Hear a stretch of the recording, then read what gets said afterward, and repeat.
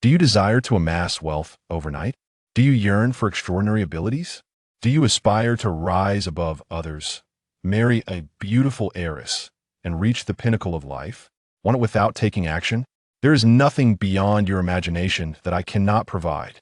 A remarkably handsome young man stood at the entrance, clad in a t-shirt and shorts, his feet adorned with flip-flops. His hair was disheveled, giving him a rather unkempt appearance. Many passers-by cast peculiar glances in his direction. They had encountered con artists before, but such brazen audacity was a first for them. It was as if the words fool were emblazoned on their foreheads. One punch to that arrogant face would surely leave him weeping for a long time. With his slender arms and legs, one could only wonder if he could withstand a beating. Tang Bai had been yelling for half an hour, yet no one approached to inquire. Lying at the threshold of the grocery store, he stared at the ceiling, his expression one of existential despair. With the school year fast approaching, he still had no means to cover his tuition. Suddenly, a whirlpool appeared beside him. "Host, do not succumb to despair. A beautiful life beckons you, scram," Tang Bai retorted irritably. This contraption was what novels referred to as a system. It was utterly shameless, deceitfully ensnaring a young man like him. A week ago, he had been playing on his phone back on his home planet when this thing approached him with questions like, "Do you desire to amass wealth overnight? Do you yearn for extraordinary abilities? Do you aspire to rise above others, marry a beautiful heiress, and reach the pinnacle of life?" Still in a daze, he instinctively replied, "Yes." And thus, he was transported here. What infuriated him further was that the original host was abysmally poor. His dwelling was a disheveled grocery store, his mode of transport a bicycle propped against the wall. He possessed not a single coin. Life was a veritable quandary. To make matters worse, the original host was an orphan. This existence was far from preferable. The disparity between the system's promises and his reality was stark. Then this thing popped up and proclaimed, "As long as the host completes a transaction, the grocery store of all things will be unlocked. The system will surely not disappoint the host." A week had passed, yet not a single soul had approached him. Many had come to take advantage of him, however. As an ability user with only spatial powers, he was merely an ordinary person in the presence of those with earth, water, or other elemental abilities. He could only endure humiliation, allowing the older women to tease him, though these women were undeniably beautiful, with fair skin and long legs. "Sister, do you wish for unparalleled beauty? So stunning that your ex will regret it and contemplate jumping into a river. Handsome, do you want to know tonight's lottery numbers?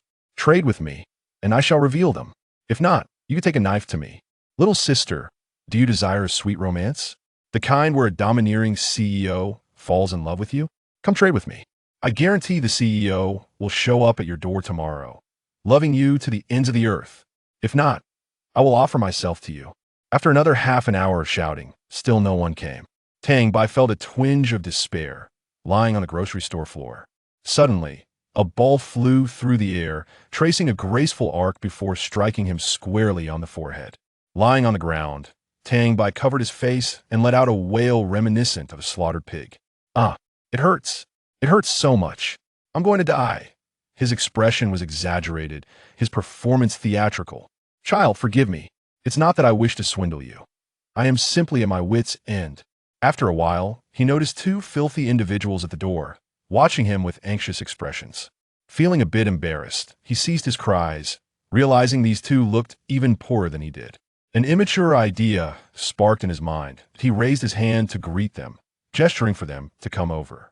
Half an hour later, Tang Bai gazed excitedly at the ball in his hand. He had finally managed to dupe someone. Just moments ago, he had cleverly offered to treat the two to a meal in exchange for the child's ball. Of course, Tang Bai was not a pervert who coveted children's toys. Rather, this first transaction marked the completion of his initial task. With the task completed, it signified that his ascent was imminent. He gazed expectantly at the whirlpool before him. Suddenly, the whirlpool emitted a blinding light that penetrated his mind. Ding! Task completion detected. Unlocking the grocery store of all things. Binding host. Binding successful. Host information. Name. Tang Bai. Gender. Male age. 18 height. 185 cm weight. 70 kilograms cultivation. Bronze 1 star. negligible. Ability, spatial manipulation summary. All looks, no substance. Before Tang Bai's eyes appeared a virtual interface, a transparent frame displaying his identity information. His hands trembled with excitement, unsure where to place them. At last, after enduring a week of hardship and torment, he was finally poised to alter his fate. Newbie benefits. Mutated space can expand, contract, be transparent or opaque, provide defense, imprison individuals. The mutated space possesses formidable defensive capabilities, impervious even to celestial attacks. The host can also designate who or what enters or exits the space. A flash of light coursed through him that he felt an undeniable change within his spatial ability. An instinct told him that as long as he remained within this space, not even a deity could harm him. That it was precisely as the system had described. The grocery store of all things has been opened. The host can trade independently. Generally, the system will automatically handle transactions for the host. Having read numerous novels before his transmigration, he understood the workings of such systems. System, what specific items are available for trade? There are too many items to enumerate. Surely there's a catalog. Let me peruse the offerings. There is. Then, with a resounding sound, a book appeared before him, towering to his knees. His expression darkened instantly. I requested a catalog. Do you understand what a catalog is? One that does not describe each product individually. This is the catalog. What the? Your store is impressive. The catalog alone was this thick. How many items must there be within? He could hardly contain his drool. If the cover read, "Why does my girlfriend always get angry?" he would believe it. He flipped through a few pages. Point 1. Spirit Pearl. This item seems reasonable for trade. Point 2. Beauty Goodness. This can also be traded. Wouldn't one need to steal another's face to apply this? 3. Awakening Abilities. Incredible. Awakening Abilities. Remarkable. With so many across the globe unable to awaken their powers, if this system is genuine, assisting them in awakening their abilities would propel him to greatness. 4. RMB money can also be traded, so I can use my money to buy others' items. 5. Driving skills. What on earth is this? How is this even traded? Am I supposed to teach him hands-on? I can't even drive myself. Gazing at the thick tome of the grocery store, Tang Bai fell into contemplation.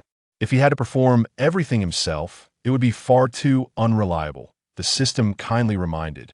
The general goods store distributes all items available for trade. Skills such as driving, once granted, will feel as if they are innately possessed by the recipient. All goods traded by the host belong to the host. How impressive. Long live the system. Can I exchange my mundane existence for 10 million? Get lost. Shameless Tang Bai. Indeed, the system is deceitful. It claims that everything can be exchanged. How misleading. Not only was my request denied, but I was also told to leave and insulted for my audacity. How can it dare to assert that all things are exchangeable? Such deception. The host can earn emotional points for exchanges or obtain them through a lottery. That I now grasp the basic functionalities of the system. The items in the general goods store are his, yet not entirely his own. There is no such thing as a free lunch. To acquire items from within, one must earn emotional points. How to earn them remains a mystery. All traded goods belong to oneself. Ah, how delightful. A guest has arrived. Should the host proceed to the trading location now? Is there a specific trading location for transactions? The first transaction must occur at a designated location chosen by the system. Thereafter, the host may select their own trading venues. Understood. Let's go. Chapter 2. Do we have such a thing as face? In an instant, the scene before Tang Bai shifted dramatically. He felt an uncanny familiarity with this place, as if it inherently belonged to him. This sensation was peculiar. He even knew there was a room with a bed on the second floor and a storage room on the third. The three-story building was adorned in resplendent gold, with the walls of the ground floor brimming with shelves. These shelves displayed an array of strange items. Directly opposite the grand entrance stood a towering door, serving as the entryway for guests. At that moment, a humanoid figure lingered in the hall. It was described as humanoid because it possessed the general shape of a human. Yet its facial features were conspicuously absent, as if they had been severed away. After a week of playing the role of a grocery store owner, Tang Bai had already heard the basic procedures recounted by the system countless times, to the point where it felt monotonous. He endeavored to maintain an air of mystery as he sat across from the figure and inquired, "Greetings, How may I assist you today? Now that he held a certain status, he felt it necessary to project a modicum of sophistication. The guest appeared somewhat bashful, hesitating for an eternity before managing to utter, "Excuse me, what is this place?" Upon hearing this, Tang Bai nearly slapped his forehead in exasperation, wishing fervently that the individual were mute. The voice that emerged was akin to the sound of dragging a chair across the floor, grating and unpleasant, sending chills down his spine. Suddenly, a vial of green liquid appeared beside Tang Bai, its appearance quite appealing. "Host, the guest's vocal cords have been injured. Consuming this will restore them," the system informed him. Tang Bai marveled at the system's thoughtfulness and solemnly placed the potion in the guest's hands. "Promise me you'll drink it before speaking again, all right?" "What is this?" the guest, named Rubai Lin, asked once more. Tang Bai felt a surge of frustration. That voice was utterly inhuman. "Brother, I implore you, drink it before you speak again, or I might be compelled to resort to violence." Rubai Lin grasped the vial, as if resolving to take a daring leap, and downed it in one gulp, his demeanor resembling that of someone consuming poison. Tang Bai was left speechless, thinking to himself, "Is it really necessary for me to be this dramatic? Killing me would only lead to imprisonment. Surprisingly palatable. My throat feels quite comfortable now. Is there more?" he exclaimed. And at that moment, he was taken aback. His voice was enchanting, smooth and melodious, evoking the gentle caress of springtime. It was rather shameless of him to inquire if more was available. "I can actually speak." The system chimed in his mind, shock value, 20. It dawned on Tang Bai that this was how emotional value could be accumulated, by inciting emotion in others, a rather simple endeavor. "My voice has truly returned." Rubai Lin was filled with exuberance, rushing forward to embrace Tang Bai with overwhelming enthusiasm. The other party exhibited remarkable prowess, and Tang Bai found himself unable to break free. It was at that moment he realized that Rubai Lin's cultivation level was, astonishingly, at the golden rank. In comparison, his own bronze rank felt rather insignificant. This necessitates a mention of the society revitalized by spiritual energy. Since the resurgence of spiritual energy, humanity has tirelessly studied and classified their cultivation into 7 distinct levels: bronze, silver, gold, platinum, diamond, starry, and celestial. Each level is further divided into 7 minor divisions. With a surge of spiritual energy across the globe, various mythical beasts have begun to assault human society. Fortunately, numerous extraordinary individuals have emerged to counter these threats. Otherwise, the consequences would be unimaginable. Tang Bai, caught in an embrace, struggled frantically. "Thank you so much." Joy level 20. "Don't get handsy while you speak." It was only then that Rubai Lin realized his mistake and released Tang Bai, feeling a bit awkward as he scratched his head. "I apologize. I was merely a tad overzealous." Upon hearing this, Tang Bai felt relieved that he was not dealing with a pervert. In truth, he was more curious about how the other party managed to speak without a mouth or eyes. Tang Bai inquired, "I'm genuinely curious about how you articulate words." "I just speak normally." "Oh, how does one usually speak?" "Just in a regular manner." "Oh, but your mouth isn't moving. It's produced through my vocal cords." "Oh, can you see with your eyes?" "Isn't that obvious?" The two engaged in an awkward conversation for a while before finally transitioning to the main topic. Rubai Lin, appearing somewhat disheartened, began, "You've seen my face. If I were to venture out with such a visage, I might as well resign myself to death.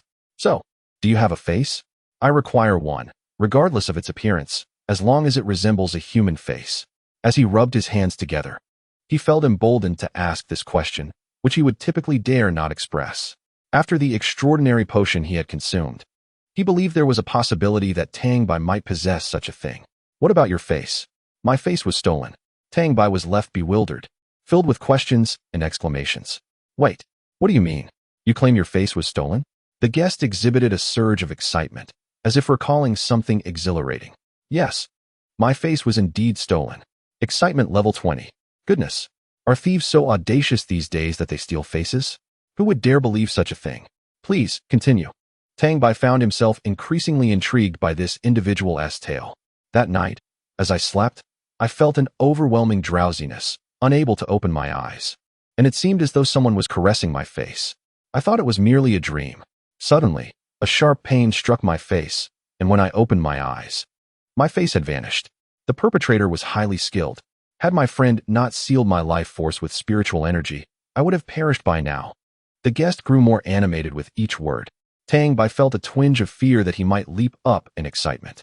After all, the notion of having one's face stolen seemed utterly absurd, especially when experienced firsthand. Tang Bai queried the system. Do we possess something like a face? Yes, we do. But why does it feel different when it's articulated by the host? Is that so? Isn't it? Oh well, it does seem a bit peculiar. It is indeed rather peculiar to inquire if someone possesses a face without any context. Tang Bai regarded Ruobilin with a serious expression, stating, Indeed, I do possess one. But do you have something of commensurate value to exchange? Something of commensurate value? Like a hand or a leg? Tang Bai replied, No, something of equivalent worth. For instance, if you believe a face is valued at 100, then you may offer me an item worth the same. Oh, can I simply give you 100 directly? Or perhaps a resounding slap? Ruobilin seemed to have made a resolute decision, reaching into his robe. Can I trust you?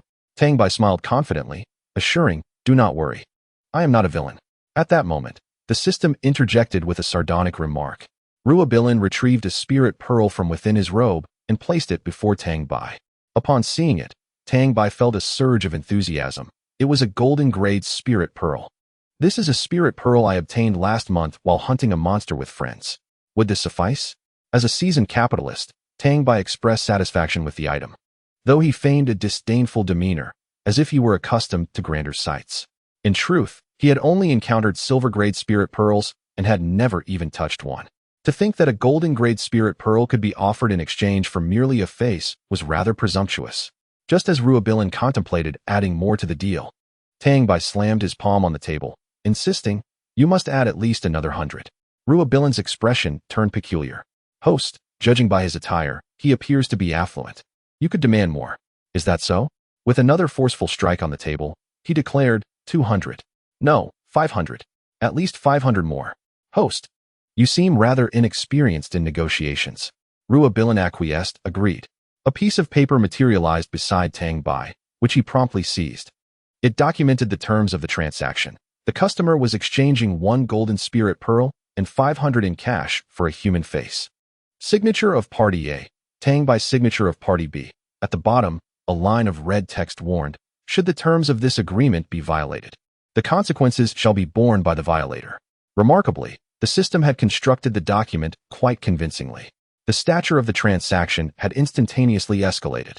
Both parties exchanged glances, and fearing the other might renege, they swiftly signed. The moment the contract was finalized, the paper soared into the air, emitting a blinding white light before vanishing. Thus, the contract was deemed complete. A delicate box appeared beside Tang Bai, floating before Ruobilin as it opened to reveal a human skin, which appeared rather unsettling. Suddenly, the previously motionless skin lunged towards Ruobilin, slapping against his face with a resounding thud. Unbeknownst to him, Ruobilin fainted instantly and vanished from the grand hall. Tang Bai was left bewildered. What just transpired? Host need not worry. The customer has merely returned to the real world. Tang Bai felt a throbbing pain in his head. And if the system had materialized before him at that moment, it would certainly have faced his wrath. What am I to worry about? Why send him back? He hasn't paid yet. Hasn't he? Paid what? Oh, if he hasn't, then so be it. Why the fuss? Not your money, so you feel no remorse. Correct? Otherwise, I would exclaim, transforming into a generator. Why the excitement? This system never claimed the money couldn't be recovered. How could one pursue someone who has already departed? Surely you wouldn't return to the real world to demand it back. But I don't know who he is. Where does he reside? Then let fate decide. Tang Bai felt a pang of sorrow. The nation is vast, and who knows where this fellow, Ruobilin, hails from. Haha, just kidding. Host, if a transaction between the host and the guest remains incomplete, they will meet again in the near future, destined by fate. So, dear host, there's no need for concern. Oh, I see. You startled me. In a blink, he found himself back in that grocery store, reclining in a chair, humming a tune. Congratulations. Host, on completing the novice task, reward acquired. Advanced marksmanship, any firearm, can be upgraded. His mind now teeming with knowledge about firearms, Tang Bai's eyes sparkled. I shall grant you a temporary pardon for your earlier foolishness. How does one upgrade this skill? Skill points can be used for upgrades. Aren't skill points meant for exchanges? I do as I please. That's none of your business. Tang Bai, why must you be so contrary? Meanwhile, in a grand villa in Jiangcheng, Ruobilin awoke, exhaling a sigh. He had thought it was real, only to be met with disbelief. Before he could finish his thought, he was stunned, springing up from the bed and rushing to the mirror. His face was restored, still his original visage. Ha! Then those downstairs heard his maniacal laughter. Fearing he might do something rash out of embarrassment, they rushed to check on him. Ruo Bai Lin flung open the door, embraced his mother, and joyfully exclaimed, "Mom, my face is back. My face is back." Unaware of the situation, his father struck him at the back of the neck, rendering him unconscious. Sitting in the grocery store, Tang Bai felt blissful. With the system, he need no longer worry about tuition fees. If several customers came by, wouldn't the tuition be covered? Yet, he wondered if the system could be trusted. Novels often depict systems as unreliable. Host. A group of Huaxia combat personnel finds themselves in distress. Shall we proceed to rescue them? Can I truly, a mere grocery store owner, resolve the issues faced by combat personnel? Furthermore, with my modest stature, by the time I arrive, it would be too late. The system will automatically relocate the host. You can directly bring the combat personnel into your alternate space. Alternatively, engage in combat with the spirit beasts, and once the matter is resolved, the system will return you safely, low risk, high reward. Aren't you a grocery store system? How did you end up rescuing people? All actions involving profit are considered transactions. Tang Bai schemed in his mind. One must risk the child to catch the wolf. With advanced marksmanship at his disposal, perhaps he could attempt it. Thus, Tang Bai wore a seasoned expression, one that signified a fearless spirit. Transferring. Transfer successful. Tang Bai's vision blurred once more, and a cacophony erupted in his ears. The sounds of anguished cries and the fierce roars of spirit beasts were incessant. When he finally discerned the scene before him, he was taken aback. He found himself nestled behind a tree, confronted by towering woods teeming with spirit beasts, the least of which were of the silver rank. He even spotted several platinum rank beasts. Below, combat personnel donned in camouflage combat gear were armed with submachine guns, semi-automatic rifles, automatic rifles, sniper rifles, and an array of peculiar firearm models. The battlefield was chaotic, with the combatants evidently suffering heavy losses. What the hell? How am I supposed to survive this? As a mere bronze rank, I would surely meet my demise the moment I reveal myself. System, I'm out of this. I want to go home. Coward. If you're not a coward, then why don't you go out there? What are you saying? The system doesn't understand. It's strange. Go to hell. Tang Bai sighed, acutely aware of being trapped by the system, with so many spirit beasts before him. Prolonging this predicament would undoubtedly lead to his downfall. Stealthily, Tang Bai crept out. The dimensional space opened cautiously as he pulled a comatose combatant into his realm. The process went unnoticed. He hid behind another tree and proceeded to rescue an injured soldier. The combatant, initially wearing a worried expression as he surveyed the battlefield, was startled when Tang Bai grabbed him. Just as he was about to shout, Tang Bai covered his mouth. In a hushed tone, Tang Bai whispered in his ear, "Stay calm. I'm one of you. I'm here to save you." He gestured towards the dimensional space behind him. The combatant paused, then quickly grasped the situation, nodding in agreement and allowing Tang Bai to pull him into the dimensional space. Chinese language. One of us, trustworthy. After rescuing one, he moved on to the next. Though he was saving lives, it felt akin to thievery. In 5 minutes, he had saved 4 individuals. The system could no longer contain its exasperation. Host possesses advanced marksmanship in a dimensional space. What is there to fear? Go forth and act. Oh, right. The mutated dimensional space seemed to offer defensive capabilities, effective even against deities. Diving into the dimensional space, he swiftly seized the submachine gun from the hands of the combatant. The soldier panicked. How could one toy with firearms so carelessly? Especially without training, it could easily lead to friendly fire. Yet, as the gun was grasped, it felt as though he had wielded firearms for decades. Firmly gripping the handle, he rested the gun against his shoulder, leaning slightly forward. Spotting a target, he aimed briefly before pulling the trigger, then aimed again, firing shot after shot, each hitting the mark. His accuracy surpassed even that of the earlier combatants. Chapter 4. One for each dab. The sudden barrage of firepower brought joy to the faces of the combat personnel ahead. Reinforcements had arrived. As they shot while retreating, they glanced back to gauge the extent of the support. Upon seeing Tang Bai alone within the dimensional space, continuously firing, they were left dumbfounded. Just one individual, a young man, appearing no older than 17 or 18. His cultivation was merely bronze, and only a single star. Yet his accuracy was astonishing, even higher than theirs. Shock value 20. Shock value 20.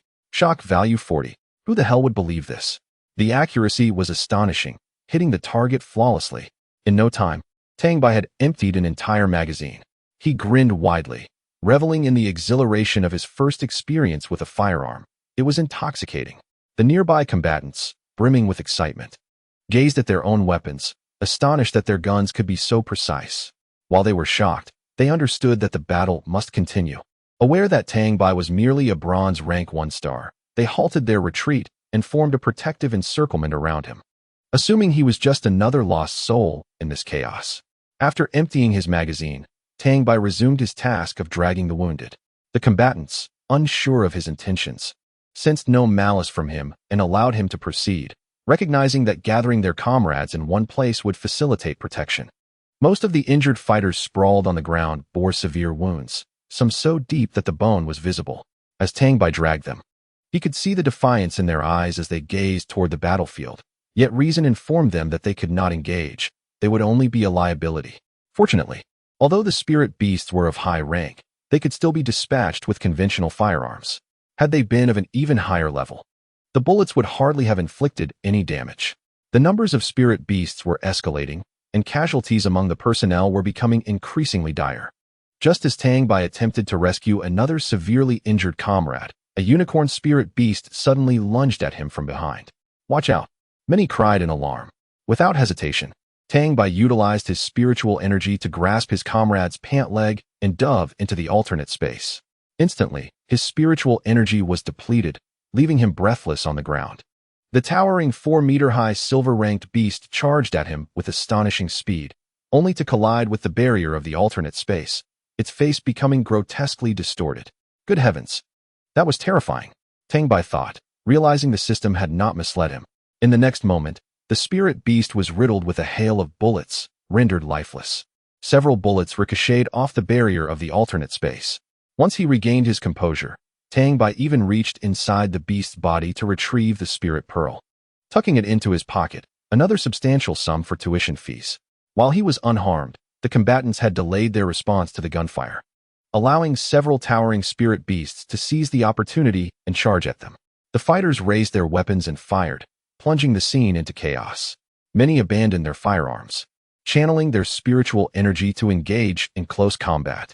The abilities displayed were bizarre, yet they managed to suppress the onslaught. In dealing with spirit beasts of this caliber, firearms were the most effective weapons. However, their efficacy waned once the beasts closed in. But this was not a sustainable solution. Their spiritual energy would eventually be exhausted. And at that point, they would truly be doomed. "Stop firing. I'm safe here. Come this way," Tang Bai shouted frantically to the combatants. They exchanged glances and collectively turned to rush toward Tang Bai's direction. Tang Bai deftly seized the sniper rifle from the hands of a nearby combatant, aimed, and pulled the trigger, repeating the process with unwavering precision. This relentless cycle served to buy them precious time. Any spirit beast that ventured within a 3-meter radius was swiftly dispatched by Tang Bai's skilled marksmanship. Who would have thought I possessed such an aptitude for sniping?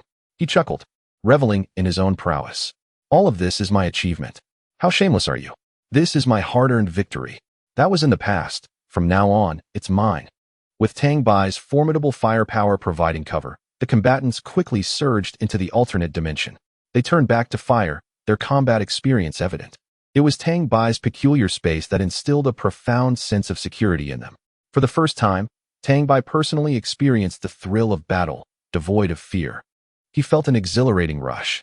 As the number of spirit beasts multiplied, they attempted to encircle Tang Bai's alternate space. Yet, numerous combatants remained outside. He tossed aside the rifle and charged out to assist. "Young man, you've exhausted your spiritual energy, but with your sharpshooting, join forces with my brothers for fire support while we rescue others." Agreed. He picked up the sniper rifle once more, his gaze ablaze with determination as he eyed the spirit beasts. Were it not for the inopportune circumstances, he would have lunged forward to seize their spirit orbs. Ordinarily, he would stand little chance against them and would likely be toyed with. Yet, the situation had shifted, now armed. He relished the power to eliminate any adversary who dared to cross him. Within 5 minutes, all combatants were successfully pulled into the alternate space. Just as the spirit beasts began to encroach, relentlessly battering against the transparent barrier, Curiosity piqued. Everyone watched the spirit beasts assault the dimensional boundary. Is everyone accounted for? Are we all here? A leader, wearing a furrowed brow, replied, Yes, we are all here. Young man, you should not have attempted to save us. Why not? We have been trapped here for 5 days. Not only are there numerous spirit beasts, but the terrain is incredibly treacherous. We cannot escape. Tang Bai chuckled. Then why not seek help from your headquarters? This place blocks all signals, rendering communication impossible. Ah, I see. The combatants looked out at the spirit beasts with expressions of despair. Tang Bai leaned in closer, grinning. Here's the deal. I will expedite your escape. But each of you must pay me $500. How does that sound? As soon as he finished speaking, shockwaves rippled through the group. What? Shock level 60. Shock level 60. Their astonished expressions startled Tang Bai. If 500 is too steep, how about 300? It can't be any lower. He instinctively recoiled. Realizing the precariousness of negotiating with armed personnel, he hoped they wouldn't retaliate. One combatant approached, shaking Tang Bai's shoulder with a fierce expression. What did you say? Tang Bai's heart sank. He realized he was treading on dangerous ground. No. I will help you leave for free. In an instant, the armed individual broke into a wide grin, their camouflaged face rendering the smile particularly unnerving. Patting Tang Bai on the back, laughter erupted as the others who could move gathered around. Ha ha ha. As long as you can help us escape from here, don't mention just 300 to 500. With so many brothers, each of us will offer you a dabulu. Wow. Is that for real? Tang Bai's mouth nearly stretched to his ears, completely forgetting that this big brother had just frightened him moments ago. It's fake, ha ha ha. That last statement was also a fabrication. At this, the people around joined in the laughter. Chapter 5. We did not mean it. Do you believe us? After the laughter subsided, he looked into Tang Bai's eyes and earnestly said, If you can help us leave this place, I will personally contribute 10,000 for each person. Deal. Tang Bai revealed a broad smile, almost leaping up in exultation, ready to shout long live. If not for the presence of others. There were at least 60 to 70 people here, and in the blink of an eye, he could earn 600,000 to 700,000. The thrill was simply overwhelming. Does the host wish to initiate location transfer now? Combat personnel. So when do we act? Both the system and the combat personnel inquired simultaneously. Wait a moment. Tang Bai said as he fished out his phone and activated the camera function, moving to the edge of the space. With his left hand forming a peace sign and his right hand holding the phone, he stood before a dozen fierce spirit beasts. With a broad grin, he snapped a picture. All right, let us go. Ugly people are still numerous. I'll take your jealousy as a compliment since, apart from looks, your summary of my accomplishments is still provided by you. The combat personnel stepped forward. Little brother, how do we?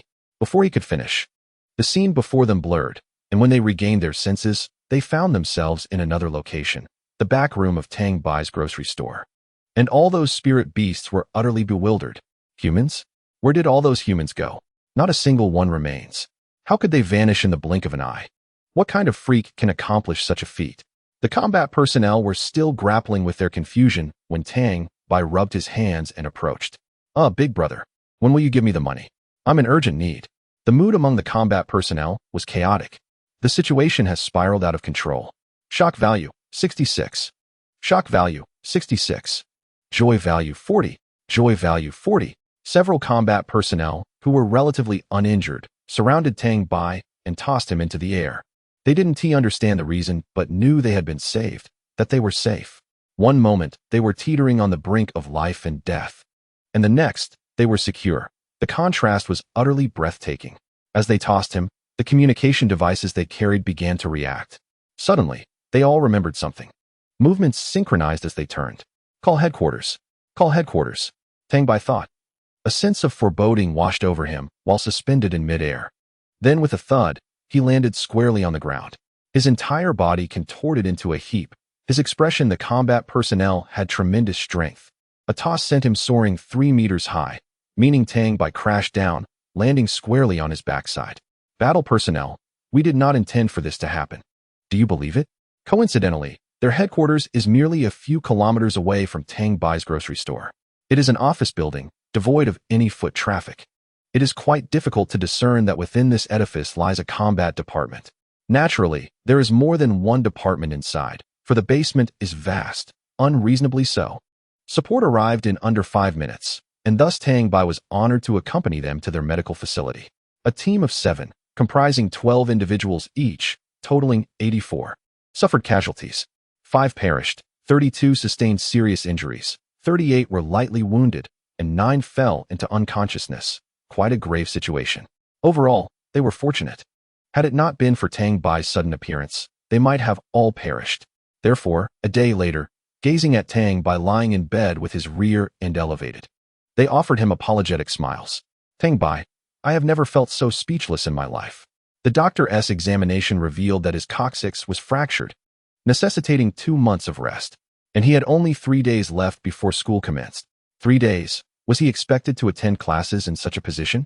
This scenario could only be conjured by a handful of internet writers with millions of words to their names. At the time, everyone present had a cultivation level surpassing that of Tang Bai, yet not a single one could manage to protect him in time. Luo Buiyuan, the action leader, who had also promised to compensate Tang Bai 10,000 each, stood by the bedside, his hands wrapped in bandages, wearing a face full of regret. I am sorry. We did not do this on purpose. Tang Bai, do you think I would believe that? Luo Buiyuan, we truly did not intend for this to happen. As a gesture of our apology, this is for you.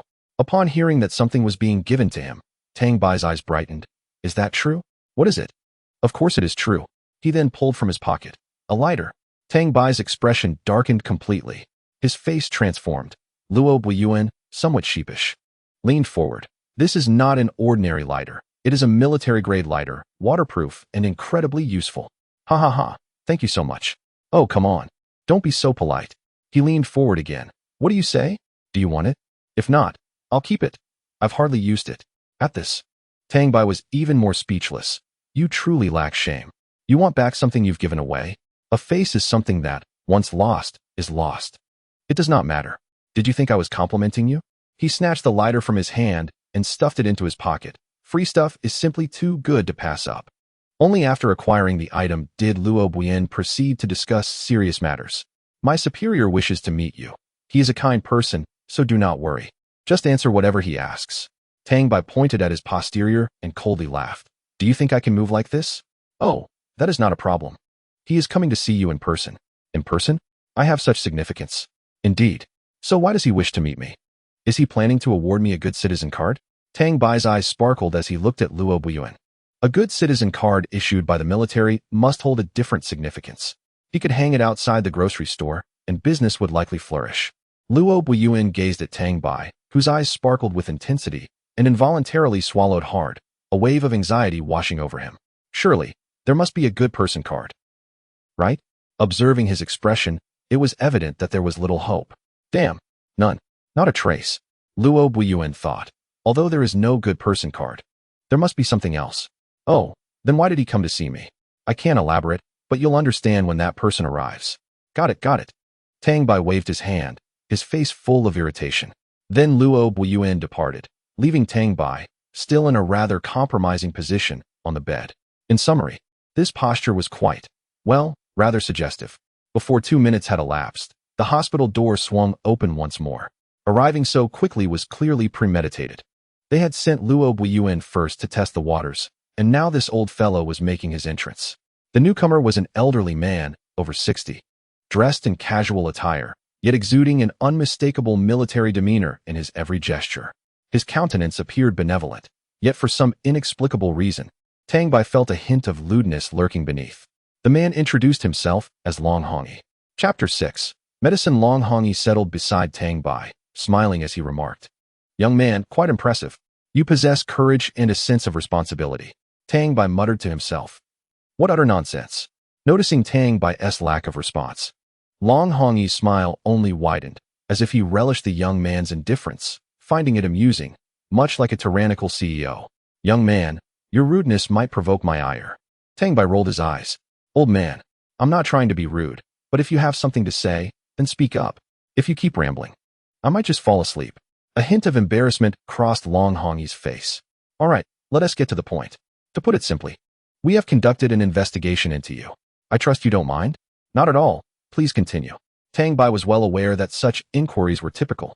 After all, that is how novels often unfold. If there were no investigation, it would be suspicious indeed. We have gathered a general understanding of your situation. but there are a few aspects I find unclear and would like to inquire about. I want to force you to answer, of course. Would you be willing to accept that? Tang Bai nodded, indicating his willingness to cooperate. As anticipated, the questions would likely pertain to his unique spatial abilities. Indeed. Long Hongyi began directly. We have reviewed your findings.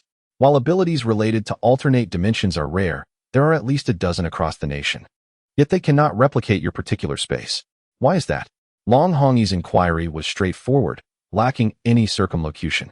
Internally, Tang Bai mused that he must not reveal the existence of the system. Then, he grinned, extending his hand, rubbing his thumb and forefinger together, the meaning unmistakable. Long Hongyi chuckled. Are you unaware of my identity? I'm not, but that doesn't prevent me from extorting you. Negotiating with you. Unfortunately, I have no money, but I do possess a medicine that promotes rapid healing of bone injuries. Would you be interested? Rapid healing for bone injuries? Tang Bai's eyes lit up.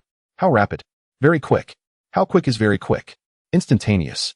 Instantaneous? How instantaneous? Can we skip the wordplay? All right, I'll take it. Long Hongyi chuckled, as if everything was well within his control. All right, but I have a condition. Goodness. How shameless can you be? How am I shameless? This is clearly something you brought to exchange information with me, and now you present another condition. Are you jesting with me? Haha, you caught me. It's merely an exchange of information. Tang Bai took the vial, its contents a milky white, somewhat distasteful. Long Hongyi felt that Tang Bai's posture was quite awkward. He snatched the vial away. Take off your pants. I'll change your medication. In that moment, Tang Bai's gaze towards Long Hongyi shifted. Don't be ridiculous. You old lecher. Although I'm handsome, I only fancy women. Shut up. Long Hongyi forcibly removed Tang Bai's trousers, revealing his pale behind, and Tang Bai could not resist. He poured the liquid onto his hand and applied it directly to the base of Tang Bai's spine. From that angle, it appeared quite perverse, akin to groping Tang Bai's behind. Long Hongyi was not lying. Tang Bai truly experienced just how swift the remedy was. It was remarkably rapid. In less than a minute, the pain in his backside vanished. Wow, this medicine. It feels fantastic. Just as he finished speaking, a nurse happened to push the door open and entered. She heard nothing except for Tang Bai's last exclamation. Then she beheld Tang Bai with his bare behind exposed, smeared with the milky substance, while Long Hongyi's hand rested upon it. In that instant, the world seemed to freeze. The crucial detail was that Tang Bai was still bent over the bed, presenting himself in a rather compromising manner. The nurse was left dumbfounded. Are old men these days really this wild? You two carry on, she stammered, before swiftly turning to leave, her face flushed crimson. Before exiting, she uttered an apology for the interruption and gently closed the door behind her. Tang Bai, Long Hongyi. A mutual silence enveloped them. Long Hongyi quietly washed the medication off his hands, while Tang Bai was now able to move and pulled his trousers back up. As they both resumed their positions, an air of guilt lingered, as if they had been caught in some misdeed. Seeking to divert the conversation, Tang Bai noticed the watch on Long Hongyi's wrist. His eyes brightened. That watch looks nice. Sell it to me for $5. Long Hongyi replied. I bought this watch for several $100,000. Oh, then $10. 21 T do. How about 30? Tang Bai, somewhat persistent, continued. Long Hongyi's face broke into a lewd grin as he seemed to concoct a plan. Let us discuss the main matter first, and then we can talk about the watch. Who knows? I might be in a good mood and sell it to you. Oh, fine. So, will you sell it for 15? Long Hongyi's eyes widened in disbelief. Didn't you just say 30? How did it drop to 15? Did I say 15? You did. No, I didn't. You did. This is dragging on forever. When will we get to the point? Oh, very well. Please commence your performance. Long Hongyi, despite his advanced age, managed to roll his eyes in disbelief. Gathering his thoughts, he inquired. Could you elaborate on the matter of the alternate dimension you just mentioned? Tang Bai casually fabricated a somewhat plausible tale. To be honest, I don't have a comprehensive understanding of the situation. Just a week ago, while I was sleeping in my little grocery store, I was suddenly awakened. It felt as though I had plummeted from a great height. I believe you all have experienced such moments as well. And then your surroundings transformed? Not quite. So what transpired next? Well, that is precisely what I was about to explain. Following that, I found it impossible to resume my slumber. To my surprise, a sudden and excruciating pain struck the back of my head. It was an agonizing throb, as if a creature were burrowing within, akin to someone chiseling at my skull. All right, I understand how painful it was. No need for further description. Please continue. Then I lost consciousness, and my surroundings began to shift. Not only accommodating human presence, but also serving a defensive purpose. Long Hongi nodded. He wasn't foolish and could discern that Tang Bai was spinning a tale. However, since Tang Bai was unwilling to divulge more, he would not press the matter. Moving on to my second question. Just yesterday, you were in Jiangcheng, even treating an old beggar to a buffet. Yet shortly thereafter, you found yourself in the Great Gel Forest. How did you manage that? And how did you return? Without hesitation, Tang Bai responded, I'm sorry, but that is my private matter, and I must decline to answer. Long Hongi nodded, unperturbed. Very well. Let us proceed to the third point. Their essay third point. Chapter 7. Beautiful women are always thorny. That's rather redundant. I assent it. Long Hongi retorted irritably. We have a batch of living creatures that need to be transported back from abroad, and we hope you can assist us. Tang Bai rolled his eyes. I cannot assist directly, but we can engage in a trade. Long Hongi's eyes sparkled with interest. What sort of trade? I'm all ears. Tang Bai, with a triumphant expression, declared, You know I am a businessman, and I have a multitude of items for trade. You may offer me something of equivalent value in exchange for the safe arrival of those living creatures at your designated location. Long Hongi jokingly remarked, Your self-advertisement claims that there is nothing you cannot provide, only what the client cannot conceive. Is that true? Tang Bai nodded affirmatively. Indeed. And what if I were to request a celestial-grade spirit pearl? He asked, his tone laced with jest. He expected to see Tang Bai's face flush with embarrassment, but instead found him deep in thought. In truth, Tang Bai was consulting his system. System, do we possess celestial spirit pearls? Yes. As long as the other party can afford the price, we have items above celestial level. Let me borrow one to impress them and prove that I do not engage in false advertising. Host, why must you prove this? Are you foolish? If I claim to possess a celestial spirit pearl, they certainly won't believe me. But if I actually produce one, they would have no choice but to accept it. That would surely lead to business opportunities. Is the host not concerned that the other party might attempt to seize it? If one could snatch something from your grasp, you might as well abandon all pretense. Indeed, Tang Bai sensed a tremendous surge of spiritual energy in his vicinity, emanating from the celestial spirit pearl. Now he could boast with confidence. So what say you? Is it true? A playful expression danced across Long Hongi's face, for he had concluded that Tang Bai was merely fabricating tales.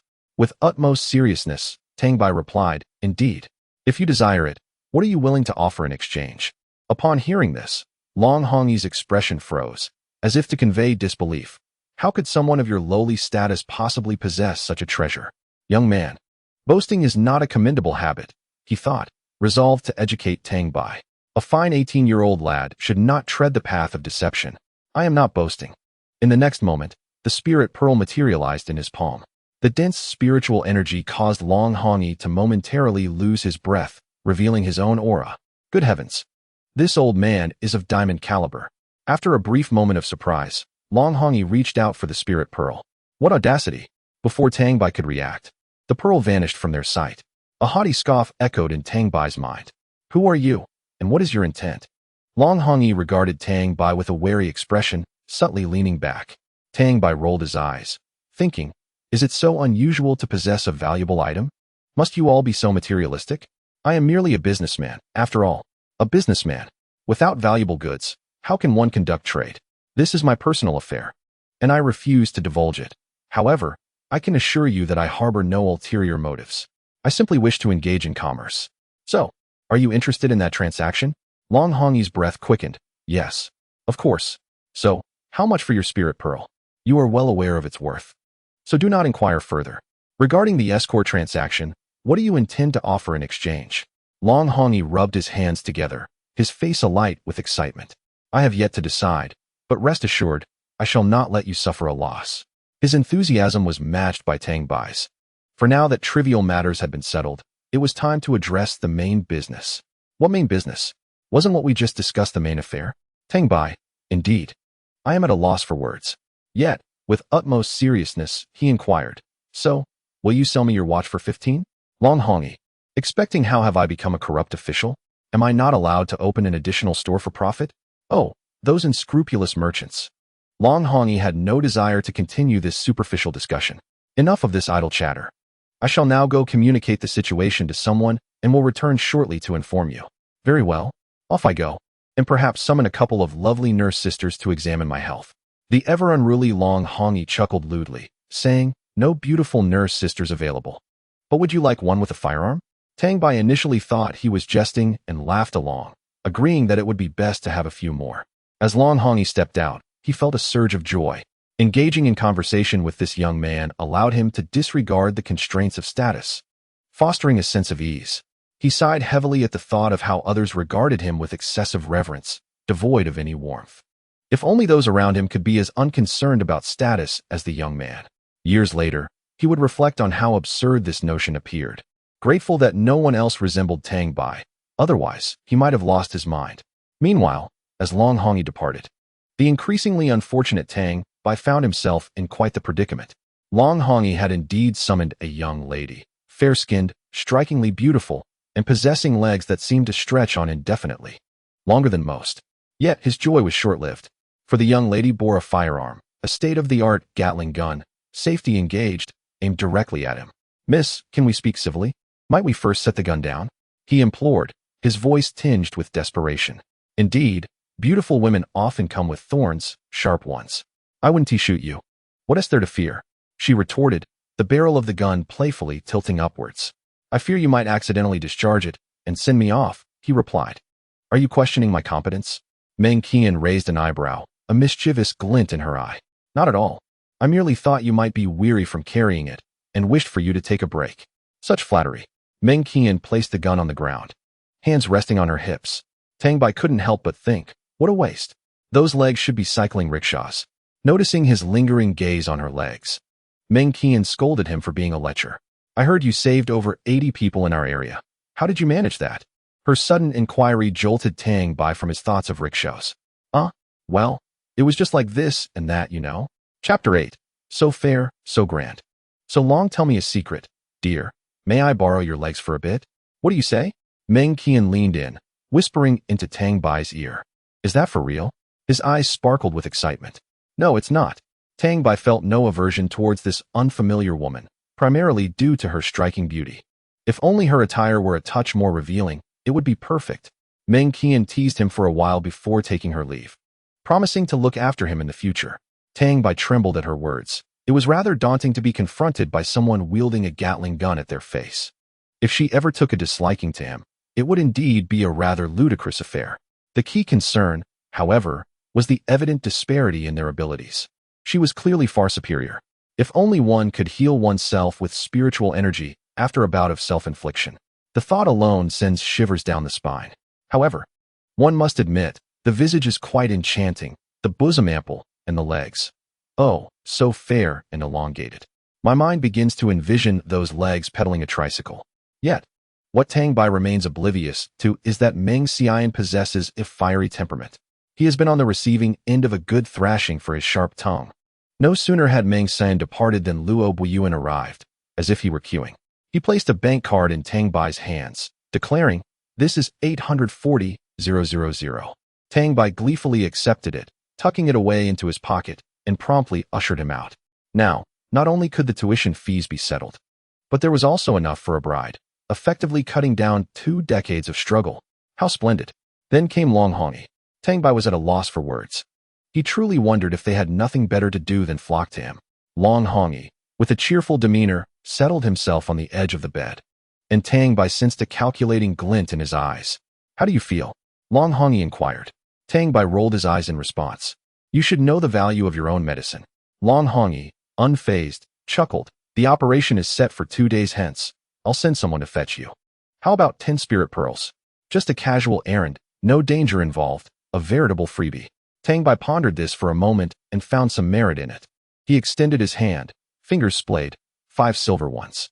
Should we encounter trouble along the way, I, a mere bronze, would be at a disadvantage. Long Hongi pressed down 2 of Tang Bai's fingers. 3 it is.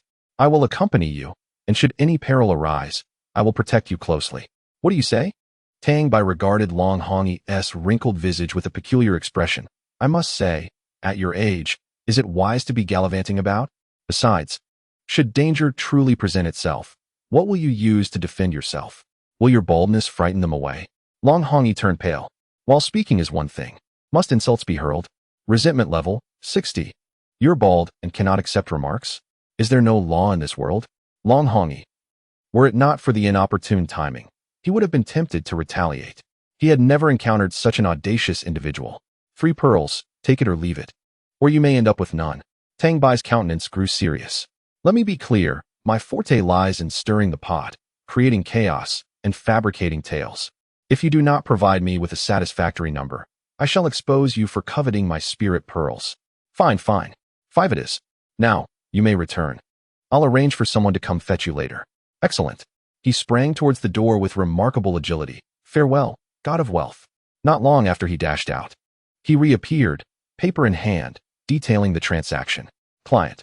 In exchange for 10 bronze spirit pearls and 5 silver spirit pearls, the shopkeeper shall accompany you abroad to retrieve living specimens.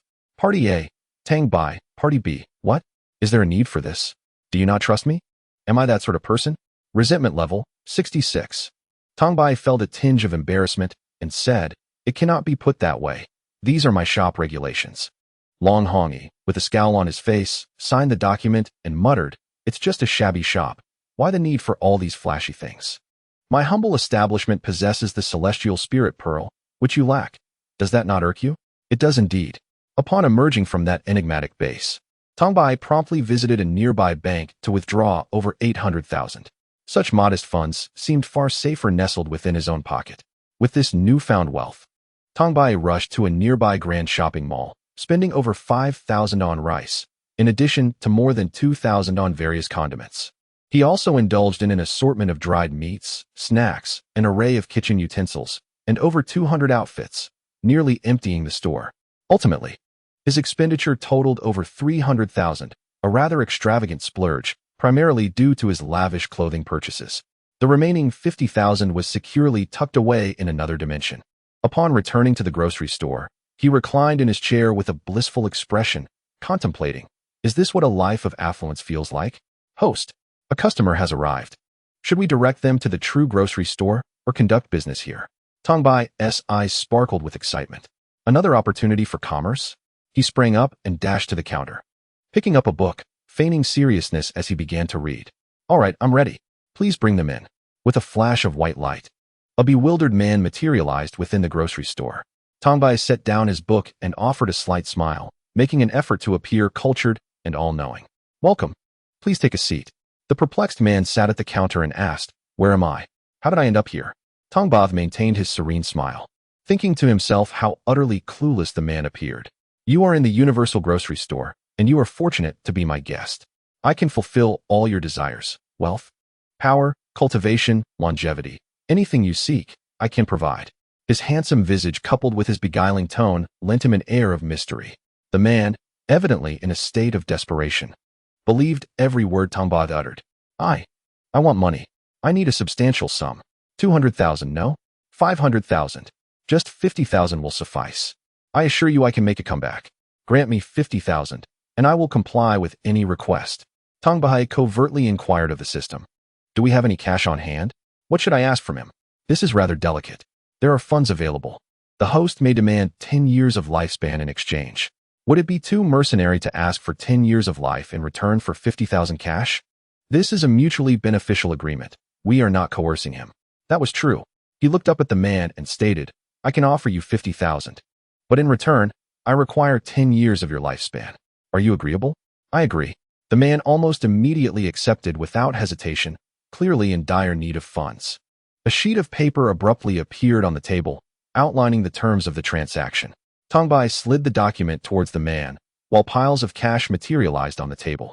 Sign here, and once completed, all of this shall belong to you. Were it not for the nature of this transaction, he would have eagerly attempted to seize the money and stow it away. Without a moment's hesitation, the man affixed his signature. The transaction contract vanished into thin air, and a wisp of white smoke emerged above the man's head. This smoke transformed into a pearl, which Tang Bai subsequently stored in his spatial realm. Can I leave now? Excitement level, 40. By all means. The man hurriedly found a black bag in the corner of the shop to stow the money, clutching it tightly as he rushed out, clearly anxious that Tang Bai might reconsider. System, will consuming that pearl extend my lifespan by 10 years? Yes, but unless absolutely necessary, it is best not to consume it. The side effects can be quite significant. Is that so? Tang Bai's once eager spirit suddenly dulled.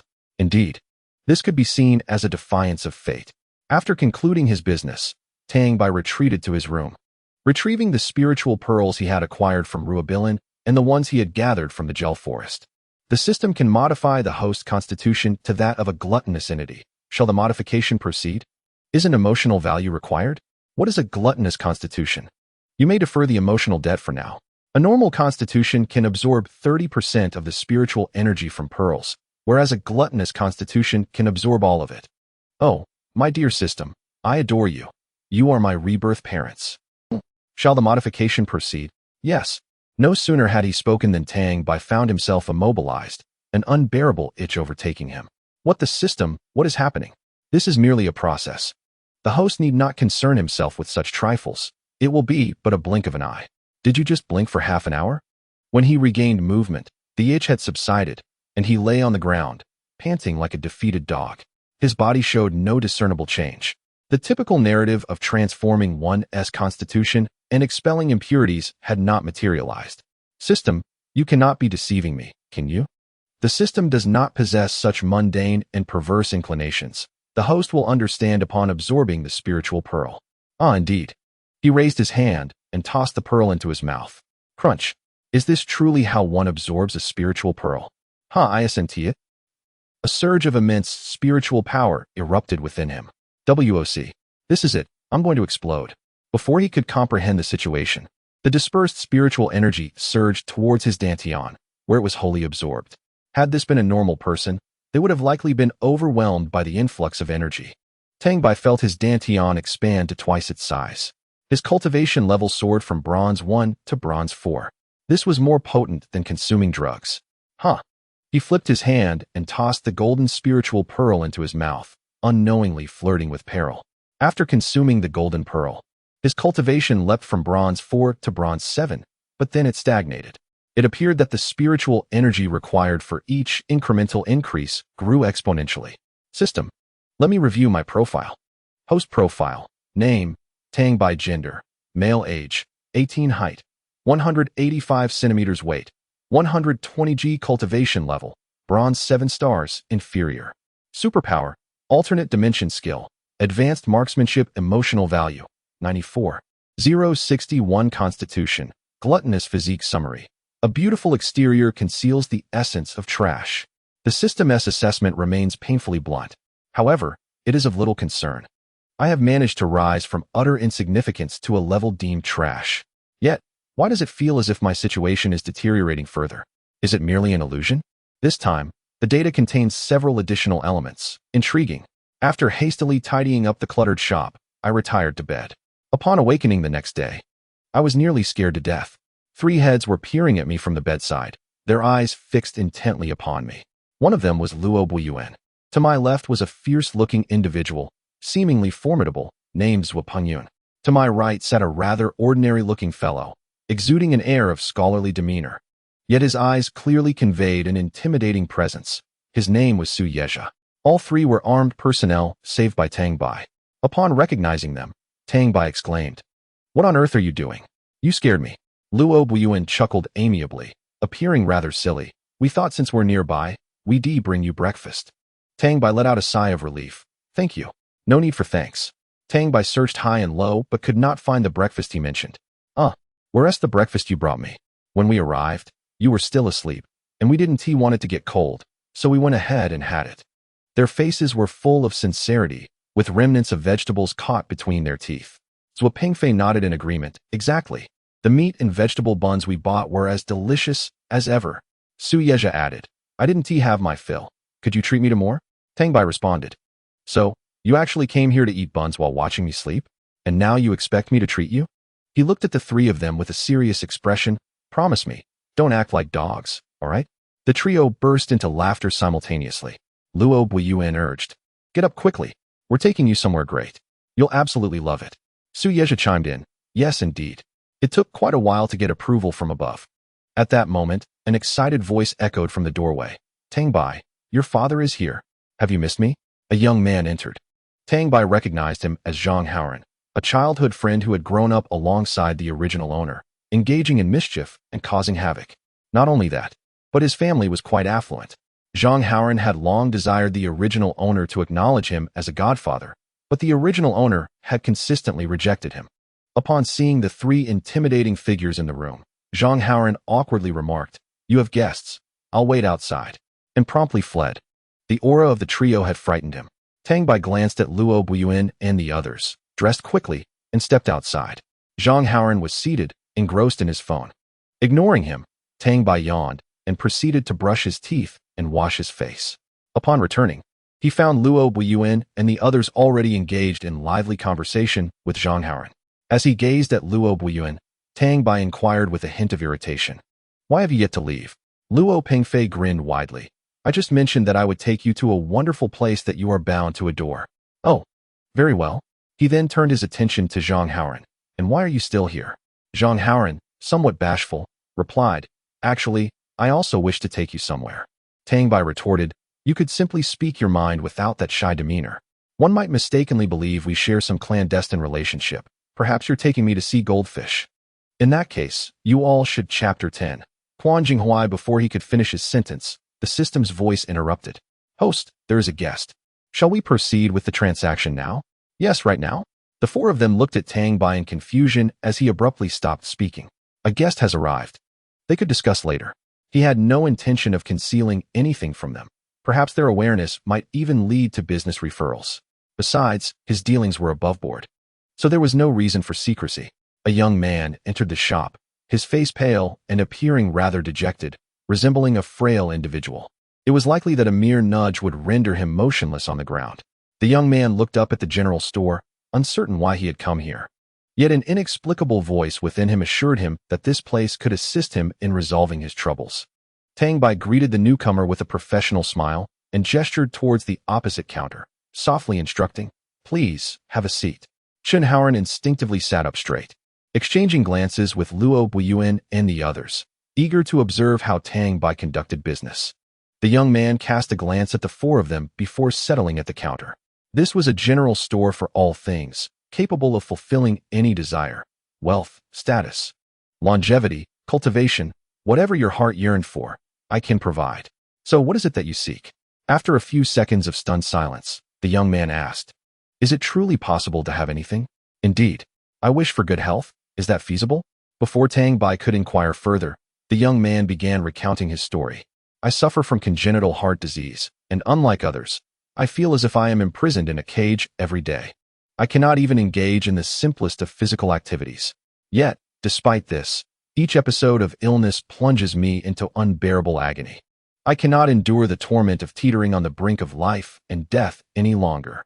I yearn for health, a body like that of an ordinary person. I would sacrifice everything I possess for it." The four surrounding him exchanged glances once more, keen to witness how Tang Bai would persuade the young man. "System, what should I exchange this time? The other party is quite affluent." "Understood." Tang Bai lifted his gaze to meet the young man's, whose face was etched with despair and helplessness. 1 million in exchange for your health, would you agree?" "I would." No sooner had he spoken than a transaction contract materialized on the table. The guest, in exchange for 1 million RMB, sought health. Party A, Tang Bai Party B. He slid the contract towards the young man. "Please sign here. Once you do, all will unfold as you desire." "All right." Without a moment's hesitation, the young man affixed his signature. The name Quan Jinghuai is rather pleasant. At the moment the transaction contract vanished, a beam of white light appeared in midair, piercing through Quan Jinghuai's heart. He then expelled a copious amount of black blood, a foul stench permeating the air. Tang Bai exclaimed, "My floor." After spewing forth the blood, a notable improvement appeared on Quan Jinghuai's countenance. "How do you feel?" I feel significantly better. Let's head to the hospital for a checkup. And remember to return the 1 million to me." Quan Jinghuai retrieved his phone and made a call. To the person on the other end, he stated, "Bring 1 million to my location immediately. My heart condition has been cured, no questions asked. I know what I'm doing." Tang Bai interjected at the opportune moment, "And bring a few people to help clean this up. Look at the mess you've made. It's a disaster." Quan Jinghuai relayed a few more instructions before ending the call. "Aren't you afraid that I might be deceiving you?" Quan Jinghuai smiled faintly. "I am acutely aware of my own health. I can distinctly feel my heart beating faster than before. Tang Bai, in a daze, remarked, "Is there a connection between heart disease and heart rate?" I'm not certain. Within 10 minutes, a dozen luxury cars pulled up outside the convenience store, and a throng of doctors and nurses disembarked. They promptly unfolded a stretcher and placed Quan Jinghuai upon it, commencing an array of examinations. This spectacle left the 5 onlookers utterly astonished. It was no wonder Quan Jinghuai yearned for health. He had likely endured much at the hands of these medical professionals. They, too, would find such treatment intolerable. The checkups lasted a full 10 minutes. Suddenly, the doctors, their faces alight with excitement, began making phone calls, creating a scene reminiscent of a dramatic performance, which amused Tang Bai greatly. When Quan Jinghuai finally returned to the counter, he appeared thoroughly exhausted. He looked at Tang Bai and awkwardly said, "I apologize for the spectacle. It was quite amusing indeed." He chuckled. Quan Jinghuai accepted 2 large boxes from a nearby assistant and placed them in front of Tang Bai. "Manager, here is your 1 million. As he spoke, he opened the boxes, revealing bundles of red notes that nearly dazzled Tang Bai's titanium alloy eyes.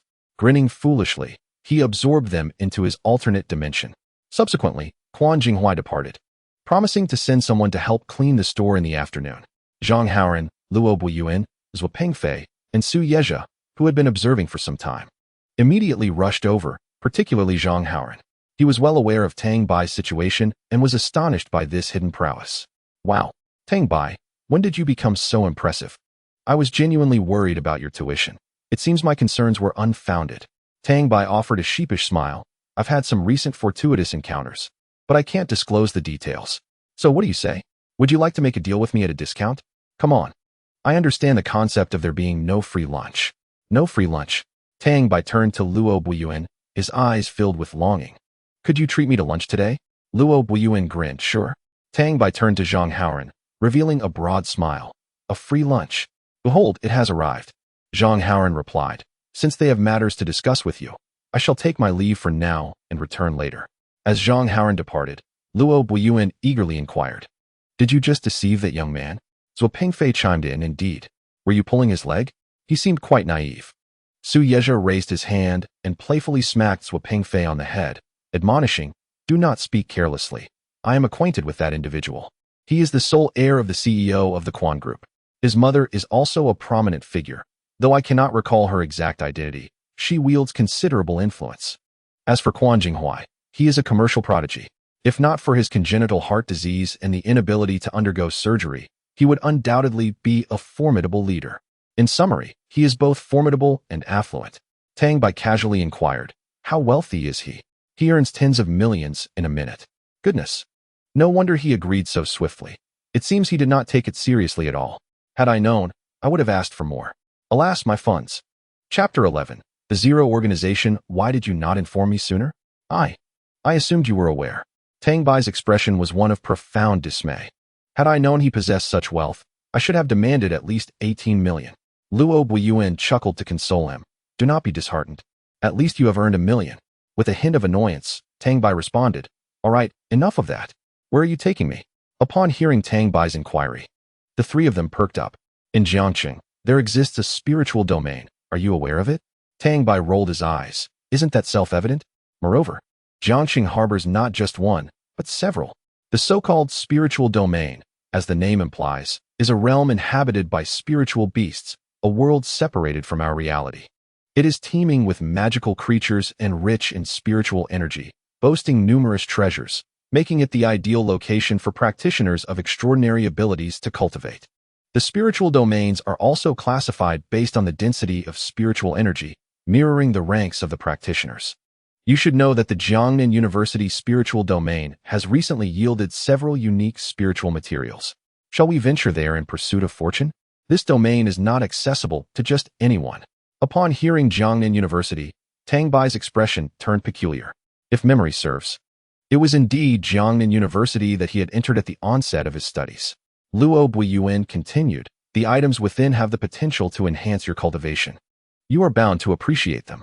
Zhuo Pengfei affirmed, "Absolutely. You were at bronze level 1. Wait, when did you advance to bronze level 7? His exclamation drew the attention of the other 2. "Goodness, were you not bronze level 1 just yesterday?" Have you been on steroids to grow so rapidly? The expressions of the three mirrored disbelief. Impossible. This is not right. How could this be? Tang Bai remained unperturbed. Calm down. It is merely an upgrade. One merely needs to put in the effort. The three were left dumbfounded, gazing at Tang Bai in astonishment. Luo Buiyuan's mouth fell agape. Who exactly are you? Zhuo Pengfei added. Surely, you are no ordinary person. Su Yezha, capture him. He doesn't seem like a good person. The three exchanged glances and nodded simultaneously. Tang Bai. This isn't appropriate, is it? What's inappropriate about it? Where's the appropriateness in this? I am a good person, a model citizen. We are aware of that. Then why are you still apprehending me? We wish to study you. Ultimately, the three were expelled from the grocery store by Tang Bai. In the special department, an urgent meeting was convened. The special department is a division of the Huaxia Longyuan Corps, primarily tasked with addressing issues that disrupt the nation and endanger the populace. All matters related to spirit beasts and those with extraordinary abilities fall under their jurisdiction. The special department focuses primarily on researching spirit beasts. Within these beasts reside numerous substances that are treasures for those with powers. Extracting these substances and subsequently adjusting and merging them can yield various potions.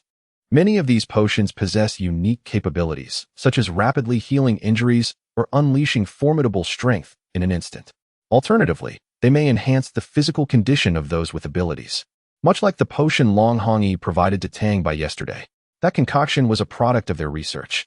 The details are hard to convey, but suffice it to say, it is rather impressive. Long Hongyi presided over the meeting, flanked by numerous attendees, approximately 20 on each side. The left side consisted of combat personnel responsible for engaging in battles and capturing creatures, while the right side comprised researchers focused on the study of demon beasts. The potions being a result of their efforts, albeit somewhat haphazardly. Long Hongyi, with a solemn expression, announced, "Intelligence operatives conducting secret investigations abroad have gone missing." The information they sent before their disappearance contained something astonishing. What is it? They discovered members of the Zero Organization. This proclamation caused a palpable shift in the room. The Zero Organization has reemerged? A researcher at the forefront, a man in his 50s, abruptly stood up. His name tag read, Ren Wenbin. Indeed, they have resurfaced. The Zero Organization is comprised of spirit beasts that have attained sentience. They are bloodthirsty and brutal, with immense destructive power. Their most terrifying attribute is their ability to enable a bronze-level spirit beast to unleash combat power comparable to that of a silver-level beast. These creatures revel in slaughter, leaving rivers of blood in their wake. Over 20 years ago, the Zero Organization had grown to a terrifying extent. Countries united to suppress them, ultimately eradicating this rampant organization. Now, after more than 20 years, they have returned. Has this been reported to headquarters? It has been reported. They instructed us to conduct our own investigation. Long Hongyi's expression darkened. Luo Buiyuan laughed heartily. Haha, investigate? What is there to investigate? As long as they don't appear in our country, let those foreigners deal with it. Haha. His callous words elicited laughter from those who had previously worn grim expressions. Indeed, why should we concern ourselves? Haha. Even the spirit beasts are set to wreak havoc upon them, which speaks volumes about their malevolence. They are truly despicable. We are so overwhelmed ourselves that we scarcely have the time to attend to them. Words spoken amidst laughter. May I take a leave to visit there for a couple of days? I genuinely intend to enjoy myself. I assure you I won't cause them any trouble or complicate their investigations. How can one possibly embark on a journey without my presence? I wish to go as well. I shall take a leave. Moreover, a group of combat personnel is joyously laughing. Long Hongyi is utterly perplexed. I instructed you to investigate the missing intelligence personnel, not to assist in Zero's investigation. Oh, is that so? If you had mentioned it earlier. It suffices that you are not going there to help. Long Hongyi's forehead furrowed further with lines of concern. What sort of individuals has he brought along? Luo Buiyuan chuckled with a sense of schadenfreude. All eyes turned to him. A mix of 3 parts disdain and 7 parts scorn. I have never encountered someone so nonchalantly articulate about neglecting the suffering of others. Truly inhumane. Yet, why do I find myself sharing such sentiments? Surely, I must have been influenced. It must be so. The atmosphere in the room suddenly grew harmonious. Even the missing intelligence personnel seemed less troubled. Long Hongyi tapped the table and declared, "The combat personnel shall lead a team to Country M to investigate the missing intelligence agents. We must see the living and the dead. Meng Qian and Luo Buiyuan. You two are tasked with enticing the individual named Tang Bai into our special department. This person is extraordinary. You must fulfill this mission. As his words fell, the room erupted in astonishment. They could not comprehend Long Hongyi's intentions. In the past, it was always others who begged to join the special department. When had it ever been the case that the special department sought someone? What makes this Tang Bai so exceptional? Luo Buiyuan rose from his seat, once again capturing the attention of the room, his face alight with excitement. Chapter 12. Qin Yu, Minister Qin's decision is undeniably astute. I had intended to discuss this matter with you after the meeting. I did not expect you to mention it first. This Tang Bai is truly a treasure. Everyone turned to him, awaiting further elaboration. Su Yezha recounted the events he had just experienced at the grocery store. The personnel of the special department had worked together for a considerable time, naturally familiar with one another's character. Su Yezha was not one to exaggerate. Thus, upon hearing the account, their eyes sparkled with enthusiasm, unperturbed by any ulterior motives or safety concerns regarding Tang Bai. Let us bring him in first and address everything else later. This formidable task is entrusted to you. Meanwhile, having dismissed a few individuals, Tang Bai reclined comfortably. The system's alert sounds echoed in his mind. Excitement level 40. Excitement level 40. Excitement level 40. Tang Bai was uncertain of his actions. The system continued to emit its alerts. The translucent information panel flashed with remnants of activity. Half of this information was provided by the special department, and the other half by those associated with Quan Jinghua, initially intending to return and enjoy a restful slumber. How could the system allow him such leisure? Host, a powerful individual is about to perish. Would you like to proceed to their rescue? Again with the rescue? When will it end? I shall refrain for now, as I am not in need of funds. The host may engage in a transaction with the other party, seeking their protection, for you are truly lacking in skill and could easily meet with a fatal accident. Your words displease me. How dare you label me as lacking? In what manner am I deficient? One would hope that the host possesses some self-awareness. Very well, you are indeed correct. Let us proceed and save the one in peril. In a flash of white light, he vanished from his location, only to reappear at the edge of a cliff.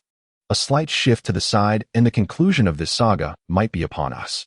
Upon discerning the scene before him, he was taken aback. A handsome man lay bloodied on the ground, his breath shallow and fleeting. It seemed he was on the brink of death.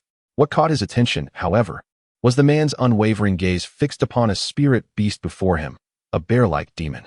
This spirit beast was extraordinary, exceedingly so. It wore clothing, albeit tattered, clearly a remnant of a recent battle. When did this world become so absurd?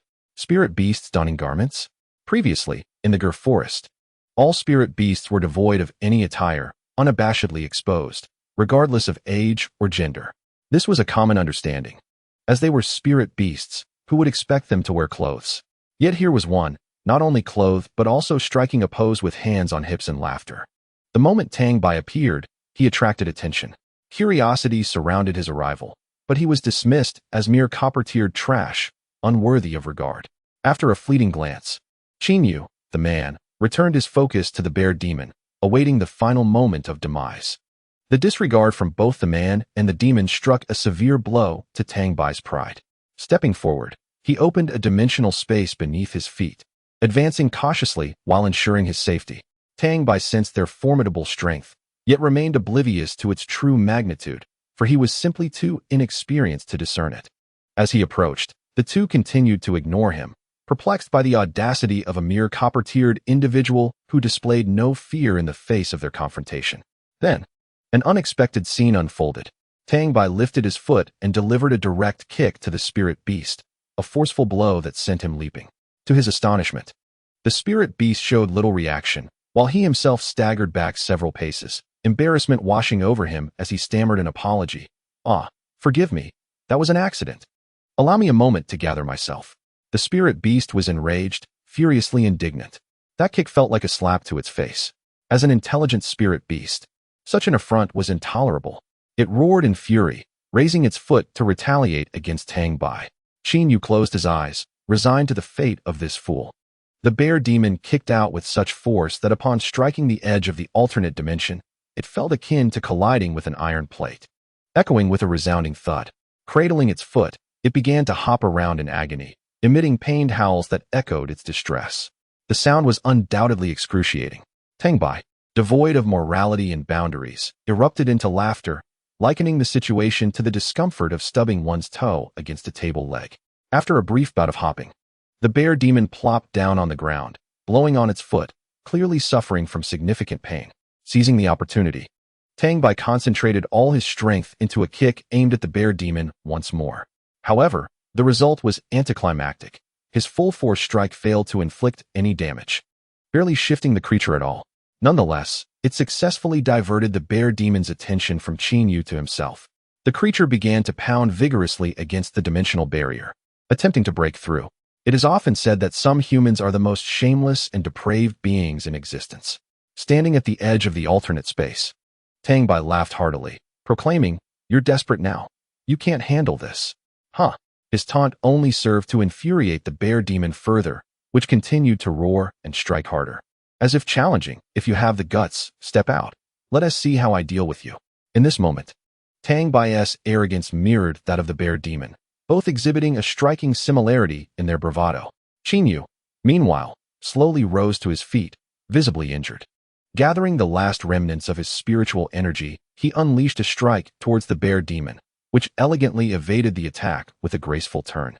Reminiscent of a dancer in a square dance, Qin then surged through the alternate space, directing his assault towards Tang Bai. Tang Bai was taken aback. Qin, too, assumed the dimensional barrier would obstruct his path, hence his unrestrained advance. Instead, he passed right through. The speed was overwhelming. Tang Bai could hardly react in time. At this juncture, Qin was unable to retract his energy. Then Tang Bai was launched across the space, spewing a mouthful of blood mixed with clots, indicating his internal organs had been severely damaged. Detected rapid depletion of host vitality. Protective measures activated. Other hosts, fend for yourselves. A torrent of expletives surged through Tang Bai's mind. What the hell? Why are you attacking me when I came to rescue you? Blood continued to seep from the corner of his mouth as he expressed his bewilderment and frustration. Qin, equally perplexed, asked, "You came to save me? Isn't that obvious? What else would bring me to this wretched place?" Qin approached and offered Tang Bai a pill before collapsing onto the ground. The bear demon outside continued to hammer against the dimensional barrier, its fists failing to breach it, even when enhanced with spiritual energy. Chapter 13. Waiting for death, why save me? Qin inquired. "I wish to propose a trade." Intrigued, Qin asked, "What kind of trade?" Tang Bai grinned widely. "I will save your life, and in return, you will provide me with 10 years of unyielding protection for my safety.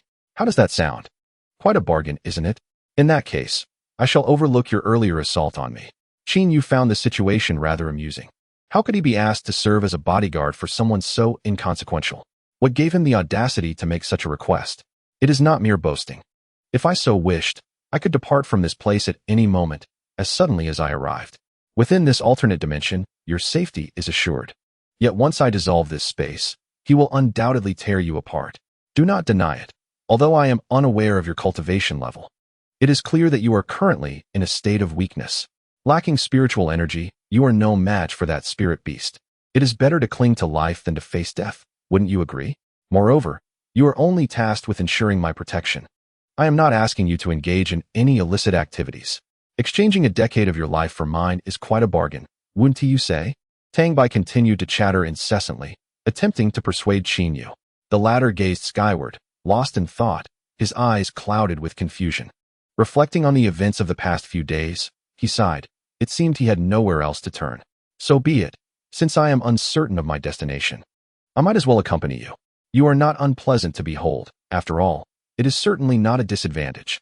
Let us establish the terms clearly. Your role is solely to safeguard my person, not to act as a thug or become my pawn. Deal? Ha ha ha. Cough cough cough. Tang Bai chuckled, fresh blood trickling from the corner of his mouth. However, does your pledge to protect my safety have anything to do with my appearance? Aside from your looks, you are utterly useless. Cough cough cough. Why does that sound so familiar? The restorative potion Qin had administered had proven ineffective. Qin. So this was merely a futile endeavor. A sheet of white paper materialized beside Tang Bai, and he shifted his mouth. Here, sign. Qin, also sprawled on the ground, caught a glimpse of the transaction contract from the corner of his eye, his mind filled with a sense of foreboding. Is this truly necessary? It is. Tang Bai, not a bad name. Qin Yu dabbed his wound with a bit of blood and inscribed his name. This time, there was no familiar white light. Instead, a crimson hue enveloped the scene. The contract soared into the air, and suddenly the sky darkened with ominous clouds. Striking purple-red lightning flickered within. The pressure emanating from it was terrifying. One could scarcely fathom the consequences if it were to strike one directly. Even a starry-level spirit beast would be left in awe. The spirit beast lingering outside the alternate dimension served as a prime example. Tang Bai was oblivious to Qin Yu's cultivation level. Yet he was frightened away by the overwhelming aura, limping and stumbling as he fled. His speed was sluggish, evidently suffering from significant injuries sustained during the earlier confrontation with Qin Yu. After a brief moment of brewing, the lightning descended upon the contract. The document transformed into two tendrils of red smoke, merging into the bodies of both individuals. Author, in the future, the communication symbols between the protagonist and the system will be used for your convenience. Haha. System, what is happening? Have you secretly leveled up? Not at all. Then what is the meaning of this? Host, the transaction involved the blood of both parties, and the guest signed with his blood. The transaction transformed from a mere agreement into a blood pact, carrying the testimony of heaven and earth. Should anyone contravene this pact, they would incur the wrath of the heavens. Tang Bai let out a soft exclamation, not overly concerned, pondering whether there was truly any distinction in the blood pact. The two of them, along with the alternate dimension, vanished from the spot.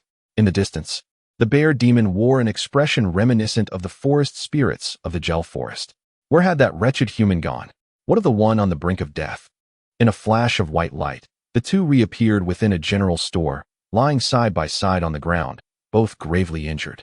At this point, Qin Yu had no strength left to rise, and Tang Bai was filled with confusion. Hadn't he just been able to stand and fight?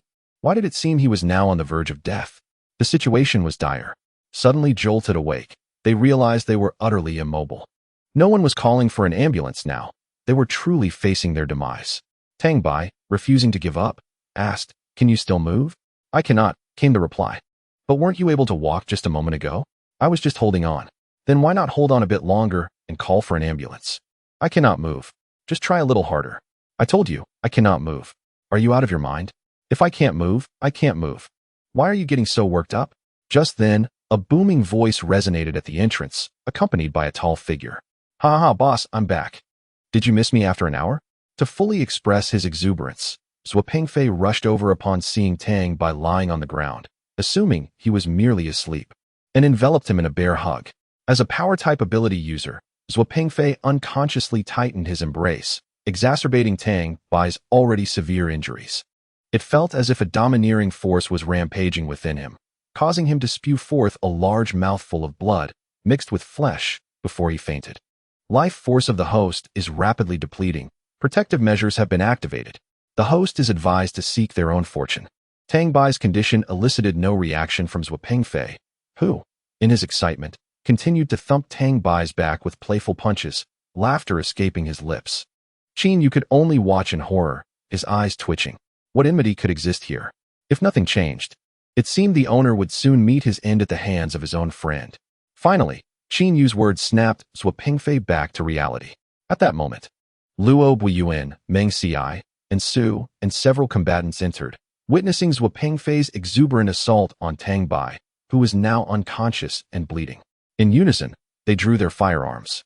"Aiming at him, you've killed him." Luo Buiyuan's voice was filled with disbelief. Zhuo Pengfei was left bewildered. I didn't It wasn't me." Meng Xiai demanded. "Then explain this situation." Just as Zhuo Pengfei was about to respond, Qin Yu's voice rang out once more. "If you don't help him soon, it will truly be too late." Meng Xiai administered a vial of recovery potion to both Tang Bai and Qin Yu before promptly transporting them back to the special department. After enduring over a dozen hours of uninterrupted rescue efforts, supplemented by several vials of specialized restorative potions and the assistance of all the healers from the special department, Tang Bai was finally reclaimed from the clutches of the King of Hell. He dreamt of walking along a narrow path, where he encountered an elderly woman on a bridge beckoning him. Just as he stepped onto the bridge and reached for the bowl she offered, a powerful force yanked him backward, causing the bowl to shatter on the ground. From a distance, Tang Bai could see the woman's face, filled with astonishment. Likely having never experienced such an event, Chapter 14. Why don't you go rob in the hospital room? Tang Bai slowly opened his eyes, only to be greeted by the familiar visage of Zhuo Pengfei, his face looming close. Upon noticing Tang Bai's awakening, Zhuo broke into a broad grin. The events of the previous day replayed in Tang Bai's mind. He placed his hand over Zhuo's extended one and weakly remarked, "You have truly moved me. Thank you for taking the time amidst your busy schedule to personally harm me." Zhuo scratched his head, awkwardly smiling. "That was an accident. Do you believe me? Promise me. From now on, maintain a distance of at least 1 meter from me, all right?" Tang Bai had come to understand that none in the special department were to be trusted. The few he had encountered had already inflicted significant harm upon him. If he were to meet all of them, he would surely meet his demise. Qin Yu entered from outside, observing Tang Bai with a detached demeanor. "Awake? When are you leaving?" Tang Bai rolled his eyes. "With such severe injuries. Where do you expect me to go?" "I'll take you to the hospital." "Are your injuries healed?" "Not yet, but it's improving." Tang Bai inhaled sharply. Such a recovery speed is remarkable. Zhuo Pengfei awkwardly scratched his head again, feeling somewhat guilty as he suggested, "Perhaps you should recuperate here." "I feel quite remorseful for putting you in this state." "Absolutely not. I wish to prolong my life." Struggling to rise, he headed toward the door. He would rather pay for his own hospital stay than remain there. He gestured to Qin Yu. "Come lend me a hand.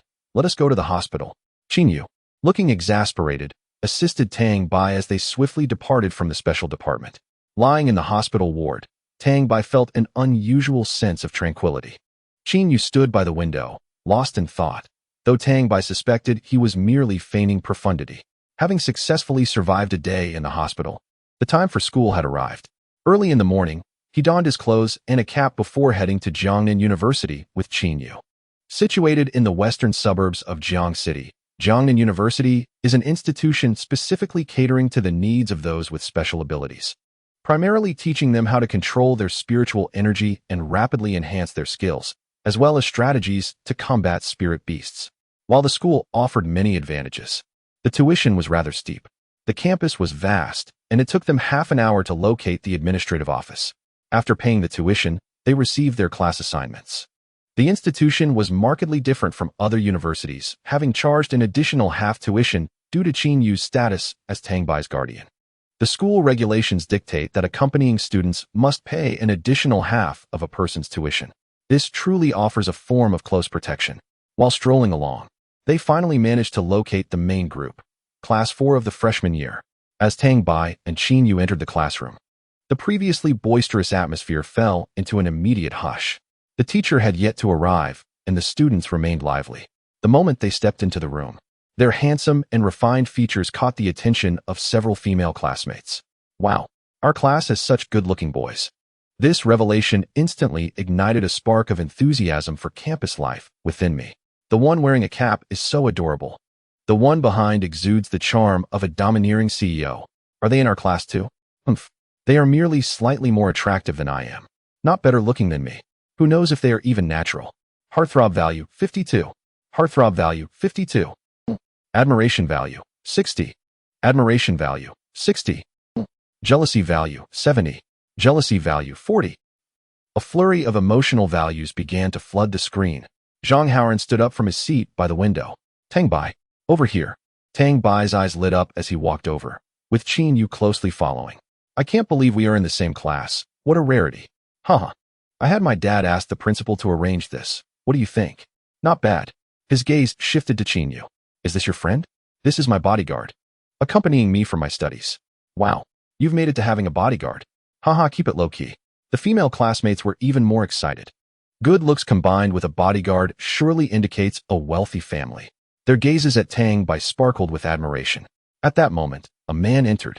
Appearing to be in his 30s, refined and cultured, he lightly tapped the podium. "Silence.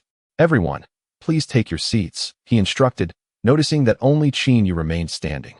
"Let me introduce myself. I am Su Liang-in, Su from Suzhou, Liang from good, and In from gratitude. I will be your homeroom teacher for the next 4 years." The classroom erupted into thunderous applause. Su Liang-in scanned the room and noticed that Qin Yu was the only one still standing. "Hey, student, why don't you find a seat?" "I'm not your student." "Then who are you?" "Just an accompanying student." "Ah, all right then, please find a seat." "I'm not your student. Why should I listen to you?"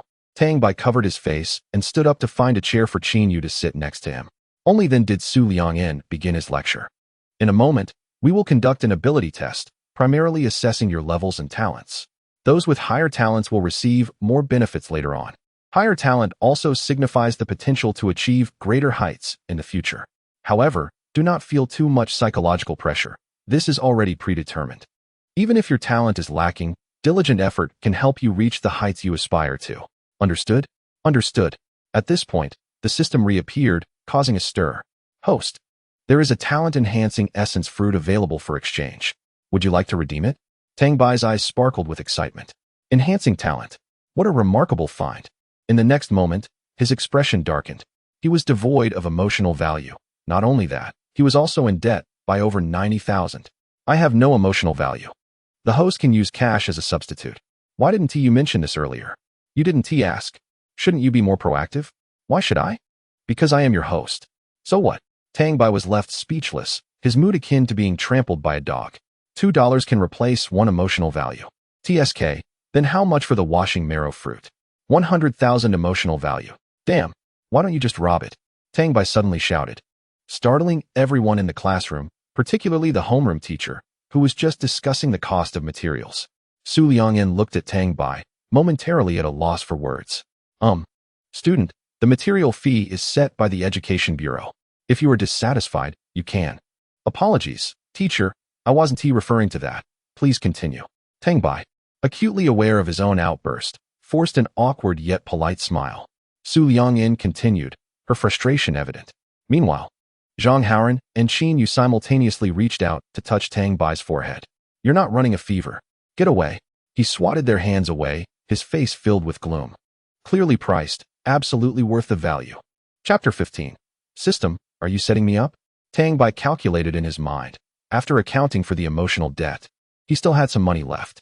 All right, I'll exchange for 3. In the otherworldly space, over 700,000 suddenly vanished, replaced by 3 fruits. Tang Bai's heart ached anew. The hard-earned money had flown away. His heart felt heavy. In pain, he pulled one out, threw it into his mouth without a second thought. There was no sensation at all. It melted in his mouth, utterly devoid of feeling. System, are you playing me? Why is there no sensation whatsoever? When you modified your physique last time, your talent reached SSS, so it is normal not to have any reaction. Damn, are you messing with me? His sudden outburst once again startled the classroom. Resentment value, 40. Resentment value, 40. Su Liangyan's face darkened. She looked at Tang Bai with a peculiar expression, as she was currently discussing the Education Bureau's policy changes, which would result in an increase in tuition fees. Classmate, do you have any opinions? Apologies. I didn't mean it. Please continue. Haha, continue. Resentment value, 60. Tang Bai's face turned crimson. This was the rhythm of everyone in class knowing him on the very first day. Qin Yu regarded Tang Bai with a look of incredulity. Are you out of your mind? Get lost. System, are you crazy? I already possess SSS talent, and yet you recommend this to me? You can give it to your friends if you don't need it. TSK, that makes sense. Tang Bai turned to Qin Yu, smiling innocently, and asked, what is your talent? Why do you want to know that? Tang Bai grinned widely, revealing a bright smile. I want to give you something good. With a swift motion, he retrieved the essence fruit. A remarkable item. Do give it a try? It resembles a cherry tomato, yet also a miniature apple. An apple that looks like a cherry tomato? Or perhaps a cherry tomato that resembles an apple? In any case, it is red and quite peculiar. Are you certain it is safe for consumption? Qin Yu hesitated slightly. Did I not just consume one? You witnessed it yourself? Qin Yu reluctantly took it. His face marred with distaste. Has it been washed? There is no pesticide, is there? Tang Bai rolled his eyes. Not washed. Shall I cleanse it with my saliva for you? Do you truly fear pesticides will poison you at your level? TSK. With a face full of disdain, he tossed it into his mouth. It melted instantly. Then, nothing followed. Tang Bai, with an expression of eager anticipation, inquired, what do you feel? Qin Yu smacked his lips. Nothing much. 2 minutes passed, still no sensation. System. 2 minutes have elapsed. Are you truly playing tricks on me? It's only been 2 minutes. Are you eager to reincarnate? Patience. 3 minutes passed. 4 minutes. Finally, at the 5th minute, Qin Yu suddenly felt something. His eyes widened in disbelief. My talent has improved? Shock value 60. Tang Bai rejoiced. At least it wasn't a waste. He turned and roused the drowsy Zhang Haoran beside him. What are you doing? in a state of confusion. He was forcibly fed an essence fruit. No worries, continue your slumber. Are you insane? Qin Yu, suppressing his inner astonishment, asked, what is this thing? An essence fruit. It's a marvelous item. Qin Yu, with a complex expression, inquired, why give it to me? Oh, I have no need for it. Take it and swiftly enhance your strength to protect me. 5 minutes later, Zhang Haoran, still dozing at the table, suddenly sprang up. What on earth? Once again startled. The teacher and classmates cast him weary looks. Classmate, if you continue this way, you shall be excused. Being interrupted in class like this could give anyone a heart condition. Haha, my apologies, teacher. I was merely a tad too excited. Then perhaps you could enlighten me on what has you so exhilarated? Let me share in your excitement. Tang Bai discreetly tugged at Zhang Haoran's pant leg, shaking his head. The implication was clear, do not speak. Zhang Haoran chuckled heartily. Teacher, my family is having tomato scrambled eggs today. I am thrilled, excited, and eagerly anticipating it. His words sent the classmates into fits of laughter, pounding the desks in mirth. Su Liangyan, with a mind full of exasperation, thought he had never been this speechless in his life. Then do eat heartily when you return. Sit down now. And refrain from such antics in the future. Certainly. Thank you, teacher. After sitting down, Su Liangyan continued discussing tuition fees, while Zhang Haoran pulled Tang Bai aside, lowering his voice significantly. What on earth did you just give me? I feel as though my talent has significantly increased, and my cultivation has advanced considerably. Tang Bai whispered back, it's an essence fruit. Its primary effect is to enhance talent. Zhang Haoran blushed slightly. This thing must be quite expensive, right? 200,000 each. What do you think? 200,000. Have you gone and robbed a bank? Shock level, 60. Tang Bai wore an expression of utter disbelief. Have you forgotten? I just earned $1 million yesterday. Zhang Haoran finally seemed to grasp the situation. Indeed. I'll pay you back later. Tang Bai widened his eyes and retorted, what a joke. Who do you look down upon? Given our relationship. Is it necessary to even mention this? Then I shall graciously accept, haha. Joy level, 40. At this moment, Su Liangyan had finished his rambling and finally got to the point. Glancing at the time, only 20 minutes had passed. On the first day of classes. And already yearning for a break. Su Liangyan slammed his palm heavily against the blackboard. Now, gather on the playground for ability testing. Everyone better be alert. The students erupted in enthusiastic cheers, led by their homeroom teacher towards the playground. Qin Yu followed behind this lively crowd, feeling utterly out of place. The playground was already filled with students. Each class had around 100 individuals, and with over a dozen classes, they stood in neat rows, eagerly gazing ahead. Qin Yu, swaying amidst the crowd, drew particular attention. Many girls gazed at him with infatuation. Those of higher cultivation dared not approach, while those of lower cultivation could not perceive his level. However, no one dared to come near him, resulting in many peculiar glances directed his way. Of course, you may consider this section as me stretching the word count, haha. From time to time, Tang Bai would pop his head out, waving and signaling him to come over. But Qin Yu pretended not to see. After a lengthy speech from the principal and various leaders, the ability testing finally commenced. At the forefront of the playground stood a stage, 1 meter high and 2 meters long and wide. Upon this stage rested a crystal ball, appearing rather enchanting. Above it was a display screen, designated for showcasing abilities and talents. Chapter 16, The Crystal Testing Device. Exploded. A boy from class 1 stepped up, placing his hand upon the crystal testing device under the teacher's guidance. The crystal emitted a faint glow, displaying the data. Ability, water manipulation talent, B. The student chuckled and returned to the line. The teacher remarked, very good, keep up the hard work. A B-level talent was indeed commendable, with the potential to reach at least a golden level in the future. Another student went up next, but only achieved a C-level talent. Yet, he wore a cheerful expression, seemingly quite pleased. As students took their turns, the first few classes quickly completed their testing. The highest talent recorded was an A-level from class 1. He was elated and proud, even flashing a middle finger to the crowd as he stepped down, nearly provoking a brawl. However, he certainly had the swagger to back it up. Class 1 had 2 B-level talents, Class 2 had 3 B-level talents, and Class 3 had 2 B-level talents. The others were mostly at C or D levels, with one unfortunate F-level talent, who could hardly be considered an ability user. Soon, it was Class 4's turn. The first 30 attempts yielded nothing but D-grade results, leaving Su Liangyan utterly disheartened. If even a single C grade had appeared, it wouldn't have been quite so humiliating. Fortunately, On the 31st attempt, a B grade manifested.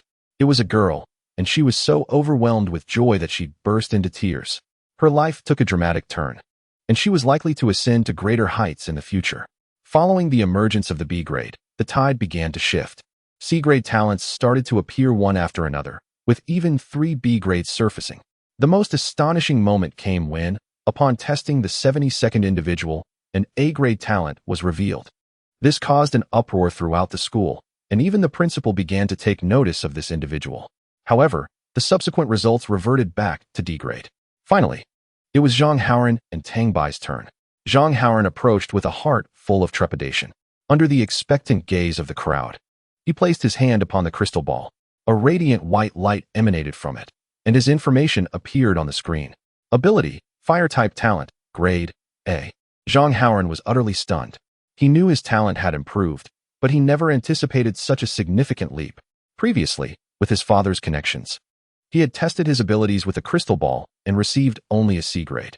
To suddenly ascend to an A grade was beyond his wildest dreams. His homeroom teacher beamed as he patted Zhang Haoran on the shoulder, congratulating him.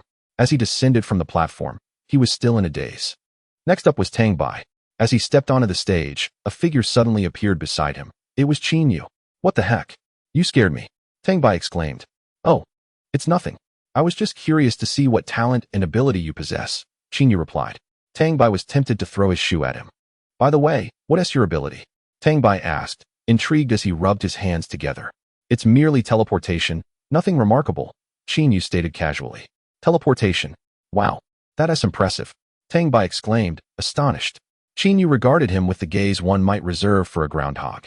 You have no idea how many extraordinary abilities exist. I once encountered someone capable of changing their gender. When I have the time, I'll share tales of the fascinating abilities I've encountered.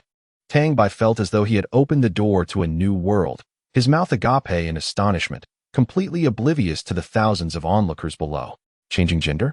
So that means they can attract both men and women. He realized. Indeed. But I haven't heard of anyone using their own sperm to successfully conceive. I wonder if the child was born. Hearing such revelations, Tang Bai's worldview was upended. I can't believe it. Who would have thought such things were possible? His eyes widened in disbelief. However, he wasn't inclined to delve deeper into what he deemed inappropriate. If you can teleport, why not show me? Qin Yu merely smirked and suddenly vanished from sight, only to reappear moments later, holding 2 ice creams. He had one in his mouth and tossed the other to Tang Bai. Tang Bai caught the ice cream, his eyes sparkling with delight. His mind began to race with thoughts of acquiring this ability through the system. Wow, that is amazing. Can I have another one? Do you think I'm a jester? Scram. Qin Yu replied with a laugh. Oh, very well. Tang Bai's attention once again shifted to the androgynous individual, his demeanor that of a virtuous gentleman. What became of that person afterward? Were they taken away? Qin Yu interjected, clearing his throat. Ahem. The invigilator beside them interrupted their discourse. Student, are you still going to take the test? There are several other classes waiting. Tang Bai suddenly realized he was there to assess his abilities. My apologies, teacher. I shall attend to it immediately. With a calm demeanor, knowing the outcome, he placed his hand upon the crystal apparatus. Initially, everything appeared normal, devoid of any extraordinary reactions. The crystal orb emitted a radiant white light, which then expanded abruptly, blindingly bright. Ultimately, the brilliance subsided, only for the screen to shatter. The crystal orb shattered as well. The arena was reduced to ruins. Tang Bai exclaimed in shock, while Qin Yu stood bewildered. A chorus of astonished voices erupted from the crowd. What on earth is happening? How did this occur? Tang Bai glanced at the dazed teacher. Teacher. The teacher looked helplessly at the principal, who seemed overwhelmed.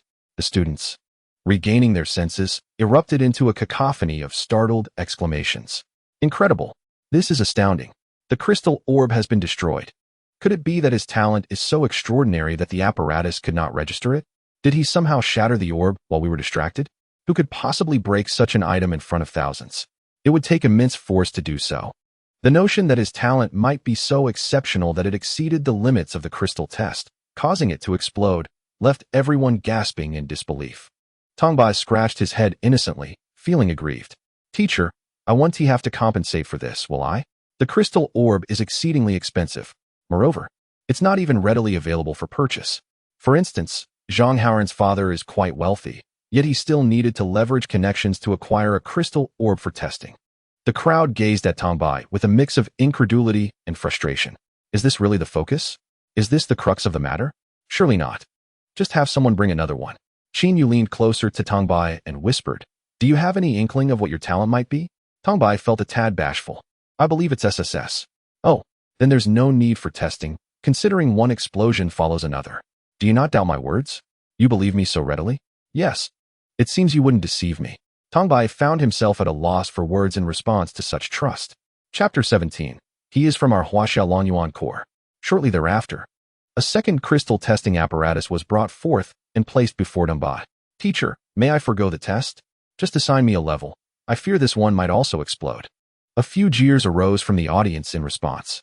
Could it be that one's inherent talent is lacking, resorting to underhanded tactics in an attempt to deceive the onlookers? It seems evident that excuses are being sought. A deficiency in talent is trivial. No one would ridicule you for it. However, engaging in such dubious antics is quite disconcerting. How distasteful to perform such tricks in broad daylight, with an increasing number of people joining their ranks. Once someone begins to spout nonsense, if Tang Bai refrains from clarification, even if proven to possess extraordinary talent later, doubts will still linger. Even the teacher standing nearby has begun to harbor suspicions. No worries, students. This is the most advanced testing device capable of evaluating talents up to SS level. Huh, how amusing.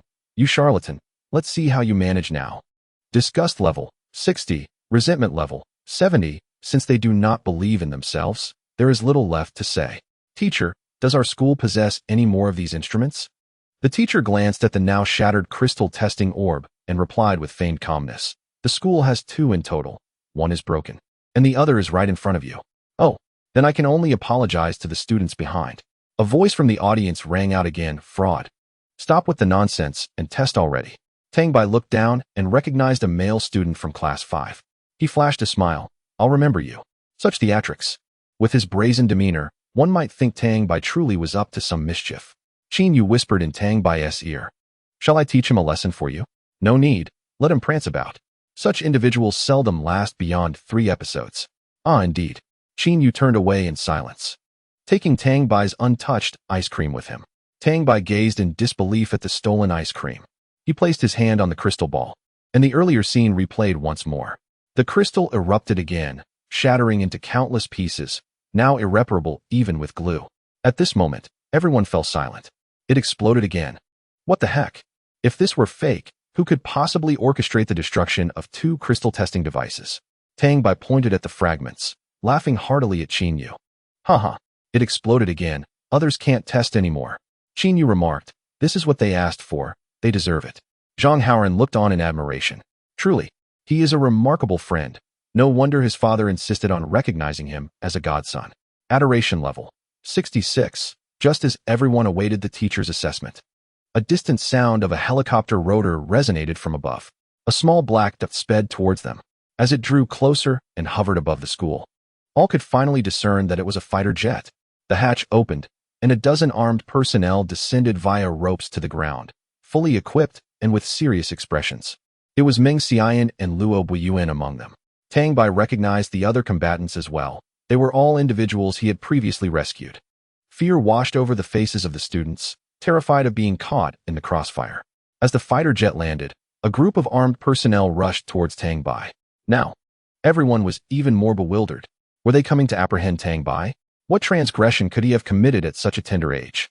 Why has the military been mobilized to apprehend him? Armed, no less. Is it possible that should Tang Bai refuse to comply or resist, they might resort to using their firearms? Qin Yu, shielding Tang Bai behind him, inquired with an expression of bewilderment. Have you done something wrong? This question echoed the sentiments of everyone present. Tang Bai's mind was in a whirl. What nonsense. My teacher praises me as an exemplary student. How could I possibly be in trouble? Besides, do I possess such capability? Qin Yu nodded in agreement. Indeed. Luo Buiyuan and his companions approached Tang Bai without any menacing displays or threats, instead greeting him with hearty laughter. Boss, long time no see. As they moved to embrace Tang Bai, Qin Yu intervened. Can we trust them? Absolutely. Tang Bai replied, stepping aside. He felt quite pleased with Qin Yu's protective demeanor. Luo Buiyuan wrapped his arm around Tang Bai's shoulders, exchanging pleasantries before asking, "Who is this? Your friend?" "No, he is my bodyguard." "Impressive," Luo Buiyuan exclaimed, delivering a playful thump to Tang Bai's back. Admiration level, 66. After the unexpected blow, Tang Bai wanted to assure everyone he was fine, yet the pain was overwhelming. The enthusiasm of these combatants was rather excessive. If it weren't for that admiration level, he might have suspected they were intentionally rough with him. As he restrained Qin Yu from advancing, Tang Bai managed to force a smile. "Have you come to find me?" "Yes and no," Meng Jian interjected, shoving Luo Buiyuan aside and playfully lifting Tang Bai's chin. "Well, little brother, after 2 days apart, do you miss your sister?" Upon noticing the formidable Gatling gun slung over Meng Jian's shoulder, Tang Bai could no longer maintain his smile. "You must remember, you are a girl." Meng Jian leaned in closer, and so, with her charming smile, she exuded an unpredictable allure, especially with her long legs. Without a moment's hesitation, Tang Bai retorted, "You should remember to wield a pink Gatling gun next time." Laughter erupted from the nearby combatants. Qin Yu shot him a disdainful glance, muttering, "Coward." To which Tang Bai quietly cursed back, "If you're not a coward, why don't you let him shoot you?"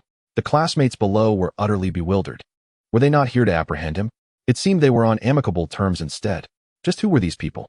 Meng Jian playfully caressed Tang Bai's face and said, "All right, sister will heed your advice and use a pink Gatling gun next time." But then, her tone shifted. "There may have been some trouble at the Lingyu of Jiangnan University. We need to go inside. Your abilities may be required to assist us. It's a matter of life and death." Tang Bai shook his head vigorously as if it were a rattle drum. "No way. I'm still in school. Can't you see all these people are in a meeting?" Luo Buiyuan interjected, "Can't we leave first? After all, meetings usually consist of meaningless chatter." Tang Bai spoke with an air of righteousness, stating, "This is unacceptable. The principal has proclaimed that all must be treated equally, and no special privileges shall be afforded." The principal interjected, "I never uttered such words." "Thank you very much." Luo Buiyuan turned to the principal and declared loudly, "Greetings, esteemed principal. We are members of the Huaxia Lonyuan Legion. We have come to address the spiritual realm issues plaguing your school. As a member of our legion, Tang Bai must accompany us to battle. Do you have any objections?" "What?" This statement stirred a tempest of astonishment. This individual belongs to the Lonyuan Legion? How shocking. No wonder the crystal testing device malfunctioned. The identities of Lonyuan Legion members are confidential. To join the Lonyuan Legion at such a young age is almost surreal. Chapter 18. Why should wealth be enjoyed only in the grave? Not only the students below were bewildered, but Tang Bai himself was equally flabbergasted. "When did I become one of your Huaxia Lonyuan Legion members?" Meng Xian chuckled as he produced a stack of documents from his pocket. "Your paperwork has already been processed. You are now one of us." "Wait, did you obtain my consent?" Tang Bai's temper flared. Meng Xian and Luo Buiyuan exchanged a glance, both recognizing the futility of the situation. As expected, Tang Bai would not acquiesce. Luo Buiyuan chuckled nervously and patted Tang Bai on the shoulder. "Calm down. This matter hasn't been formalized yet. It holds no weight." Meng Xian and his companions pulled Tang Bai aside and began their persuasion. Luo Buiyuan continued, "Consider this. What could be better than joining us? While others drive luxury cars, you could roam around in a fighter jet or tank. How exhilarating." Zhuo Pengfei added, "Exactly. While others attend classes and receive only a few spiritual pearls each month, occasionally engaging in activities to hunt spirit beasts for themselves, you have a different path. With each mission you undertake, you can earn spiritual pearls, and during the mission, you can accumulate even more. If luck is on your side, you might even acquire higher-level pearls.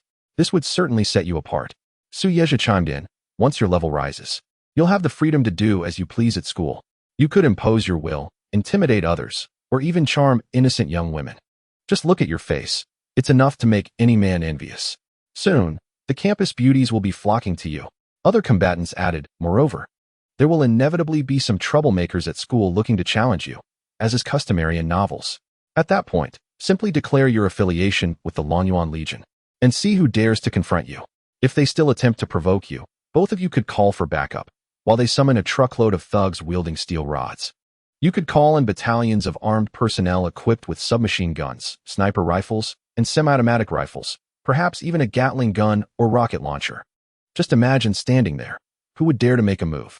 Everyone would be compelled to surrender with their hands on their heads, and your prestige would soar."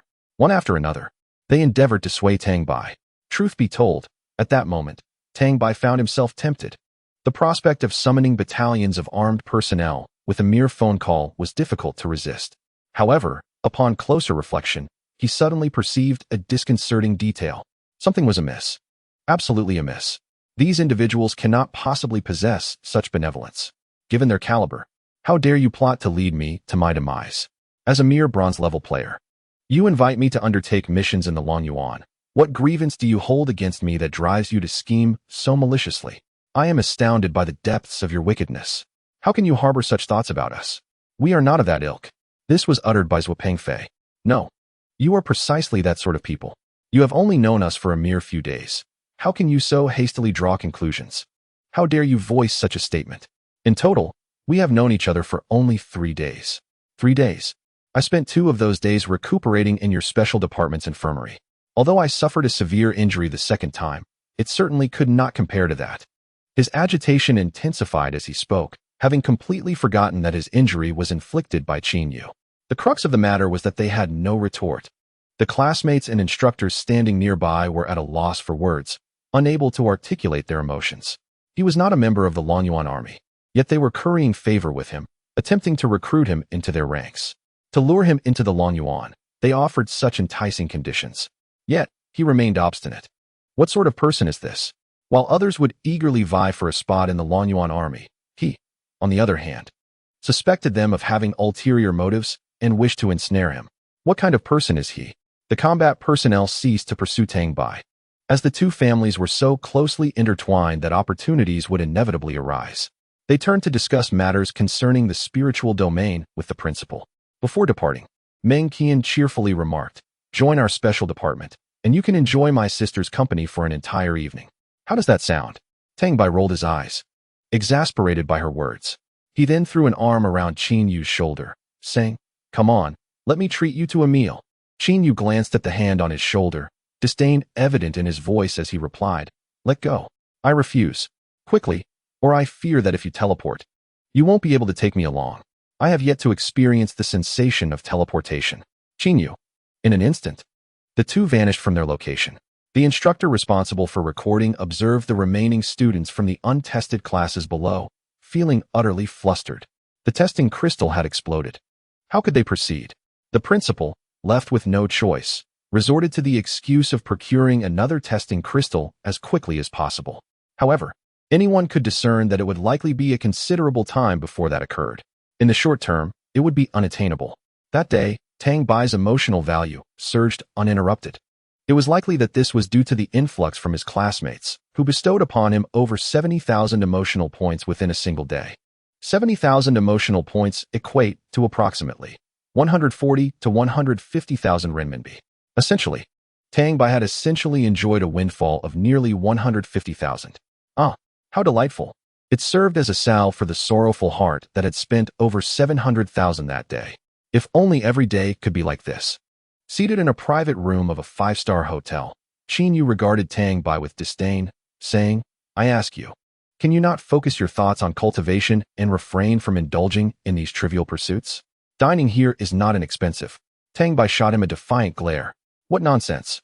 After earning such a substantial sum, why not relish it instead of hoarding it for the afterlife?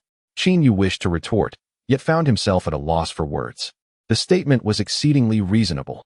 In the end, he could only shake his head in resignation. If only he could channel such vigor into his cultivation with his innate talent. He might have already reached the diamond level, perhaps even become the strongest diamond in the world. By the way, have you ever considered attempting the special examination of the Long Yuan army? Tang Bai shook his head, stating, "I am unfamiliar with this institution. Moreover, as a mere bronze, I would struggle to stand firm amidst such skilled individuals.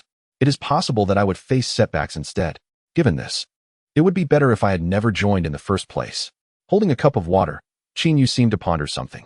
He then remarked, "My personal suggestion is that the Long Yuan army is an excellent place. It is truly worthwhile for you to develop within its ranks. Although I am unaware of your background, if you require both resources and broadened perspectives, Long Yuan is your best option."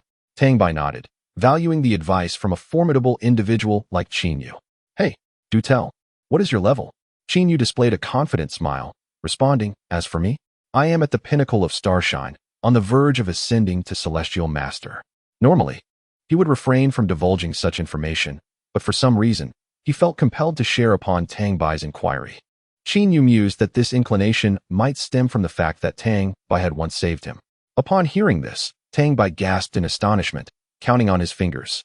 Qin Yu appeared to be merely 24 or 25 years old, yet had already achieved starshine. He estimated that Qin Yu would reach celestial master before turning 30. Then he reflected on his own circumstances. At 18 years old, he was at the pinnacle of bronze, which meant he was lagging by 4 or 5 years. The disparity was staggering. Ascending one level per year seemed utterly insufficient. How humble, he exclaimed. I awakened my abilities at 16. Qin Yu took the opportunity to deliver another blow. How humble indeed. This person was simply extraordinary, a paragon of abnormality. He could hardly be described as human anymore. You don't happen to possess an SSS talent, do you? Tang Bai's eyes sparkled with excitement. If you were originally SSS, after consuming the cleansing fruit, you may have transformed into something even more impressive. Tang Bai's enthusiasm surged. The more remarkable Qin Yu appeared, the more secure Tang Bai felt. Rubbing his hands together, he inquired, so, how far can you teleport in one go? It's not running, it's teleportation. Teleportation. Okay, it's teleportation. So how far can you go in one leap? Approximately 50,000 meters. Wow, that's incredible. Just then, the server pushed open the door, bringing in the dishes that had just been ordered. Qin Yu cast a glance, disdainfully muttering, wasteful. What a lunatic. Late at night, as Tang Bai lay in bed, he tossed and turned, unable to find sleep. The moment he opened his eyes, he was greeted by the sight of Qin Yu's bare backside. I must ask, will you not consider donning some clothing? What is your problem? How many times must I say it? Your clothes are too small. I can't fit into them. Two grown men worrying about nothing. Qin Yu snapped irritably.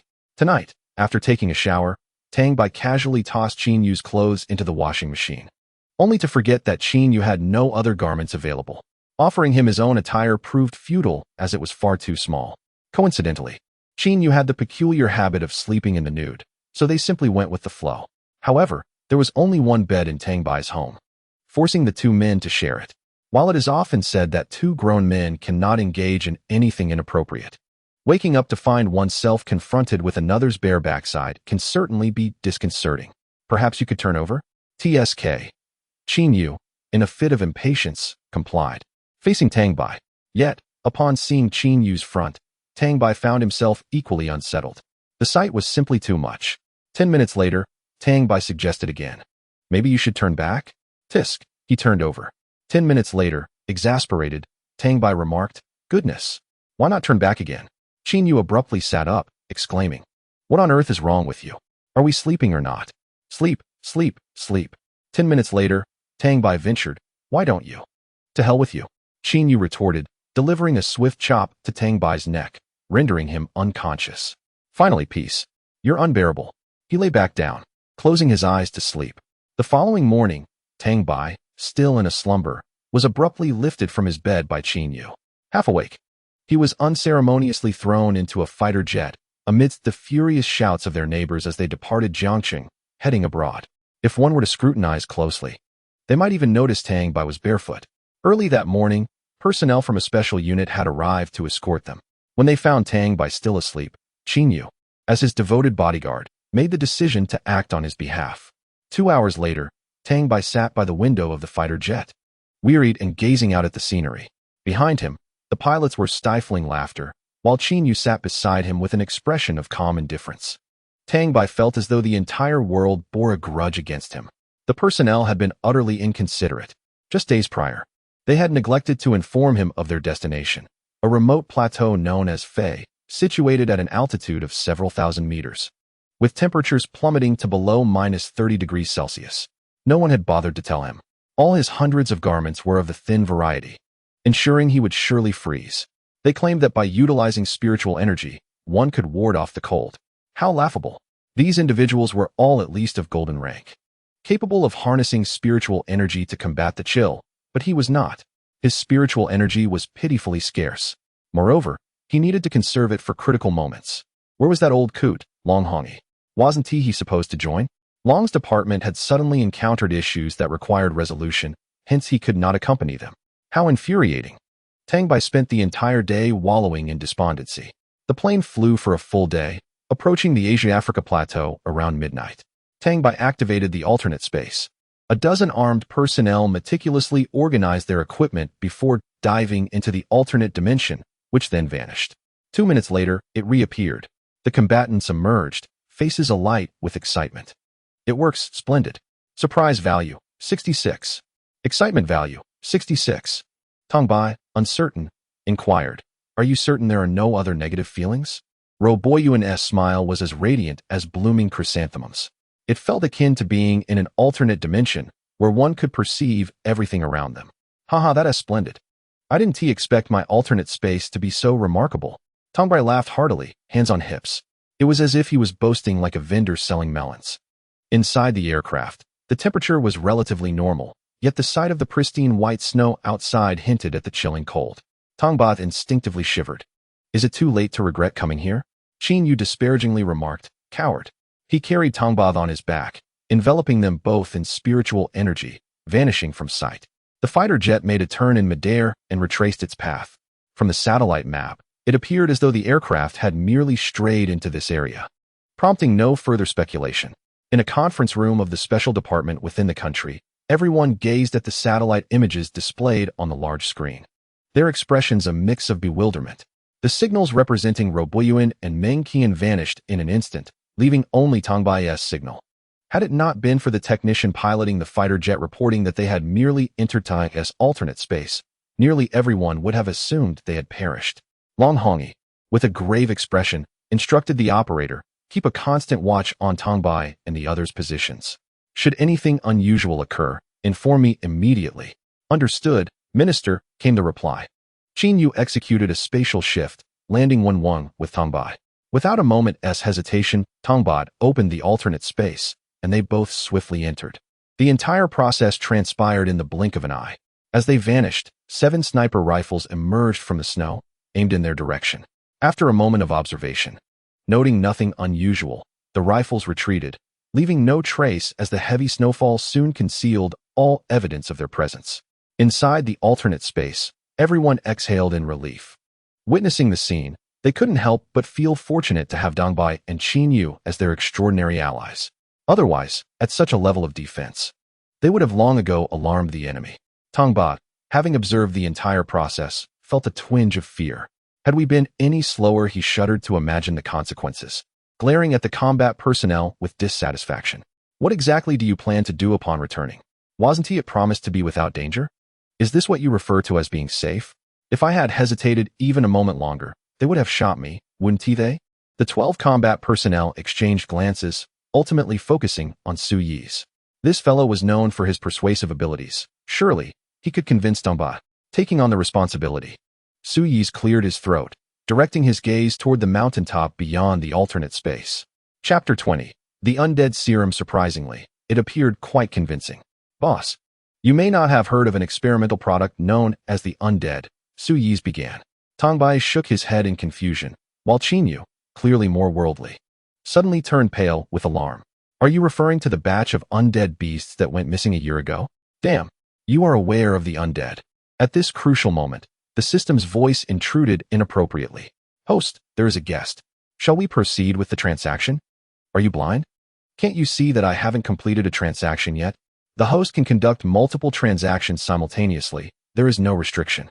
The issue is that the current scenario is entirely unsuitable. Do you understand? Then the system will complete this transaction on behalf of the host." "What? You possess such a function?" "Indeed. However, the system will deduct 50,000 emotional points from the host. I knew this contraption was no good. It's solely focused on my emotional points." "Oh, you've discovered it, so what?" "There is no room for argument now. Do you require assistance? If not, I shall return the guest." "Fine. Assist me, as I cannot seem to win over the guest's hearts." The loss of 50,000 emotional points left Tang Bai suddenly despondent, retreating to a corner to weep alone. Meanwhile, Qin Yu engaged in conversation with the combat personnel. "You mean to say that the undead were stolen by the M Nation?" Luo Bo nodded, affirmatively. "That's correct. Such a confidential matter should not be disclosed, but this group of foreign rogues has gone too far. Furthermore, we must trust one another. If we conceal anything, it would be detrimental to this mission. Qin Yu nodded, an inexplicable light shimmering in his eyes. A year ago, the special department was still based in a secret facility in Beijing. They discovered a serum capable of rapidly healing injuries extracted from a nearly extinct western rabbit spiritual beast. If administered, it could restore health within a short period. This experiment drove the entire special department into a frenzy, as much of their research focused on rapid recovery from injuries. Yet, within a day, they found themselves in dire straits. The organisms injected with the undead serum underwent mutations. Whether it was spiritual beasts, ordinary organisms, or the spiritual beast known as the ghost arm ape, which shares 99% genetic similarity with humans. All lost their sanity in less than a day. They became irritable and ferocious, yet retained an extraordinary recovery ability. Technicians researched the mutated organisms and discovered that the serum could not integrate with them. Another factor was required for fusion. However, after numerous attempts, they could not find a match. Subsequently, the western rabbit was stolen, and it was recently discovered to be located in the M nation's African plateau. Yet, judging by their situation, they seemed equally troubled, having failed to identify the necessary matching factor. The African plateau is heavily fortified, with sentinels stationed every few steps. 2 months ago, a combat personnel from the Special Department, in coordination with the Lanyuan Army, stormed the African plateau base, only to find it filled with binding spirit iron. Unable to utilize their abilities and surrounded, the combat personnel ultimately sacrificed themselves. It can be said that attempting to break in and reclaim the Western Rabbit is an arduous task. Upon hearing this, Tang Bai mockingly retorted without hesitation, "Are you all insane? If you cannot find that matching factor, why waste your money?" Zhuo Pengfei grew anxious. What if that group of foreign researchers uncovers it? It would be disastrous. When the time comes, we could just seize it forcefully. You speak so lightly of it, but to brazenly snatch it on their territory? Do you truly believe your head is made of iron? Tang Bai scratched his head, pondering the gravity of the situation. Yet, he soon conceived another scheme. Why not procure military weaponry from the island nation? Tanks, aircraft, artillery, whatever we can get our hands on. If we can't buy, we shall resort to theft. We must acquire it by any means. Then, you all can hide in my space, approach them, hover above, and bombard them relentlessly. Afterward, we'll make our escape while they scramble to pursue our aircraft. Qin Yu and I will instantly teleport outside the base to eliminate those wretched foes, dismantle the binding iron, and return it to the other dimension as a free gift for the islanders. Then we can infiltrate and reclaim the Western Rabbit, leaving behind the island nation's flag and similar trinkets, allowing the Americans and islanders to bicker amongst themselves while we merely observe the farce. By the time they realize what has transpired, we will have vanished without a trace. Qin Yu's face bore a mixture of disdain and amusement. You are not only delusional, you are utterly inhumane. Meng Qian, wielding his portable Gatling gun, laughed heartily. This is precisely why rogues are the most detestable. Your ideas are quite sinister. Luo Buiyuan remarked. This plan carries a hint of national grievances. Tang Bai beamed with pride. Haha, thank you. Do you think we are complimenting you? Isn't that so? Tang Bai asked excitedly. What do you say we return now and come back after they've completed their research? Meng Qian swung his gun stock, aiming for Tang Bai's forehead. But Qin Yu intervened. With a glare at Qin Yu, Meng Qian looked at Tang Bai, incredulous. Are you out of your mind? The moment we reveal ourselves in the sky, they will certainly heighten their defenses around the base. The notion of striking and fleeing is utterly absurd. Any person with a modicum of sense knows that they would pursue us directly to the base. This is beyond mere foolishness, Qin Yu added. You could also wait it out, perhaps for a year or so. Let them finish their research and observe whether they conceal it for secretive use or flaunt it publicly. Once you ascertain what you seek, I shall disregard the combat personnel. He behaved like a callous scoundrel, extracting what he needed and departing. Tang Bai gazed at the ambushers concealed beneath the snow with a troubled expression. Looking at his bare feet only intensified his distress. How long must he hide before proceeding to the next step? He still had school to attend. He couldn't possibly remain in hiding for a year and a half. Patting Qin Yu on the shoulder, he inquired, could you discreetly capture someone and bring them back? Qin Yu wore a peculiar expression. What do you intend to do? Bring someone back to inquire about the situation inside. We can't simply wait idly here. This sentiment resonated deeply with the combat personnel. Although they were physically present, they felt like headless flies, utterly clueless about what to do. The moment they reveal themselves, they would undoubtedly be discovered. Tang Bai sighed heavily, lamenting his youth. If he had known that this transaction would prove so arduous, he would have demanded more spirit pearls. Just as he was about to set off, Tang Bai suddenly grasped Qin Yu's waist. Wait, take me with you for the teleportation. At this moment, it was not just Qin Yu. The combat personnel cast peculiar glances at Tang Bai. What nonsense. I merely wish to see if Qin Yu can teleport me alongside him in this alternate space. It would offer some assurance. Chapter 21. The Rogue with a Swift Teleportation. Qin Yu appeared 100 meters away, bringing Tang Bai and the others in the alternate space along with him. Wow. Incredible. One of the combatants exclaimed excitedly. Tang Bai recognized him as Lin Cheng. It was time to introduce the members of Luo Buiyuan's team. Luo Buiyuan served as the captain, responsible for leading the charge and coordinating personnel movements. Accompanying him in the front lines were Zhou Pengfei, Zhong Cheng, and Lin Cheng, all tasked with assaulting the enemy. Meng Qian, Su Yezha, and a combatant named Wu Yang were assigned to provide fire suppression and cover. Zhuge Li, Chao Dan, and Situ Guan were responsible for long-range sniping, while Qiu Wei's and Wei Minghui oversaw the drones, conducting aerial reconnaissance and providing fire support. This 12-member team had clearly defined roles. The unexpected display of their abilities left everyone in awe of Tang Bai and Qin Yu's combined prowess. However, Qin Yu wore a furrowed brow. This is quite troublesome. If I make a move to apprehend someone, the sniper stationed 800 meters away will surely catch on, thereby alerting the enemy. Tang Bai inquired. What if we teleport over and eliminate that sniper first? That is a possibility, but the terrain here is rather peculiar, and with the snow covering everything. If we teleport over to eliminate the sniper and then return to apprehend the target, we risk miscalculating our position, which may expose us. Refusing to give up, Tang Bai pressed. What if you capture the target while I take out that sniper? That would be ideal. However, if you are confident in your ability to eliminate the sniper with one shot, then we can proceed with that plan. At this moment, a wild grin spread across Tang Bai's face, exuberant and unrestrained. Your laughter is rather inappropriate. To hell with you. Tang Bai snatched the sniper rifle from Zhuge Li's hands, disengaging the safety. Where's that sniper? Zhuge Li looked at Luo Buiyuan with a pleading expression, but after receiving a stern glare, he retreated to a corner, visibly upset. He recalled the instructor's words. A gun is like one's spouse. On the battlefield, even in death, one must never abandon their weapon. Having had his weapon taken was akin to having one's spouse stolen away. Qin Yu looked at him with a peculiar expression. Do you know how to use a gun? Who do you look down upon?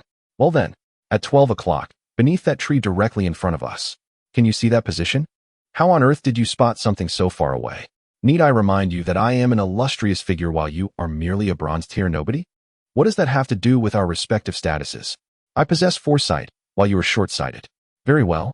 Take a deep breath. I will count to 3, and we will strike simultaneously. Tang Bai took a deep breath and, without a moment's hesitation, fired his weapon. Qin Yu was taken aback, his resentment level rising. In an instant, they vanished, only to reappear atop a soldier lying in ambush beneath the snow, and once again, they disappeared. The remnants of their presence were barely noticeable. But at that moment, snow fell from the trees, landing with a thud. Several gun barrels were aimed in their direction, but upon detecting no movement, they withdrew. 800 meters away, a sniper fell victim to Tang Bai's shot, his demise leaving a scarlet mark upon the snow. After tossing the captured soldier to Luo Buiyuan and the others, Qin Yu swiftly teleported to the sniper's position. He forcefully kicked a nearby tree, causing snow to cascade down and cover the corpse. The captured American soldier stared in disbelief at the group before him, astonished that so many had infiltrated their supposedly secure location without leaving a trace. As he raised his weapon in a futile attempt to end his own life, it was far too late. The dozen or so men overpowered him effortlessly. After a thorough search for weapons and any poisons hidden beneath his fingernails, they finally secured him, binding him tightly. To Tang Bai's surprise, the captive was a woman. Upon removing her camouflage, she revealed a striking appearance. Speak, or I shall have them finish you. Tang Bai threatened. The American soldier's eyes glared at him fiercely. You dare to threaten me? A surge of combatants eagerly prepared to advance, ready to execute his command.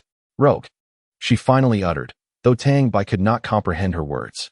Bewildered, he turned to his companions. What did she say? Meng Qian, suppressing a laugh, replied. She called you a rogue. What? How am I a rogue? Tang Bai exclaimed in disbelief. Meng Qian burst into laughter, explaining, you said you would finish her off. I meant it in a different context. Laughter erupted among the other soldiers, some collapsing to the ground in fits of mirth. Forget it. You all entertain yourselves, Tang Bai declared, retreating to a nearby hammock to lie down. Qin Yu, indifferent to the interrogation, joined him in repose. At that moment, Tang Bai realized he was still clad in his pajamas, barefoot and comfortable, with no intention of changing. As for shoes, he chuckled at the memory of prioritizing clothing over footwear during his shopping. Meng Qian regarded him with exasperation. Could you not exhibit a semblance of seriousness? You live as though you're merely waiting to die. Tang Bai shot her a glance. Sister, we've only known each other for 4 days. How do you presume to know my life? With a glare, Meng Qian rolled up her sleeves, prepared to retaliate. Who are you calling sister? I don't know. It's not me, he replied, earning a disdainful look from Qin Yu. In truth, this was the most humiliating endeavor he had ever undertaken. Tang Bai cast a sidelong glance at him, inquiring, what do you mean? Typically, I would teleport and swiftly strike down anyone in my path. Who could possibly catch up to me or withstand my prowess? How could I find myself now, scurrying like a mouse? You cannot contend with that bear. That one is different. Its ability is also teleportation, and at the level of a celestial sovereign. Undoubtedly, I am at a disadvantage. If it were a human, even if they were a celestial sovereign, I would still have confidence in my ability to vanquish them. Tang Bai's excitement surged. Who would have thought? You are quite the seasoned assassin. Huh, why didn't you mention it sooner? Come, let us engage in battle. You would merely hinder me. You are not up to the task, Qin Yu retorted mercilessly. Tang Bai's displeasure was palpable. Do not look down upon me. Listen, provide me a target. And if I fail to strike, I swear what will you do if you miss? I will not miss. It's simply impossible for me to fail. At a loss for witty retorts, Master Tang resorted to childish antics. Chapter 22. Supreme marksmanship in a swift motion, he teleported and snatched Zhuge Li's firearm, tossing it to Tang Bai. Within an 800-meter radius of our position, there are a total of 143 individuals. If you can consecutively hit 70 of them, I shall reward you with a platinum spirit pearl. If you fail, 1 year shall be deducted from your 10-year limit. Deal. The onlookers, disregarding the American soldier, gathered around in excitement. System, I recall you mentioned skills could be upgraded, correct? Indeed, would the host like to upgrade? Yes. The host's emotional value is insufficient. Shall cash be used as a substitute? Yes, use cash. I am affluent. The emotional value required for upgrades is as follows. Entry level, 100, beginner, 200, intermediate, 500, advanced, 1000, master, 5000, supreme, 10,000. To which level does the host wish to upgrade? Is that even a question? Naturally, it must be the supreme level. Very well. The system's voice conveyed a sense of cheerfulness, though Tang Bai was uncertain as to why. He pondered whether this anthropomorphism of the system was indeed a positive trait. A plethora of peculiar knowledge about firearms flooded his mind. It felt as though, with keen eyesight and a powerful scope, he could strike targets even at a distance of 1,600 meters. His confidence soared. To ensure greater precision in his shooting, he positioned himself on the ground, meticulously selecting his vantage point. Once prepared, Qin Yu stood beside him, beginning to relay positions. Directly ahead, at 12 o'clock, approximately 130 meters, that slight mound. I see it. With a brief adjustment, he squeezed the trigger. In an instant, a plume of crimson mist erupted from the targeted area. After the first shot, there was no need for Qin Yu to continue reporting positions. A flurry of movements became apparent across several locations. The air was filled with the sounds of bullets whizzing past. Some even traversed the bodies of combatants, merely passing through without inflicting any harm. Tang Bai committed the newly identified positions to memory and pulled the trigger once more. 3 consecutive shots, each finding its mark with deadly accuracy. It is fortunate that this transpires in the snow. Otherwise, being struck by a bullet would not be accompanied by any peculiar sensations. 3 more individuals have been shot, and the opposing side is beginning to lose their composure. Once again, the sound of bullets whizzing by emanates from Tang Bai's vicinity. A confident smile graces Tang Bai's lips as he pulls the trigger, unleashing 6 rounds that leave 6 crimson stains upon the serene snowy surface. A closer inspection reveals that each bullet has found its mark on the temple, resulting in immediate fatalities. Requesting a magazine from Zhuge Li, Tang Bai's gaze surveys the deceptively tranquil, yet perilous ground below. Zhuge Li's sniper rifle is of the rotating bolt-action variety, originally designed to hold 5 rounds. It has since been modified to accommodate 10 at once. With a flawless execution of 10 consecutive shots, Qin Yu gazes at Tang Bai with an inexplicable glimmer of admiration. While he too is capable of hitting his target, he believes he cannot match Tang Bai's rapid precision. The visual impact is striking, as it seems there is scarcely any time to aim.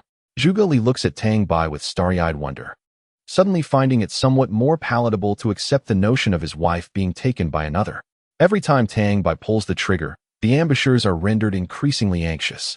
As Tang Bai reloads, they begin to scurry for cover.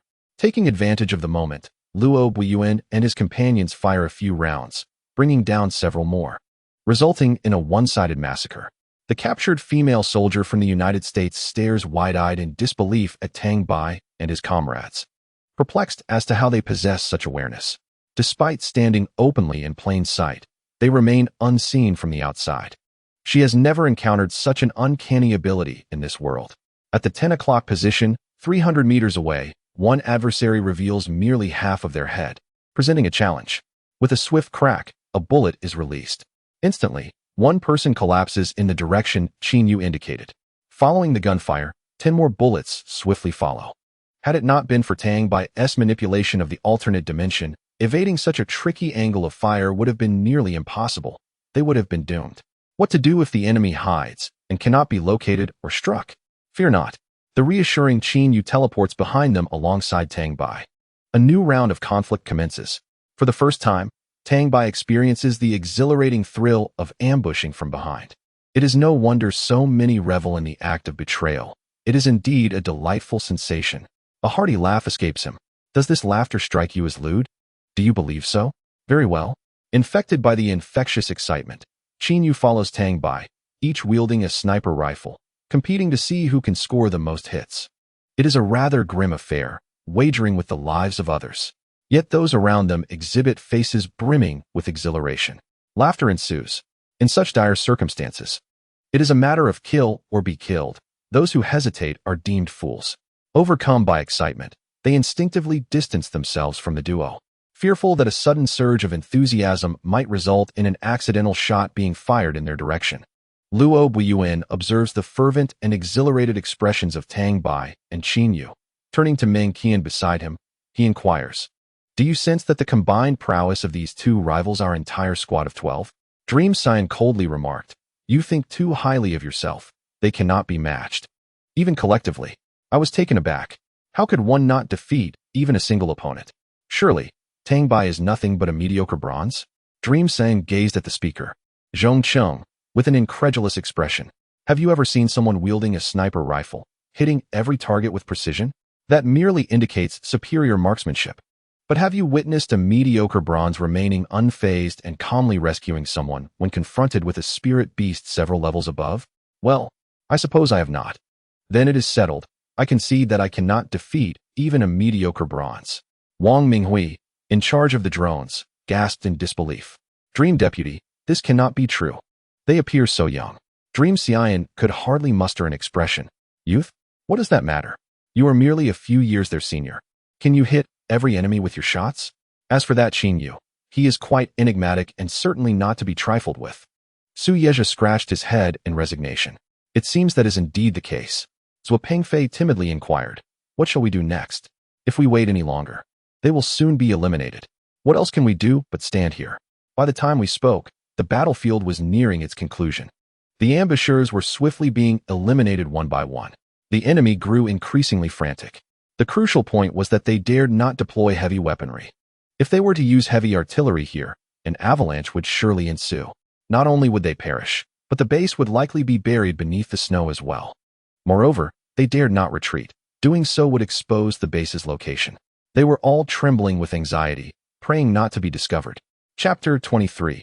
Can spirit energy distinguish people? Ultimately, they were all vanquished by the two. Tang Bai grinned foolishly, rubbing his hands as he approached Qin Yu. I have claimed 21 more lives than you. I win. TSK. Qin Yu's expression soured. He produced a spirit orb and shoved it into Tang Bai's hands. It wasn't the loss of the spirit orb that vexed him, but the fact that he had never lost a bet before. This was a first. Tang Bai had been incredibly fortunate, firing 91 rounds, each finding its mark. Notably, those he struck did not rise again, evidently succumbing to a single fatal shot. Tang Bai, upon receiving the spirit orb, promptly stuffed it into his mouth. Amidst the bewildered and horrified gazes of the crowd, he chewed and swallowed it whole. Qin, how do you usually absorb spirit orbs? Indeed, is this not the correct method? Qin was left speechless. Could this method of absorbing spirit orbs truly be safe? One by one, they began to fixate on Tang Bai's stomach, wondering when it would burst. Are you certain you feel no other sensations? None. Half an hour later, observing the unchanged Tang Bai, incredulity filled everyone's eyes. Not only had he not exploded, but his cultivation had also significantly advanced. Tang Bai waited for half an hour without witnessing any breakthrough in his cultivation, leaving him somewhat anxious. Logically, consuming the platinum spirit pearl should have propelled him to at least silver status, considering he was already at bronze level 7. Yet, he had only achieved such a minor enhancement. System: why the host's rapid level advancement may result in an unstable foundation. The system automatically reserves excess spiritual energy for future use by the host. Before Tang Bai could finish his sentence, the system interrupted him. This isn't a fantasy cultivation world. Are you jesting with me about an unstable foundation? Besides, with such formidable bodyguards, do I really need to fight myself? Rapid advancement is detrimental to the body's absorption. Consequently, it may lead to a scenario where the host reaches platinum or diamond levels, yet their physical strength remains at bronze level. Is that so? So, I need that surplus spiritual energy? The host may choose to store it or distribute it to others. Goodness. This operation even films wouldn't dare portray it this way. The onlookers noticed that Tang Bai stood still, his expression shifting dramatically, as they regarded him with a mix of bewilderment. Well then give the excess spiritual energy to Qin. He is formidable, and I'll be safe. Understood. Soon, a stream of transparent spiritual energy emanated from Tang Bai's body and surged into Qin. The latter, who had intended to evade with a sudden teleportation, found himself embraced by Tang Bai. Don't move, this is valuable. Don't waste it. Qin regarded Tang Bai with a perplexed expression yet remained still, accepting the influx of white spiritual energy. His expression was soon transformed. What is happening? The 12 individuals surrounding them observed the scene, confused. It's nothing. The spirit pearl contained too much energy for me to absorb. So I'm sharing a bit with you. The crowd collectively gasped. What? Such a maneuver was unprecedented. Tang Bai's actions and Qin's expression indicated that he was indeed serious. The audacity of it all was astonishing. I absorbed the spirit pearl. I'm full. So I'm sharing some with you. Can you not act so bizarrely? Luo Buiyuan was left dumbfounded. No wonder people fail. Writing like this makes it nearly impossible to succeed. Meng Qian scoffed. You're just writing nonsense. Even after 10 years, you won't amount to anything. Stop dilly-dallying.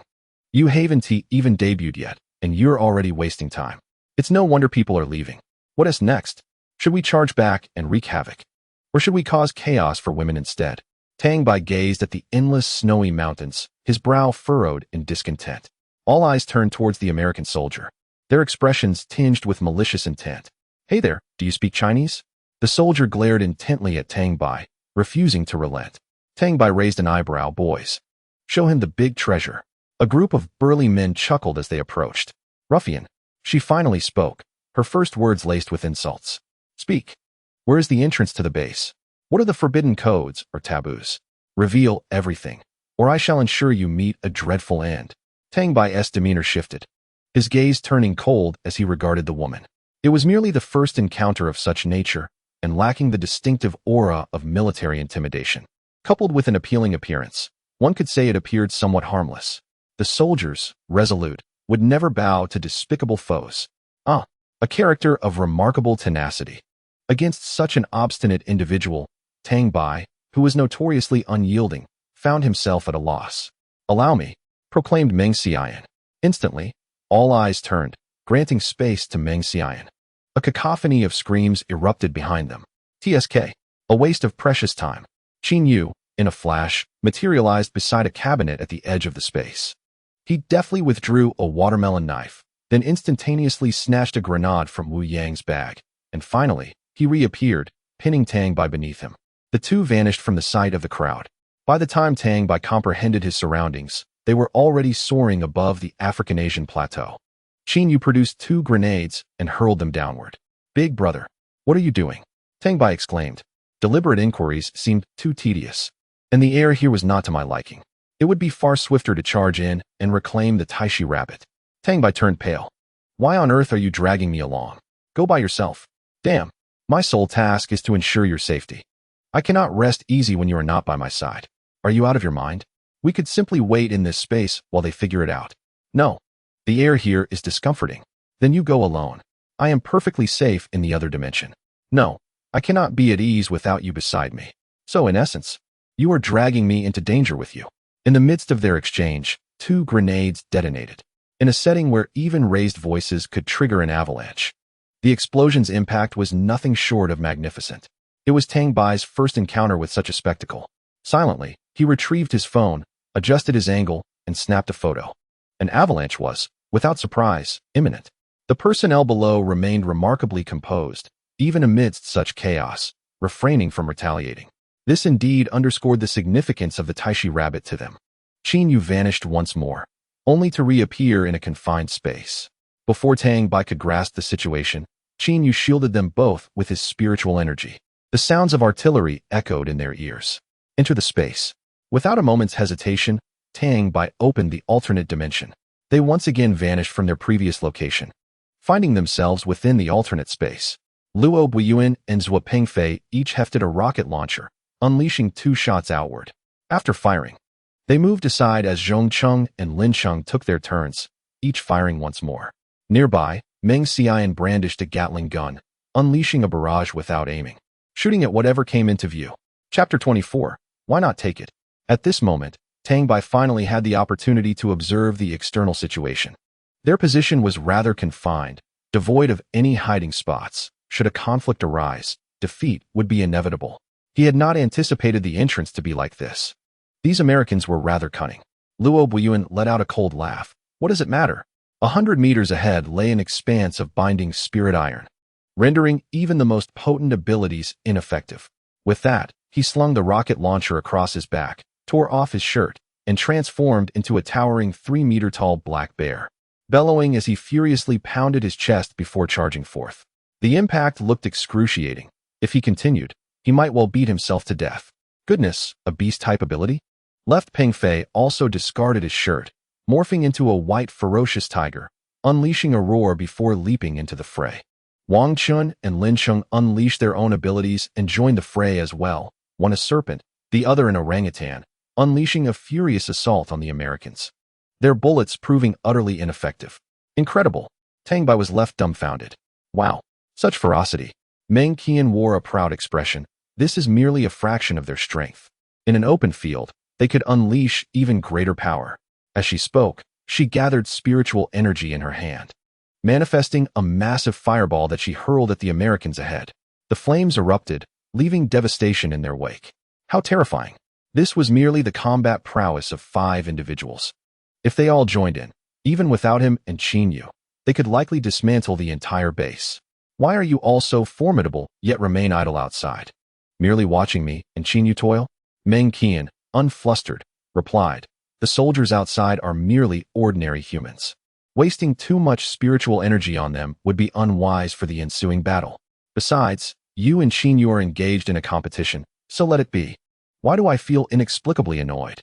They could only engage the enemy from a distance, unable to enter the base, which was filled with binding spirit iron, rendering them no different from ordinary people. You must devise a plan quickly. If we can storm inside, the mission will be nearly guaranteed success. Tang Bai felt overwhelmed. Are you truly unwell? As a professional, you should be finding solutions, not leaving it to an outsider like me. Qin Yu, uninterested in their banter, seized Tang Bai and instantaneously appeared at the edge of the binding spirit iron, striking down with tremendous force, sending a piece of binding spirit iron soaring. He then kicked it aside and dashed inside, showcasing his immense strength. Tang Bai followed closely, wielding a sniper rifle to eliminate any approaching threats. Their coordination was impeccable. Should they have been robbing a bank, they would have succeeded without a hitch. Qin Yu teleported inside while Tang Bai kept the space open above a small pile of cash, then vanished again. It was flawless, leaving no trace behind. Truly the perfect partners in crime. Inside the American military base, chaos ensued as soldiers began firing at them. Yet, at those moments, Qin Yu would stand in areas devoid of binding spirit iron, whisking Tang Bai away with a teleportation, only to reappear in an alternate space, fearlessly retaliating. As the Americans attempted to evade, Qin Yu would teleport once more to dismantle the binding spirit iron, with Tang Bai ready to strike whenever an enemy dared to show their face. A throng of people surged forth, and Qin Yu, accompanied by his companions, executed a swift retreat, setting up a sniper rifle to commence their assault. It can be stated that the military of M country found themselves utterly powerless against these two individuals, even in the face of rocket launchers. Qin Yu remarked, "I have never experienced such exhilarating satisfaction from a battle so devoid of honor." Tang Bai chuckled heartily, pleased with the transformation of Qin Yu, whom he had inadvertently corrupted in just a few days. In a mere 10 minutes, Qin Yu had dismantled nearly 100 meters of binding spirit iron. At this rate, it was estimated that within another half hour, the entirety of the base's binding spirit iron would be reduced to rubble. The soldiers of M country were left in a state of utter confusion, having never encountered such an unconventional style of combat. When the final piece of binding spirit iron was kicked aside, the last of the M soldiers collapsed as well. Qin Yu stated, "Those were merely ordinary soldiers. The upcoming ability users will pose a more formidable challenge. Your firearms will likely prove ineffective against them, so stay close to me." Tang Bai rolled his eyes, retorting, "Are you out of your mind? You, a teleporting star being, need me, a mere bronze-level spatial user, to stay close? I can barely see the hem of your clothing."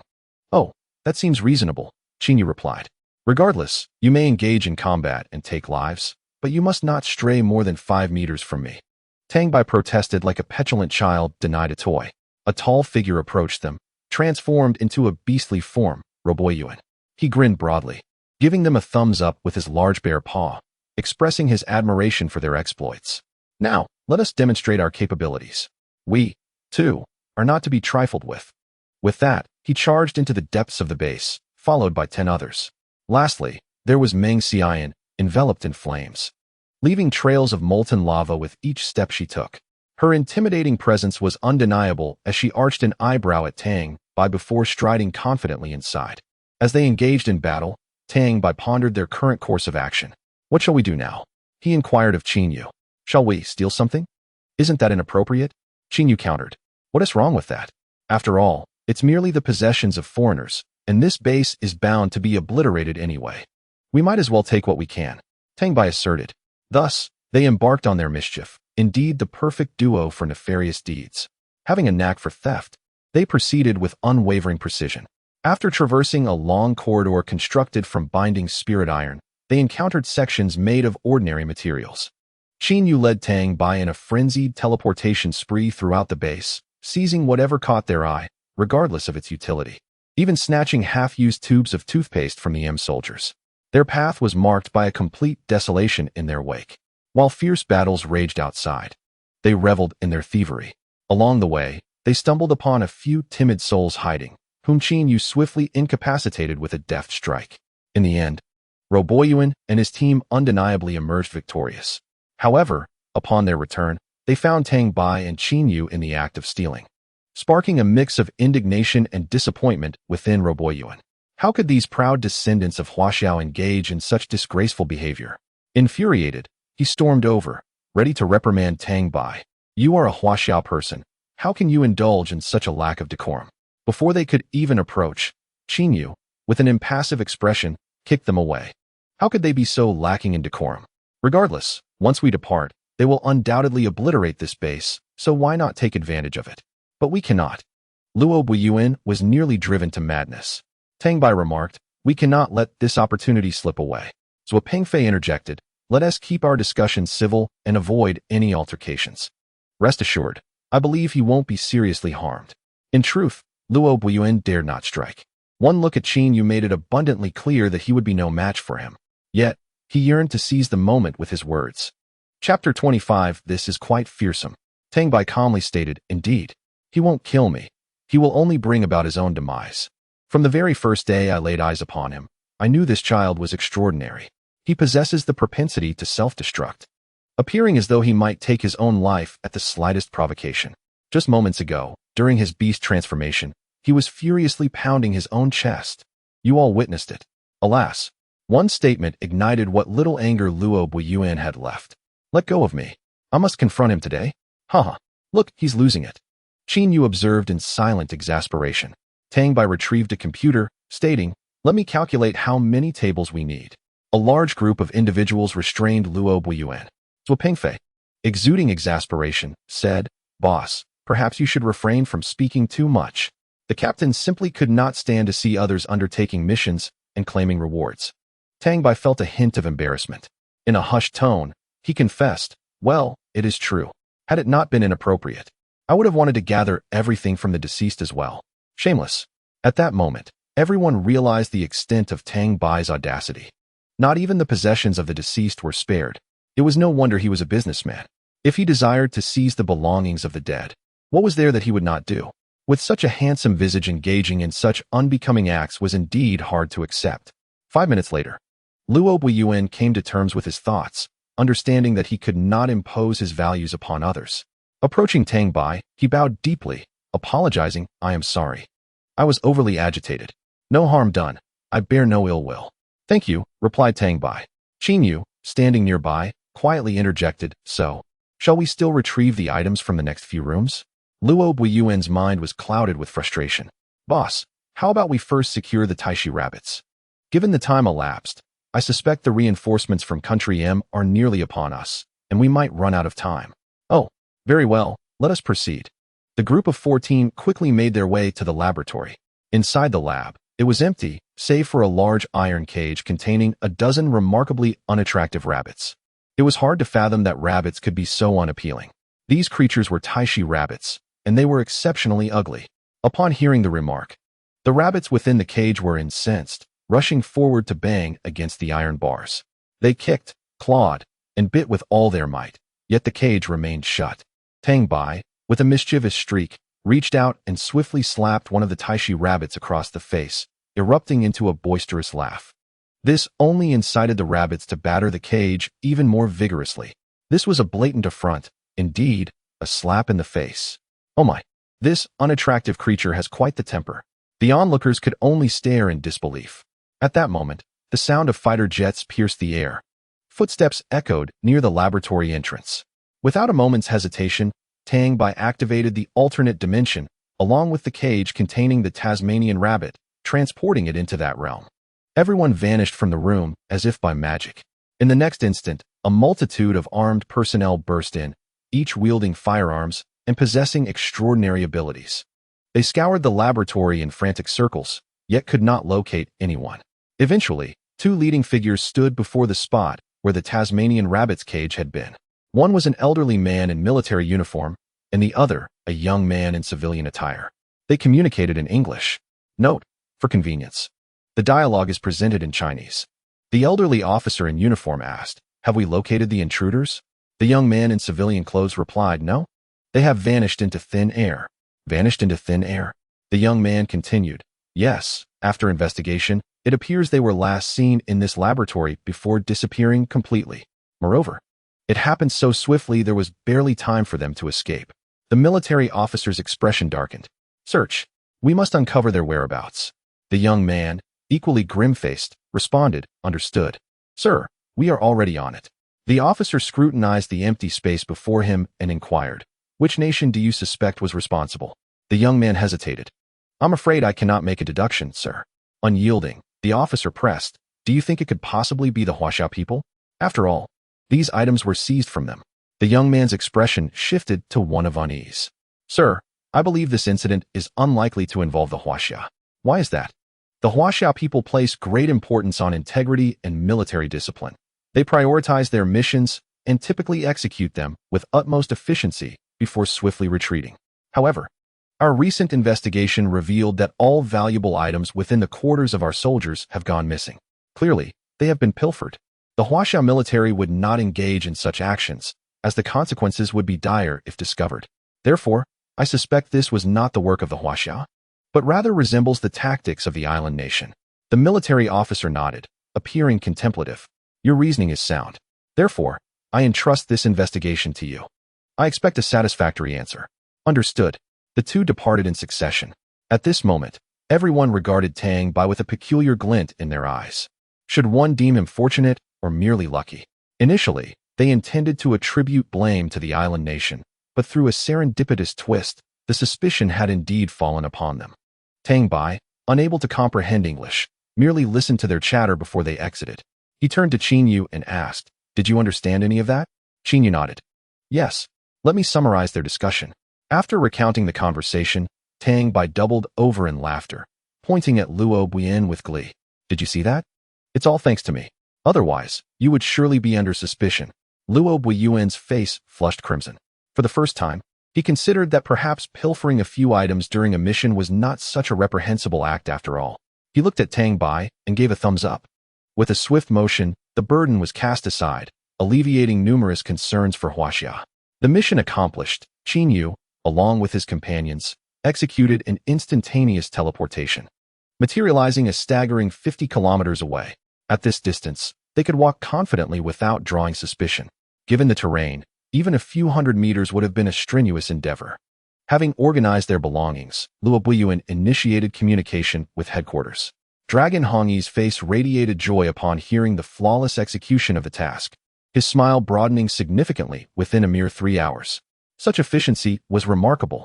After delivering the report, everyone's gaze turned expectantly towards Tang Bai, leaving him with goosebumps. "Why do you all stare at me?" he inquired. "We await your guidance back." Tang Bai replied, "Isn't it foolish? Not every place can be revisited." This revelation left the combatants visibly disheartened.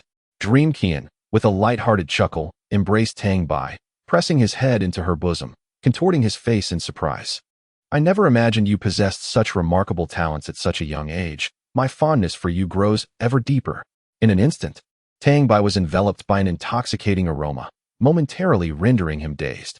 Goodness, how overwhelming, he thought, struggling to cope. Although his physical form was merely 18, his soul bore the weight of 24 years. The intensity was nearly unbearable. Chapter 26. A flicker of thought. Tang Bai experienced an unprecedented wave of happiness. Yet it was short-lived as he soon found himself gasping for breath. "Sister, please let go. I can't breathe," he pleaded, writhing in discomfort. Dream Qian finally released him, delivering a playful slap to his forehead. "Who are you calling sister?" she retorted, her eyes widening with mock indignation. Nearby, the older men regarded Tang Bai with envy, pondering when they might enjoy such treatment. Rubbing his head, Tang Bai wore a look of grievance. It is often said that women are the most enigmatic creatures. Just moments ago, she clung to him fiercely, only to turn around and deliver a playful reprimand. "You should clarify who you call sister." Confused, Tang Bai protested, "What sister? I distinctly remember addressing you as sister." He feigned innocence, his eyes wide with bewilderment. Meanwhile, the commotion continued unabated. On another front, Qin Yu found himself surrounded by eager individuals inquiring about his marksmanship. He gazed skyward, adopting an aloof demeanor, exuding an air of disinterest, a stark contrast to his demeanor before Tang Bai. No matter how the combatants pressed him, he maintained his reticent stance. Seeing that Qin Yu was unresponsive, the soldiers diverted their attention to Tang Bai. Tang Bai earnestly instructed them on the swift use of firearms, but they struggled to comprehend his teachings. Shortly thereafter, an unmarked helicopter approached, swaying as it neared. Qin Yu led everyone aboard through another instantaneous teleportation. After a brief exchange of blows and dialogue, the occupants of the helicopter finally recognized them as members of Huaxia's special forces. A day later, Tang Bai finally lay once more upon his own bed, cradling a box in his hands, overwhelmed by an unprecedented sense of happiness. The spirit orbs had arrived, exceeding expectations by 3 additional pieces. Although he had resorted to desperate measures to acquire them, they had ultimately come to him, hadn't they? After conducting another business transaction, Tang Bai distinctly perceived an upturn in the fortunes of his grocery store, with a diverse array of customers gracing his establishment. Just moments ago, he had encountered a Taoist clad in a robe, a surprising sight given the resurgence of spiritual energy. When he inquired with Qin Yu about this, the latter could only offer a vague response, suggesting it might be a charlatan, leaving the conversation at that. Having finalized the business dealings and tidied up, Tang Bai glanced at the clock. It was precisely noon. Time for a meal. The two made their way to a nearby restaurant, a recently opened establishment that had garnered praise for its delectable offerings. Since it was conveniently located, they decided to give it a try. They ordered several dishes and took the opportunity to call a few acquaintances from the special department, inviting them to join in the meal. After all, fostering good relations with neighbors was always beneficial. However, he soon regretted this decision. Observing the towering stack of empty plates beside him, Tang Bai fell into contemplation. He had barely taken a few bites, while Qin Yu had not eaten at all. The rest had been devoured by their three companions. Luo Pengfei, patting Tang Bai on the shoulder, laughed heartily. Don't be disheartened. Cheer up, cheerful. Only money can bring me joy. Money is but an external possession. Do not place excessive value upon it. In that case, might I have your external possessions? Get lost. Your mindset is too narrow. Ultimately, with a face full of gloom, Tang Bai paid the bill and departed with Qin Yu. In the afternoon, while Tang Bai languished in a state of inertia, his phone erupted with a flurry of message notifications. Upon opening it, he discovered that his homeroom teacher had added him to a class group chat. Teacher Su Liangyan announced, "Attention, everyone. All members are to arrive at the classroom promptly at 7 tomorrow morning. The spirit realm will be opening for 5 days, filled with abundant spiritual energy, a prime location for your cultivation. Remember to bring all necessary supplies for your stay and ensure your safety." After tagging all the students, chaos ensued in the group chat. Li Yu exclaimed, "What the heck? Teacher, you've truly surprised me.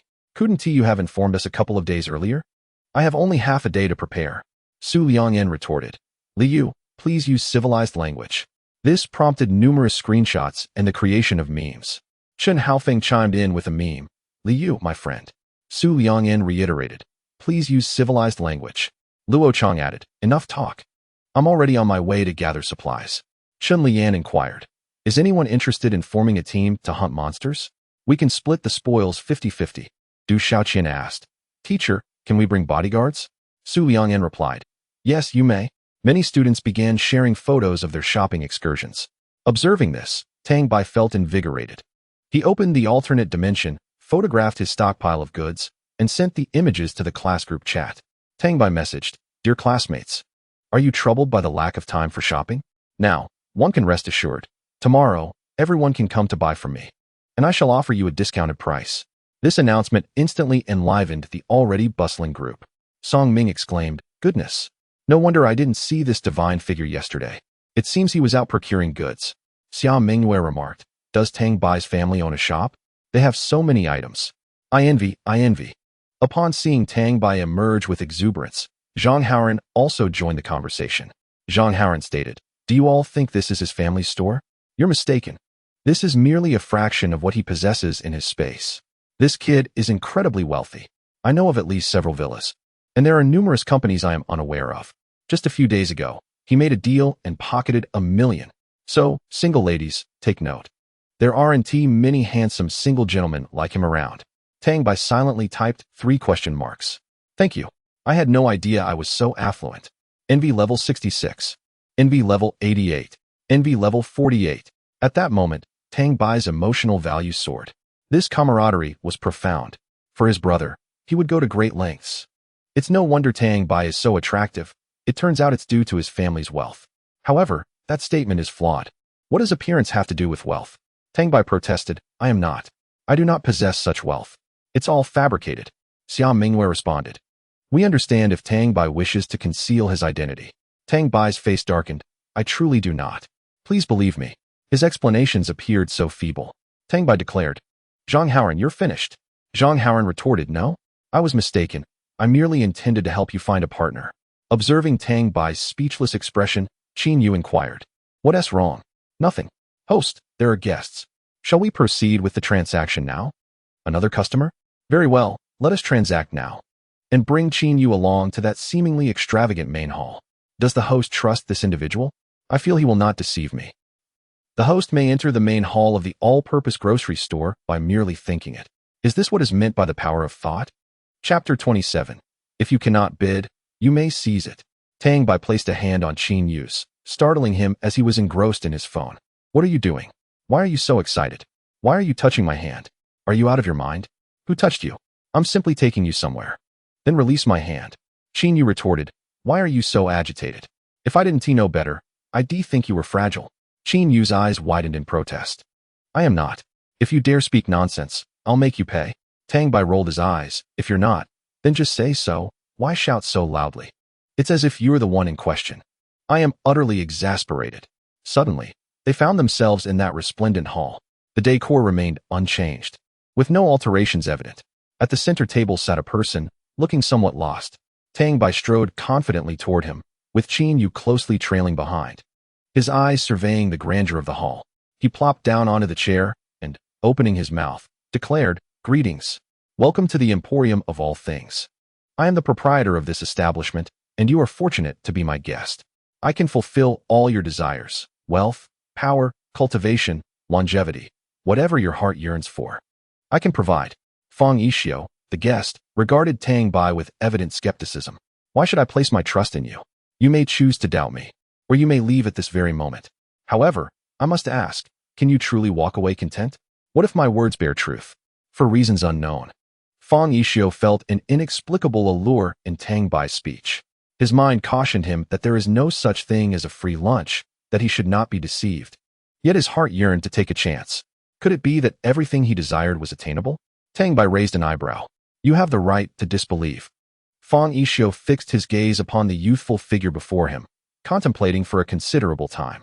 Finally, he gritted his teeth and conceded, "Very well, I believe you. But what is it that you require from me?" The system, well aware of Tang Bai's character, interjected, "Host, you may request his innocent heart. It is a rare treasure." "Indeed, I desire your innocent heart." Both Qin Yu and Fang Yishio regarded Tang Bai with incredulous expressions, as if they were observing a fool. An innocent heart is merely a metaphor for one's nature, yet he claimed he wanted it literally.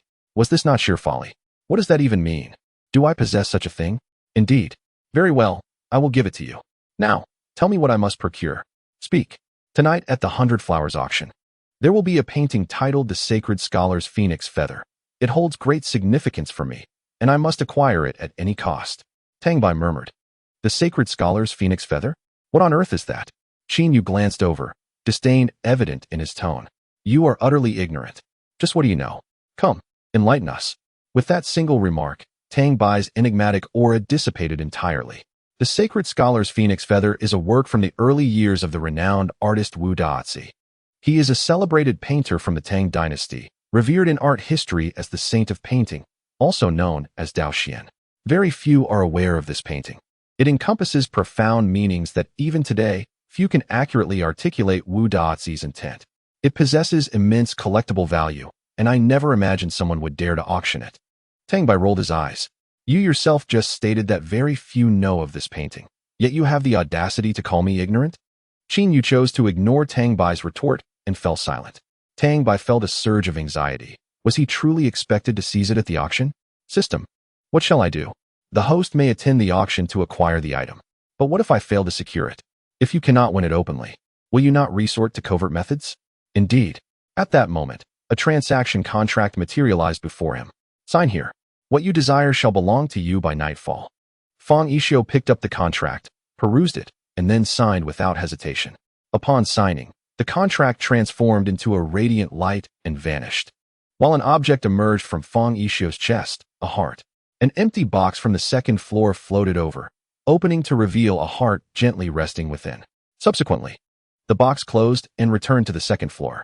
Fang Yishio raised a hand to touch his chest, still feeling the rhythmic pulse of a heart within. Thump after thump. Yet an inexplicable sensation lingered, as if something profoundly significant had been lost. Tang Bai produced a piece of paper, scribbling down the address of his grocery store, and handed it to Fang Yishio. Come find me here tonight. Fang Yishio took the paper, his expression shifting. All right. Just as the words left his lips, he vanished from the grand hall. Qin Yu looked at Tang Bai in confusion. Are you certain you can capture this painting? Not really. Then why? If I can take it, I will. If not, I'll just snatch or steal it. Qin Yu gave Tang Bai a thumbs up. You truly are something else. The two departed from the myriad grocery store, returning to Tang Bai's own establishment. Qin Yu refrained from inquiring further about the peculiar and resplendent grocery store, and Tang Bai offered no additional explanation. He pulled out his phone and called Luo Buyuan, summarizing the situation. You intend to attend the Baihua auction? Yes. I recall that entry to this grocery store requires a ticket, correct? Could you assist me in obtaining one? Luo Buyuan hesitated. My main influence isn't in this area. Let me check with Meng Qian. Without waiting for Tang Bai to refuse, he hung up. In less than 5 minutes, the door of the grocery store was forcefully kicked open. Meng Qian strode in, wrapping her arms around Tang Bai's neck. "I didn't expect a little kid like you to be interested in auctions." Tang Bai raised both hands in a gesture of surrender. "Beautiful sister, please spare me." Meng Qian laughed heartily. "In that outfit, you wouldn't even make it through the door. Come on, let me take you to get some new clothes." Tang Bai scratched his head, chuckling. "I can do without buying anything. How about you take Qin Yu instead? He has hardly any clothes, just this outfit." "How amusing. I absolutely cannot accompany a girl shopping. That's terrifying." Meng Qian playfully gave Tang Bai a light smack on the head. "Are you going or not? If not, I'll hit you again."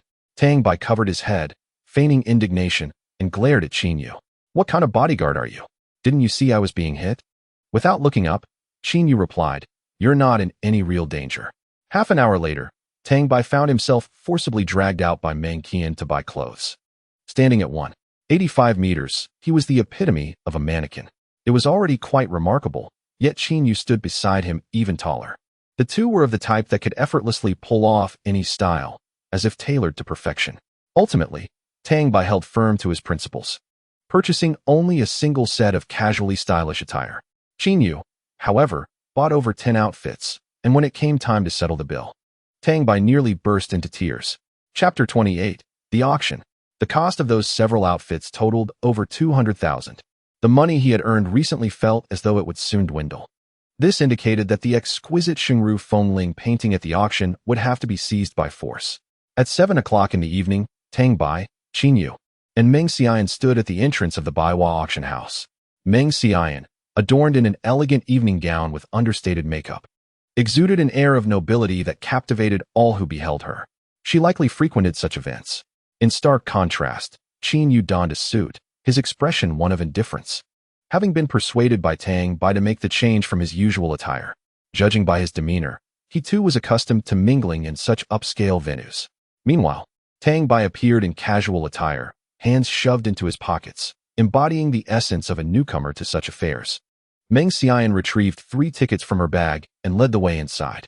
Just as they entered, a man hurriedly exited a vehicle outside, scanning the area with urgency. It was Ruo Bailan, who had previously conducted a transaction with Tang Bai. He had caught a fleeting glimpse of Tang Bai but was uncertain, prompting his anxious search. Behind him, Ruo Fu inquired, "What's the matter? Are you so excited to see a friend?" Ruo Bailan shook his head. "Dad, I thought I saw the person I traded with, but it was just a brief glance. I can't be sure it was him." Ruo Fu sighed. "You seem to be quite frantic in your search." Ruo Bailan expressed his frustration. "Dad, you don't understand. I still owe him the details of our transaction. I have a feeling that if I don't fulfill it soon, the consequences could be dire. Let us go inside. The auction is about to begin."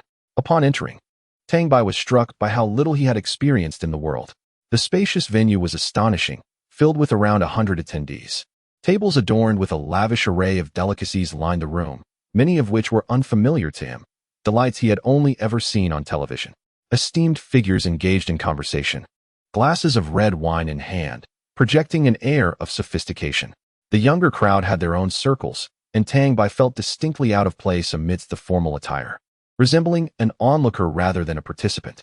However, his initial discomfort was swiftly overshadowed by the sight of the sumptuous food spread before him. His eyes sparkled with excitement as he made a beeline for the table, his fingers itching to sample the offerings. The spread featured an abundance of dishes, including oversized lobsters and crabs, along with peculiar items he could not identify. Oblivious to the gazes of others, he boldly seized an entire platter and retreated to a corner to indulge. Turning around, he caught sight of Qin Yu and Meng Xian exchanging exasperated glances. "What are you staring at? Come and eat with me. It would be a shame to let such food go to waste. I barely had a bite at lunch and haven't eaten dinner yet. I'm starving." Tang Bai's exclamation resonated with Qin Yu, who realized he too was quite hungry. Having skipped lunch and still not dined, he approached the table to gather some food and settled beside Tang Bai, coming to the realization that when in Tang Bai's company, maintaining one's dignity was a futile endeavor. However, an unexpected sense of ease enveloped him, liberating him from the weight of others' gazes. He seemed increasingly accepting of the idea of serving as a bodyguard for Tang Bai. Tang Bai had chosen shrimp and crab. Do not inquire why, for he believed these two were the most exquisite offerings. The rest were unfamiliar to him. Qin Yu, seated beside Tang Bai, eagerly joined in the feast, finding the fare far superior to what Tang Bai had. Occasionally, he assisted Tang Bai in peeling shrimp or cracking crab shells, relishing the delightful flavors. Meng Xian felt a wave of embarrassment wash over her. How could they dine in such a lavish venue yet evoke such a sense of impoverishment? Yet, it appeared to be utterly delectable. Realizing she hadn't dined yet, she too succumbed to temptation. It was evident that their table was the center of attention. Beauty had its privileges. Numerous men and women dared only to steal glances at their gathering, coveting from afar. While one might not feel much alone, the presence of three created quite the spectacle. Qin Yu and Meng Xian occasionally assisted Tang Bai, who laughed heartily, creating a scene too beautiful to disrupt. Yet, had the trio lacked charm, they would surely have been ejected from the auction house. After devouring an ample platter of shrimp and crab, Tang Bai finally sat back with a satisfied belch, a look of contentment upon his face. It was then he inquired about the auction. Truth be told, this was his first experience with such an event, and he felt a flicker of anticipation. At that moment, a man approached, holding a glass of red wine. Making a beeline for the trio, Du Jingji approached, completely disregarding Tang Bai and Qin Yu, directing his attention solely toward Meng Xian.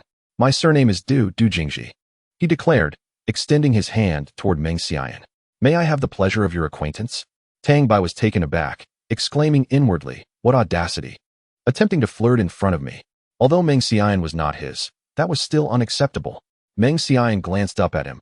He was passable, though his smile was rather off-putting. I'm afraid it's inconvenient. Tang Bai burst into laughter at her blunt rejection. Meng Xian's manner was refreshingly straightforward. Du Jingji turned his gaze toward Tang Bai, narrowing his eyes. What is so amusing, my friend? Nothing at all. Please, continue, Tang Bai replied, chuckling. The flash of anger that crossed Du Jingji's face was deftly noted by Meng Xian. He looked back at her. I noticed you dining here, and it seems you haven't had dinner yet. How about this? I'll take you out for a meal. The food here hardly satisfies. Meng Xian felt a flicker of indignation at his words. Their special operations unit fought bravely outside, capturing demon beasts at great cost. All for the technical department to develop healing agents for military use, ensuring the safety of the populace. Yet here were these privileged individuals, bantering merrily. Sometimes they barely had a meal, while these so-called ordinary people dismissed their plight, claiming the exquisite fare was unworthy of their appetites. Mr. Du, it seems we are not of the same ilk, so there is no need for us to become acquainted, Meng Xian replied coldly.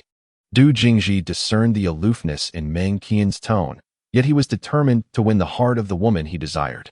How could he ascertain their compatibility without first engaging with her? He reached out to her, only to have his hand swatted away by Tang Bai. I say, young brother, conversation is one thing, but keep your hands to yourself. Du Jingji squinted at Tang Bai, surprisingly unperturbed by the rebuke. He then turned his gaze back to Meng Qian. Miss, it must be because of him that you have spurned my advances. Meng Qian could only think, where did this foolish man come from? Tang Bai muttered under his breath, this is it, we're doomed. Qin Yu inquired, what is the matter? The foolish plot of a novel is about to unfold. Tang Bai replied, the male protagonist swoops in to save the damsel, only to invite a world of trouble. And here comes the trouble now. Qin Yu rolled his eyes. You just said he's the male lead in a novel. Do you really think he resembles one? Doesn't he? He looks like an inconsequential passerby destined to meet an untimely end within 3 episodes. Well, perhaps. Chapter 29. Never engage with beasts. Meng Qian glared at Du Jingji. This has nothing to do with my friend. Miss, with your beauty, associating with a man like him is an utter disgrace. You would fare far better with me. I assure you, with me, you shall flourish in every endeavor. As long as you serve me well, you could create a tempest in Jiang City if you wished. It was clear that Du Jingji considered Tang Bai to be a mere gigolo. The moment those words left his lips, Tang Bai's displeasure was palpable. Having done nothing to provoke this man, he found the thinly veiled mockery intolerable. Such insolence was unforgivable. If he thought to court women, he was merely dreaming. With a swift motion, Tang Bai swept the trash from the table onto Du Jingji. At that moment, the expression on Du Jingji's face shifted, as if he had consumed something unspeakable. Why you? He stammered, unable to articulate his thoughts. Meng Qian stifled a laugh, standing upright, her eyes playfully fixed on Du Jingji. Qin Yu nudged Tang Bai with his elbow. Do you need my assistance in dealing with him? No need. Let him bask in his arrogance. Meng Qian is not one to be trifled with. True to her nature, When Du Jingji lunged at her, she effortlessly kicked him away, even without relying on her spiritual powers. "Greetings, Mr. Du, allow me to reintroduce myself. My surname is Meng." As she approached Du Jingji, her words caused many in the vicinity to gasp in astonishment. The young lady of the Meng family, Meng Qian. The presence of the Meng family's heiress at such an event was unexpected. How had Du Jingji managed to offend her? Du Jingji stood there, utterly dumbfounded. He had heard tales of Meng Qian's formidable reputation. Why had he chosen to tangle with this iron nail? Qin Yu turned to Tang Bai once more. "Are you sure you don't want to step in?" "Absolutely not. Although our acquaintance is brief, I am well aware you are no saint." "Not stepping in contradicts your character." Tang Bai was at a loss for words. "Hasn't anyone warned you against engaging with beasts?" Qin Yu shook his head. "No, why would they?" Shifting his gaze to Du Jingji, he remarked, "To engage in a brawl with beasts and emerge victorious. You are, indeed, more beastly than they are." Qin Yu, unfazed, retorted, "Then why not feign defeat? That would render you lesser than a beast." Qin Yu's expression darkened. "In that case, I'll settle for a draw." Tang Bai chuckled. "A draw? That's rather unfortunate. You would be akin to a beast yourself. Ha ha." Du Jingji, rising from the ground, felt utterly humiliated as he glared fiercely at Tang Bai, no longer resembling the dignified figure he once was. "Just you wait." He spat before departing. He should have sought out Meng Xian, but fear held him back. The Meng family was one of the 4 prominent families in Jiangxing, far superior to the Du family. The crux of the matter was that he dared not provoke Meng Xian. Thus, he approached Tang Bai, who lingered by Meng Xian's side. In his view, the reason Meng Xian accompanied Tang Bai for so long was solely due to Tang Bai's striking appearance. Moreover, Tang Bai shamelessly used that very face to entice Meng Xian. How infuriating it was that someone who relied on their looks would mock him. It is often said that such villainous characters meet their demise early and with such intellect. It would be an injustice if he were to survive. If Tang Bai and Meng Xian truly shared an intimate connection, then Du Jingji's attempt to challenge Tang Bai would be akin to disturbing the very heavens. Tang Bai observed Du Jingji's retreating figure, clicking his tongue in wonder. "See? I told you trouble was on the horizon. I am indeed the protagonist, haha. By your reasoning, will he come seeking conflict shortly? Let me guess. He will likely attempt some underhanded tactic at the auction, intending to humiliate you, only for you to, through some bizarre twist of fate, not only avoid embarrassment, but end up performing splendidly. Consequently, his hatred for you would deepen, prompting him to call upon others to corner you. And just when you need to relieve yourself or step away, he would seize the opportunity. In the end, you would face 2 possible fates. Either you are overpowered and beaten, requiring my assistance to reclaim your dignity, or you vanquish them, earning the favor of influential figures, leading to your ascent in life, ultimately marrying a beautiful and wealthy woman." Tang's expression shifted to one of shock. "How do you know so much?" Qin shrugged. "It's how these tales unfold in novels." "You make a valid point. He will undoubtedly seek to trouble me, and I certainly cannot hold my own. So you must protect me." "Indeed. You appear rather malnourished and fragile. I fear you might be easily struck down by a passing vehicle." "Why does that sentiment ring so familiar?" "Rest assured, if he dares to lay a hand on you, I shall deal with him." "Why does that still leave me feeling exasperated?" The auction commenced. The host prattled on for quite some time, primarily expressing gratitude to the guests and introducing the individuals behind the auction. It was all rather insipid banter. Then the first item was presented, a piece of porcelain from the Ming Dynasty, exquisitely crafted and of significant collectible value. However, its creator remained a mystery. The starting bid was set at 1 million, with increments of 50,000. Tang Bai watched, envy glinting in his eyes. This shabby item is merely worth 1 million. If the goods from the grocery store were to be pulled out for sale, it would surely incite a frenzy among the crowd. In less than 3 minutes, the porcelain was bid up to 2 million. Ultimately, an elderly gentleman acquired it for 330,000, wearing a smile that was both joyous and somewhat lecherous. He caressed the porcelain as one might fondle a youthful maiden of 17 or 18, eliciting a chill among onlookers. The second item was a landscape painting from the Song Dynasty, showcasing the artist's exceptional technique, truly an embodiment of artistry. However, the creator's identity remains unknown. As the organizers spoke, Tang Bai, with a hint of boredom, surveyed the auction, contemplating whether he should host an auction himself, casually presenting some items provided by the system.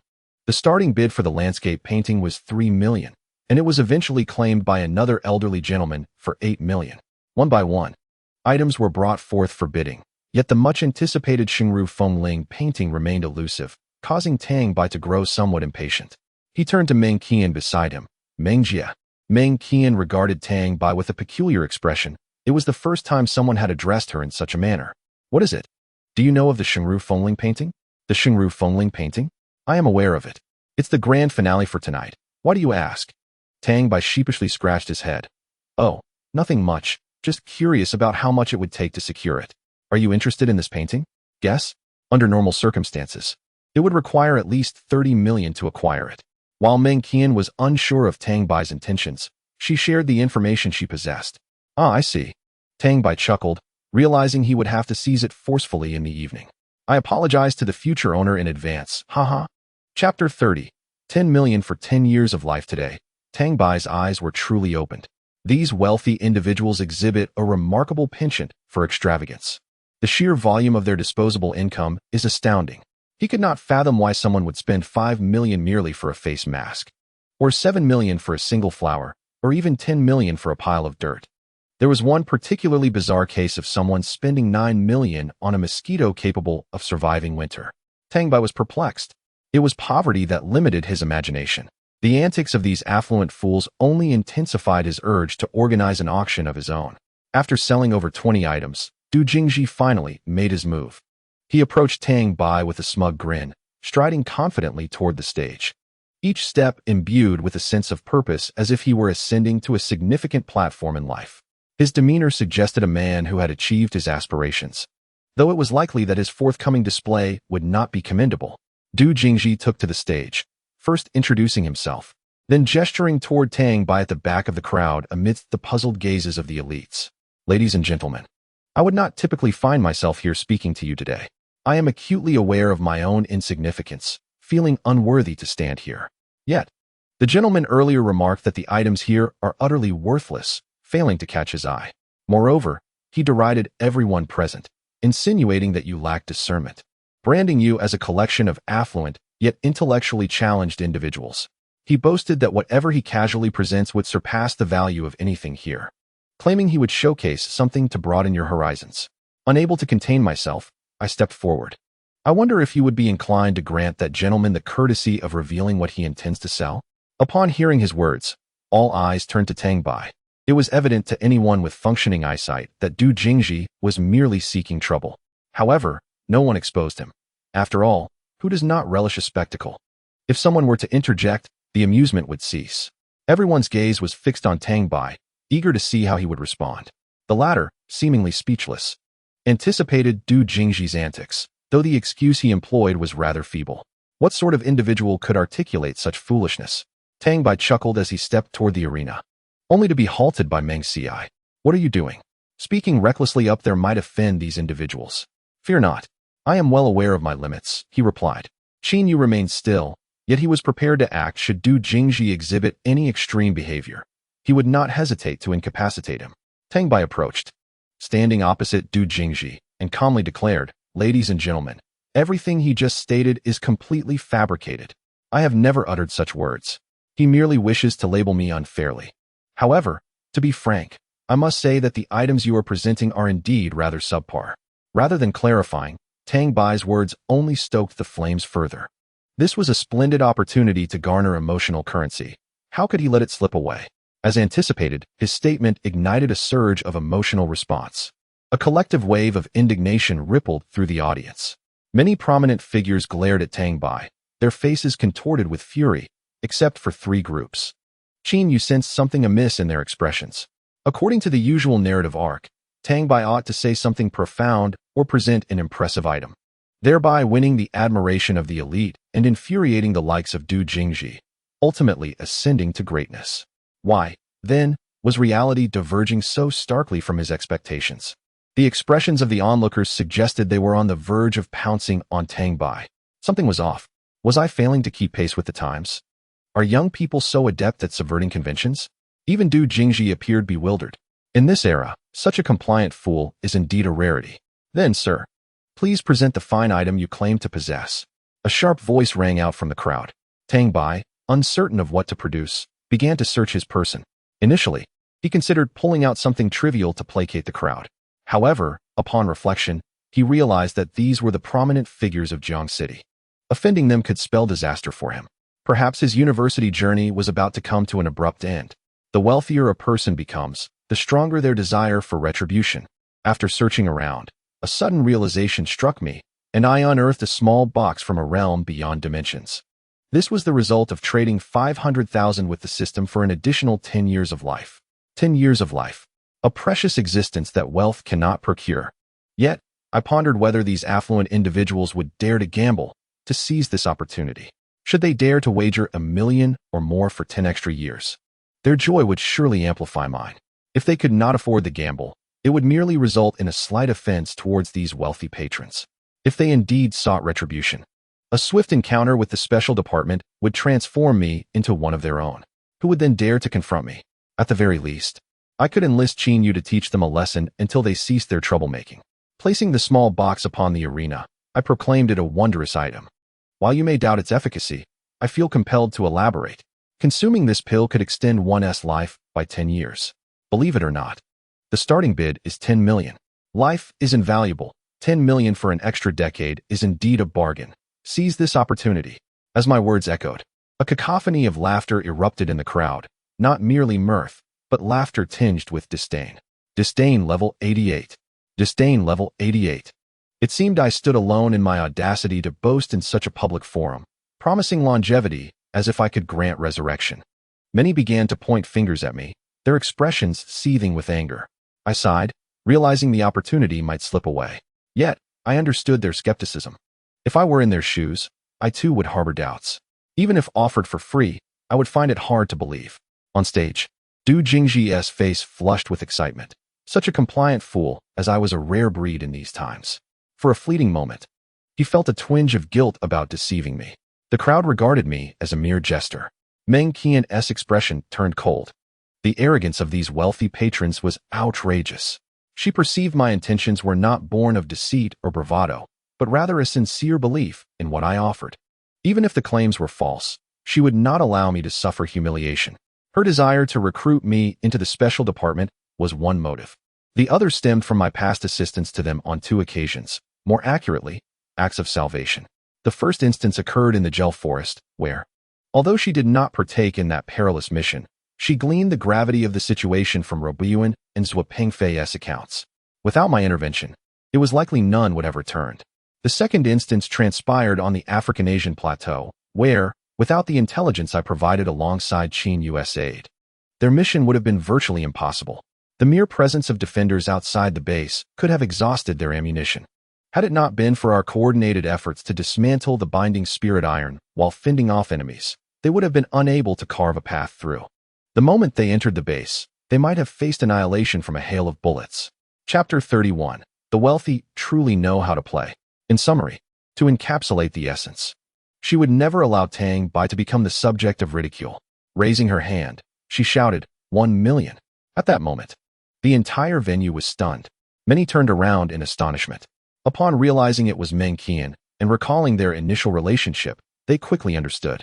Their gazes towards Tang Bai were now laced with amusement, as if to say, to have a woman cover for your lies is truly unmanly. Du Jingji looked at Meng Qian, his resentment towards Tang Bai intensifying. What right did he have to have Meng Qian revolve around him merely because of his handsome face? Tang Bai beamed at Meng Qian, exclaiming, Sister Meng, you're so generous. The disdainful glances from the crowd towards him multiplied. However, what no one anticipated was the emergence of another voice. 12 million. The voice was gentle and refined, like a breath of spring. The audience stared in disbelief. As if witnessing a fool, Tang Bai felt that the voice sounded familiar, as if he had heard it somewhere before. Yet, he could not recall having met the person behind that face. However, he was certain he had heard that voice recently. Host, that person is the first customer, Ruo Bailan. Oh my, it's him. Tang Bai remembered that he still owed him 500 directly. Oh my, Ruo Bailan, the eldest son of the Ruo family. The head of the Ruo family was also present. 12 million for a so-called decade. It was clearly a scam. What could Ruo Gongzi possibly want? Ruo Bailan rose, somewhat shyly making his way to the stage. He bowed deeply to Tang Bai. Everyone was perplexed by his actions, including Tang Bai. Straightening up, Ruobai Bailan offered a bashful smile to Tang Bai, saying, "Boss, thank you for stepping in to assist me." Now Tang Bai understood. He had come to express his gratitude. "No need to thank me. This is merely a transaction, a mutually agreeable matter. What is there to be grateful for?" Ruobai Bailan shook his head. "No, boss. I know I've benefited greatly from this. I will bring you something as compensation later." Tang Bai waved his hand dismissively. "No? We signed the contract. You're going to get me into trouble." "Oh, all right." Tang Bai asked, "Are you certain you want to spend 12 million on this pill? Aren't you afraid it might be a fake?" Ruobai Bailan shook his head. "No, I trust you. You are mysterious, and I believe you wouldn't deceive me." Tang Bai chuckled. "What does my mystery have to do with whether or not I am deceitful? It has no bearing. Who said a mysterious person can't be dishonest?" "Oh, that's true. Nevertheless, I still wish to buy it. What if it is real?" "Oh, very well." The prominent figures in the hall regarded Ruobai Bailan with puzzlement, unable to comprehend why the heir of a conglomerate would treat a pretty boy with such deference. The key was to glance back at Ruoai's father, who wore a beaming smile, completely unconcerned about whether his son was being deceived. Meanwhile, an official tapped the table lightly with a hammer, announcing loudly, 12 million going once. "Is there anyone willing to raise the bid?" 15 million. Another voice rang out, and the crowd was once again taken aback. As if by some unspoken pact, Ruobai Bailan's bid seemed to stem from a sense of indebtedness towards this dandy, who had once rendered him assistance. Yet, why did others still persist in raising their bids? It appeared utterly irrational. The collective gaze of the onlookers shifted, a sharp intake of breath echoing through the crowd. Quan Jinghua, after only a few days, his countenance had undergone a remarkable transformation. With his sharp brows and piercing eyes, a smile gracing his lips, he exuded an aura of confidence clad in casual attire. He appeared to be an entirely different person compared to just days prior. The astonishment etched on the faces of many intensified. How could this eccentric figure, Quan Jinghua, also engage in bidding? One individual's remark encapsulated the thoughts of the entire assembly. Numerous attendees rushed to greet him with enthusiastic salutes. Yet he maintained a cool and indifferent smile. The host, upon noticing his presence, trembled slightly, rapping the table. "Master Quan, your bid stands at 15 million. Du Jingji's expression was one of sheer disbelief. He could not fathom why a figure of Quan Jinghuai's stature would deign to participate in the bidding. Could it be that this dandy was of significant importance, unbeknownst to him? This thought lingered, growing increasingly plausible. After all, how could he stand here, unperturbed? Despite being ensnared in a web of deceit, how could he remain composed in the face of numerous powerful adversaries? As these reflections crossed his mind, his complexion paled slightly. He should have considered the true nature of Menqian. How could he possibly be so easily swayed by a mere dandy? From a distance, Quan Jinghua nodded in acknowledgement towards Tang Bai and Ruobai Bailan. His reluctance to approach stemmed not from disinterest, but rather from the desire to avoid causing unnecessary complications for Tang Bai. He was content to remain in his corner, awaiting the emergence of the Shengru Fengling painting. Instead, he found himself captivated by Tang Bai's appearance and the subsequent presentation of a so-called elixir purported to extend one's lifespan by a decade. His heart raced at the thought. Recalling Tang Bai's prowess and envisioning his grandfather's condition, he became resolute in his intent to secure that very potion. Qin Yu nodded, his face radiant with satisfaction. Indeed, this was the trajectory that a narrative ought to follow. Initially, Ruobai Bailan's bid had elicited mere curiosity among a select few. But it was Quan Jinghuai's unexpected entrance that disrupted the auction's flow. Many gravitated towards him, eager to establish familiarity, thereby underscoring the influence he wielded. Speculations regarding the relationship between Tang Bai and Quan Jinghuai began to circulate. Observing their lack of interaction, most believed Quan Jinghuai was merely displeased with Du Jingji. Nonetheless, the magnitude of his bid was remarkable, yet trivial in the grand scheme of the Quan family. Wealthy scions often indulged in pursuits incomprehensible to the average person, such as expending 15 million on an obviously fraudulent elixir. All eyes once again converged upon Tang Bai, eliciting a collective sigh of admiration. Was it luck or mere fortune that favored this young man? The host, wielding the gavel, rapped the table once more. The elixir that promises an additional decade of life. Master Quan bids 15 million, first, second, third, 20 million. A faint yet thunderous bid reverberated through the room, igniting a wave of excitement. As the crowd turned their gaze towards the source of the sound, They were met with a group of seemingly fierce young individuals, exuding an inexplicable aura of menace. Yet, their faces were adorned with foolishly cheerful smiles. Meng Qihan chuckled. Luo Buiyuan? Luo Buiyuan grinned widely as he approached Meng Qihan, followed by their entourage. All wore smiles, with some waving goofily at the crowd. Meng team, surprise, we have arrived. Meng Qihan inquired. How did you manage to come? Didn't you lack tickets? Haha. It was provided by Team Long, who said that this troublemaking Tang Bai must not be allowed to suffer, replied Luo Buiyuan, greeting Meng Qihan before striding toward the arena. He laughed heartily, asking, so what do you think? Aren't we quite impressive? Absolutely impressive. Tang Bai's grin nearly reached his ears.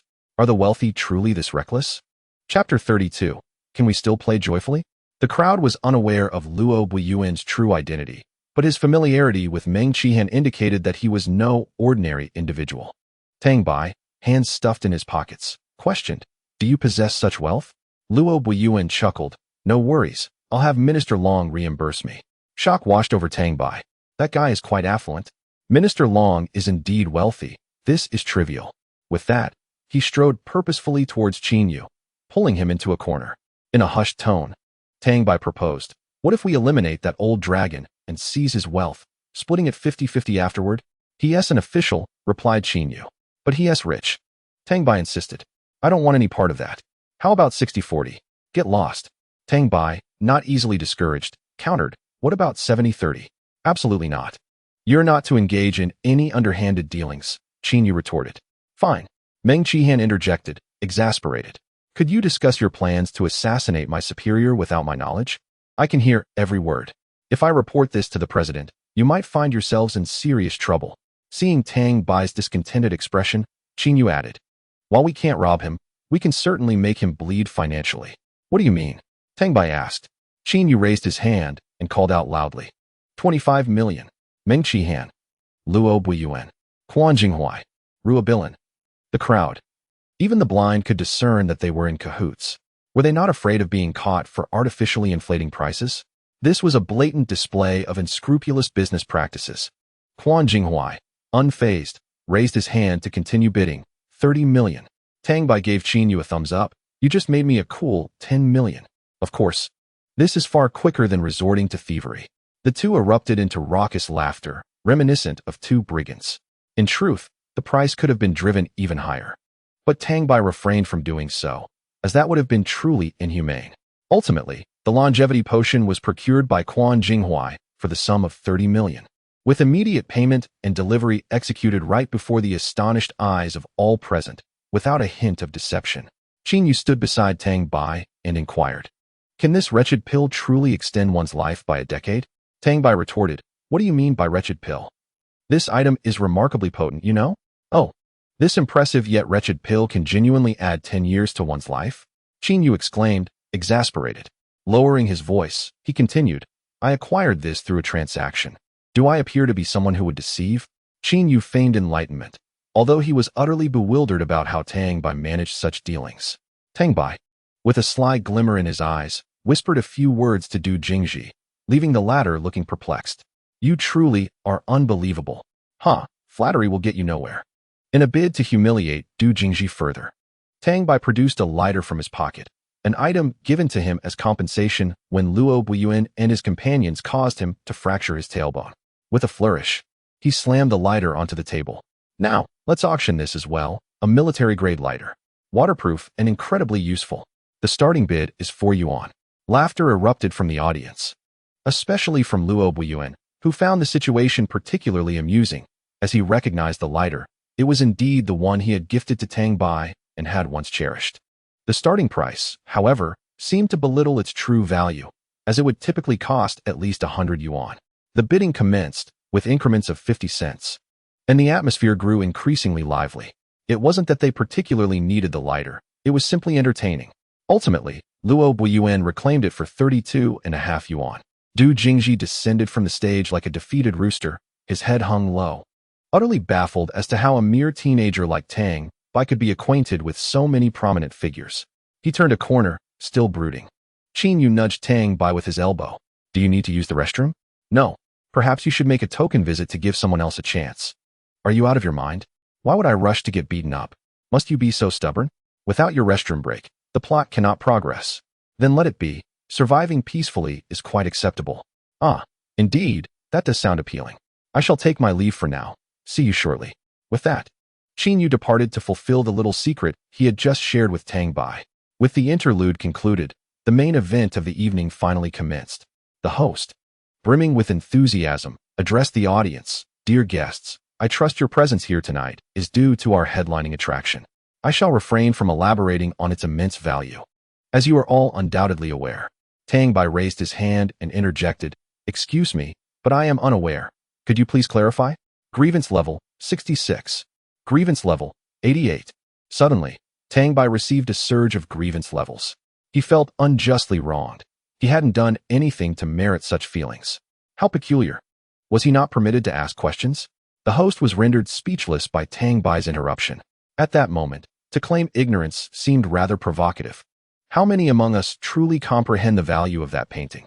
Yet, one cannot help but admire how others feign understanding so convincingly.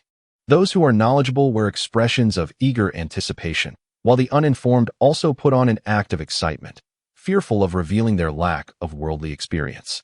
Yet, when you boldly voice your thoughts, you undermine my position. The irony is, I too am uncertain of its true worth. I have merely echoed what others have said. I express this only to elevate my own status. How am I to retract my statement after your interruption?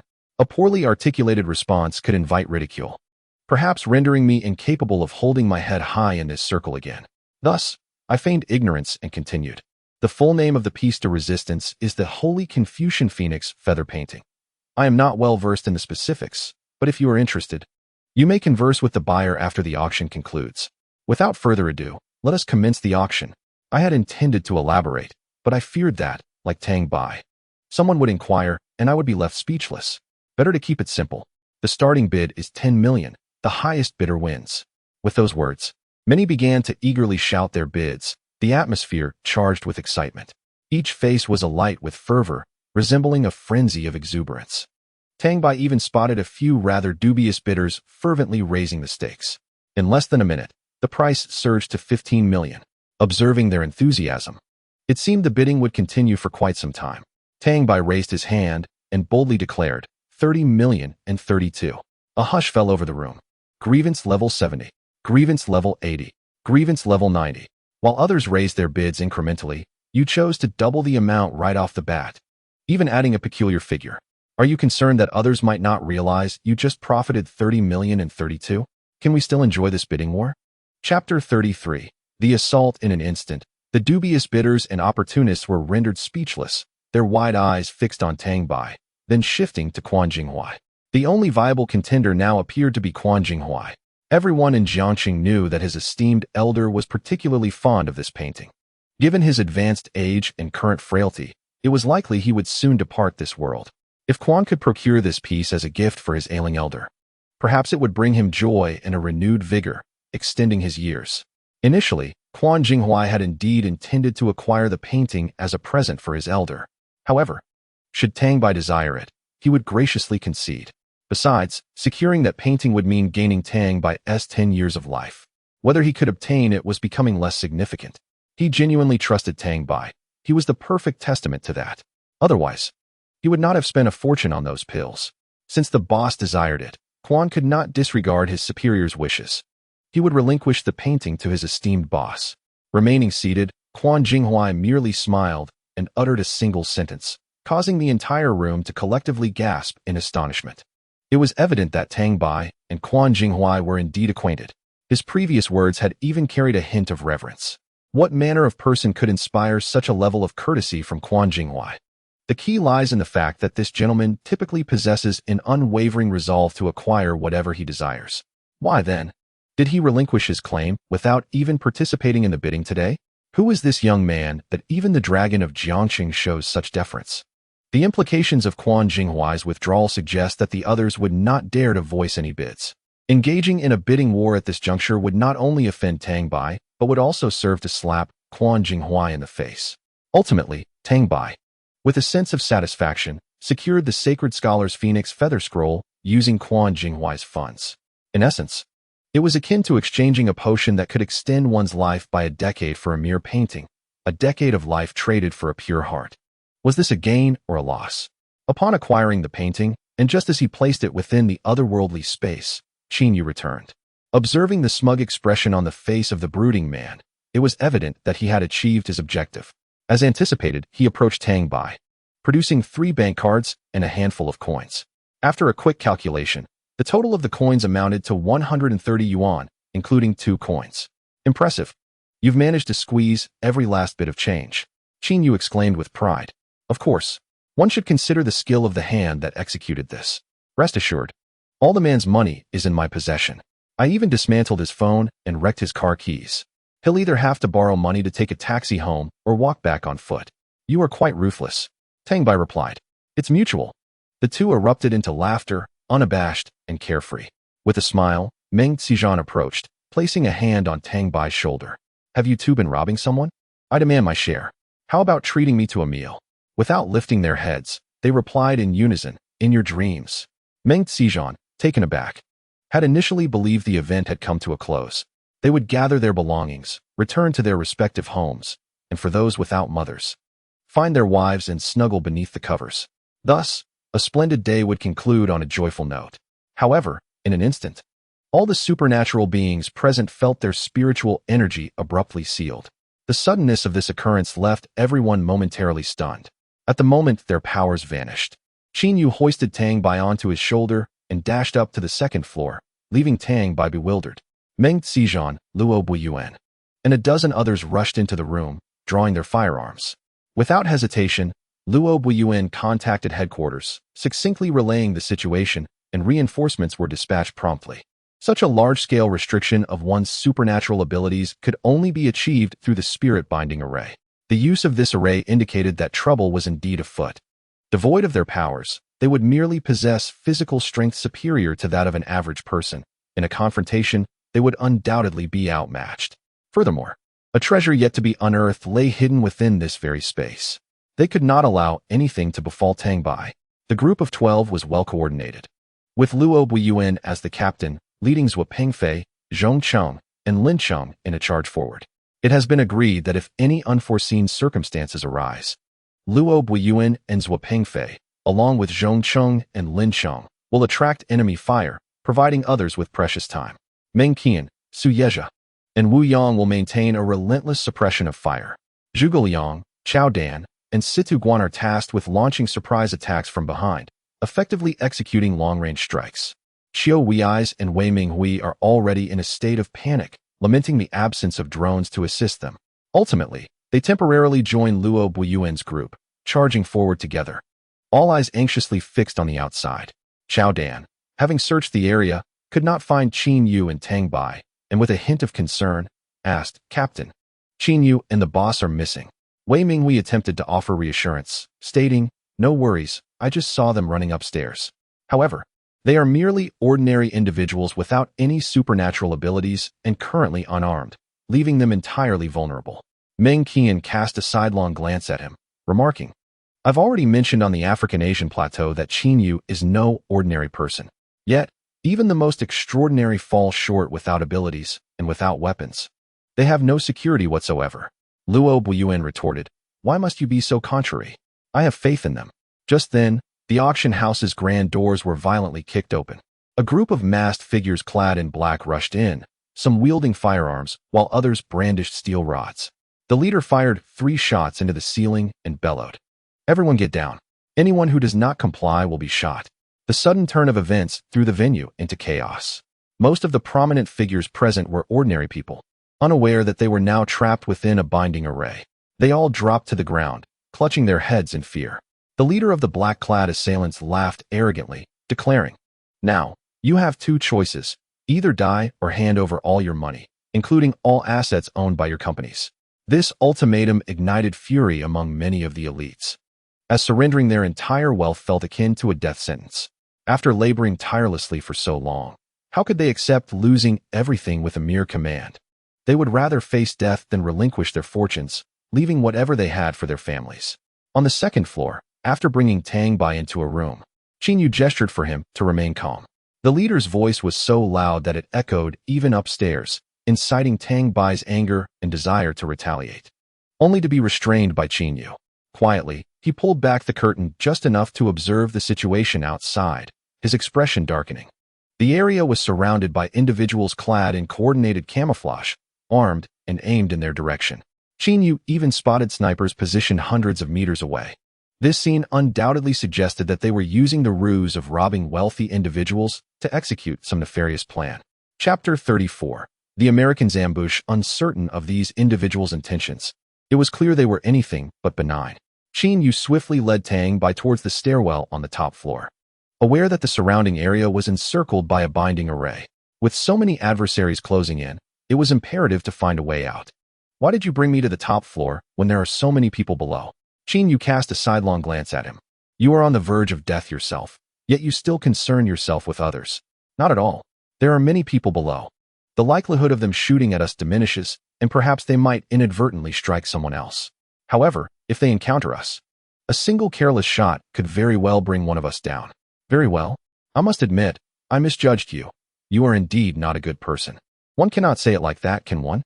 I do not know them. I wouldn't feel remorse if they were hit. But should the bullet find its mark on either of us, that would be a significant loss. TSK. The two lingered at the stairway of the rooftop for a while before hastening to the restroom. The restroom was rather confined, making it a prime spot for a surprise attack should anyone arrive. Fortunately, the attendees of the auction had all descended to the first floor to witness the spectacle, allowing them a degree of freedom in their movements. Perhaps it was luck on their part. Once they departed the rooftop, the assailants had rounded up the hostages and pursued them to the rooftop. Ruo Boyuan and Zhuo Pengfei were among them. While others were gripped with terror, the two remained remarkably composed. The assailants divided into two factions. One group escorted the hostages to the rooftop, while the other scoured the various rooms in search of any remaining stragglers. However, their only vulnerability lay in the fact that those armed had followed the hostages. The searchers in the rooms were armed instead with metal rods. The black-clad assailants began their search in pairs. Luo Buiyuan and Zhuo Pengfei exchanged glances and concealed themselves behind a door. The others followed suit, hiding away. As soon as the door swung open, the two sprang into action with a flawless takedown, pinning the assailant to the ground and swiftly ending his life. The entire process took no longer than 10 seconds. They observed the situation outside the window with certainty. It was indeed directed at them. Most likely, it was the Americans, and particularly soldiers from the United States lying in wait within Huaxia. Although they did not suspect that the actions originated from the Huaxia people, an investigation would still be conducted, even if it exposed a contingent. This indicated that numerous Americans were undoubtedly lurking in Huaxia. Initially, they would not have acted so hastily. However, Luo Buiyuan and his companions fortuitously ventured to witness Tang Bai at the auction, affording them an opportunity. Luo Buiyuan and Zhuo Pengfei stripped the clothing from the black-clad assailants and donned it themselves. They concealed their faces and swaggered out confidently. Meng Qian signaled several combat gestures and followed closely behind, making their way upward. Upon encountering patrollers wielding metal rods, they struck them down without a hint of mercy. After hiding in the restroom for some time, Tang Bai and the others heard commotion from outside. Qin Yu whispered, "Do not make a sound," as they concealed themselves behind the restroom door. When the restroom door swung open, he executed a standard takedown, pinning the assailant to the ground and swiftly breaking his neck. His technique mirrored that of Luo Buiyuan and the others, perhaps even more refined. He removed the clothing from the two black-clad assailants and dressed himself in one set, intending to drape the other over Tang Bai. However, Tang Bai evaded him, saying, "Why don't you go take a look instead? I shall remain behind. My presence would only hinder you. It's all right. I don't mind you holding me back. How about I stay here while you go rescue those who have been kidnapped?" Qin Yu replied with a look of exasperation, "I decline. My sole mission is to ensure your safety. I am quite safe here. You must go save at least 2 people. Just rescue Ruobilin and his father, along with that individual named Quan Jinghuai." "Why?" Qin Yu inquired. "They just assisted me in dealing with that fool, Du Jingji." Qin Yu, with a half-smile, asked, "Just because they lent you a hand? Isn't that a bit of a cliché? A drop of kindness deserves a fountain of gratitude. You may save them, but you must accompany me, after all. My primary objective is to safeguard your well-being. I cannot feel at ease if you are not by my side." "All right, fine." Tang Bai donned a black outfit, concealing his face, and swaggered out of the restroom. He intended to ascend the stairs to the rooftop to gauge the situation outside. However, upon turning a corner, he unexpectedly encountered a group of over a dozen masked individuals clad in black. The two factions paused momentarily, then sprang into action. Tang Bai quickly retreated, while Qin Yu charged forward. The opposing group mirrored their actions, and a fierce exchange ensued. Tang Bai, with keen perception, sensed something was amiss and shouted, "Stop!" The combatants actually halted, as Qin Yu was inclined to heed Tang Bai's command. The opposing faction, upon hearing the words spoken in Huaxia, ceased their aggression. Tang Bai swiftly removed the black cloth from his face, prompting the other group to chuckle as they too revealed their features. It was Luo Buiyuan and his companions. Luo Buiyuan laughed heartily. We almost ended up fighting our own. Tang Bai pointed downwards and asked, "What's the situation below?" Luo Buiyuan shrugged. "There's no one left down there. Everyone has been taken to the rooftop. We just went up to check and didn't find you, so we came looking." Recognizing each other's identities, everyone once again covered their faces with the black cloth. Meng Qian gracefully approached Tang Bai, placing a hand on his shoulder and teasing, "Huh? Little brother, are you scared? If you are, stick close to your sister. I'll protect you." Qin Yu, with an expressionless demeanor, interjected, "He is already under my protection. Why so serious when making a jest?" Meng Qian giggled behind her hand. "By the way, where did you find this bodyguard? I'm envious. I would like to hire one too." Qin Yu added with a smirk, "You cannot afford him. Not just you, but perhaps only 20 individuals in all of Huaxia could hire someone of my caliber, including those in power." Meng Qian regarded Tang Bai with a curious expression, "Little brother. Your identity, I am working pro bono." Another jab from Qin Yu. The group exchanged peculiar glances, contemplating the veracity of his words. Qin Yu, unfazed by their skepticism, asked, "Do you have a knife?" Luo Buiyuan produced a dagger from his calf. "I don't have a knife. Will a dagger suffice?" "That will do." Just as he accepted the dagger, an enraged voice erupted from behind. "I instructed you to seek someone, yet you remain here, idling away." The tone was filled with ire as a dozen pairs of eyes fixated upon him. Luo Buiyuan stepped forward, bowing his head, and fluently articulated in English, "Sir, we are not idle. We merely observed some Chinese individuals, but I am uncertain of their whereabouts. We are inquiring if anyone has seen them. Then hasten to find them." The officer commanded. "Yes, sir." Luo Buiyuan responded, his gaze averted, fearful that the officer might discern his lack of comprehension. Had he known that he would later engage with so many foreigners, he would have studied with greater diligence. Chapter 35. A soldier of great importance to me has gone missing. The black-clad officer turned and departed, and Qin Yu and his companions refrained from taking action, wary of alarming the enemy. Luo Buiyuan addressed Qin Yu, "Brother Qin, please escort the boss away. We will rescue the hostages upstairs. We have already contacted headquarters, and reinforcements are on their way." Qin Yu nodded in silence, leading Tang Bai away. They concealed themselves in a room. "Host, there is a guest. Shall we proceed with the transaction?" The system's prompt reached Tang Bai, who was sitting on the bed in the room. Tang Bai was utterly flabbergasted. At such a critical moment, thoughts of commerce were still on the system's mind? Did it not see the multitude of foreign individuals with money outside? Was it still contemplating business? He thought, if you get shot later, you'll have no one to blame. The system is not human. Where does it possess humanity? It retorted, "Fine. The guest's identity is special. The host must conduct the transaction promptly. Is there a notable figure involved?" "Indeed. I have a penchant for influential figures. Let us proceed with the transaction immediately." With a hand placed upon Qin Yu's, the two vanished from the room and materialized in the eclectic general store, where the same decor remained. Qin Yu appeared somewhat bewildered. Upon fully grasping the situation, he understood. Their gazes converged on the guest before them. Tang Bai's initial reaction was that the elder bore an impressive demeanor and exuded authority, albeit with a slightly receding hairline.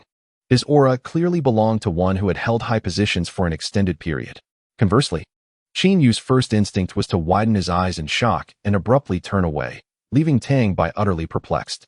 "What are you doing?" "No particular reason. I am quite curious about this. Do you mind if I observe?" "Suit yourself," Tang Bai replied, and with that, Qin Yu hastily exited, appearing rather flustered. Tang Bai approached alone, taking a seat opposite the old man. The elder lifted his head, gazing at Tang Bai with astonishment.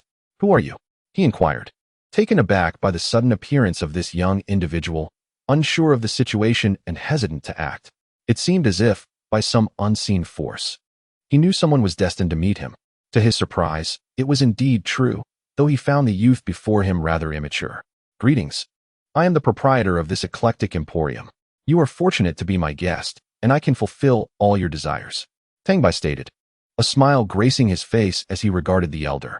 The old man wore a perplexed expression. Anything is possible. Indeed, I lack for nothing.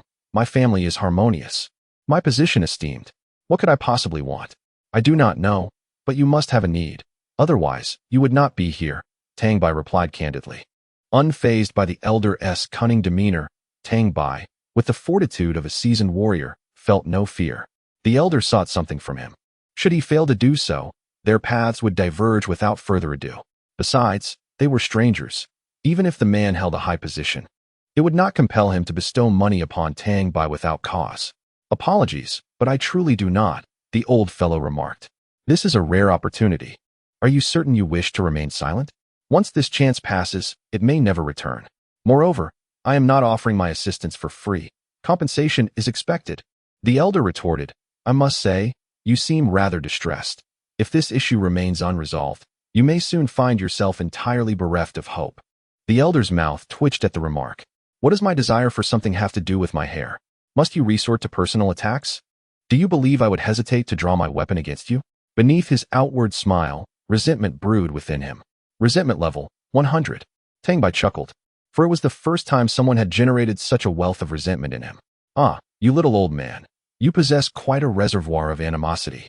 What is wrong with speaking a few words to you? A single phrase caused the elder's previously feigned smile to freeze in place. Puzzled as to how Tang Bai could discern his inner turmoil, despite his attempts to mask it, had he known of Tang Bai's extraordinary abilities, he would have realized how commonplace such perception was. Quickly now, I do not wish to pressure you. If we can transact, let us do so. If not, we shall part ways amicably. You may return to your official duties while I seek my next patron. The elder, his thoughts clouded with confusion, asked, May I inquire your esteemed surname? Tang. Which Tang? The Tang of Tiantang. Resentment level, 40. Tang Bai, growing impatient, exclaimed, Do you or do you not wish to proceed? My time is exceedingly precious. Young man, do temper your temper. What is the rush? Tang Bai rolled his eyes. Do you realize that your delay has cost me potential earnings in the billions? The elder scrutinized Tang Bai's attire, which, though not extravagant, was certainly not inexpensive. Muttering to himself, what a braggart. The old man refrained from unnecessary chatter, stating that he indeed required assistance, though he doubted my ability to aid him. Let's talk. How would you know I cannot help you if you do not speak? I replied, urging him to remain calm and patient. The old man gathered his thoughts and said, I have a soldier who went missing recently. He is of great importance to me, and I need to find him. Goodness! I exclaimed, realizing this was a matter of locating a missing person. What is his name? A description would be helpful. The old man replied, His name is Chinyu. I cannot disclose his identity, but his appearance. Suddenly, I interrupted him, fixating intently on his words. You mean the person you are searching for is named Chinyu? As in Qin from Qinling and you from Universe? Yes. Do you know him?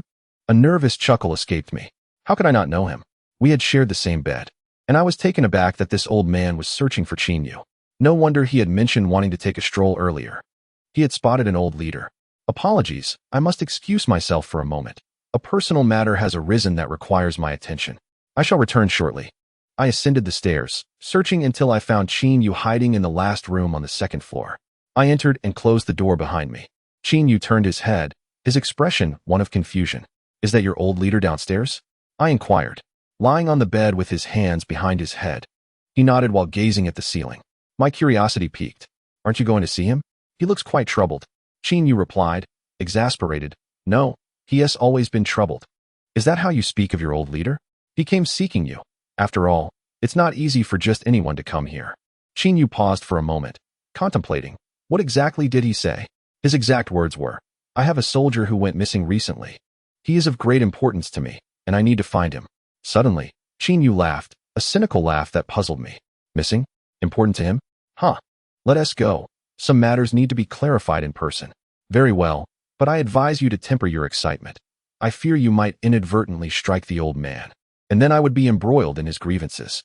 Chapter 36. It's not a marriage certificate. Why the excitement? Chinyu led the way as I followed closely behind. As we descended the stairs, Gao Ziyuan, who had been waiting with apparent boredom, lifted his head at the sound. Our eyes met, and he sprang to his feet. Chinyu? Chinyu halted 3 meters away, arms crossed, scrutinizing him. The two exchanged silent gazes, neither uttering a word, which made me anxious for them. Do not just stand there, say something. If only you two would kiss, embrace, or even quarrel, my decision would be inconsequential. Yet, why must you merely stand there, staring at each other? It is utterly bizarre. What kind of man fixates on another man for such an extended period? The gaze lingered for over 2 minutes. Gao Ziyuan grew increasingly agitated, while Qin Yu's expression remained unchanged. Tang Bai sat at the table, refraining from interrupting them, merely observing how long they could maintain their stare. You may leave. I will not return with you, Qin Yu declared. Qin Yu, I nurtured you, raised you from a young age. Is it truly necessary for it to end this way? Suddenly, Qin Yu laughed. Nurtured? Raised? Those words sound so sarcastic. How dare you speak them? This is a misunderstanding. Surely there is room for reconciliation? Even if it's a misunderstanding, I refuse to go back. In fact, I cannot return now. Gao Ziyuan seemed to have anticipated this outcome, letting out a sigh. Then tell me, what are you doing now? Qin Yu shrugged with a mocking smile. Given my current status, what work could I possibly do? I am, of course, a bodyguard. Gao Ziyuan replied. If you are unwilling to speak, then why use such excuses to deflect me? Qin Yu fell silent. Tang Bai interjected. He is not deflecting you. He genuinely is a bodyguard now. Gao Ziyuan's eyes widened in disbelief. Impossible. How could he possibly be someone else's bodyguard? Who would hire him? It is indeed possible. He is working as my bodyguard, without pay. Gao Ziyuan's face was filled with skepticism. How could someone at the pinnacle of the starry peak be a bodyguard for someone at the bronze level? You must be joking. You. Just as Tang Bai was about to respond, Qin Yu interrupted him. Tang Bai, could you step aside for a moment? I need to discuss something private with him. Oh, fine. Gao Ziyuan cruelly mocked. See, your cover is blown. What kind of boss listens to his bodyguard? TSK. I won't argue with someone bald. He rose and headed upstairs, too lazy to engage with the balding man. At this rate, he would soon resemble a complete bald fool. The thought made Tang Bai chuckle as he walked away, reminiscent of a simpleton. The two watched Tang Bai's retreating figure, and Gao Ziyuan inquired, was what he said true? Yes. You won't let that incident lead you to self-destruction, becoming a bodyguard for some bronze-level trash, will you? Gao Ziyuan's expression was one of frustration, nearly wishing to grasp Qin Yu by the neck, to pry open his mind and see what lay within. But he refrained, primarily because he was unable to win in a confrontation. Trash? Qin Yu scoffed. If he is trash, then this world would be devoid of true talent. What do you mean? Why should I reveal that to you? Gao Ziyuan almost choked on his words. Qin Yu crossed his arms, gazing upward at the grand hall. His eyes filled with an indescribable depth. He resembled someone who, after traversing the vicissitudes of life, had discovered a serene haven and resolved to settle down and live well. He is 24 years old this year.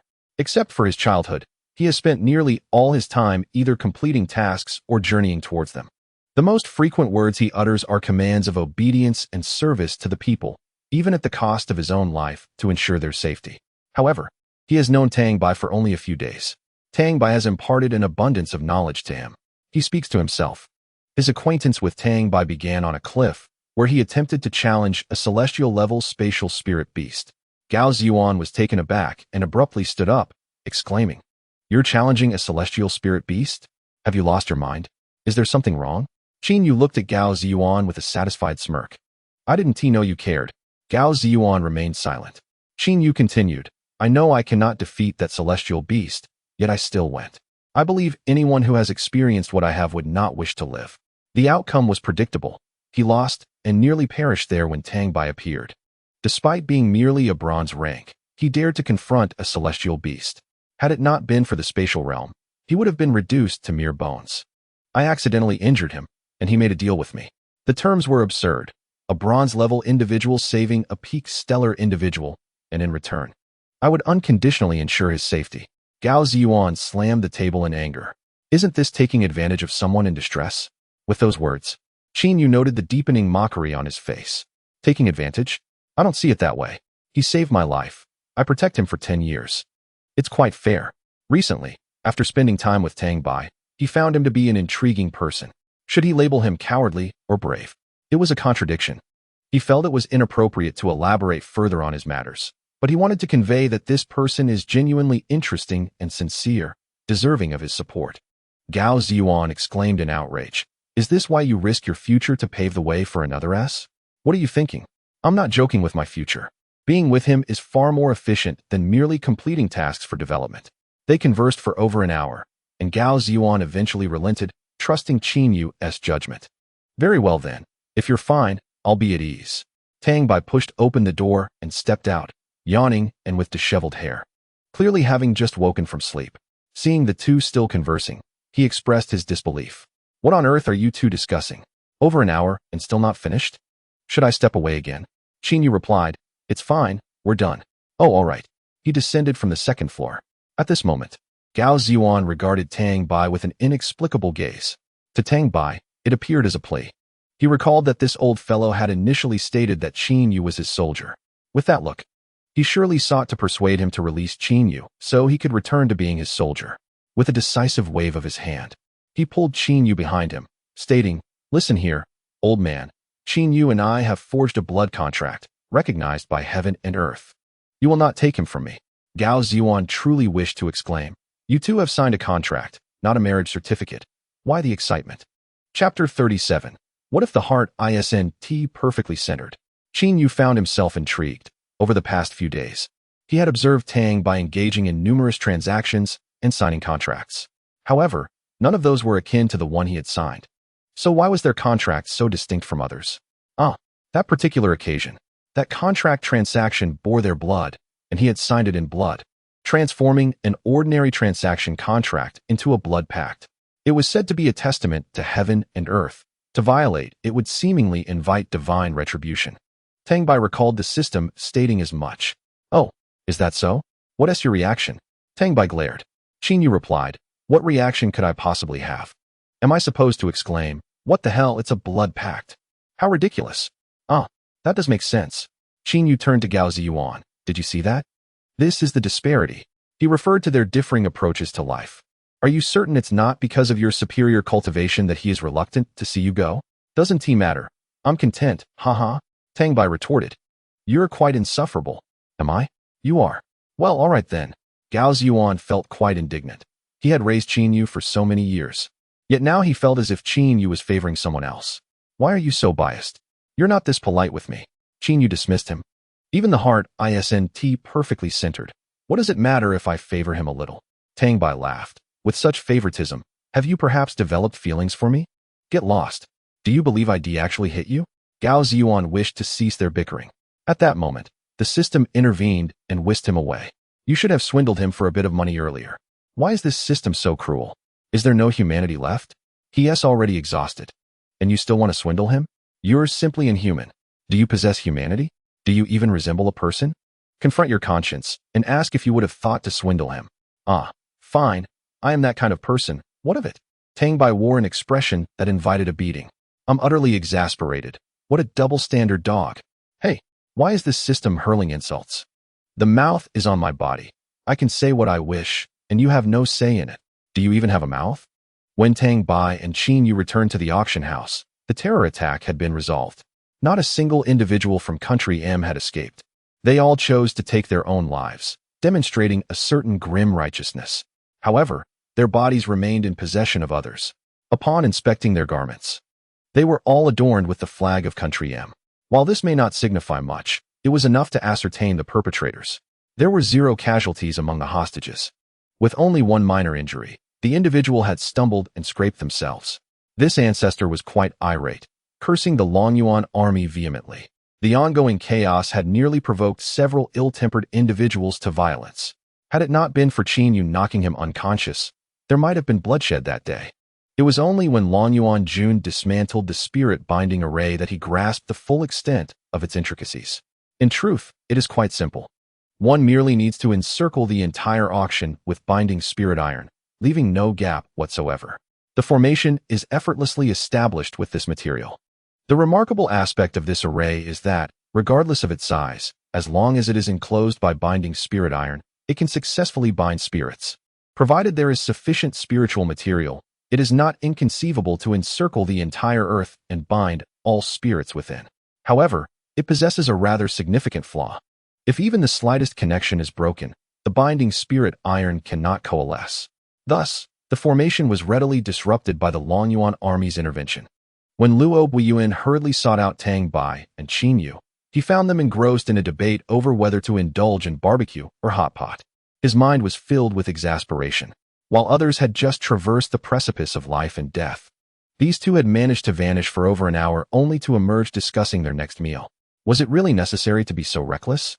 Their behavior could easily provoke a violent confrontation. Indeed, the kind that involves a group beating. He boldly questioned their fearlessness. Moreover, hadn't they just feasted at the auction? Why the continued appetite? Greeting Luo Buiyuan, the two glanced at the time and realized it was already 10 o'clock. They must have left the fool waiting who intended to purchase the sacred scholar's phoenix feather diagram. With a look of astonishment from Luo Buiyuan, the duo promptly vanished in an instant. Tang Bai felt elated. With Qin Yu by his side, he would no longer need to spend on taxi fares, saving a considerable amount. The speed was astonishing. A 5-star experience indeed. In a luxurious villa in the capital, Gao Ziyuan opened his eyes, his expression one of confusion as he struggled to comprehend whether what he had just experienced was merely a dream. Rising, he approached the floor-to-ceiling window, gazing out at the nightscape, lost in contemplation over the vividness of the recent events. He could not shake off the sensation. It had felt so real. Reluctantly, he pulled out his phone and made a call. Upon connection, he spoke with authority. Please find a person named Tang Bai for me as swiftly as possible. Male. Approximately 17 to 19 years of age. On the other end, a woman's voice replied, understood. After hanging up, within 10 minutes, his phone rang again. Answering, he heard the same woman's voice. Sir, I have sent all the information I found to your email. After hanging up once more, Gao Ziyuan hurriedly opened his email, meticulously sifting through the details. He was determined not to overlook a single piece of information. At last, on the 43rd entry, he discovered Tang Bai. Tang Bai, a native of Jiangcheng, an orphan, managing a sundry shop, and a student at Jiangnan University. Gao Ziyuan murmured a few words to himself, glancing at the photograph, and confirmed it. That had not been a dream. Qin Yu was indeed alive and had sought to become a bodyguard for this young man. He let out a bitter laugh, setting his phone down. Qin Yu, how can I convince you that this is for your own good? His voice brimmed with helplessness. Meanwhile, Tang Bai and Qin Yu, with a flash of instant teleportation, arrived at the entrance of the sundry shop. This speed intensified Tang Bai's desire to acquire a system that could grant him the ability to teleport. When the two individuals arrived, Fang Yishio was seated at the entrance of the grocery store, listlessly prodding at an anthill. It was quite uncharacteristic of him. The ants had painstakingly constructed their abode, only for him to recklessly disrupt it. The kind-hearted Tang Bai could not bear to witness such cruelty and swiftly crushed the anthill beneath his foot, believing that a swift end was preferable to prolonged suffering. Upon seeing Tang Bai return, Fang Yishio rose with enthusiasm. You're back? However, his excitement waned upon noticing that both of them were empty-handed. Did you not acquire anything? Tang Bai promptly retrieved a painting from his spatial pocket and tossed it to him. What's the rush? It's right here. Fang Yishio hurriedly caught it, opened it, and was nearly moved to tears.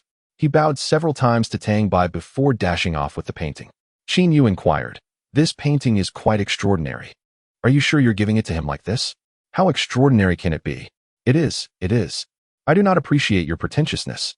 Oh, very well. Let us go for barbecue, they chattered as they moved outside. Didn't we just say we were having hot pot? I don't think so. I distinctly remember barbecue. No, we did. I remember it was mentioned on the way. Oh, fine. I prefer barbecue, but I crave hot pot. How about we have barbecue first, and then hot pot afterward? Excellent suggestion. Chapter 38. 300 Spirit Pearls in 5 days. The next day, a well-dressed Tang Bai and Qin Yu set out early for Jiangnan University.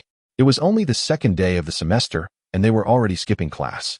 They wondered if they might face the wrath of their homeroom teacher. The teacher appeared so gentle. Surely he wouldn't be too harsh. Upon entering the classroom, Tang Bai once again attracted the gaze of all his classmates, eliciting a flurry of emotional responses, predominantly admiration and affection, likely from the female students. Tang Bai found himself awkwardly hesitating at the doorway, unsure whether to enter or remain outside. Had he known they were showering him with such emotions, he would not have felt so uncomfortable. A figure stood up, waving a hand. Tang Bai, come here. The loud voice drew laughter from many classmates. It was clear that this handsome young man was determined to engage in antics beyond the ordinary. As Tang Bai walked over, he realized just how burdened his classmates were, laden with an array of bags that filled the passageway, requiring him to sidestep to navigate through. To an uninformed observer, it might have appeared that he was performing a dance rather than simply walking. Zhang Haoran eagerly approached, patting his shoulder vigorously to convey his excitement. "Where have you been hiding these past few days? I looked for you at your shop, but couldn't find you." "Oh, I went abroad for a vacation." Hostility level, 50. "You went abroad? Just for a few days? Why not claim you traveled to outer space while you're at it?" One must be cautious with such outlandish claims, especially someone as charming and delicate as you. The thought of physically reprimanding him crossed Zhang Haoran's mind, but upon glancing at Qin Yu, he dismissed the foolish notion. This individual possesses an aura that suggests he is not easily trifled with. To be able to associate with someone as audacious as Tang Bai, one must at least possess a masterful level of audacity oneself. To recall the past, he himself embodies that very audacity. Over a decade ago, when they were merely children of 7 or 8 years, Jiangsheng was but a small, underdeveloped county. Together, they were a force of mischief, instilling fear in the hearts of adults. I vividly remember an incident when they passed by a chicken coop. They crouched down and began to poke inside with sticks, causing the chickens to squawk in chaos. When the owner emerged brandishing a rolling pin, they fled with abandon, deliberately running at a pace that gave the impression of being pursued, yet evaded capture after sprinting down numerous streets. Even more outrageous was their behavior by the river, where, in plain sight of others washing clothes, they brazenly relieved themselves upstream. The elderly folks, unable to chase after them, could only stand by, indignantly laughing at their audacity. Such behavior was utterly intolerable. Yet, unbeknownst to Zhang Haoran, while Tang Bai may outwardly resemble the same person, his spirit has undergone a metamorphosis, nonetheless. He retains that same audacious streak. The two settled into their seats and began conversing, primarily with Tang Bai boasting, while Zhang Haoran listened intently. Qin Yu, seated beside Tang Bai, idly played on his phone. Within a mere hour, no less than a third of the girls in class approached Tang Bai for his WeChat, inciting envy and resentment among the other boys. Tang Bai's emotional state remained buoyant from the moment he stepped into the classroom. Just then, Su Liangyan entered from outside. The classmates hurriedly took their seats, and then there was silence. Su Liangyan simply sat down and reclined in a manner reminiscent of Guyu, staring blankly at the ceiling as though he had just lost his parents. The students exchanged puzzled glances, wondering why their usually jovial homeroom teacher donned such an expression today. Particularly Tang Bai, who had only seen Su Liangyan once at the start of the term, had a rather favorable impression of him. What could have happened to cause such a dramatic change in just a few days? Sighing heavily, Su Liangyan's lips quivered with unshed tears, his expression exaggerated. Rising, he gazed earnestly at the class, embodying the role of a dramatist. He raised a hand to wipe away the non-existent tears from his eyes, glancing at his students, and sighed once more. A male student could no longer contain himself. "Old Su, why can't you just be direct if something's bothering you? You look like you're attending a funeral." "Indeed, if it weren't for my good temper, I would have confronted you by now," with one voice ringing out. The mood of the classmates shifted, and they began to inquire about what was troubling him. Su Liangyan replied, "Dear students, I regret to inform you that I am inadequate, and I owe you all an apology." "Old Su, get to the point, stop dragging it out."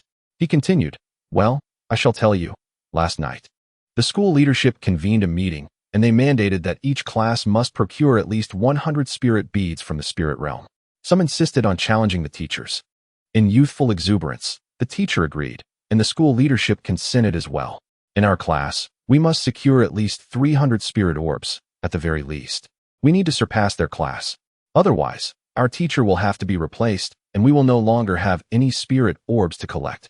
This statement cast a pall of silence over the entire class. Indeed, we rely on those meager orbs each month for our sustenance.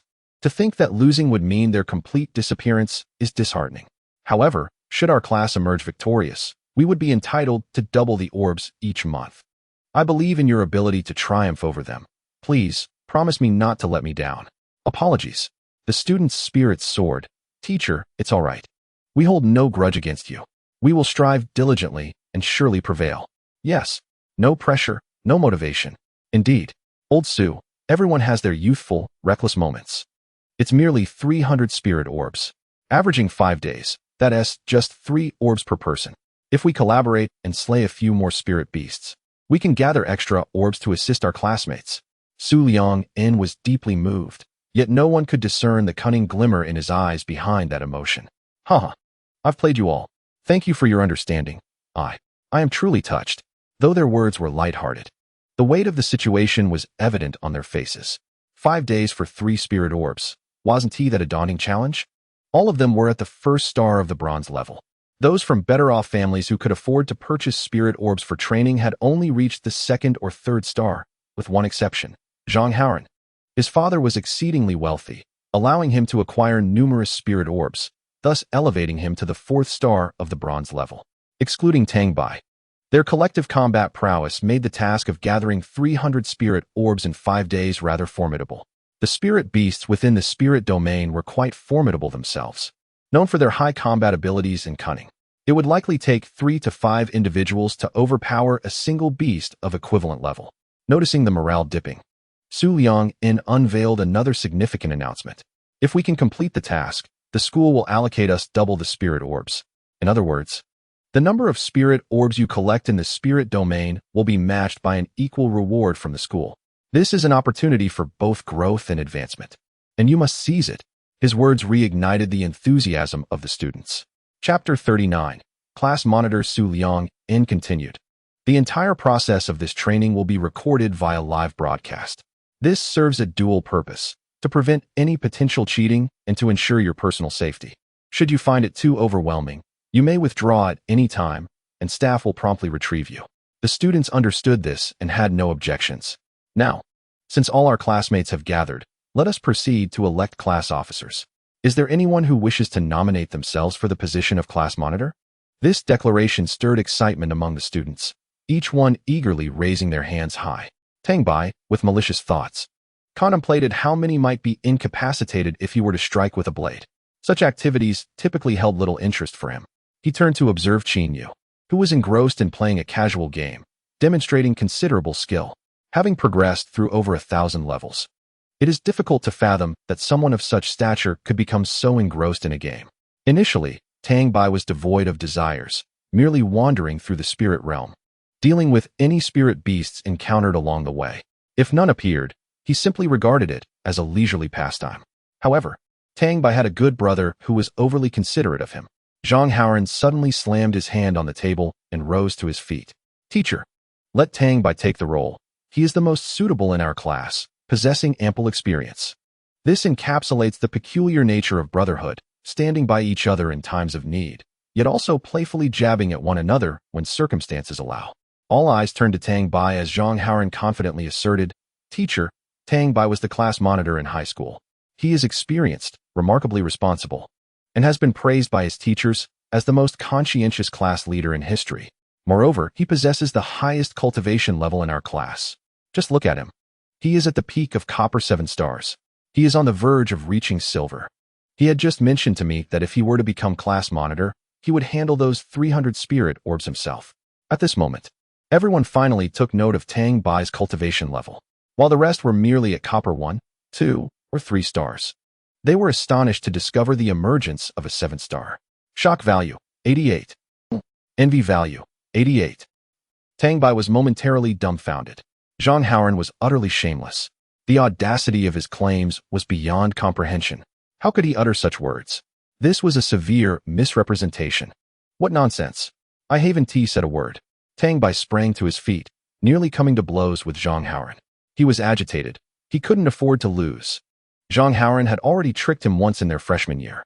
Who would have thought, 3 years later, this scene would unfold again? Su Liang-in gazed at Tang Bai, her eyes sparkling. She had not realized there was such a treasure hidden within her class. It was her oversight not to pay attention to others' levels. Otherwise, she would not have taken so long to discover it. Tang Bai, did you truly serve as class monitor in high school? Teacher, I indeed was the class monitor back then, but that bears no relevance now. Su Liang-in, upon hearing his initial response, turned to her classmates with a smile. Having been a class monitor and possessing experience was sufficient. Whether he wanted to take on the role now was no longer within his control. Haha, classmates. Do you have any objections to having Tang Bai as our class monitor? Naturally, The prospect of having such a so-called expert lead them was met with enthusiasm. The added bonus was his striking good looks, the kind that could make any boy's heart flutter. His charm was simply irresistible. So it is settled then. Tang Bai will serve as the class monitor. Now, let us select a vice monitor. But, teacher, Tang Bai, there is no need for modesty. The greater the effort, the greater the responsibility. I hope you will excel as a class monitor and guide your classmates to new heights. As the realization dawned that there was no hope for redemption, Tang Bai raised his hand and shouted, Teacher, Zhang Haoran aspires to be the vice class leader. We were in the same class during high school, and he held the position of vice class leader back then.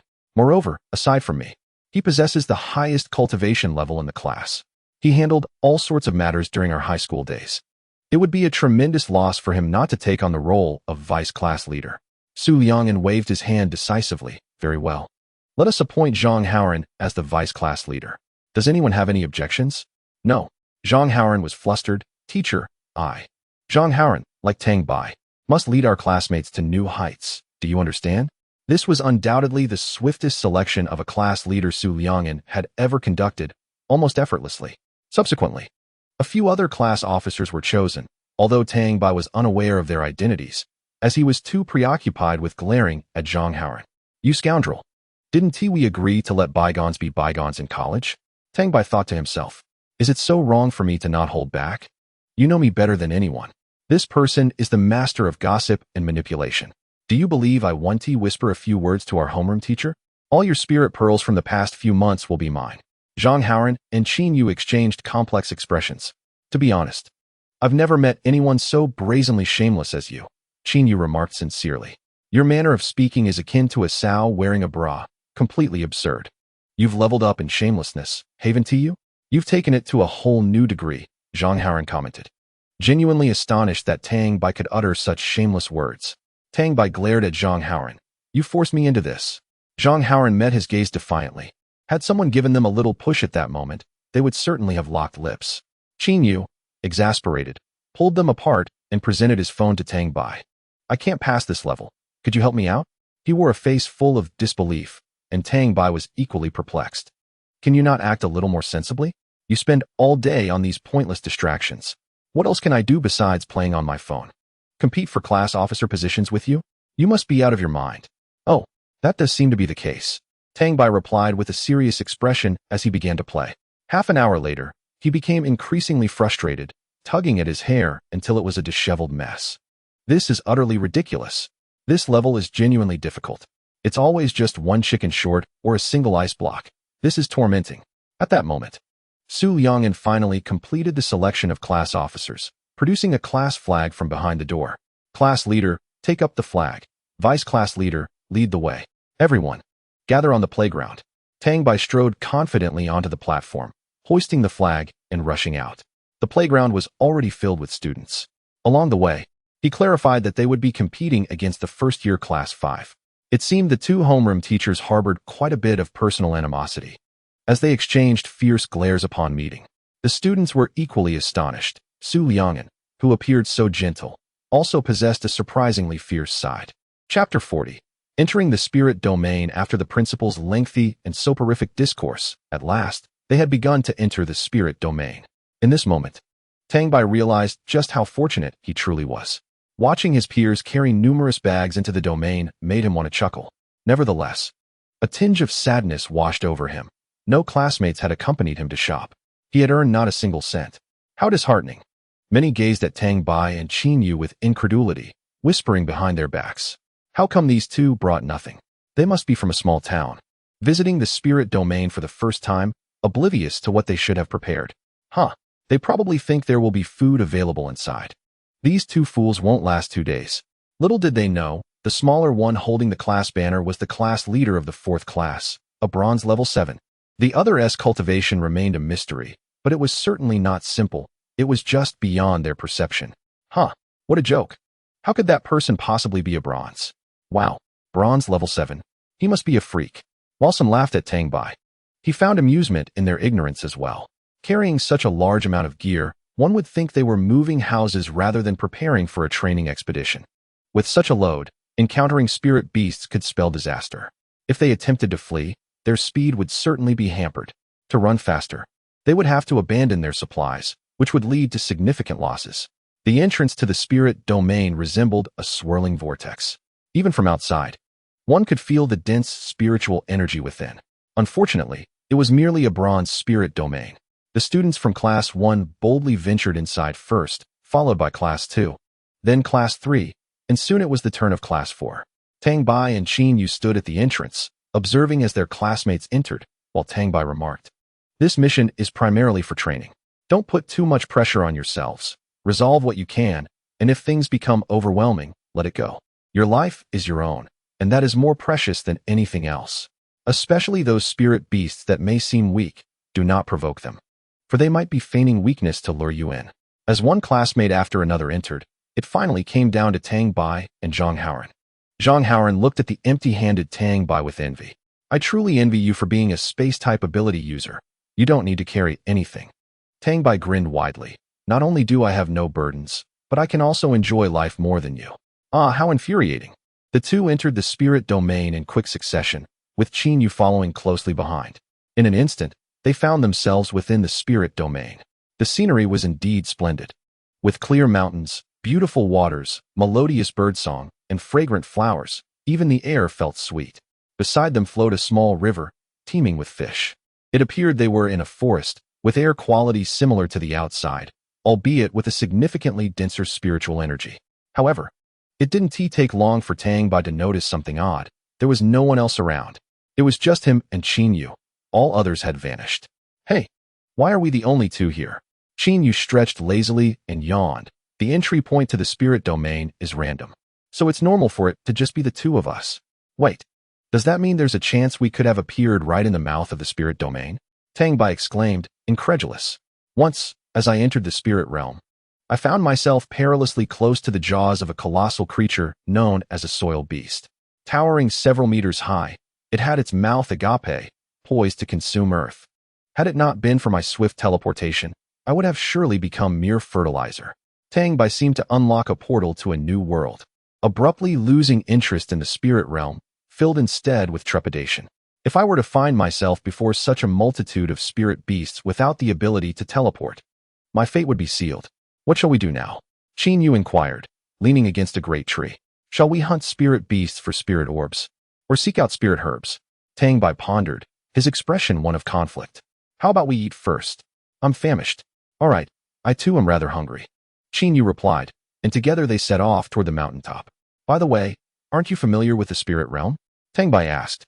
"Fortunately, I've traversed various spirit realms frequently, thus I possess a bit of knowledge about them. If you, like me, often roam these areas, you might know even more." "Heh, that is hardly necessary. I certainly do not wish to find myself in the jaws of a spirit beast upon arrival." Qin Yu regarded Tang Bai with disdain. "What is there to fear? With so many spirit realms, the probability of that happening is akin to winning the lottery. Is that so? Then I shall rest easy." Tang Bai replied. "You mentioned having an alternate dimension, right? If danger arises, just retreat into that space. Nothing to worry about." "Ah, indeed." With this reassurance, Tang Bai felt a sense of relief. As they strolled, they arrived at the riverbank. Qin Yu busied himself catching fish and wild chickens while Tang Bai tended to the fire, gathering firewood, each clear in their roles. Meanwhile, the school monitored the happenings within the spirit realm through a system known as the Heavenly Eye. As the name suggests, it provides a godlike perspective. By mastering the core of the spirit realm, one can gain insight into everything occurring within, even broadcasting it live. This allows for precise observation of the students' every move, while also generating revenue, an endeavor of minimal effort with high returns. Through the lens, it was evident that the students from various classes, upon entering the spirit realm, were fervently engaged in cultivation and foraging for spirit herbs. However, two classes behaved differently. Upon entry, they sought out groups and embarked on a frenzied hunt for spirit beasts. These were classes 4 and 5. When the camera panned to Tang Bai, everyone was nearly drooling. The scene appeared so delectable. Yet there was confusion. Why did these two possess a grill? Who on earth enters the spirit realm with a grill? The crucial detail was that they also had seasonings. Were they embarking on a trial or a vacation? They had entered empty-handed, after all, and had been mocked for it. Where had these items come from? The backstage crew adjusted the camera to capture the moment the two entered the spirit realm. upon seeing them exchange a few words and then approach the river. Followed by Tang Bai opening the alternate dimension, everyone was left in stunned silence. A spatial mage. This charming young man possesses spatial abilities. Is this truly how one utilizes such a rare gift? There are scarcely a dozen spatial mages nationwide. Is this how you treat such a precious rarity? Upon witnessing the peculiar items within the space, I was further perplexed. Clothing, rice, pots, pans, and an array of food. What strange assortment have you crammed into this realm? Others were bustling about, and it seemed that the two of you were also preoccupied. While others were engaged in leveling up, slaying monsters, and searching for elixirs, you two were busy preparing a meal. Tang Bai was aware that he was currently live-streaming, yet he had little understanding of how it worked and paid it scant attention. The fish was sizzling away on the grill, emitting an enticing aroma. Just a sprinkle of seasoning, and the fragrance would be so irresistible that even the neighboring children and adults would be left salivating. Tang Bai nearly drooled at the sight, repeatedly swallowing. Chapter 41. You should ask the table. Qin Yu was nearby, deftly plucking the feathers from a vibrantly colored chicken. Upon glancing up, he noticed Tang Bai intently staring at the fish, and with a hint of exasperation, he remarked, "Are you hoping to count its bones? I'm afraid it might burn. I have to keep an eye on it." Seriously? Qin Yu rolled up his sleeves and continued the task. It felt as though he were caring for a child. After plucking the feathers, he proceeded to gut the bird, using his spiritual energy to dispose of the entrails responsibly, demonstrating his good character by not littering.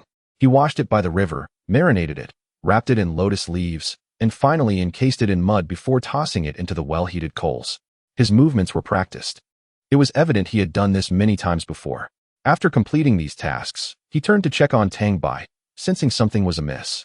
An uneasy premonition creeping into his mind. He approached and flipped the fish over with tongs. Suddenly, the air thickened with tension. Tang Bai and Qin Yu exchanged glances for half a minute. Tang Bai, feeling slightly guilty, averted his gaze. The fish was burnt. Weren't you supposed to be watching it to prevent it from charring? Did I say that? Seriously? The fish was perfectly intact on one side, while the other looked like charcoal. You told me you were keeping an eye on it to avoid burning. Yet this is what you've shown for your vigilance? Yes. But look, the other side isn't burnt. Must you not even flip it? Why should I? Are you expecting it to turn over by itself? Well, it's not impossible. Exasperated, Qin Yu reduced the fish to ashes before catching another from the lake and preparing it anew. Those watching the live stream outside were envious. This is what life is. With the fish and chicken now ready, each of them took their half. Just then, an unwelcome interruption occurred. As they donned disposable gloves, preparing to dig in, an uncomfortable voice rang out. Are you the class leader Tang Bai from class 4?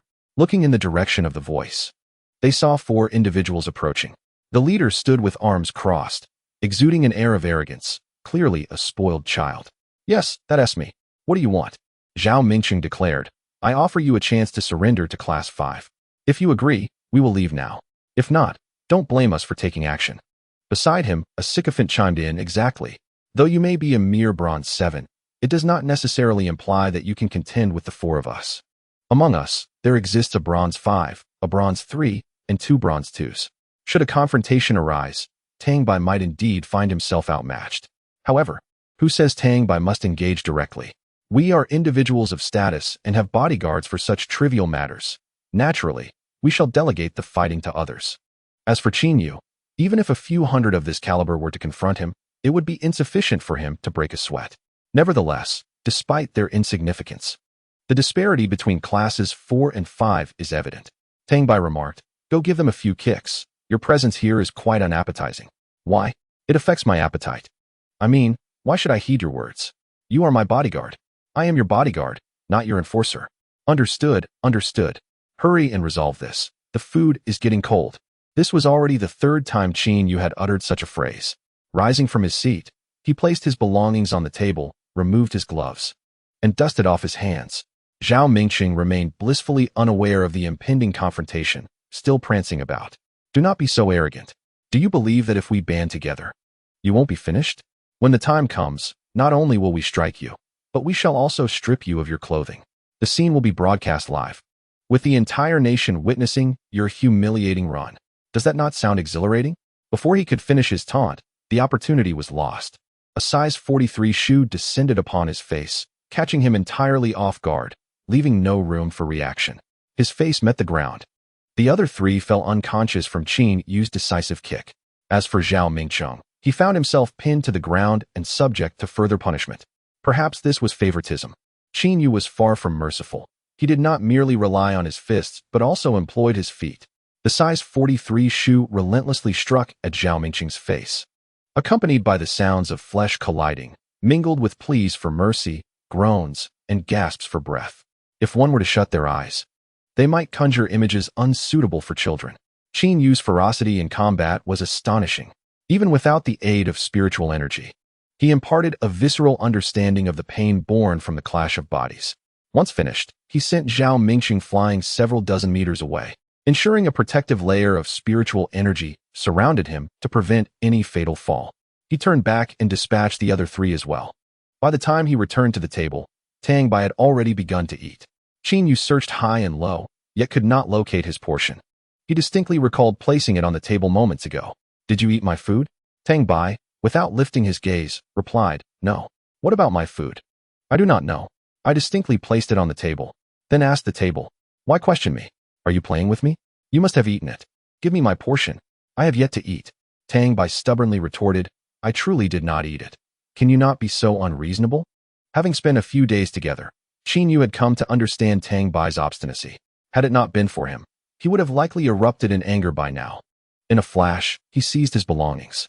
In a moment of self-doubt, Tang Bai symbolically protested a few times before falling silent, primarily because he could not continue.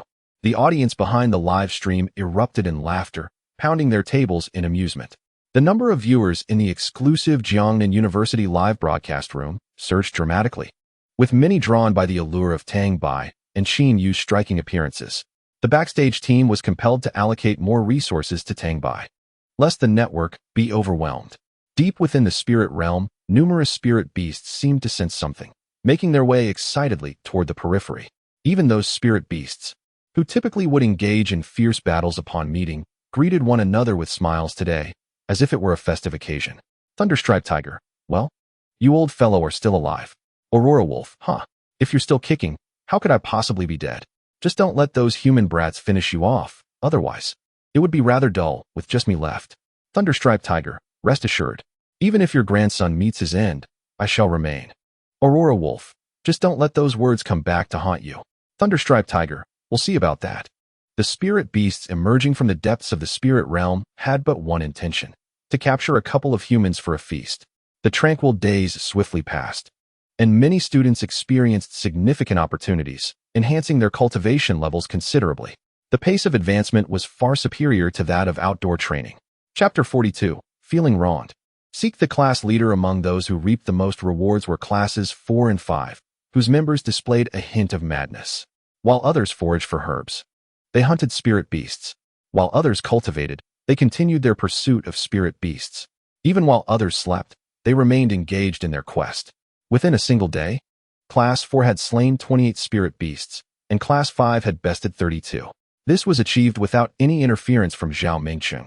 Had he intervened, their tally would have been even greater. However, if Class 4 joined forces with Tang Bai, it was likely Class 5 would not stand a chance. The following day, Zhao Mingcheng awoke.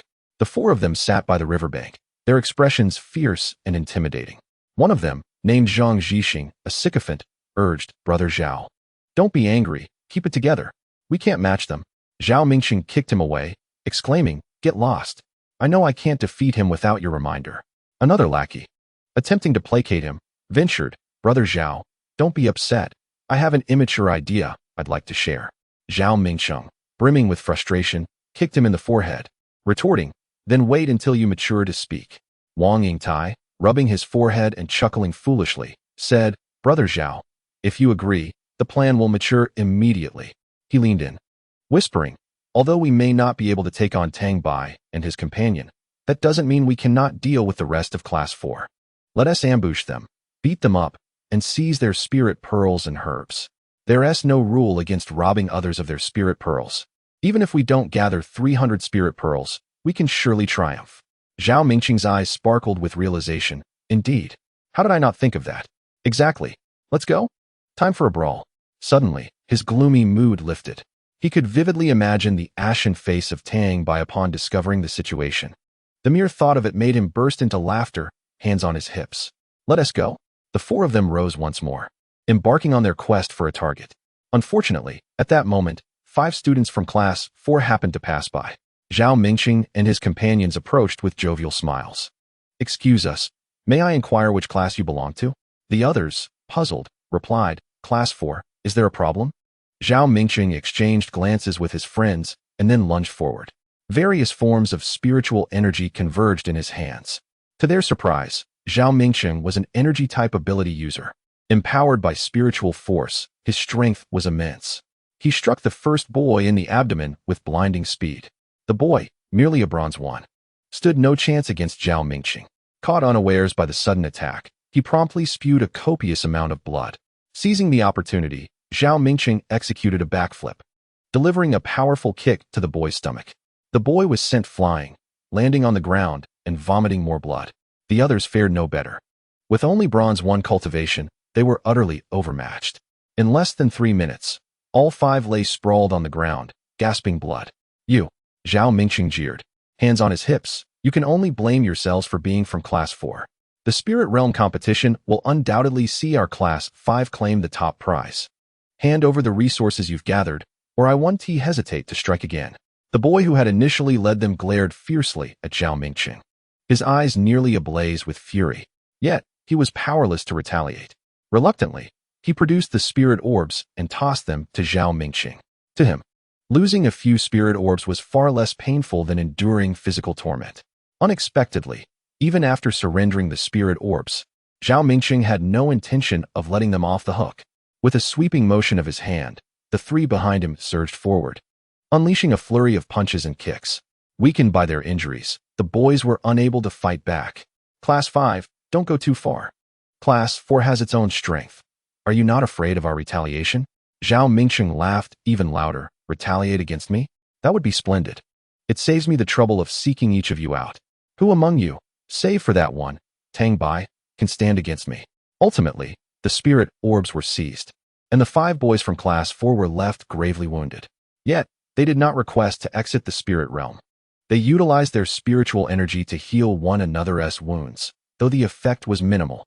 Huang Haoyi, the man who had initially walked at the front, clenched his fists, his face etched with resentment. Cursed be this. Justice must be served. Zhang Chuanyan consoled him. Let it go. His cultivation exceeds ours. We are no match for him. We might end up worse off if we confront him. The other 3 boys wore expressions of discontent. Zhao Mingqing's actions were exceedingly infuriating. Huang Haoyi declared, Since we cannot overpower him, let us seek out someone who can. We'll find the class leader or the vice leader. I refuse to believe the class leader cannot best them. His words sparked a glimmer of hope in their eyes. Indeed, let us seek the class leader. In the realm of the spirit domain, a group of individuals, despite their limitations, resolved to seek out their targets, driven by a desire for retribution. Among them, the Class 4 students harbored a simmering anger, yearning to confront Tang Bai or Zhang Haoran for vengeance. Unbeknownst to them, Tang Bai was preoccupied with his business at the All Things General Store. Before him stood a woman, her features grotesquely distorted, her cultivation rendered null, and her limbs cruelly mutilated. Tang Bai felt a profound sense of difficulty in approaching her, as her injuries appeared catastrophic. What animosity could lead to such suffering? Her face bore the marks of what seemed to be acid burns, her cultivation obliterated by a forced infusion of spirit pearls that ruptured her dantian, and her tendons severed with brutal intent. The sight of her almost unrecognizable form was unbearable, a testament to her indomitable will to survive.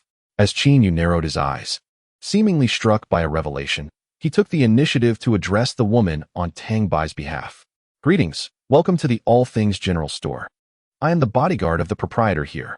You are fortunate to be our guest, and we can fulfill all your needs. There is nothing we cannot provide. Only what you cannot conceive. What do you require? Tang Bai shot Qin Yu a glare. Who is the boss here, you or I? The woman, in a state of apparent madness, cried out, Save me. I wish to live. I seek vengeance. I want them to suffer without a grave.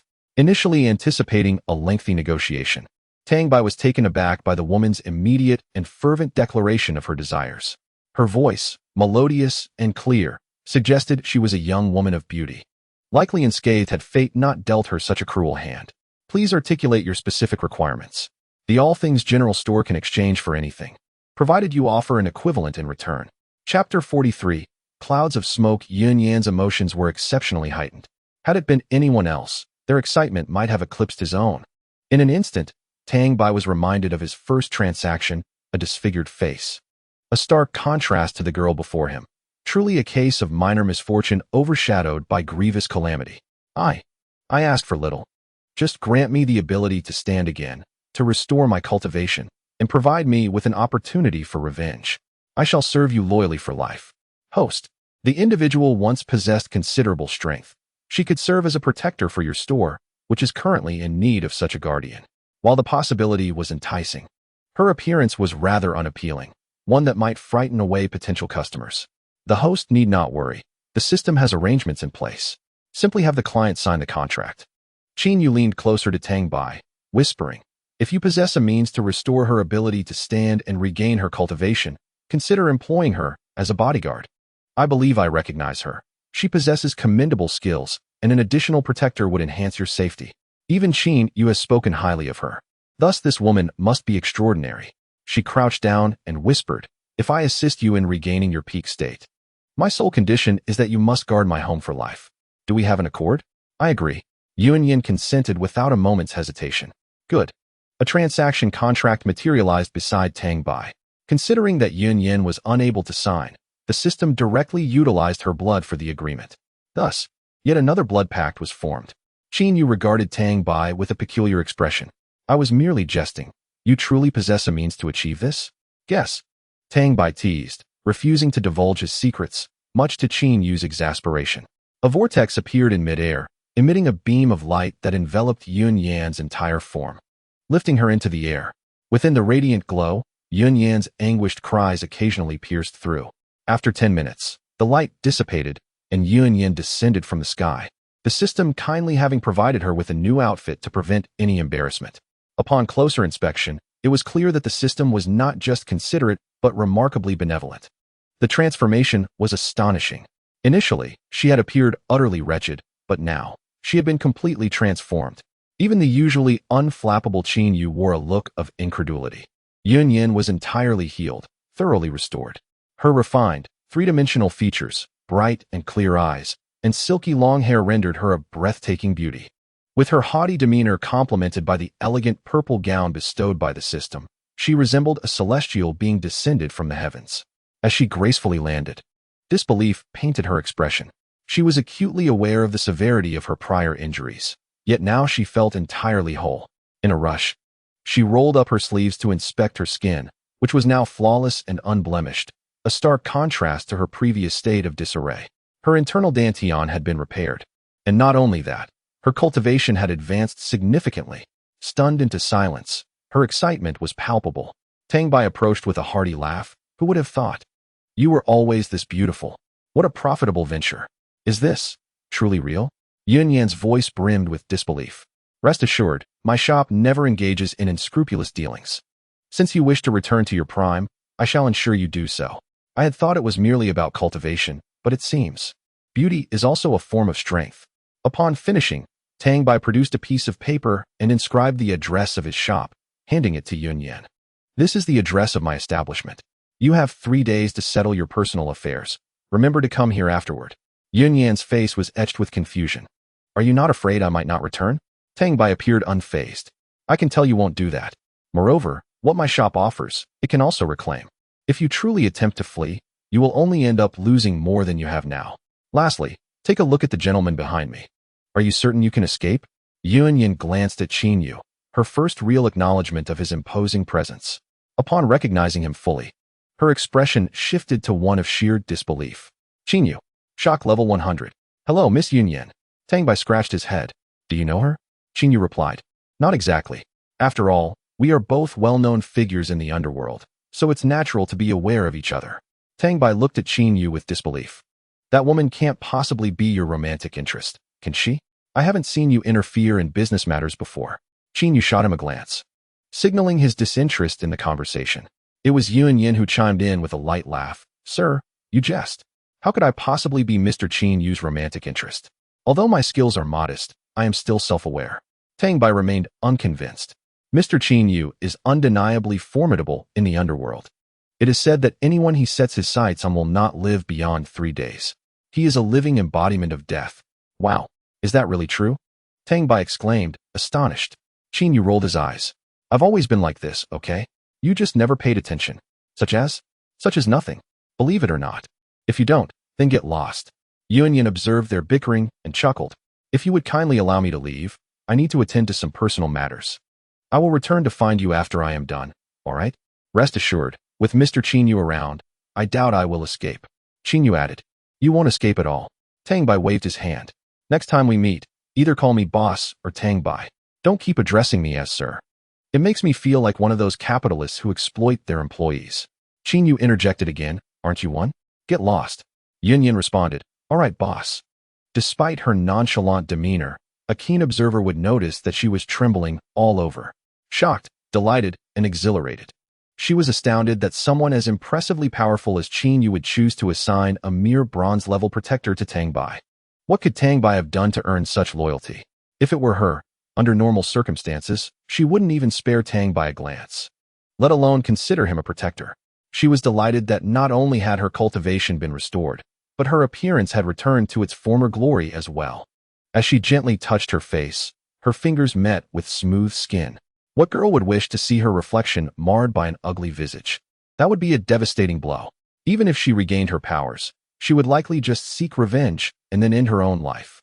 She was exhilarated by the opportunity for vengeance. If only she hadn't been so gullible with those two vile women, she could have easily dealt with hundreds of their ilk. Today, having returned to her peak state meant she would ensure those two wretches would be utterly destroyed. All of this was thanks to the young man before her, who appeared to be merely in his teens. He had granted her a second chance at life. A torrent of emotions surged within her. Tang Bai's emotional score had surely skyrocketed, likely surpassing 1,000 points by now. He was indeed a remarkable business assistant. Chapter 44. Training Yuan deeply bowed to Tang Bai and expressed her gratitude before vanishing. Tang Bai stretched and chuckled. Haha, I've made another profitable deal. My spirits are soaring. Qin Yu remarked. To be honest, I'm increasingly intrigued by your little shop. Indeed, I find myself quite intrigued. Tang Bai skillfully deflected the conversation. Fully aware of what Qin Yu wished to express, but unable to divulge any information, at least not at this moment. Even if he were to speak, it was doubtful that the group would believe him. Upon their return to the spirit domain, the heavenly eye was utterly bewildered. The two had suddenly vanished and then reappeared. What manner of sorcery was this? They had been gone for over an hour. What could they have been up to? By this time, it had been more than an hour since Tang Bai entered the general store. The surroundings had remained unchanged. The current batch of spirit beasts was rather lackluster. Such idleness was unbecoming. A whole day had passed without a single sighting of them frolicking about. Qin Yu scoffed. What's the matter? Have you finally come to your senses? Ready to put in some effort? Such words were not entirely fair. Everyone else was striving, and it would be improper for this class leader to be slothful. Oh, perhaps so. Qin Yu placed a hand on Tang Bai's shoulder.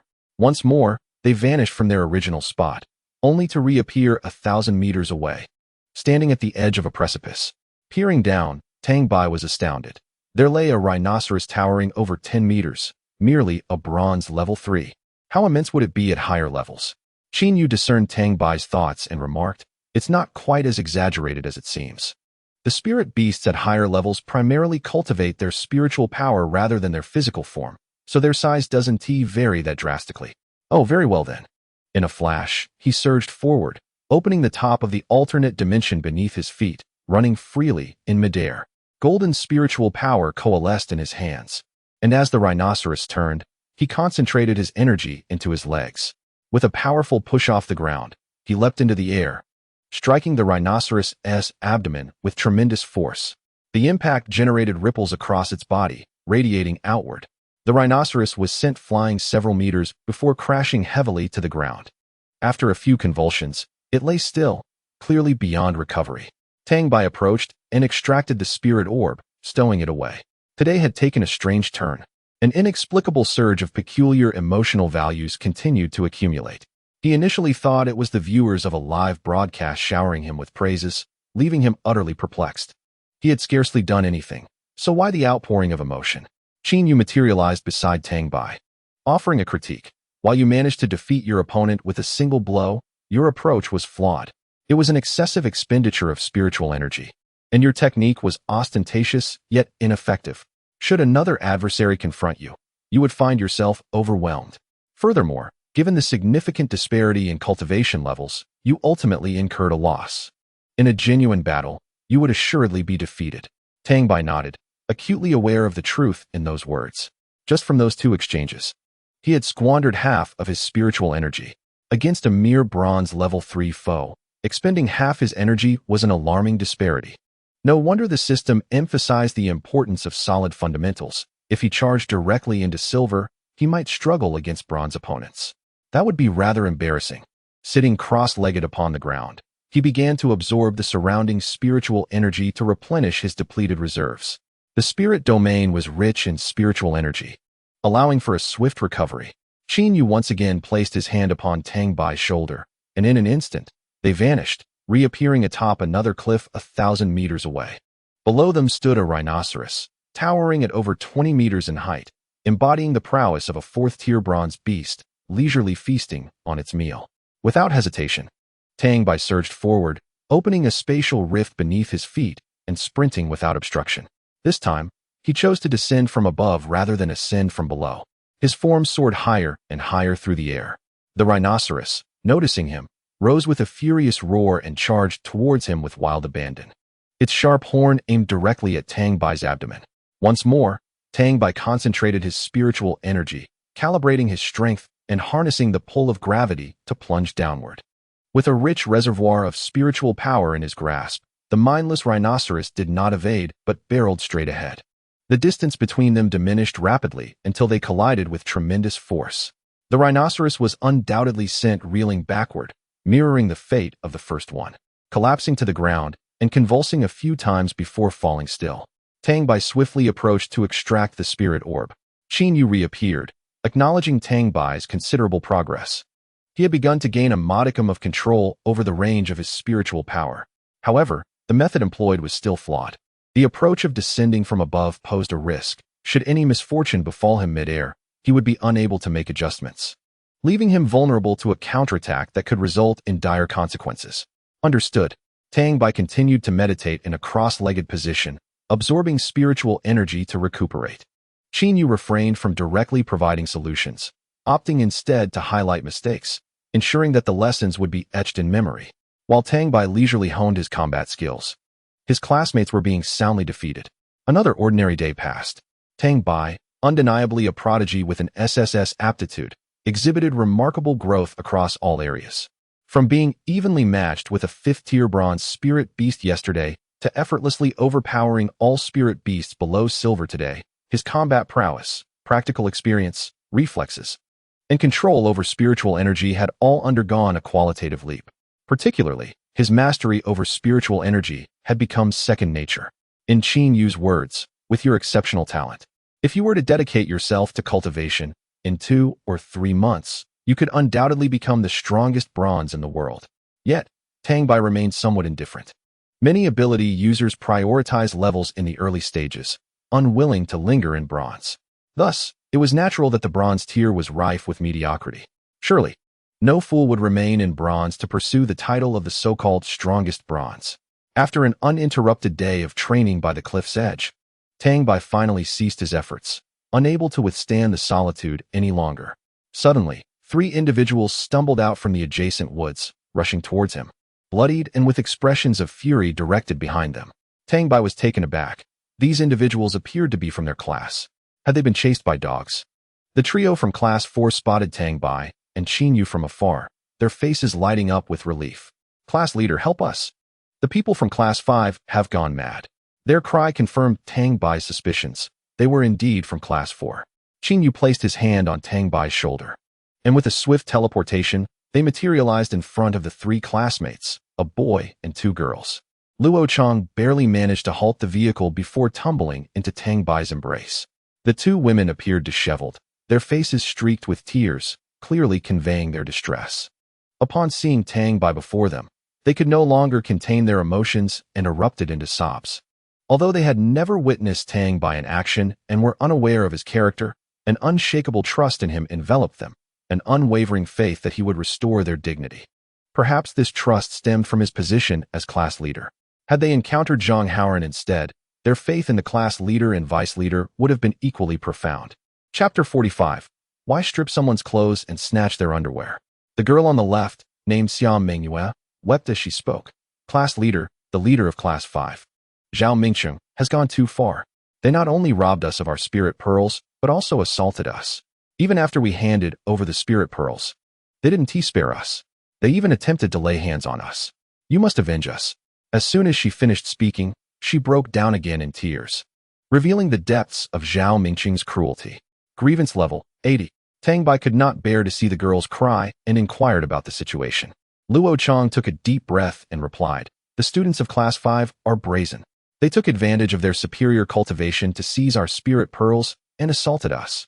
They even claimed that the competition rules did not prohibit the theft of others' spirit pearls. All the classmates, except for those still unaccounted for, have been attacked by Class 5. Some were severely injured. Our cultivation is inferior to theirs. We were no match for them. Furthermore, they stole our resources, attempting to force us into submission." Tang Bai's expression darkened ominously. Such shameless individuals, unable to act against their opponents, they resorted to bullying their classmates. "Where's Zhang Haoran?" he demanded. The vice class leader, incensed by Zhao Mingcheng's actions, had sought them out for a confrontation. Although he managed to injure several of them, he himself suffered grave injuries. "We have taken him to a cave to recuperate. We ventured out to procure some medicine for his wounds, only to encounter the members of Class 5, who are currently pursuing us." Tang Bai's expression soured further. He was already contemplating violence. Did they not demand your surrender? Why endure such physical torment? At that moment, a familiar, arrogant laughter echoed from behind, approaching their direction. Tang Bai exchanged a glance with Qin Yu. No words were spoken, yet the latter nodded in understanding and walked toward the source of the laughter. Luo Chong, watching Qin Yu depart, anxiously asked, "Can he manage alone? Should we lend a hand?" "Fear not, they are no match for him," Tang Bai reassured. "Now, tell me, why did you surrender?" Luo Chong gritted his teeth in frustration. "To simply capitulate and leave? We refuse to accept this. We do not wish to let him prevail." "Very well, I understand.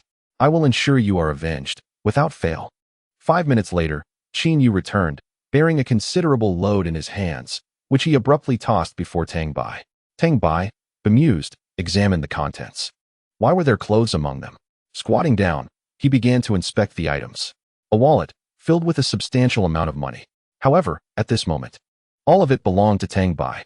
There are several small pouches, each containing spiritual orbs, all of bronze grade 1 and 2.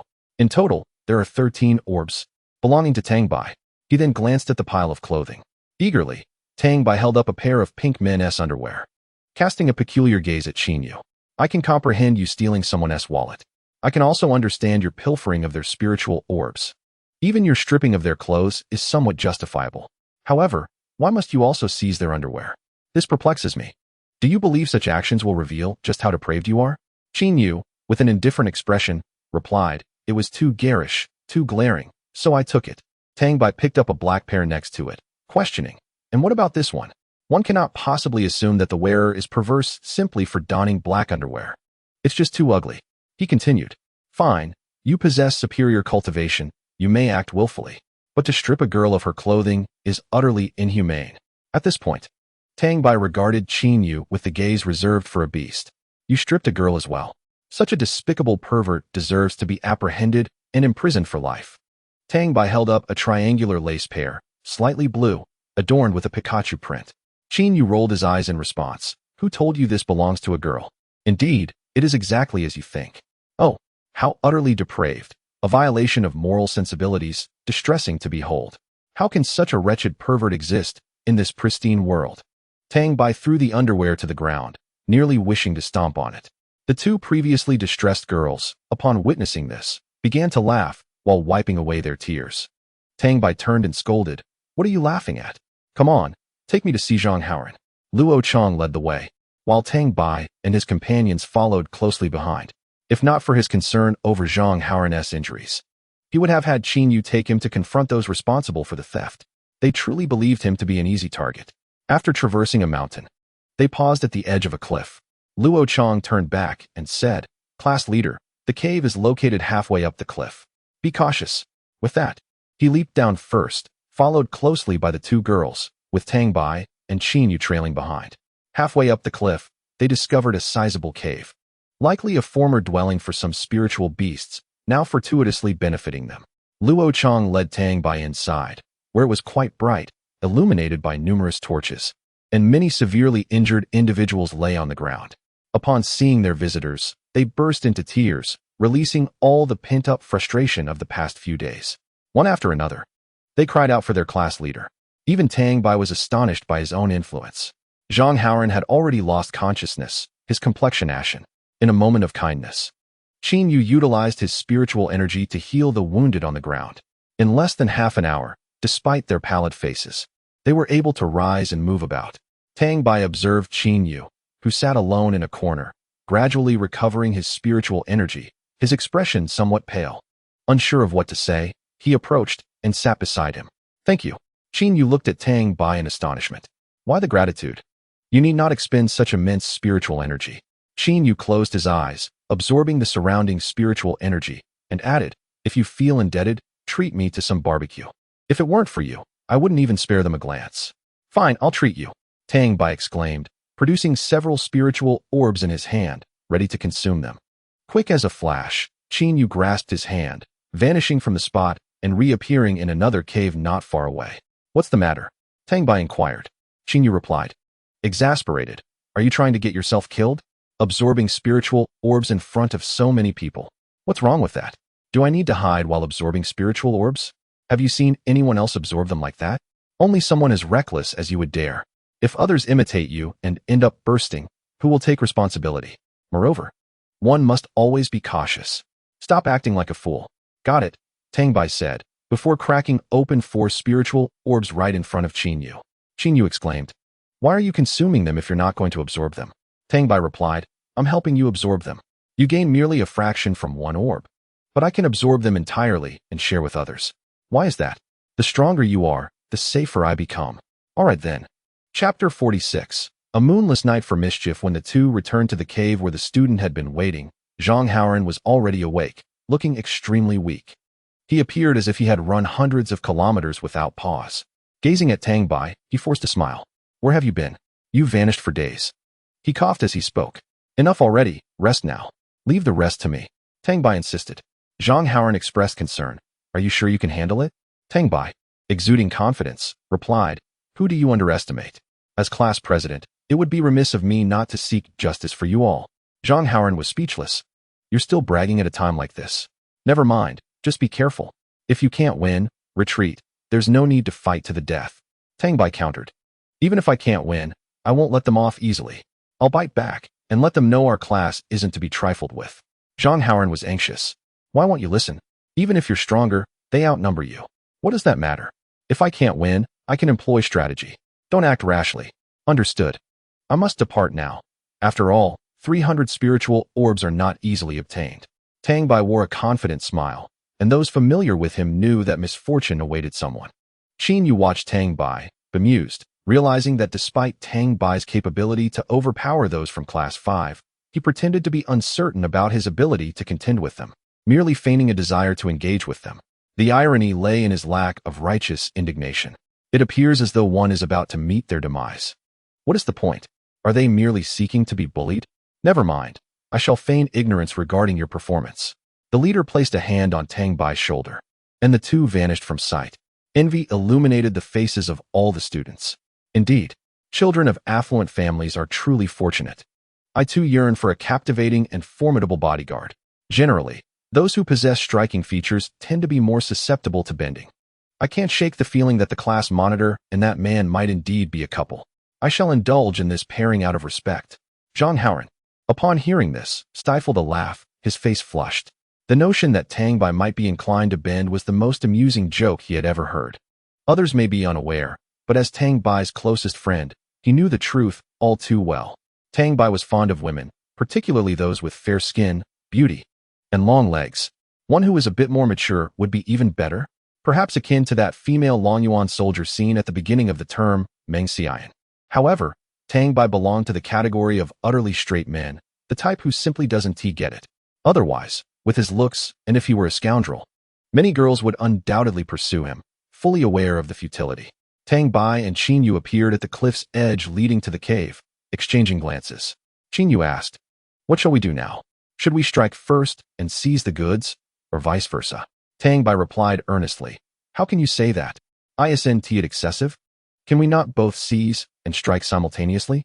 Qin Yu, with a look of disdain, countered, "Is there really a difference? Does it matter whether we strike first and then seize, or do both at once? It's merely a matter of timing. Indeed, let them experience double the joy."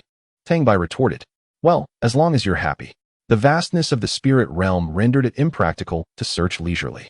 It was also unrealistic to have Qin Yu teleport hither and thither. Thus, the two shamelessly subdued a towering red-striped tiger, only a bronze level 3 in cultivation. After they took turns pummeling the creature for half an hour, it finally consented to serve as their mount. Had it not been for its numerous injuries, any observer would have thought it willingly complied. Perched upon the tiger's back, Qin Yu occasionally struck the beast, causing it to roar in protest, while warning it to behave. They encountered numerous students from other classes along the way, and amid the envious gazes, they inquired about the whereabouts of Class 5. After much questioning, they remained oblivious to the hiding place of that group of misfits, and thus began their aimless search. Other students passing by looked on enviously. This scene provided them with considerable motivation. How impressive! They too wished to enhance their cultivation and tame spirit beasts as mounts. Wherever they went, they would surely turn heads. After a thorough search lasting 3 hours, they finally located the members of Class 5. Leading the group, Zhao Mingqing bore a dark countenance, evidently from Qin Yu's handiwork. With a fierce glare, he attempted to brainwash the surrounding classmates. Observing the students' extraordinarily excited expressions, one could not deny that his efforts were remarkably effective. Upon tallying, there were over 70 individuals present. The whereabouts of the rest remained a mystery, but for this group, none would escape. Qin Yu chuckled mischievously, exhibiting a somewhat roguish demeanor reminiscent of Tang Bai. "Do you require assistance?" he inquired. "Just observe for now. Wait until I'm truly overwhelmed before you lend a hand." "Very well." Before approaching, Tang Bai consulted the system once more. "System, do you possess firecrackers? A colossal one or an exceptionally loud variant?" "Yes." "What does the host wish to do? Considering my lackluster capabilities, what do you think I could possibly achieve? Surely, it would only result in chaos. You don't expect me to charge in like the protagonists in novels, challenging over 70 adversaries, do you? Ah, indeed, it's fortunate you are not so foolish. There is still hope. Enough. Is there or isn't there? Yes. 1,000 emotional points per firecracker. Would the host like to acquire one? What a steal. Have you suddenly developed a conscience? Then how about 10,000 for a single one?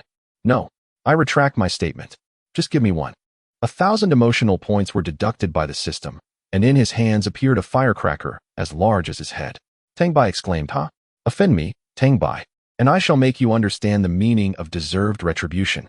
Qin Yu leaned closer, pointing at the enormous firecracker. "What is this? A firecracker? Goodness! Which family possesses such a large firecracker?" Qin Yu could not help but exclaim. Tang Bai laughed heartily. "The size is irrelevant. What matters is its volume. I will ignite it. You will teleport right in, and then make a run for it. I refuse to believe it won't terrify them. No need for that."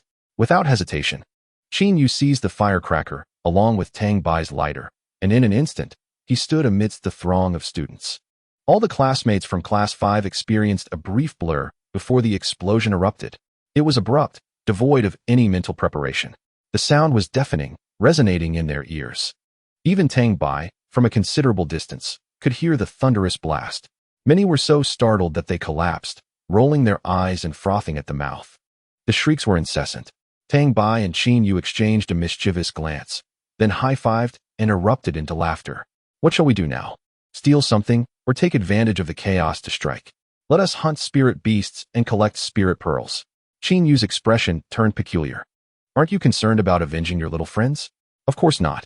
It is inconvenient to act during the day. We shall return at night." "Oh, under the cover of darkness. It is easier to engage in some underhanded dealings?" Enough. Chapter 47. The crimson-striped tiger within the spirit realm. Myriad spirit beasts abound, each a diverse variety. However, to Tang Bai, they were merely walking spirit pearls. Gazing upon the imposing figure of a crimson-striped tiger, towering 7 to 8 meters tall, and possessing the cultivation of the silver level, Tang Bai managed a smile more grotesque than tears. Are you certain you haven't made an error? Qin replied, I am quite certain. You expect me, a mere bronze level, to confront a silver level beast? Surely. You jest. And what of it? Is there a law forbidding bronzes from battling silvers? I am, after all, of the spatial system. In gaming terms, I am akin to a soft support character. You asked me to engage in combat with a crimson-striped tiger, one with a higher cultivation and tremendous speed, and claim you are not mocking me? Qin Yu disdainfully retorted, it's merely one level higher. What is there to fear? When I was at the bronze level, I could contend with gold-level opponents without losing ground. You are merely a silver level, and yet you have fallen to such a state. After all, you are the proprietor of a mysterious grocery store. This is quite a disgrace. Tang Bai retorted defiantly, why should I fear? Does my status as a shopkeeper have any bearing on that? Moreover, what about you? Am I to toil so hard for nothing? Qin Yu interjected, it's just 10 years. What then? I can start anew. Stop your prattling. He abruptly kicked Tang Bai, sending him tumbling off the cliff. Tang Bai plummeted downwards. Qin, you hypocritical scoundrel. He hastily activated the alternate dimension, landing within it, as if suspended in midair, mere inches from the crimson-striped tiger. Tang Bai could see the surprise reflected in the creature's eyes, as if it were expressing gratitude for nature's bounty. They locked eyes for 3 seconds before the tiger lunged. Jaws agape. Tang Bai swiftly jabbed its eye and aimed to dive into the alternate space. At that critical moment, Qin Yu's voice echoed above. If you wish to grow stronger, do not retreat into your pitiful space. Tang Bai hesitated, but the tiger's maw was already upon him. Without a second thought, he shrank the alternate space, opening it within the tiger's mouth. The transparent realm was perceptible only to Tang Bai, and then the tiger bit down hard. To its astonishment, it lost its teeth. The immense force shattered its fangs upon impact. It stared incredulously at the ground where its teeth lay, unsure of what had transpired. Probing its mouth with a paw, it found its canines gone, smooth and absent. The expression on its face seemed to say, what in the world? How did I lose my teeth? I could chew stone without issue, and yet I bit into air and lost them. If only you had misled me with a block of tofu, I wouldn't be in such disbelief. The massive tiger, towering at 7 or 8 meters, began to weep, clutching its lost fangs, tears streaming down its face. Emotion value 101. Tang Bai felt a pang of sympathy. No one had ever bestowed such a high emotional value upon him. He opened an alternate space around himself and approached, gently patting its paw. Do not worry. Your teeth will grow back. Yet the large tiger, in a fit of anger, turned away, continuing to cry, its sorrow deepening. Emotion value 102. For the first time, Tang Bai felt profoundly unkind. As he moved to the other side, the tiger turned again, deliberately ignoring him. Tang Bai felt at a loss.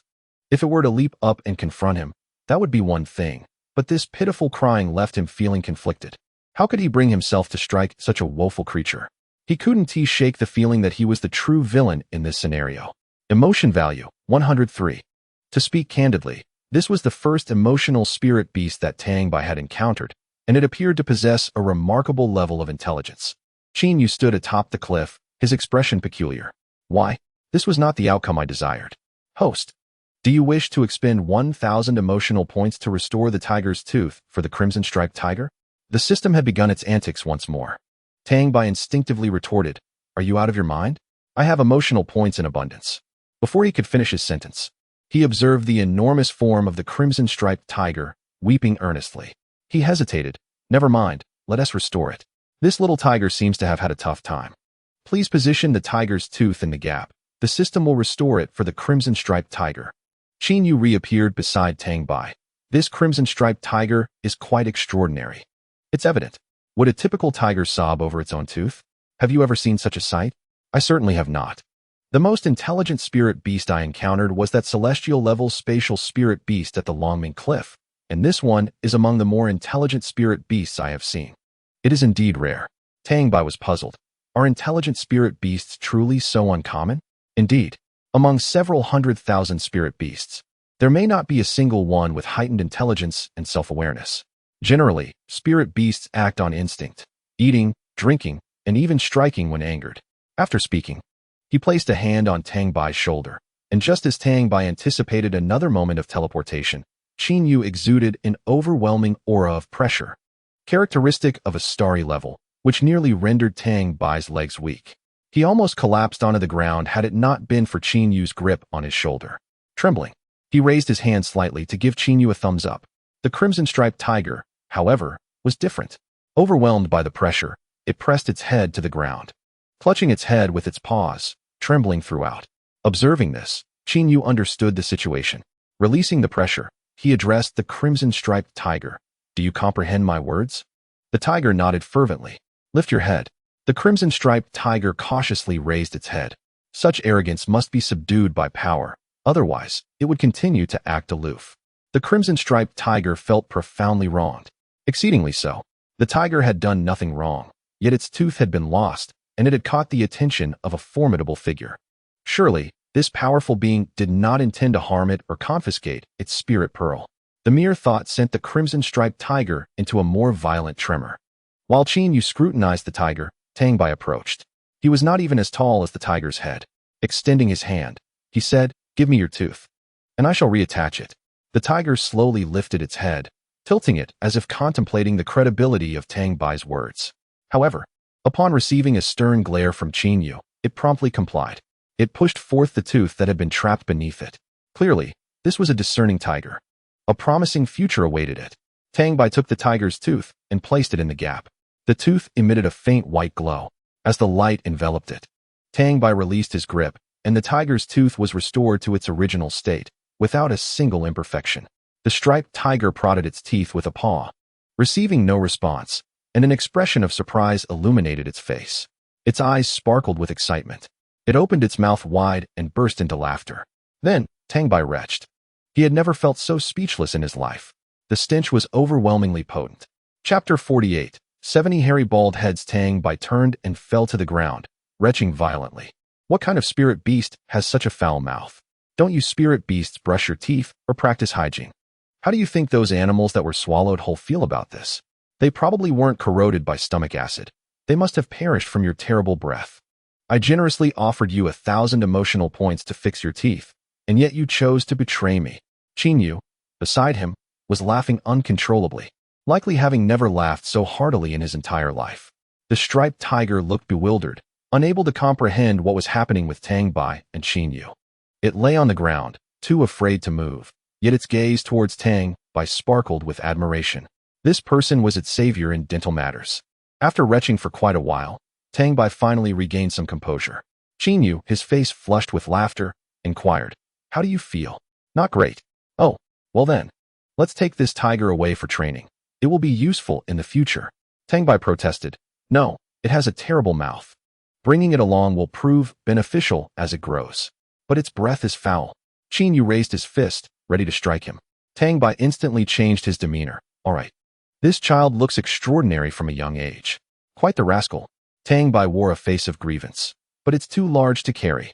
If we take it out like this, those Longyuan soldiers will shoot at us. They might even confiscate its spirit pearl." Qin Yu turned back and glared at the striped tiger, who shrank in size, eventually becoming the standard size for a tiger. The tiger felt quite wronged. Why is this happening? Who have I offended? Why am I being abducted? I want to go home to my mother. Both Tang Bai and Qin Yu simultaneously gazed at the striped tiger. Tang Bai approached, hands on his hips, and threatened, "You have two choices. 1. Wander the world with us. 2. We will slay you and claim your spirit pearl." His youthful face appeared fierce. However, the striped tiger dared not take him lightly, fearing that a misstep might displease Qin Yu, leading to its immediate demise. Its claws scratched a line on the ground. Tang Bai asked, "You choose the first option?" The striped tiger nodded. "Can you read?" The tiger shook its head. Tang Bai looked at Qin Yu, noting, this creature truly possesses a high level of intelligence.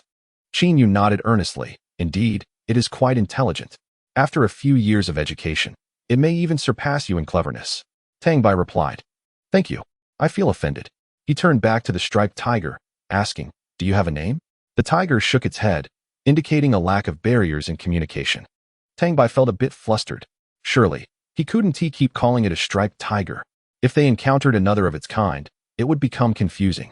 "How is it that you don't even have a name?" The tiger rolled its eyes in a very human-like manner. "Isn't that a pointless question? I am merely a spirit beast. What need have I for a name?" The mere existence of the moniker Crimson-Striped Tiger is already quite commendable, is it not? Are you still contemplating a name for yourself? What are your thoughts? Tang Bai grinned widely. Shall I bestow a name upon you? What do you say? The Crimson-Striped Tiger gazed at Tang Bai's unreliable demeanor, genuinely inclined to refuse. However, considering the formidable presence beside him, capable of obliterating him with a mere finger, he could only nod in acquiescence. Tang Bai pondered for over a minute before bursting into laughter. Let us call you Little Tiger. It suits you perfectly. Ha. Chinyu. Crimson-Striped Tiger. Tang Bai, what? You don't fancy it? No worries. I shall provide you with another. After another minute of contemplation, how about Black Tiger? Quite imposing. What do you think? Chinyu. Do you not perceive that this name resembles that of a gang leader? Upon reflection, Tang Bai conceded, you make a valid point. How about Little Tiger? Little Flower? Flowery? Tiger? Fat Tiger? After contemplating numerous options, Tang Bai became utterly perplexed. Naming is the most vexatious task. He simply had no idea what to call him. A sentiment echoed by the author. Let us name you Chongming. Qinyu's expression turned peculiar. Why that name? Tang Bai scratched his head, chuckling. Because you just mentioned that the most intelligent spirit beast you have encountered was at Chongming Cliff. That very spatial spirit beast. I thought to myself, that was where we first met. So why not name you after it? It also serves as a fond remembrance. What do you think? Chinyu shot Tang Bai a sidelong glance. Whatever. It's settled then. Chongming. Woe is me. Could you not consult my opinion? I am rather fond of this name. Though he wished to protest, he dared not voice it. The tiger was discontented, yet felt unable to express it. Why was the big shot so hypocritical? Fierce towards himself, yet so amiable towards that pretty boy. The distressed tiger, late at night, found solace in his misery. A mischievous grin adorned his face, reminiscent of Tang Bai's own expression. Beside him was Tang Bai, also wearing a cheeky smile, and next to them was Chinyu. The trio hid within the grass. Earlier that day, they had spent the entire time teaching Chongming how to write his name, yet he struggled to master it. In contrast, Tang Bai and Chinyu learned their names swiftly. As a result, an entire day was spent teaching him to write. And not a single spirit beast was slain. Meanwhile, classmates from other groups were entertained by the spectacle. When darkness fell, Tang Bai directed Chongming to track the scent of the camp of those from Class 5. A rather immature scheme was gradually maturing in Tang Bai's mind. He had overheard the students from Class 4 discussing the ruthless nature of this Class 5 cohort, regardless of gender. They were akin to a band of brigands. At 2:30 in the morning, when drowsiness often prevails, they made their move. After Chinyu rendered 2 sentinels unconscious, their operation commenced. Chongming transformed into a tiger over a meter tall, carrying the belongings of Class 5 in his mouth. One item at a time, ensuring not a sound was made. It would not be long before their possessions were entirely relocated. Tang Bai found himself wielding a razor, chuckling gleefully as Chinyu stood watch nearby. At the first sign of anyone stirring, he would teleport over and knock them unconscious. It was Tang Bai's inaugural attempt at playing the role of Teacher Tony, and he was somewhat unfamiliar with the task at hand. He accidentally carved a notch into one boy's hair, but it was of little consequence. He could simply shave it all off. However, merely shaving it clean would not suffice. To his dismay, Tang Bai left a small tuft on the crown of the head, just a tiny patch, which, when touched, pricked like thorns. The rest was completely shorn, gleaming and bald. Then came the second student, sporting an identical hairstyle. For over 2 hours, Tang Bai wreaked havoc upon more than 70 individuals, sparing not even the girls. 70 innocent souls, all bearing the same hairstyle. Their hair was collected and banished into an alternate dimension, leaving them with nothing. Long Ming nearly cleared the area, leaving no trace of food or utensils behind. In the end, even their tents were dismantled. These individuals lay on the ground as if they were clutching their mats and blankets. Yet, no matter how Tang Bai viewed the scene, it felt unsatisfactory. He opened the alternate dimension above them and raised it, snatching away their mats and blankets. Thus, they found themselves entirely sprawled on the bare ground. As far as the eye could see, there lay over 70 bald heads. Oh no, not entirely bald, but rather heads with a mere tuft of hair, an utterly comical sight. Author's note: today marks my debut. I am immensely grateful to all who have read this far. Please leave your comments. Your support is my greatest motivation. I shall continue to strive for excellence and bring forth even better stories. Thank you. Writing onward. Chapter 49, Finding Fault Initially. Tang Bai had intended to steal their spirit pearls as well. However, Upon reflection, he realized that if he were to pilfer the pearls, he would lose the pretext to confront them later. Better to leave them behind and return the next day to seize both the pearls and deliver a good thrashing. Yes, that was the plan. As two individuals slumbered within Tang Bai's alternate dimension, he had positioned it just outside their encampment. Early the next morning, anguished cries echoed from the encampment, each wail more harrowing than the last. The cacophony roused Tang Bai from his slumber. Upon opening his eyes and glancing over, he beheld the sight of these individuals, each one peering intensely into the river's reflection. The girls were weeping profusely, while the boys, faces contorted with rage, bellowed for answers. Many of the girls had already fainted from their tears. They could not bear the sight of themselves. It was more painful than death. A torrent of emotional turmoil surged through them. Tang Bai, observing from the sidelines, could not help but laugh at their plight. Since they had chosen not to embrace their humanity first, they could not blame him for his actions. If they wished to avoid such humiliation in the future, they might consider donning masks or wigs. Those who bullied him, even the girls, were not to be spared. As for the injuries suffered by those from Class 4, most had sustained severe wounds, as Chin would say. If treatment is delayed by a day or two, it could lead to lingering ailments, and in severe cases, even endanger one's life. It can be said that these individuals have truly gone too far. Merely for a competition, they resort to such actions, revealing their lack of character. Birds of a feather flock together. Thus, the school has done well by placing these unsavory characters in the same class. Many women have already fainted from despair. Zhao Mingxing is in a furious rage. Fortunately, there was nothing to throw. Otherwise, he would have caused a scene. Tang Bai strides out of the alternate dimension with determination. Qin Yu originally intended to follow, but was thwarted by an invisible barrier. His forehead collided with the edge of the alternate dimension, producing a resounding thud. Resentment value, 80. What are you doing? Tang Bai waved his hand without looking back. I can handle this myself. You just stay there and watch. Are you out of your mind? If you can handle it, why did you lock me in here? I'm not you. Am I that foolish? Damn it, let me out. Even if you were to be beaten to death today, I wouldn't lift a finger. All right, fine. Hurry up. What are you rushing for? Eager to be reborn.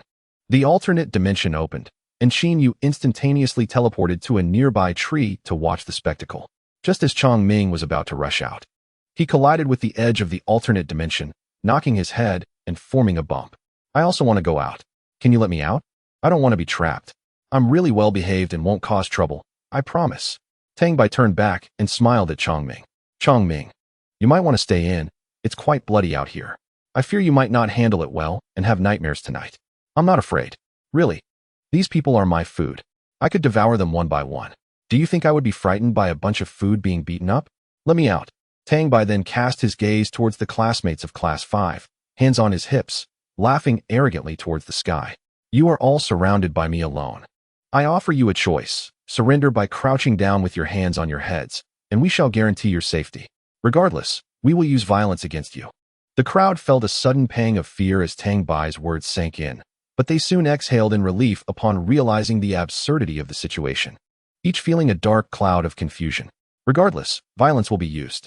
What is the point of saying that? Zhao Mingxing exclaimed, Tang Bai, did you have a hand in our haircuts? And did you steal our belongings? Tang Bai was struggling to suppress laughter at the sight of over 70 bald heads. However, seeing Zhao Mingxing's contorted face made him burst into laughter. Though he laughed, he knew they wouldn't admit to their actions. Ha ha ha, your Class S hairstyles are quite unique. Did you all go to the same barber? Which stylist did you find? Such great taste. He laughed uncontrollably, clutching his stomach. You. Zhao Mingxing was so enraged by Tang Bai's words that he could not find his voice. Gathering his spiritual energy, he delivered a punch towards Tang Bai. Bang! Yet this furious blow was effortlessly caught by Tang Bai. There was not even a hint of reaction. Tang Bai tilted his head and smiled, squeezing tightly. Ah! It hurts, it hurts. The immense pain radiating from his hand twisted Zhao Mingxing's expression into a grimace. Shock level 80. He could not comprehend how Tang Bai possessed such strength. Let go, you damn it, let go. Zhao Mingxing frantically attempted to withdraw his hand. Zhao Mingxing. We were originally without enmity, engaged in fair competition. If you were to win us by virtue of strength, we would have nothing to say. However, you should not steal our spirit pearls, nor should you assault us. A heavy fist struck Zhao Mingxing's abdomen. The 70-odd onlookers surrounding them dared not step forward. Zhao Mingqing's face contorted in anguish. Tang Bai, how dare you strike me? Do you know who my father is? Do you believe that with a mere word from him, you will no longer be able to continue your studies at Jiangnan University? Tang Bai released his grip on Zhao Mingqing's hand and seized his collar.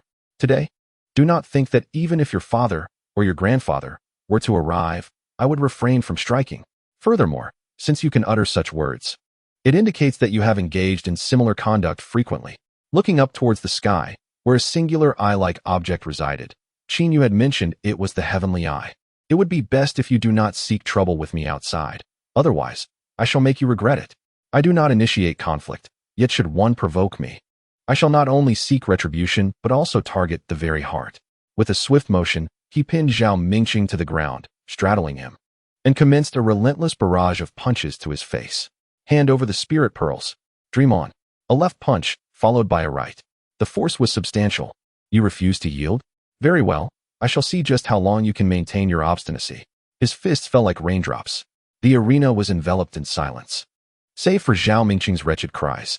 Anyone who dared approach would be met with a forceful kick from Tang Bai. Fierce indeed. For over half an hour, the assault persisted. Zhao Mingqing could no longer endure.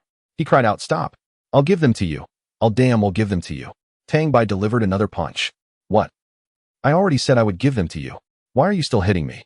Tang Bai retorted, if you were to give them, why shout so loudly? Do you think me deaf? After landing several more punches, Tang Bai finally stood up. Zhao Mingqing's face was a ghastly sight, drenched in blood.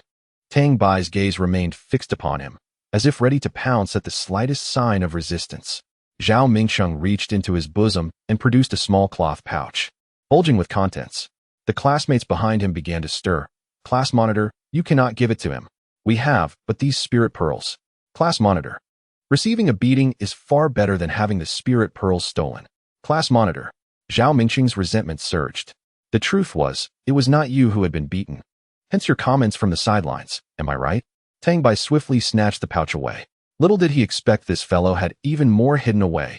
Chapter 50. Spiritual tide. Initially, he thought that the items Zhao Mingqing had displayed yesterday were all he possessed, yet it turned out this fellow had concealed so much more.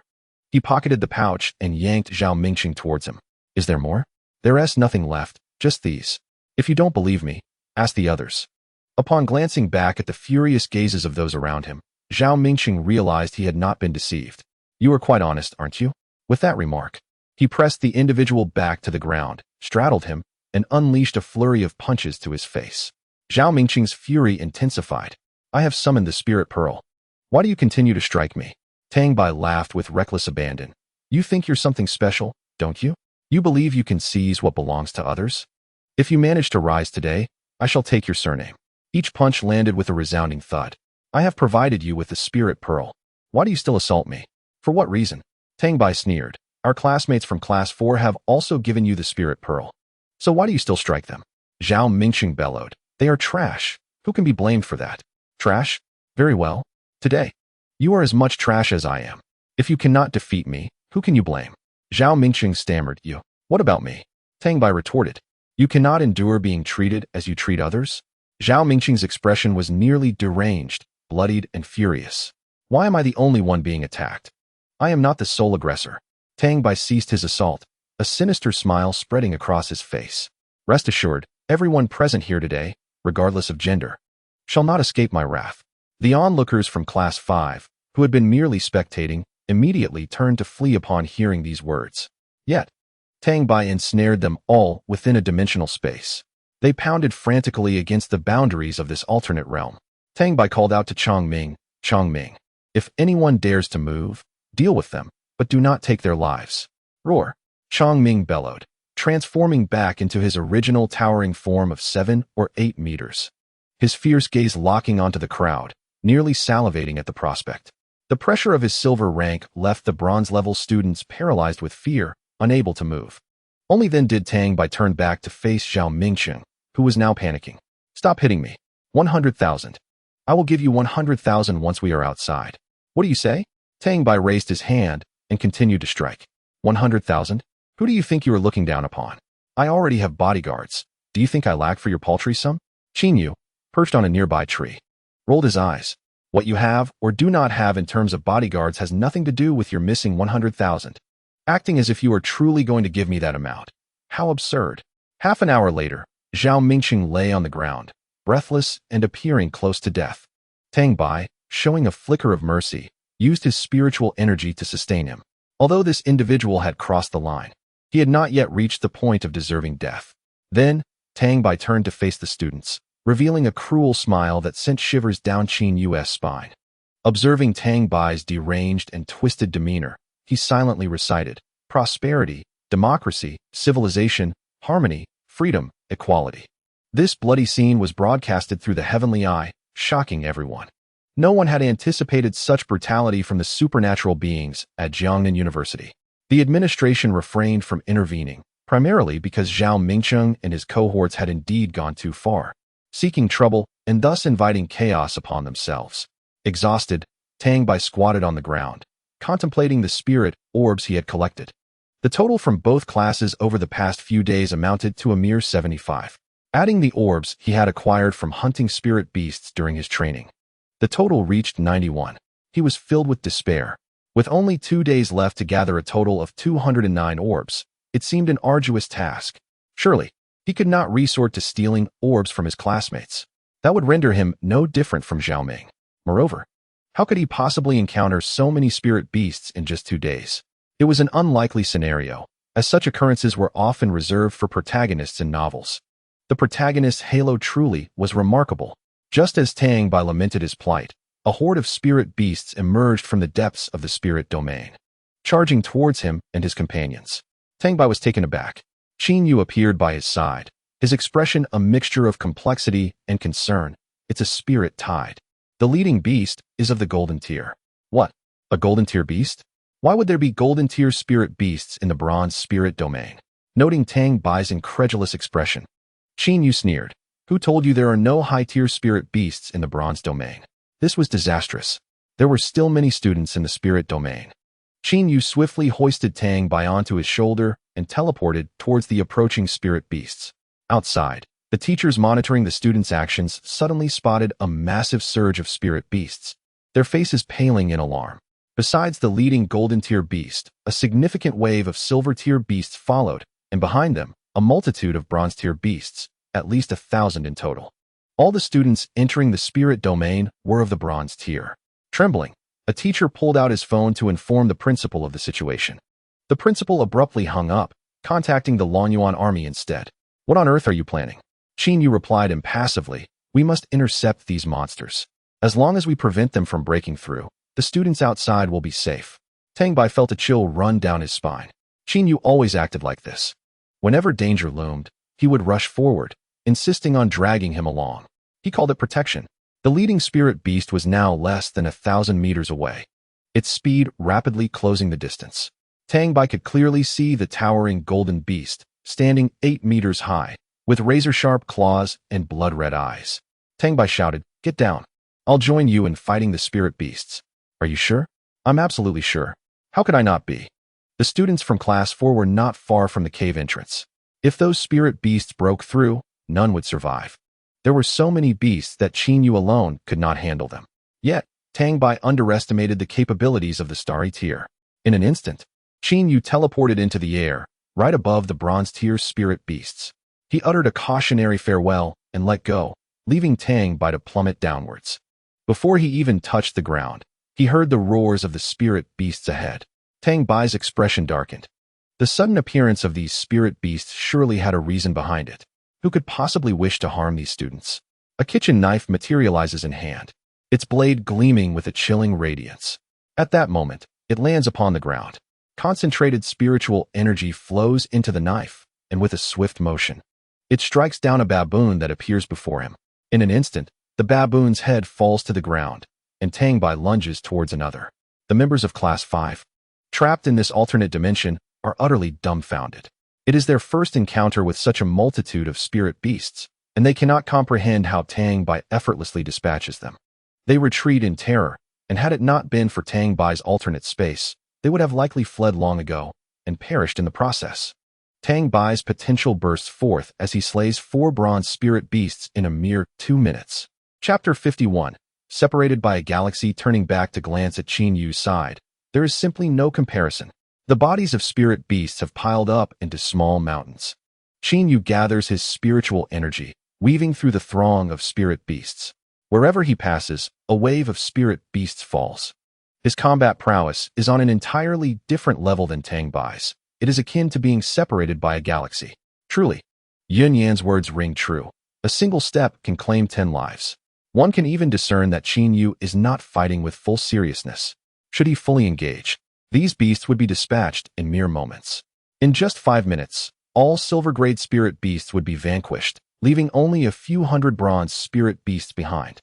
He stands idly nearby, hands in his pockets, a blade of grass dangling from his lips, observing Tang Bai's fervent efforts with a sense of wonder. Indeed, he is a prodigy with an SSS talent. In the brief span of time, Tang Bai's knife skills have become remarkably refined. Each strike is precise, and he may well be the first to wield a kitchen knife against spirit beasts. What Qin Yu is unaware of is that Tang Bai has secretly exchanged for a sword technique through the system, a beginner's knife technique acquired with 100,000 emotional points. Had Tang Bai possessed emotional points, he would have surely upgraded it to the highest level. Even at the beginner stage, it is quite commendable. Yet, to Qin Yu, it appears as though Tang Bai has honed these skills through sheer practice. He even contemplates correcting Tang Bai's mistakes, but seeing him laugh maniacally, he abandons the thought. What if he approached only to find himself on the receiving end of a kitchen knife? Tang Bai is genuinely exhilarated, acutely aware of his burgeoning strength.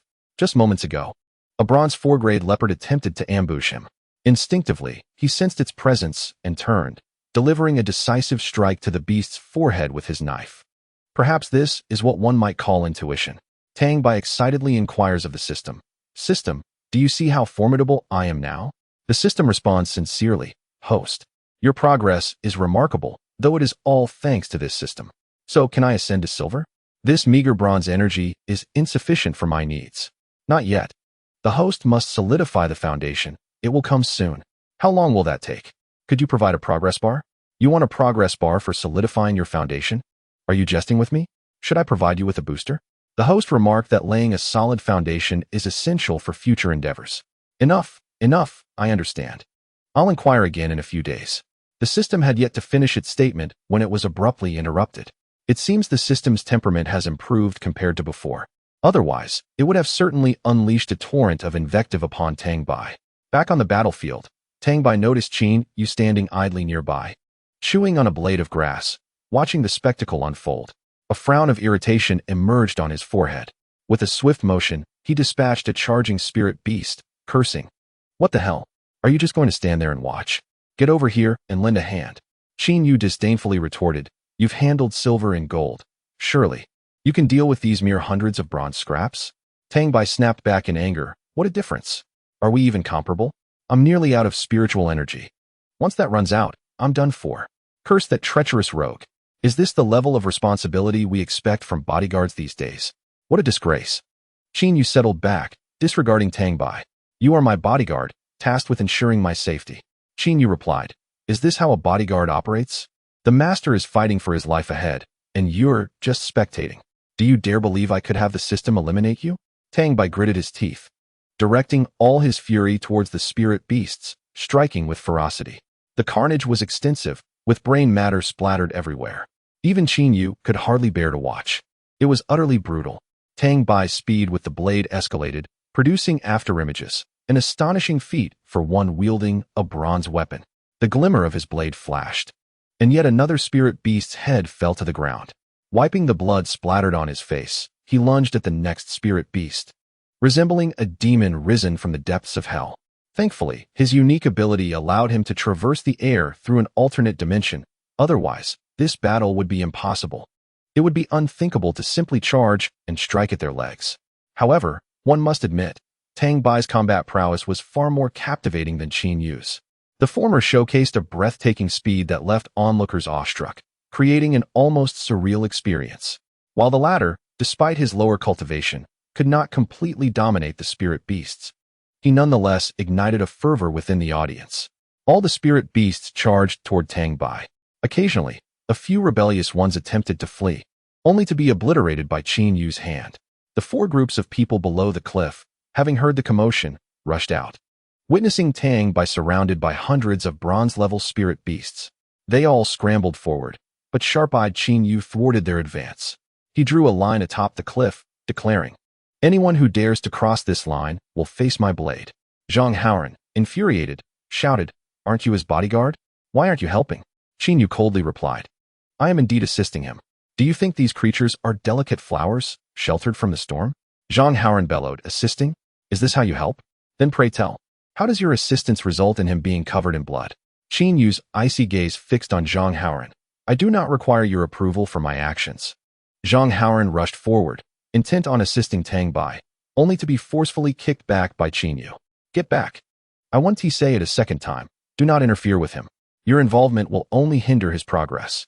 An invisible pressure enveloped the air, causing Zhang Haoran to abruptly awaken to the reality of the situation. Qin Yu, an individual of such formidable prowess, was utterly trusted by Tang Bai. How could he possibly wish harm upon him?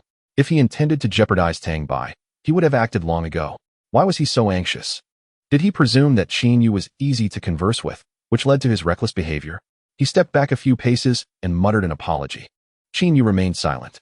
It dawned on Zhang Haoran that Qin Yu was not merely amiable. He exhibited kindness solely towards Tang Bai.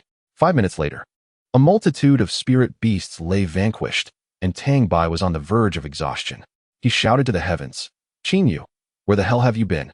I'm out of spirit power and on the brink of collapse." After his desperate cry, Qin Yu suddenly appeared, seizing Tang Bai by the shoulders.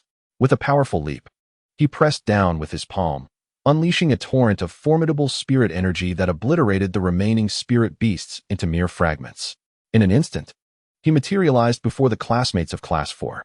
Witnessing the gruesome scene, they were nearly driven to madness, as it was their first encounter with such brutality. Many of the girls turned pale with terror. Is the class leader not afraid? They wondered. Does he not fear for his life? In the face of several hundred encircling spirit beasts, it was certain that any one of them would be torn asunder. Yet, the class leader wielded a kitchen knife, relentlessly pursuing and attacking the beasts. He was merely an 18-year-old student. How had he remained so composed in battle, though he had initially been eager to charge forward? The mere thought of confronting such a horde left his hands trembling. Chapter 52. It is your presence that fills me with fear. Zhang Haoran approached, tears brimming in his eyes, and struck Tang Bai's chest with force. Just as he was about to speak, Tang Bai spat out a copious amount of blood. Alarmed, the others rushed forward to check on him. "Get back!" Tang Bai shouted. "Don't come near me." His exclamation startled everyone, prompting them to retreat. Yes, stay away from me. The farther you are, the safer I feel." Leaning against Qin Yu, Tang Bai tore off his shirt, revealing his flesh marred with deep claw marks, some so severe they nearly exposed bone. Zhang Haoran's earlier punch had landed squarely on Tang Bai's wound, leaving him in shock. He had not anticipated that his strike would hit such a sensitive area. Tang Bai felt a surge of despair. Why was he so unfortunate? During his first venture into the gel forest to rescue others, the spirit beasts had posed no threat to him. Yet, on his return, he had been flung into the air by the combat personnel, resulting in a fractured tailbone. On his second mission to save Qin Yu, he had encountered a bear demon of divine rank that could not inflict harm upon him. Yet, he had nearly been struck dead by Qin Yu's palm. Fortunately, the system had safeguarded his life. Otherwise, he would likely never have returned. Upon returning to the grocery store, I narrowly escaped being struck down by Zhou Pingfei for the third time today. Initially, I believed I could endure it, but Zhang Haoran's punch left me spitting blood. Although the spirit beasts are ferocious, they have never inflicted such injuries upon me. It dawned on Tang Bai that there was a peculiar detail.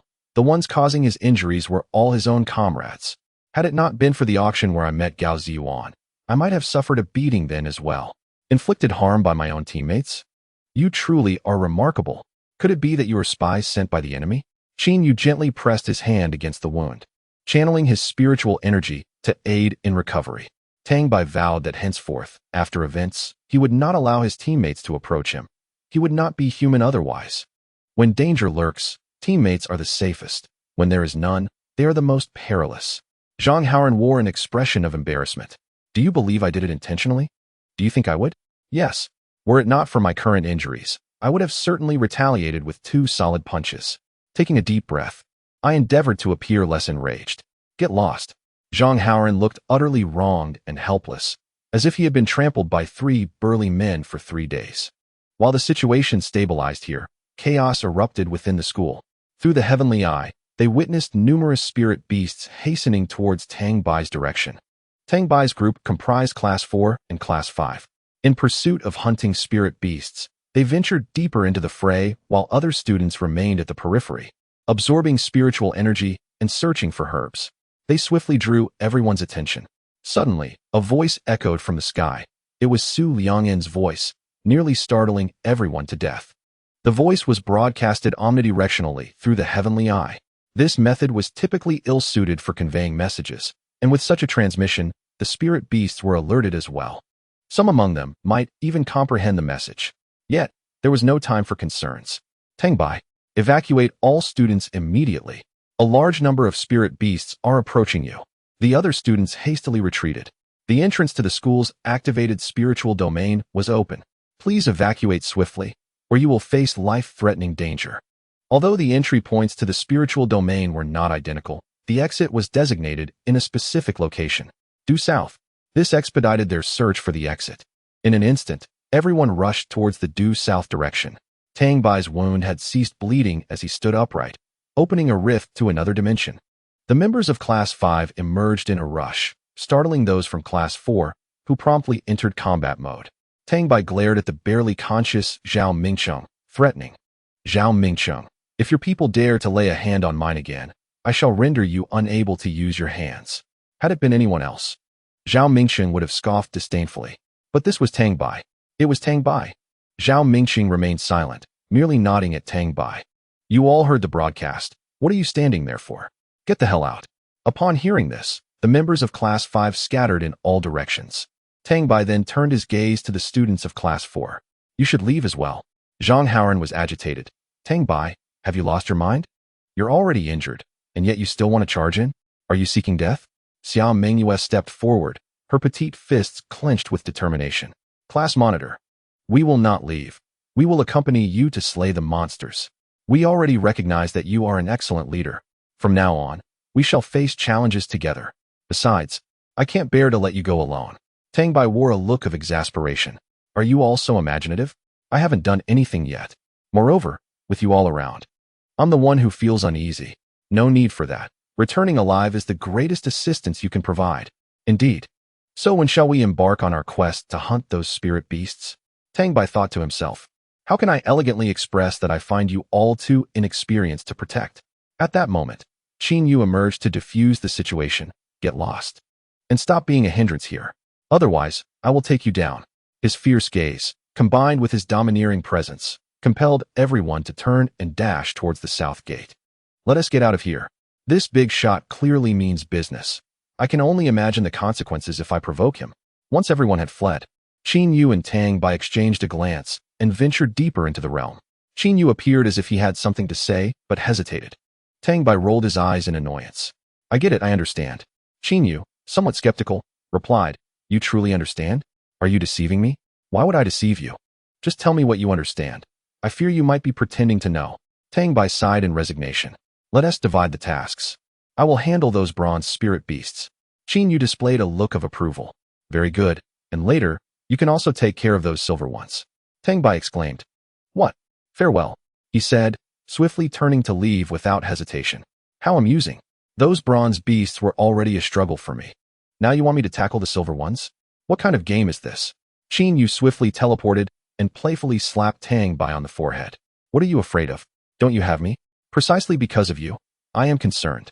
You'll just sit back and watch me fight the spirit beasts. Just like before. Qin Yu chuckled. I believe you have a misunderstanding about me. No, there is no misunderstanding. I thought I was the one who had committed heinous acts. But it turns out you are even more ruthless.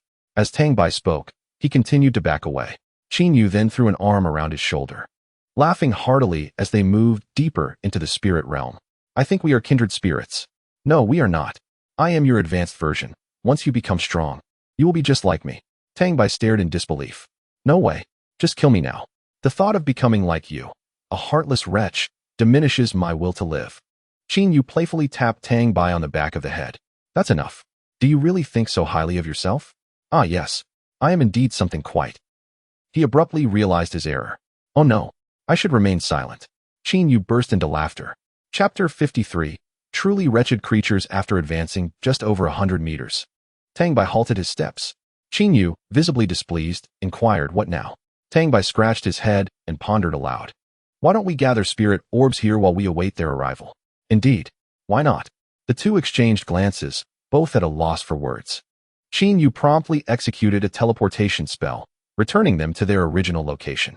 He unceremoniously tossed Tang Bai to the ground, who landed with a thud, nearly burying his head in the earth. Rubbing his slightly swollen forehead, he glared at Qin Yu, his eyes brimming with resentment. One day, he would surely make this insufferable person pay. Rising to his feet, he set about collecting spirit orbs. Although his current need for them was minimal, he thought of Zhang Haoran and the mischievous group from Class 4. To his surprise, despite their brief acquaintance, they had shown him considerable concern. It must be said, the sensation of gathering spirit orbs was indeed quite delightful, akin to finding money.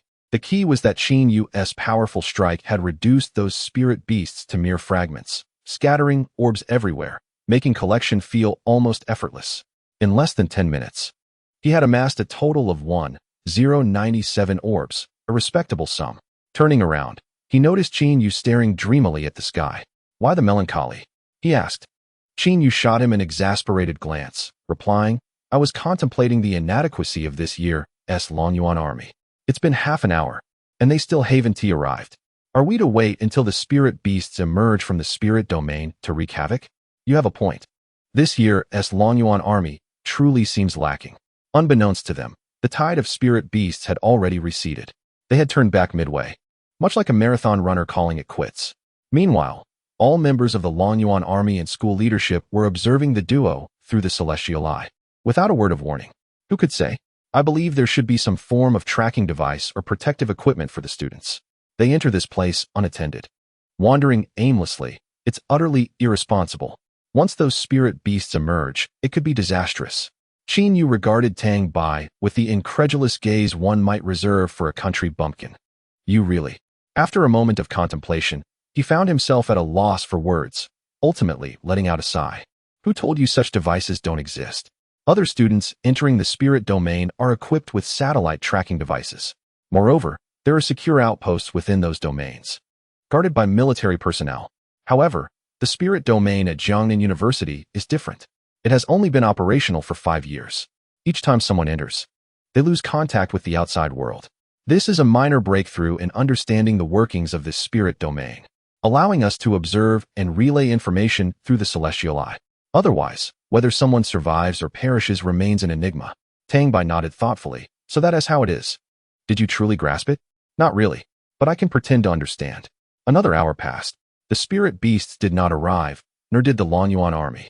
The two exchanged a silent glance and rose to their feet.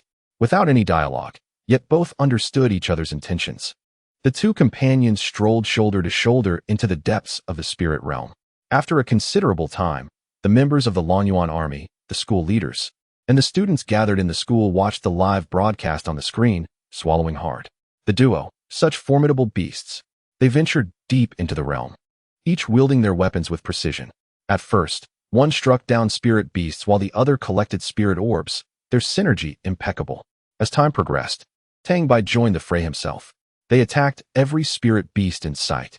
Although most of the blows were delivered by Qin Yu, Tang Bai was there to finish off the wounded. The sight was so amusing that he seemed to embody the very essence of the spirit beasts. In merely half a day, the spirit beasts fled at the mere sight of them, akin to mice evading a cat. Upon learning of the upheaval in Jiangnan University's spirit realm, Luo Buiyuan and his 12-member team hurried to offer support. However, upon witnessing the scenes on the screen, they were left bewildered. A massive horde of spirit beasts was being relentlessly pursued by just 2 humans. On Tang Bai's side, he wielded a kitchen knife with fervor, all the while erupting into boisterous laughter. He had just exchanged all his meager funds for a 12-hour invincibility mode with the system. Quite splendid. The only drawback was the absence of spiritual power. At this moment, not only the spirit beasts but even Qin Yu would be at his mercy. Qin Yu was even more audacious. He borrowed a watermelon knife from Tang Bai, specifically targeting their heads. Each strike was precise. The spirit beasts were on the verge of tears.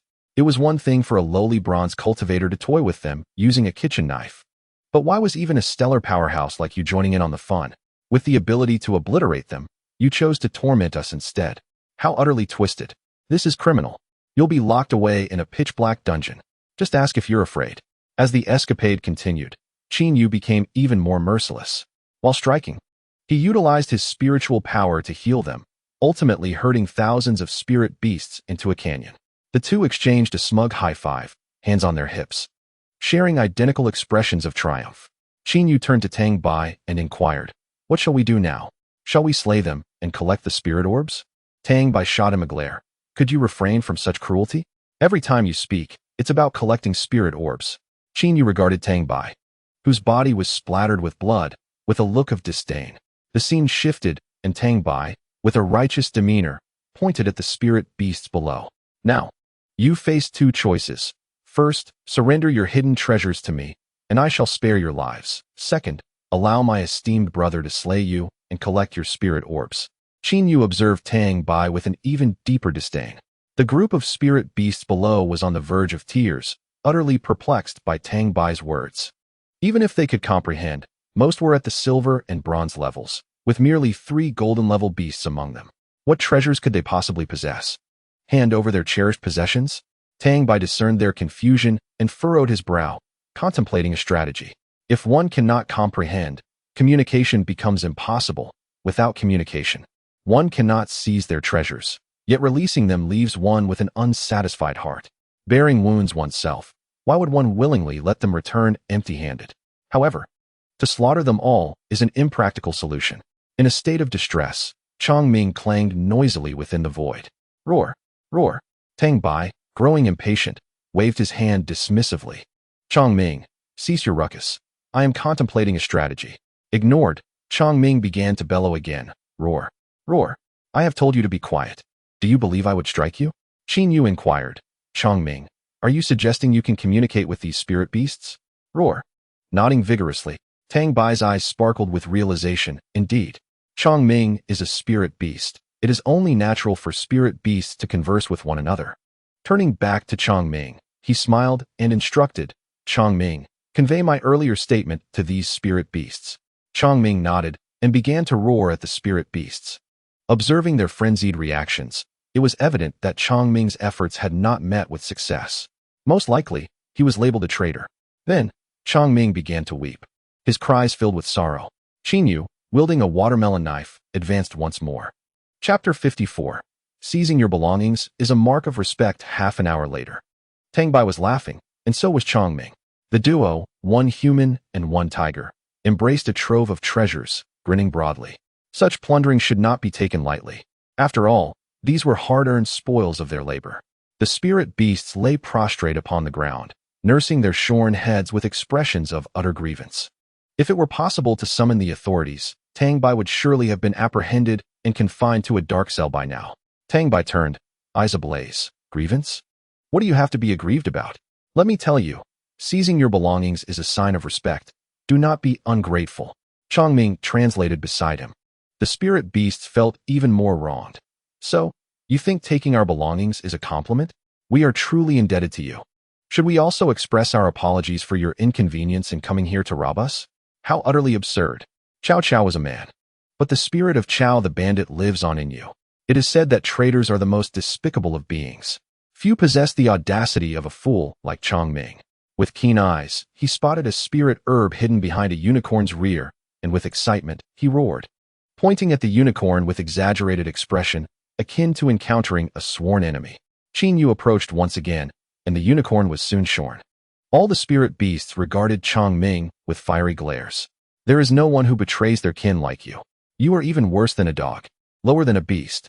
Ultimately, Chang Ming dragged the treasures into Tang Bai's void space, remaining inside himself. The look on his face suggested he had found his comrades. Tang Bai and Qin Yu, arms around each other's shoulders, exited the spirit realm with boisterous laughter.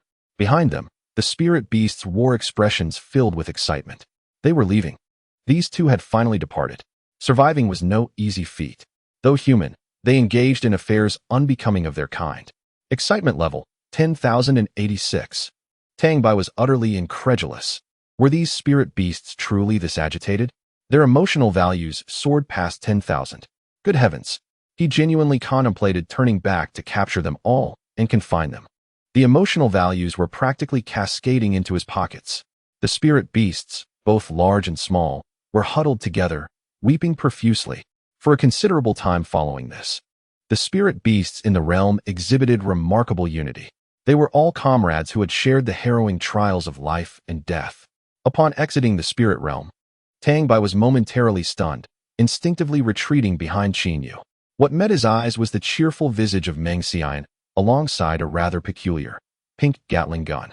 Behind them stood the principal, a throng of combat personnel, and thousands of students, with Class 5 standing out most prominently. They were so conspicuous that they practically radiated light. Blinding to the eye, resentment value 100. Everyone stood there as if celebrating a wedding, each face adorned with smiles. Qin Yu raised an eyebrow, amused. What a warm welcome. Are you certain they are here to greet us and not to apprehend us? I am not so sure. Meng Xian laughed heartily as she set down the Gatling gun, giggling. Little brother, you still love to jest. Tang Bai grinned, but remained silent. The principal chuckled from behind. You have worked hard. Tang Bai rolled his eyes, internally acknowledging his toil, without needing a reminder. He responded with a polite remark, not at all, it is my duty, and waved at Zhang Haoran. The latter rushed over eagerly. Tang Bai cheerfully handed over the spirit orbs he had collected in the spirit realm, instructing. When it's time to check the results, you take these to submit and distribute the orbs among the classmates, keeping a few for yourself. After exchanging pleasantries with Zhang Haoran and Luo Buiyuan, he and Qin Yu dashed off. At that moment, Tang Bai yearned to return home for a warm shower. He felt utterly filthy, a sight most unbecoming. Having spent such an extended period in the spirit realm, where circumstances were broadcast in real time, bathing was out of the question. Each encounter with the spirit beasts involved either soaring into the air or rolling on the ground, leaving his clothes soiled and tattered, covered in dust. When the situation escalated to wielding blades, he was splattered with a variety of spirit beast blood and entrails. While he had felt little during the chaos in the spirit realm, now that he was out, the sense assaulted him as he relaxed his guard, overwhelming him entirely. It was akin to falling into a cesspool. The disgust was indescribable. Especially his hair, which had been saturated with blood, now congealed and sticky, rendering his hairstyle utterly ridiculous. Just as Luo Buiyuan intended to approach Tang Bai for a few words, both Tang Bai and Qin Yu vanished in an instant. It was quite sudden. Luo Buiyuan turned to a dragon abyss soldier beside him, donning an apologetic smile. My apologies, brother. The boss may have pressing matters. Would you like me to escort you to the shop to find him? The dragon abyss soldier chuckled. Don't be so formal. We are all one big family. By the way, will that fellow named Tang Bai be agreeable? What is his temperament like? Luo Buiyuan laughed heartily, patting the dragon abyss soldier on the back. Indeed. One family. After the laughter subsided, he added, the boss is quite amiable. His temperament is rather pleasant. You must ensure that he remains unharmed. Otherwise, his sorrowful gaze will linger upon you, instilling an unsettling dread within your very being, as though you have committed a grievous error. Allow me to escort you to him now. A mere encounter will elucidate everything. Very well. The leader of the Longyuan army strolled away, arm in arm with Luo Buiyuan, sharing laughter and camaraderie. The other members of the Longyuan army, wielding their firearms, followed closely behind. Eventually, the special unit joined in, purely out of curiosity. The aforementioned leader of the Longyuan army had taken a particular interest in Tang Bai. Much like Long Hongyi, he wished to enlist Tang Bai into their ranks.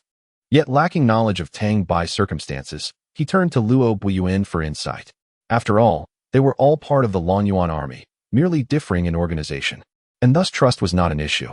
Luo Buiyuan recounted the recent events to Wang Hongguang, the leader of the Longyuan army, his eyes growing brighter with each revelation.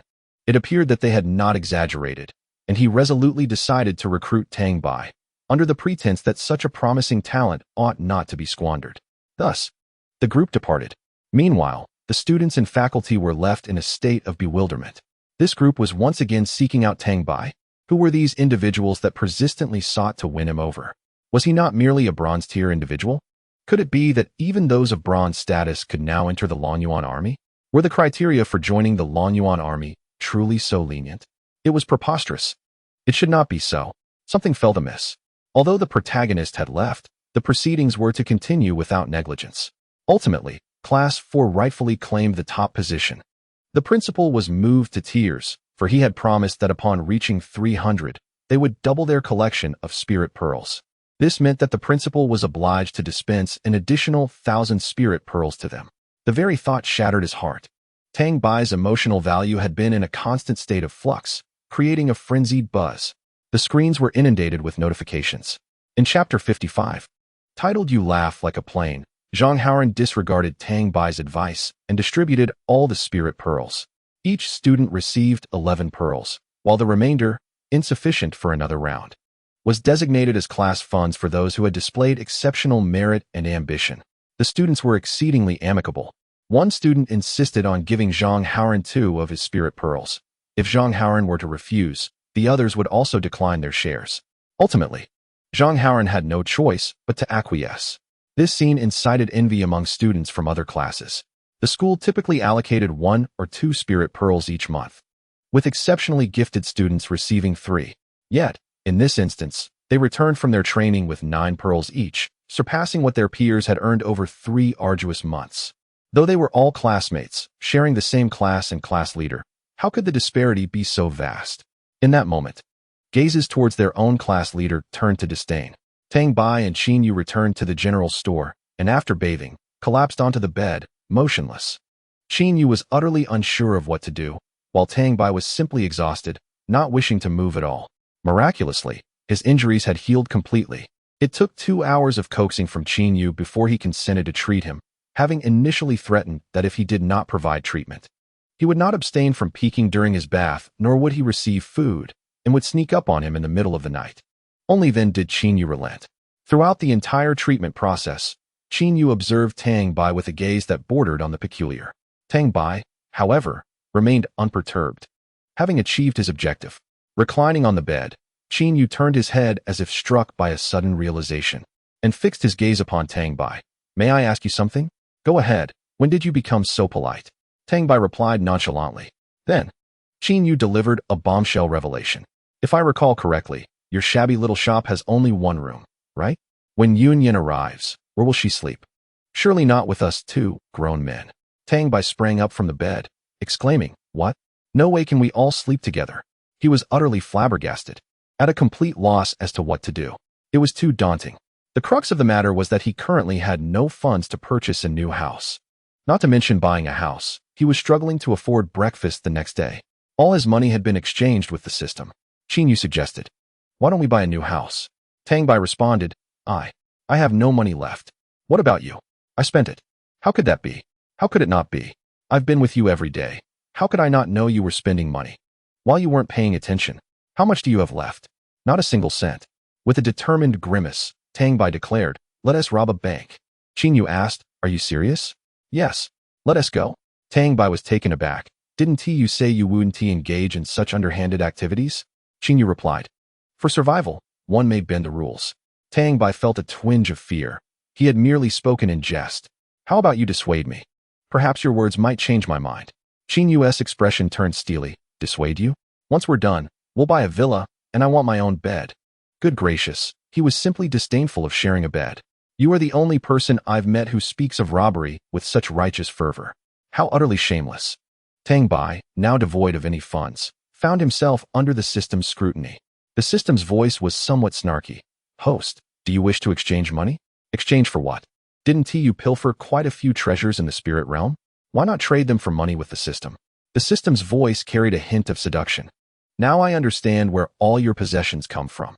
They were not acquired from the last unfortunate soul, like me, whom you set your sights upon." "What are you talking about?" "The system doesn't understand. It sounds strange. Goodness, it's confirmed. This wretched system is capable of such deeds. Will it drain me dry and then flee? What are you worried about? Once bound to a host, the system cannot seek another unless the host perishes." "I don't believe it." "Believe it or not, who cares? Will you exchange or not?" "Of course, how could I not? If I don't, I won't have any food tomorrow."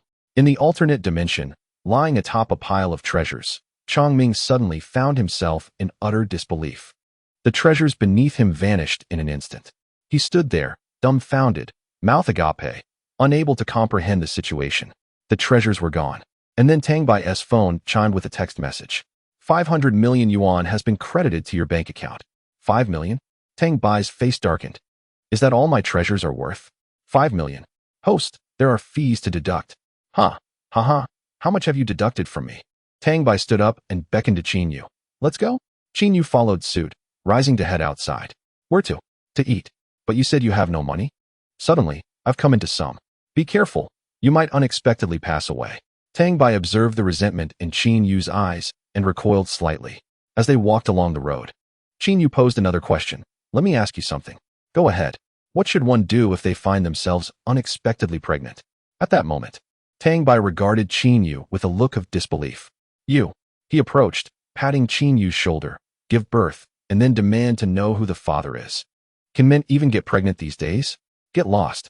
Qin Yu swatted Tang Bai's hand away and strode ahead. Can you be normal for once? Tang Bai protested. What is abnormal about me? You asked the question. Qin Yu retorted. Only someone lacking common sense would utter such nonsense. The hotel they entered was rather impressive, exuding an air of sophistication. Without glancing at the menu, they ordered several signature dishes and waited in boredom. 10 minutes later, the dishes began to arrive. When the first dish was served, Tang Bai turned to a nearby waiter. What is this? Hello, sir, this is our restaurant's appetizer, chicken leg. Tang Bai stared at the oversized chicken leg, deep in thought. You call this an appetizer? Do you have a misunderstanding of what an appetizer is? The waiter chuckled. Haha, sir, you're quite humorous. This is indeed an appetizer, a little something to whet the appetite. Tang Bai looked at Qin Yu, his expression dazed. Do I resemble a pig that much? This thing is larger than my face, and she says it's to whet my appetite. Qin Yu nodded seriously. You do resemble one. Being lazy and indulgent. Isn't that just like a pig? Tang Bai stammered. What kind of chicken leg is this? The waiter, still smiling, replied. It's turkey, can't you tell? Tang Bai was speechless. So what if it's turkey? Your laughter makes it seem like I've never seen anything before. Haha, I know. I was just testing you. I know nothing. I've never encountered this thing before. All right, you may leave for now. I'll call you back shortly. Qin Yu stifled his laughter, turning his head aside. Don't laugh, absolutely do not laugh. Does Tang Bai have no pride? You must hold it in. Once the waiter left, he burst into laughter, pounding the table. P.S. Thanks to, are you human? Z-Run, Uncle Dong who loves crow's feet, Qin Yu, Kong Shan, Zwasi, and Chan Achan Zizi for the gifts. Thank you. I'm overjoyed. Your support is my greatest motivation. Chapter 56. A group of men and one man. There exists a kind of misfortune, arriving at a meal only to encounter trouble beforehand. Just as Tang Bai and Qin Yu prepared to eat, Tang Bai's phone rang with an unfamiliar number. Originally, Tang Bai had no intention of answering the call, but upon reflection, he considered the possibility that someone might urgently need his assistance. As soon as he picked up, he heard a girl's voice weeping on the other end. Class monitor, someone is trying to take advantage of me. I'm so scared. Please, help me. She cried as she spoke. The voice sounded somewhat familiar. It was that girl named Xiao Minghua. What was happening? Class monitor. Zhao Mingsheng said he needed to see me and tricked me into a hotel room, intending to take advantage of me. I'm terrified. I've locked myself in my room, but he has already called someone to kick down the door. They'll break in any moment. Tang Bai could indeed faintly hear the sound of banging on the door from the other end of the line. It was rather exasperating. At this moment, instead of calling the police, you're reaching out to me? Do you think I'm more capable than the police? Location? Room 402, 4th floor of the Jinghua Hotel. Tang Bai's expression grew peculiar. What a coincidence. They were in the same hotel. Was this fate orchestrating a scenario for him to be the hero? They were on the 3rd floor, while Xiao Mingyue was on the 4th. All right, I'll be there immediately. He hung up and nodded to Qin Yu. Let us go. We have work to do. Ugh, what a hassle. The two of them, each holding a chicken leg, exited their room just as they encountered a waiter pushing a food cart. They greeted him briefly before heading to the 4th floor. This is the advantage of staying in a grand hotel. Standing outside, one could hear nothing of what was happening inside. Tang Bai turned the doorknob, but it wouldn't budge. It was locked from the inside. Qin Yu kicked the door open effortlessly, only to be taken aback. His expression was one of disbelief. Inside, a group of over 10 men were pressing Zhao Mingsheng down, emitting lewd laughter as they groped him, his clothes in tatters. Xiao Minghua stood nearby, her face as pale as a ghost. Ah, is this what they call having fun? It was a scene beyond comprehension, a group of men with one man. When did the world become so insane? This is inappropriate. Truly, this is inappropriate. It's painfully eye-wrenching. I shall spend the rest of my life recovering from the trauma inflicted upon my eyes. Upon seeing someone arrive, Xiao Mingyue, with tears streaming down her face, rushed towards Tang Bai. He had initially intended to embrace her and offer comfort, ready to play the hero. However, upon witnessing her tear-streaked face and runny nose, he dodged her advance without a moment's hesitation. His movement was so fluid that even the most graceful of dancers would feel inadequate in comparison. Xiao Mingyue and Qin Yu were utterly unprepared for Tang Bai's sudden maneuver. They didn't react in time. Xiao Mingyue ended up tumbling into Qin Yu's arms. With a look of disgust, Qin Yu pushed her away, not because she was unattractive or because he disliked girls, but simply because she was in such a disheveled state. Her tears and snot smeared all over his clothes. This outfit was a gift from Tang Bai, and it was his first time wearing it. Realizing she was being rejected, Xiao Mingyue sulked in a corner. Resentment value 1. Qin Yu wore an expression of exasperation as he stared at the snot on his jacket, momentarily losing his appetite. Tang Bai, ever considerate, retrieved a new jacket from an alternate dimension for Qin Yu. The two individuals then moved 2 chairs, enjoying their meal while watching the live broadcast. Tang Bai even took out his phone to record a video. At that moment, Zhao Mingqing was completely stripped of his clothing, his feet raised in a vulnerable position. It seemed he was on the verge of losing his dignity. Surrounded by a group of frenzied men, he was pinned to the ground. And even his high level of cultivation proved utterly useless. These men were behaving like wild beasts. In this thrilling moment, all the men suddenly stiffened, their expressions turning to bewilderment as they stared at Zhao Mingqing, who was pressed to the ground beneath them. After a full 3 seconds of stunned silence, they collectively turned around and began to heave in disgust. They had almost engaged with a man. But wasn't he that woman just a moment ago posing provocatively? How could it suddenly transform into a man? How revolting. Beside them, Xiao Mingyue's complexion grew even paler. Tang Bai, bewildered, asked, "What is going on here?" "Oh, nothing. Just a mental type ability user. Quite normal." Zhao Mingqing stood up and saw Tang Bai sitting nearby, bellowing, "Tang Bai, you've ruined my good fortune again." Tang Bai replied, "It wasn't me. I didn't do anything. Don't make wild accusations." "Then why are you here?" Zhao Mingqing demanded. "Oh, can't you tell? I'm here to watch the show." Tang Bai scratched his head and turned to Qin Yu. "Isn't it obvious how I look?" Qin Yu pondered. "It is quite evident. You've even moved the chairs. Perhaps that idiot is just too dim-witted to notice." "True," Tang Bai agreed, glancing back at Zhao Mingqing. "Please, continue. I haven't had my fill of this spectacle yet." Anger level 80. Anger level 80. Get lost. Zhao Mingqing glared at Xiao Mingyue. "You dare to mess with me? You're all finished." He pulled out his phone and made a call, and from his excited expression, it was clear he was summoning someone to deal with Tang Bai and the others. It seemed this tactic was about settling old scores along with new grievances. Tang Bai remarked, "Look at him. He resembles a child throwing a tantrum on the ground because he can't get a toy." Indeed. Qin Yu nudged Tang Bai with his elbow. "He's about to call in a truckload of thugs to deal with you. You should call in a squadron of armed personnel to retaliate against them." "That doesn't seem appropriate." Tang Bai protested. "Not appropriate. I saw you dialing." "Haha. You caught me." With a call placed, Luo Buiyuan and the others were still lurking outside the convenience store. They had just arrived, only to find that Tang Bai and his companion had already left. Now, a crowd was gathering, facing the curious gazes of the neighbors as they squatted in the corner. A few were idly poking at an ant nest that Tang Bai had previously scattered with a kick. They were all waiting for Tang Bai to return, eager to brainwash him into joining the Longyuan Corps. Luo Buiyuan sat at the entrance when his phone rang. Upon seeing the caller ID, he perked up. He answered immediately. "Boss." The excited voice of Tang Bai came through. "Hey, Luo Buiyuan. I've made up my mind. I'm joining your special department. But now we've got ourselves into some trouble. We agreed last time that if anyone caused me trouble, I could call in a squadron of armed personnel with just one phone call. Now, you'd better come to back me up, and no backing out." Buiyuan's eyes instantly brightened. "Excellent. Where shall we go?"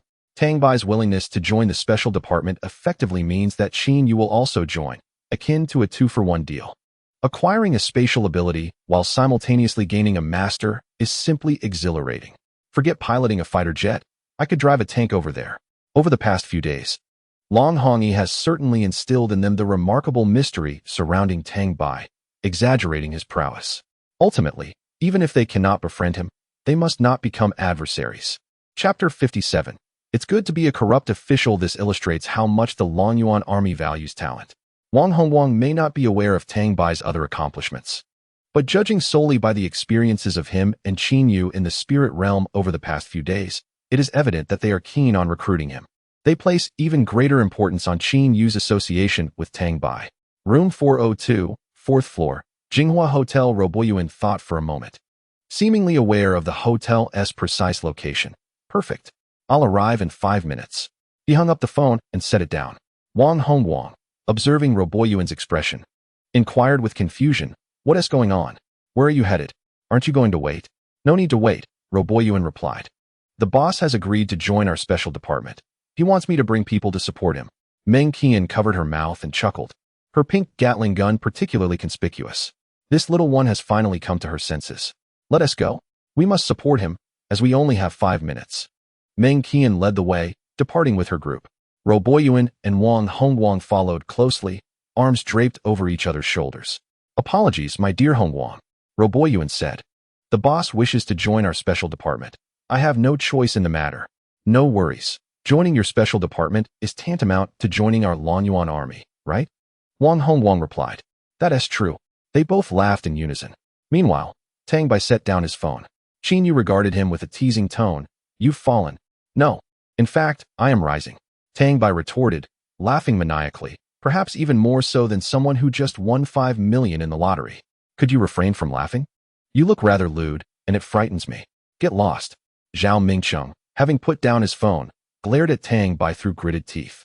"Today, I will ensure Tang Bai had long ceased to regard him with disdainful eyes. To describe him as foolish was a grave insult to the truly foolish. Setting aside whether a mere phone call could summon assistance, even envisioning Qin Yu, a few hundred thugs would not suffice to match his prowess in combat. Should Qin Yu refrain from intervening, and he himself take action, there was little for him to gloat about, for at that moment, those ruffians had yet to arrive. If he seized the opportunity to apprehend Zhao Mingcheng, the latter would be left utterly incapacitated. As for the other men in the room, Tang Bai chose to overlook them, as they were likely already incapacitated from nausea. Suddenly, the familiar sound of propellers filled the air. Through the window, several tiny black dots rushed toward them. Their forms becoming increasingly distinct, they were military green fighter jets. The sound intensified, just as a cacophony of footsteps echoed outside the door. The fighter jets hovered ominously above the hotel. Zhao Mingxing appeared dazed. What was happening? These clearly were military aircraft. Why had they come here? Could it be that Tang Bai had summoned them? The thought of the earlier incident at school made the possibility all too real, and anxiety tightened its grip on his heart. The figures at the entrance burst in, their expressions menacing as they gazed at Tang Bai. In the next moment, they were left aghast as fully armed combatants crawled through the windows, guns drawn. Leading the charge was Meng Qian, brandishing a Gatling gun, her signature weapon. She approached Tang Bai, leaning in with a playful smile, and asked, "Little brother, are you frightened?" Her voice carried a hint of seduction, enchanting yet daunting. Tang Bai swallowed hard, his gaze involuntarily drifting downward. "You're a minute late," he remarked. A sharp slap resounded as a hand struck the back of his head. Ultimately, Tang Bai left, cradling his head and wearing a look of indignation, while Xia Mengxi timidly followed behind. Before departing, Tang Bai instructed them to break Zhao Mingqing's hands and to deal with that gang of thugs. He then informed them that he would be dining in room 305 and invited them to join him afterward. Zhuo Pengfei fought with fervor during the live stream in Lingyu. He had long wished to confront Zhao Mingcheng, but had only been able to fantasize about it. Today, he had finally seized the opportunity. Consequently, Zhao Mingqing's hatred for Tang Bai intensified, along with his disdain for the foolish subordinate who had instigated this scheme. His resentment surged uncontrollably. Upon exiting the room, Xia Mengyue hurried away, not even pausing to express her gratitude. As they descended the stairs, Qin Yu remarked, "I've noticed that the woman with the surname Meng seems to have an interest in you." Tang Bai was taken aback. "How did you figure that out?" Qin Yu replied, "How did I figure it out? I practically had to choke her to make her confess." Tang Bai could only respond in silence. When they reached the private room, the dishes were already laid out. They tossed aside the half-eaten chicken leg in their hands and dove into the meal. Once they had finished, Luo Buyin and the others arrived, but they showed no interest in eating. Instead, they eagerly inquired when Tang Bai would return to sign the contract and affix his seal. Tang Bai felt a shiver run down his spine under their intense scrutiny. Let us go. Right now? They arrived swiftly and departed just as quickly. In no time, they returned to the grocery store, only to discover that Long Hongi was also present. Upon seeing Tang Bai, the old face of Zoba Baba broke into a long-lost smile. Tang Bai stepped forward and grasped his hand. Ah, Minister Long, you have come here personally. Indeed, I wanted to witness the signing of the agreement firsthand. Are you not concerned about any unforeseen occurrences? Tang Bai, facing the insincerity of the smile, inquired. By the way, are there any benefits to joining your special department? What kind of benefits do you desire? Tang Bai rubbed his hands together. I am rather easygoing. A few million or perhaps a dozen luxury cars would suffice. I wouldn't mind at all. You truly are quite casual. Who asks for millions or dozens of luxury cars outright? Do you take me for a fool? Is there nothing? If you could provide me with a dozen villas, that would be acceptable as well. Qin Yu chimed in. Exactly. We want houses, particularly those of considerable size. Long Hongi's forehead was lined with black lines. He knew Tang Bai would not easily join the special department without a significant cost. Therefore, he had prepared in advance. He produced a property deed for a grand villa located less than 500 meters away. This villa is yours. Consider it your benefit, funded personally by me. Tang Bai recognized the villa. It was quite impressive. He never expected this old fellow would gift it to him. Corrupt officials do have their perks. Such a large villa can be given away so casually. Long Hongi. P.S. Thanks to Zirin and Kongshan for the gifts. Much appreciated. Chapter 58. The frantic terrorists. Aside from Long Hongi and Qin Yu, everyone else regarded Tang Bai with admiration. He was the first person, aside from the higher-ups, to dare speak to Minister Long in such a manner. There are not many who are fearless like him. Long Hongi thought to himself, I might as well consider this a bargain. Tang Bai gazed at his name on the property deed and grinned widely. Indeed, the halo of the protagonist is truly remarkable. The crowd. With so many capable individuals, they chose someone like you, a mere novice, to play the lead role. Zhu Tiaosang must be blind. You should be taken back for some thorough training, you wretched fool. So pathetic. Tang Bai. All right, enough of that. Let's all sit down and have a chat.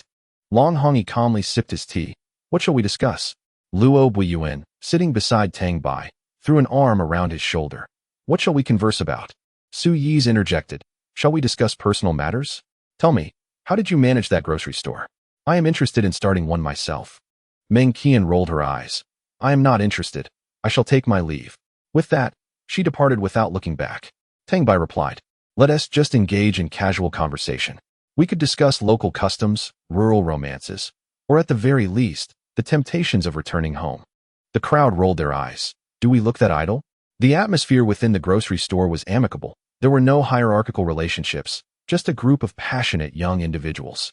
Of course, Long Hongi was the exception. He was an unexpected presence, being an elder. The group chatted and laughed, relishing this rare opportunity to converse. Luo Buiyuan turned to Tang Bai and asked, Boss, do you know how to handle a long gun? Is that something you can manage? Tang Bai scratched his head in contemplation. Are you referring to that type of sharp-tipped gun? Yes, precisely that. He replied, his expression betraying a hint of admiration. Using that looks quite formidable.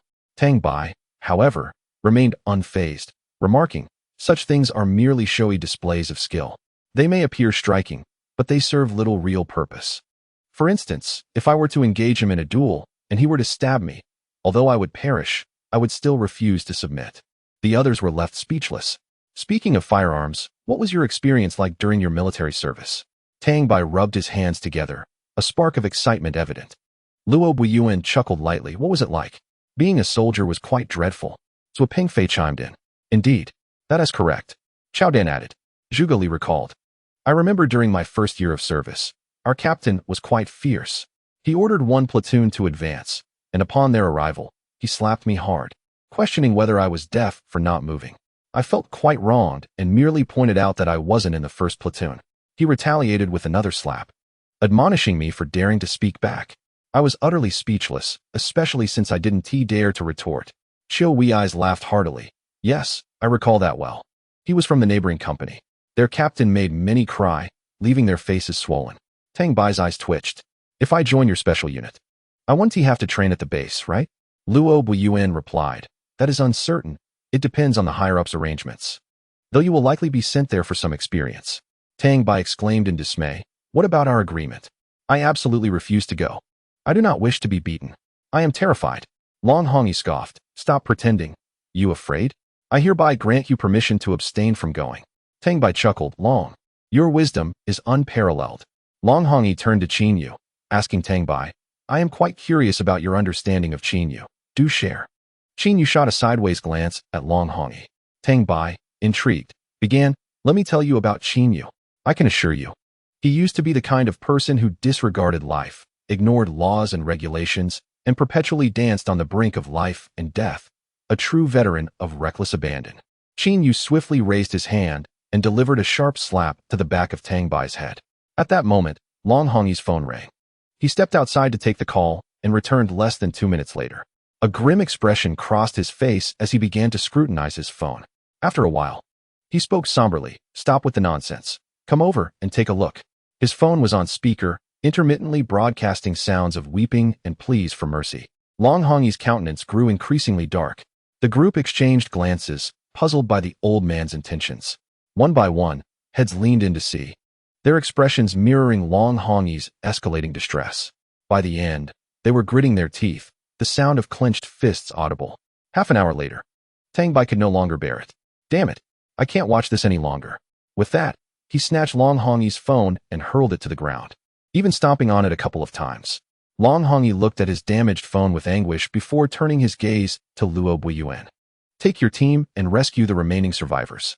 If possible, ensure this organization is eradicated from this world. Yes, Commander Long, we will fulfill this mission. Long Hongi turned to Tang Bai, but before he could speak, he was interrupted. Don't say anything. I understand. I will go with Qin Yu. We are determined to eliminate those bastards. Normally, Tang Bai would never agree so readily. He would typically seek to gain something from Long Hongi. However, the disturbing video he had just witnessed was utterly unacceptable. He was consumed with an urge to tear apart those inhumane creatures. The following content may be somewhat graphic. Those with a sensitive disposition may wish to skip to the next chapter. The video depicted a dimly lit basement where 2 large cages stood on opposite sides, housing numerous individuals. On one side were men, their faces twisted in rage, while on the other side were pregnant women. It was evident from their appearances that these individuals were citizens of their own country. Outside the cages, masked assailants, grinning with malicious delight, wielded an assortment of knives. A group approached the cages, brutally subduing the men, forcing them to the ground, and mercilessly beating them with kicks and clubs. They then seized one man and a woman in her 20s, who was visibly pregnant.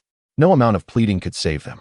In front of the captive audience, the masked men tore the man's clothing away and, with a small knife, began to inflict wounds upon him, all while he remained fully conscious. The air was filled with anguished cries and sobs. The scene was chaotic, yet the masked men reveled in their sadistic glee, having completely forsaken their humanity. The man eventually succumbed to the pain, losing consciousness.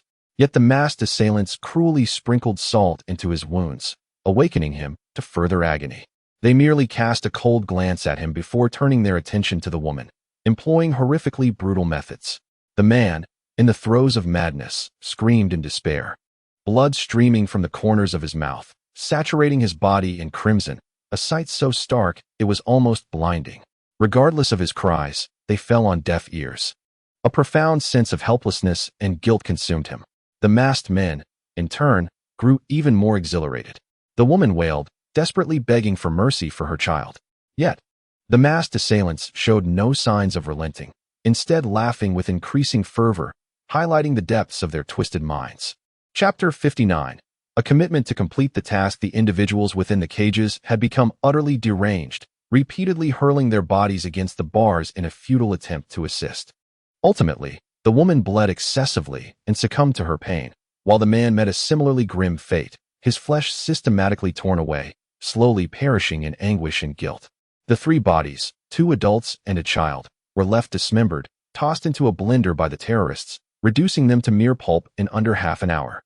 These deranged individuals then turned their predatory gaze upon another couple. The video lasted for 2 hours, revealing the inhumanity of these monsters. At their current rate of slaughter, they had already claimed 12 lives within that span, with many more still imprisoned in the cages. This time, Tang Bai had to act. It was not merely a matter of his own prowess, but a necessity to exert every ounce of his strength to eliminate those fiends. If he could not achieve this, he would seek assistance from the system. Long Hongi declared, "All right, let us return to headquarters to gather our equipment. We depart immediately." Everyone sprang to their feet and hurried outside, yet Tang Bai remained still, as did Long Hongi. Long Hongi had urgent matters to convey to them, while Tang Bai simply awaited the arrival of Luo Buyuan and his companions. Tang Bai turned to Long Hongi and questioned, "Old man, from which country do you hail?" His gaze was sharp enough to pierce, filled with indignation. Anyone with a modicum of humanity would never commit such heinous acts. Long Hongi sighed. "This is an organization beyond the control of any nation, known as Starfall. It is a formidable terrorist group." Tang Bai, suppressing his fury, retorted, "If you are aware of this, why have you not eradicated them sooner? What purpose does it serve to leave them be? Are we to wait for them to return to claim your life?" Long Hongi, filled with resignation, replied, "This organization has primarily targeted individuals from the island nation. Our reasoning was that since they are not Chinese and their focus lies on the islanders, it would be best for them to resolve their own issues. We aim to avoid unnecessary conflict, as none can predict whether our involvement would draw their attention to our nation. However, unexpectedly, months have passed, and they have now set their sights on us. The specifics will be discussed upon the arrival of Luo Buyuan and his team. Then why is it the Special Operations Unit addressing this instead of the Dragon Abyss Army?" Tang Bai seethed, his teeth clenched, his eyes aflame. "Starfall, is it? I shall ensure your obliteration from this world." Had they merely targeted Chinese individuals, Tang Bai would have felt rage, but not to this extent. Those brutes spare not even infants. Can they still be deemed human? Turning around, he noticed Qin Yu nonchalantly engrossed in his phone, further igniting his anger. "What on earth are you doing at a time like this?" Qin Yu rolled his eyes in response. "Anger is a luxury of the weak. The deed has been done. What use is anger? Rather than wasting time, one should train more diligently. Perhaps it may enable you to eliminate a couple more foes." He then disregarded Tang Bai. Reclining back to continue his game, Tang Bai sat alone at the counter, simmering in frustration. Within 5 minutes, the sound of helicopter rotors slicing through the air once again filled the atmosphere, disturbing the peace. Neighbors peered out their windows, ready to voice their grievances. But upon spotting the combat personnel descending via ropes, clad in bulletproof vests and goggles, helmets atop their heads, dressed in camouflage uniforms, and armed with assault rifles, they quickly withdrew and secured their doors and windows. A near miss for their lives.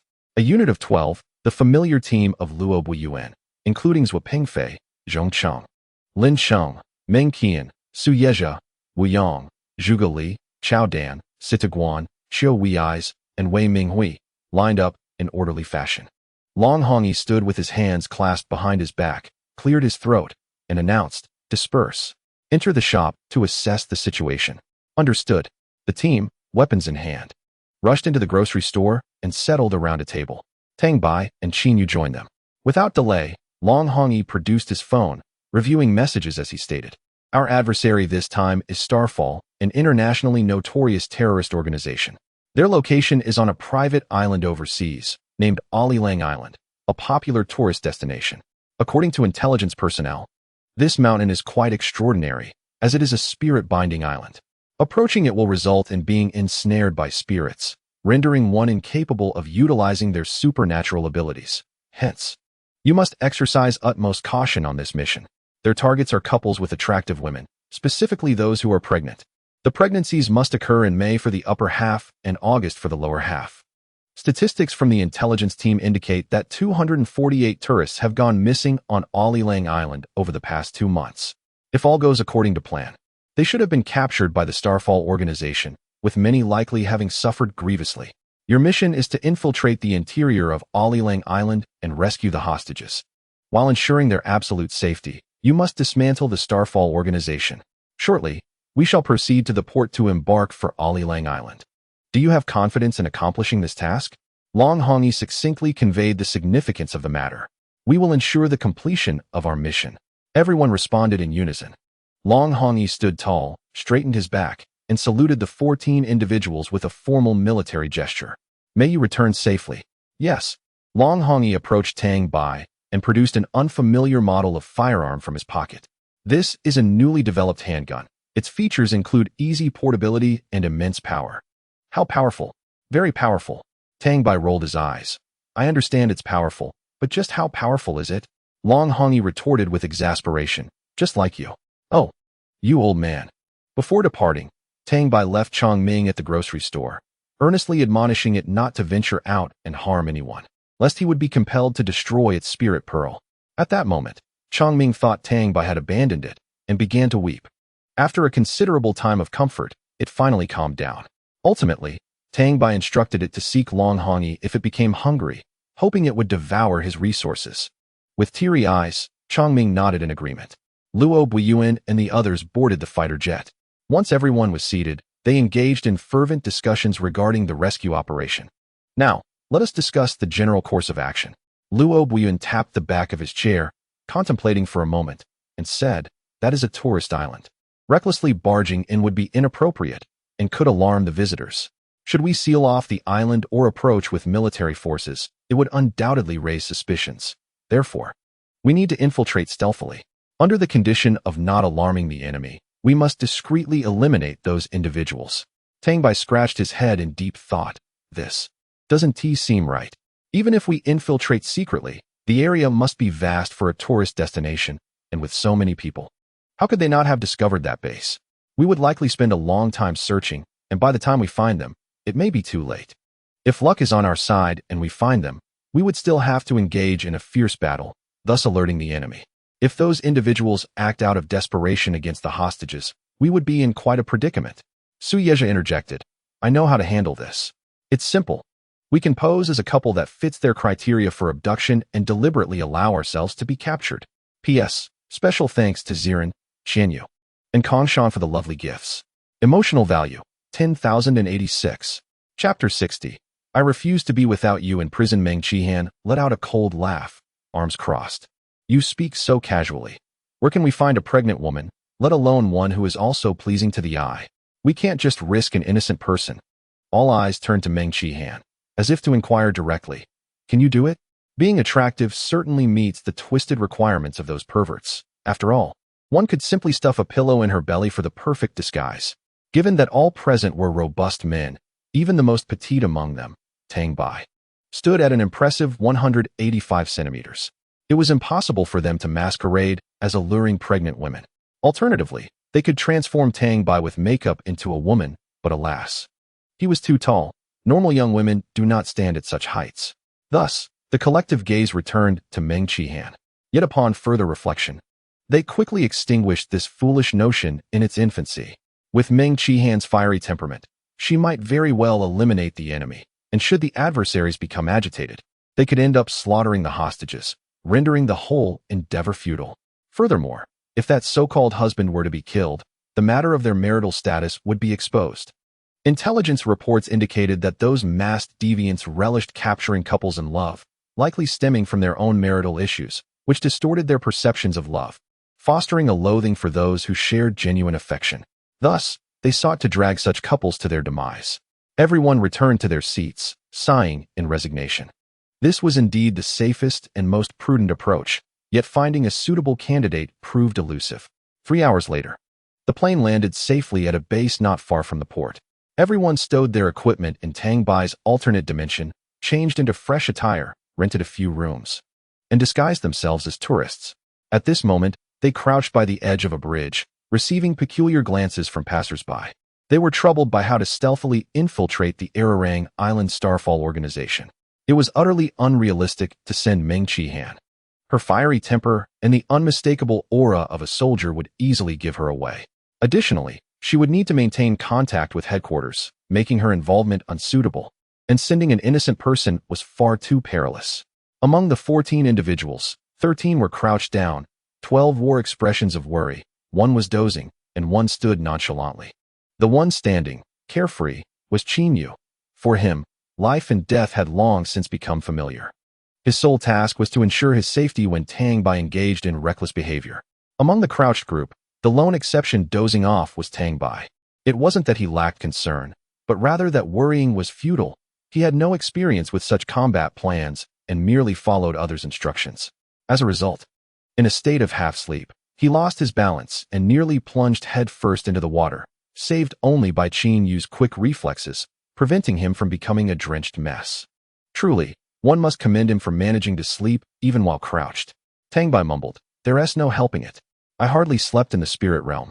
After emerging from the spiritual realm in the morning, I returned home to change my clothes and then headed to the Jinghua Hotel for a meal, only to find myself entangled in the affairs of Zhao Mingqing. Shortly after returning home, I rushed back here. By now, night had fallen, and I felt utterly exhausted."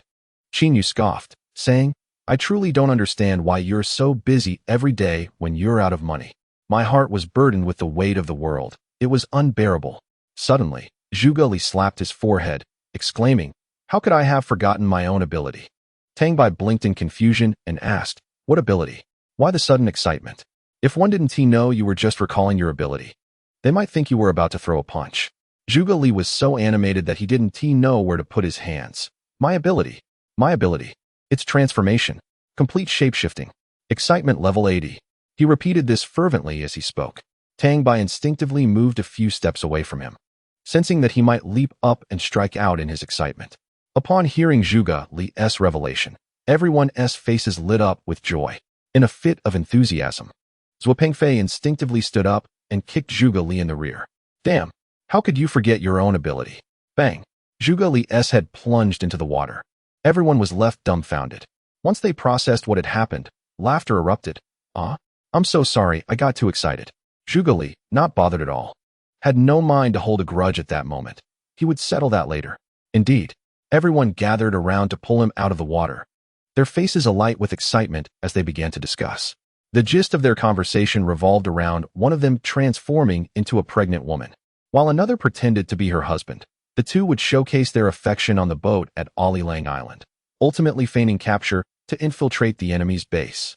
A clever plan. Tang Bai rolled his eyes in disbelief, thinking, "You must be joking. This plan is utterly futile. That bald-headed fellow surnamed Long has stated that the island is Binding Spirit Island. No matter how formidable you are, once you set foot on that island, you become just an ordinary person, albeit slightly stronger than the average. Even if you use your ability to transform into a monkey, once you arrive on the island, your true nature will be revealed." Meanwhile, far away, Long Hongi sneezed, puzzled. "Am I coming down with a cold?" He looked down at the documents in his hands, which included Tang Bai's information as well as Qin Yu's. Tang Bai's file was remarkably simple, almost blank. It portrayed him as an entirely ordinary freshman in college, an orphan with no connections, except for one, Zhang Haoran. While this might seem unremarkable, it felt profoundly wrong when associated with Tang Bai. The young man clearly did not fit the mold of an ordinary person. As for that grocery store, no matter how one investigated, it appeared to be an ordinary establishment. It was utterly confounding. Even more bizarre was the situation with Qin Yu. Long Hongi had long suspected that Qin Yu was no ordinary individual, but he had not anticipated just how extraordinary he was. He, a minister in the special department of the Longyuan army, yet he lacked the authority to access this person's information. It was truly uncanny. If he lacked permissions, it was likely that only a select few high-ranking officials in the Longyuan army would be privy to such knowledge. However, this was illogical. Well, never mind. Illogical is just illogical. Tang Bai, being a member of the special department, implies that Qin Yu is also affiliated with this elite group. However, the thought of the incident on Outsmarting Island extinguishes his amusement. It is indeed a formidable challenge. Zhuge Li, with a mischievous tone, remarked on the intricacies of his abilities. "Once I alter my appearance, the only way to revert it is through my own intervention or by waiting for time to pass. External forces cannot restore it. Thus, even though Binding Spirit Island possesses the ability to bind spirits, it cannot revert one's appearance." Quite intriguing, isn't it? Moreover, post-transformation, one's voice undergoes a similar change. Tang Bai, with eyes gleaming, praised, "What an extraordinary ability. Imagine transforming into an enemy to rob a bank, and afterwards reverting to your original self, while the police apprehend your adversary. This is undoubtedly the dream of any criminal. If you're not in prison years from now, I would be utterly astonished." Chapter 61. How can one speak of romantic sentiments when the motherland remains ununified? The group fell silent, pondering who would even consider using their powers to rob a bank. It seems only you would entertain such thoughts. Why must a perfectly good ability be twisted into something so unsavory when it comes from your lips? Have you been secretly yearning for a bank heist all along? Tang Bai, so, who among you will play the bait? Oh, I meant the pregnant woman. All eyes turned to Tang Bai, their intentions unmistakable. Tang Bai, widening his eyes, protested, "What are you all thinking? Are you all perverse? Asking a grown man to masquerade as a woman, especially a pregnant one." The group exchanged glances, seemingly in agreement that it was inappropriate for him, yet perfectly acceptable for them. Zhuo Pengfei chuckled as he patted Tang Bai's shoulder. "Boss, you are the most suitable for this role. We all have that distinct soldierly aura, making it too easy for others to guess our true identities. You, however, though a member of our Dragon Abyss military special department, have never served in the army. Besides, we are all burly men, and the moment we speak, we sound far from feminine. You, on the other hand, are a shopkeeper, charming and eloquent. It's your forte. When the time comes, you can engage in conversation effortlessly, and being the most attractive presence there, who will pay attention to anyone else? You would have already succeeded halfway." Tang Bai, with an odd expression, recoiled slightly. "This won't do. Your weapons are all in my alternate dimension. If I go, you will be left defenseless." Laughing heartily, Lillian confidently declared, "Boss, don't worry. We have already bribed the captain heading to Olilang Island and replaced him with one of our own. We will stow the weapons in the cargo hold and disguise them. They will never be discovered." Tang Bai wished to resist further, but Cao Dan placed a metaphorical hat upon him, declaring, "Boss, make a sacrifice for the organization.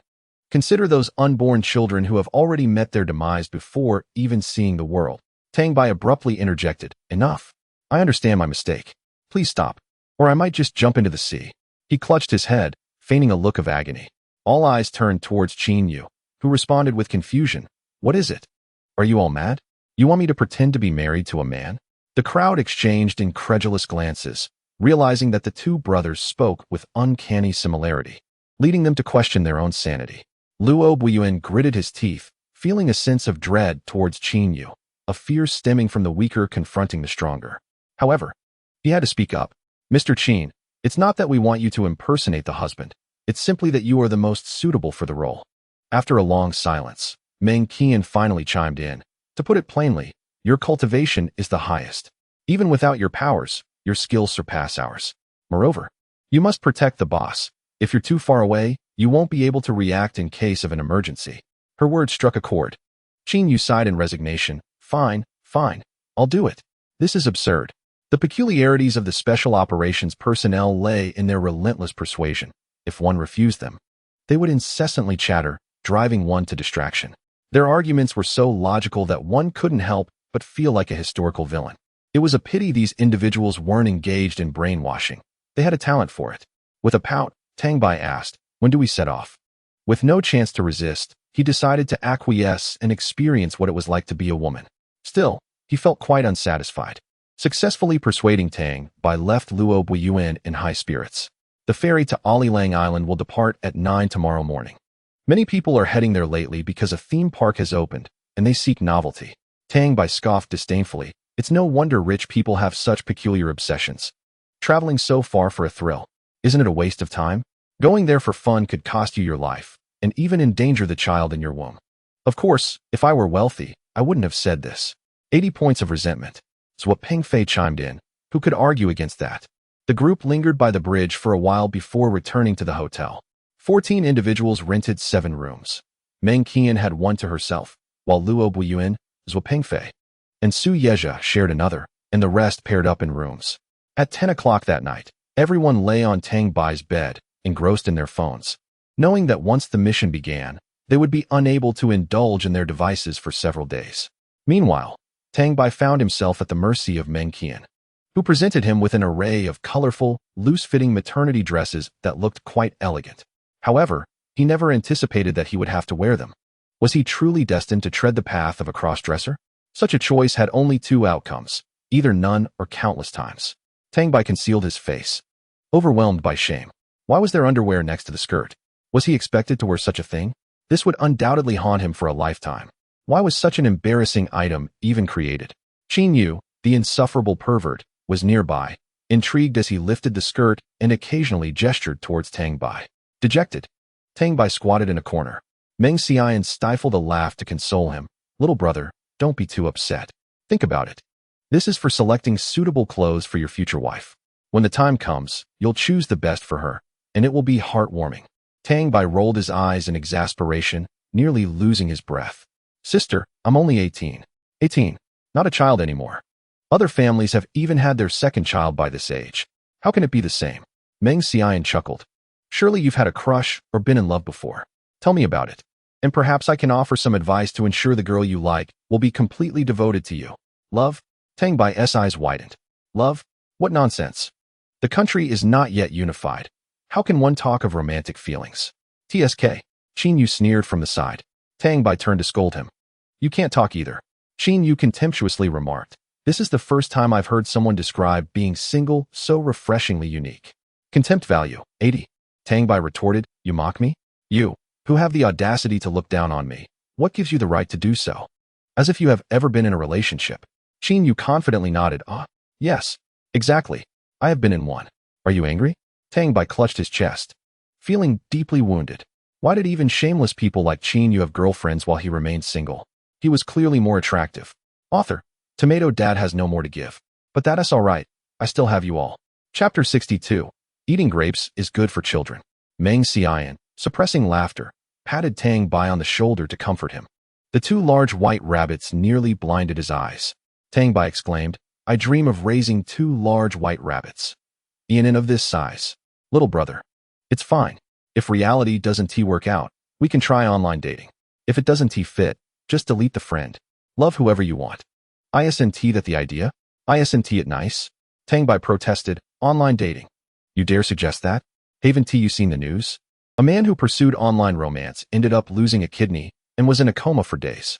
When he woke up, he rushed home and spent 700,000 on a kidney transplant, only to find out it was his own. Do you know what the doctor said? What? The doctor said it was miraculous. A perfect match. With no rejection, it was truly a medical marvel. Hearing this, several combat personnel burst into laughter. Kidney Chronicles. I know this one. Someone commented that spending 700,000 for a kidney was like giving it a 5-day vacation. What kind of situation is this? Online romance is not to be trusted. There are hardly any good people. Your online crush might be an even more outrageous man than you. Meng Xian looked completely dumbfounded, unsure of what to say. Qin Yu added from the side, see? This guy is beyond saving. It is unlikely that a woman can redeem him even with her own sacrifices. Meng Qian suggested, why not change to another man? It seems feasible. They say that the more attractive a man is, the more inclined he is to be swayed. In that moment, the gazes of everyone turned peculiar as they looked at Tang Bai. What did I say? How have I become bent? Please do not spread such rumors. I am straight. Straight. I dare you to believe me. Zhuo Pengfei laughed heartily, unable to contain himself. If you're not, then so be it. Why the fuss? It's as if you're the same. Tang Bai wondered why that statement sounded so familiar. Could it be that this is what they call the cycle of karma? Zhuge Li approached, rubbing his hands together, and smiled at Tang Bai, saying, don't worry, boss, this will pass soon. Half an hour later, everyone looked at the approximately 165 centimeters tall, pregnant woman in her 20s, who was quite round in the belly, nodding in satisfaction. With such looks, it's a shame you're not a woman. Oh no, brothers, I feel I have wronged my parents. I think I might be smitten. Don't all rush to compete with me. Are you all insane? The boss is still a child. So, boss, should we explore this relationship? I can wait until you grow up. The crowd scoffed. Tang Bai had logged off, and it was now Tang Xiaobai who had come online. The face remained the same, yet it appeared more refined and feminine. Tang Xiaobai looked at the loose men's clothing adorning his figure and ran his fingers through his long, dark hair. With an expression of dismay, he grabbed a skirt and headed to the restroom, muttering, what a nuisance. The voice was distinctly feminine, a stark contrast to his original tone. Inside the restroom, Tang Bai stood bare, contemplating his prominently rounded belly. Why had his form changed, along with his organs? This was utterly humiliating. He would have to maintain this appearance until the task was complete. Had he known, he would have never agreed to this. The next morning, everyone was geared up and gathered at the dock, awaiting the boat. Surrounding them were throngs of tourists, all gazing enviously at Tang Xiaobai and Qin Yu. This is what they mean by a match made in heaven. Tang Xiaobai wore a sun hat and a white dress, his belly prominently displayed. As he linked arms with Qin Yu, in the distance, a group of onlookers struggled to stifle their laughter, nearly bursting with amusement. This was a task unlike any other, filled with humor. When the time came to board the cruise ship, Qin Yu held Tang Xiaobai's hand, walking at the back. He whispered to Tang Xiaobai, "There are quite a few eyes on us. I cannot yet discern how many Starfall individuals are watching. How do you know they are watching us and not just looking?" Qin Yu replied, exasperated, "I noticed." "And how did you notice?" "I saw it with my own eyes." "Your eyes? Keep talking, and I swear I'll make you miscarry." Tang Xiaobai's eyes widened in shock. "You are so cruel."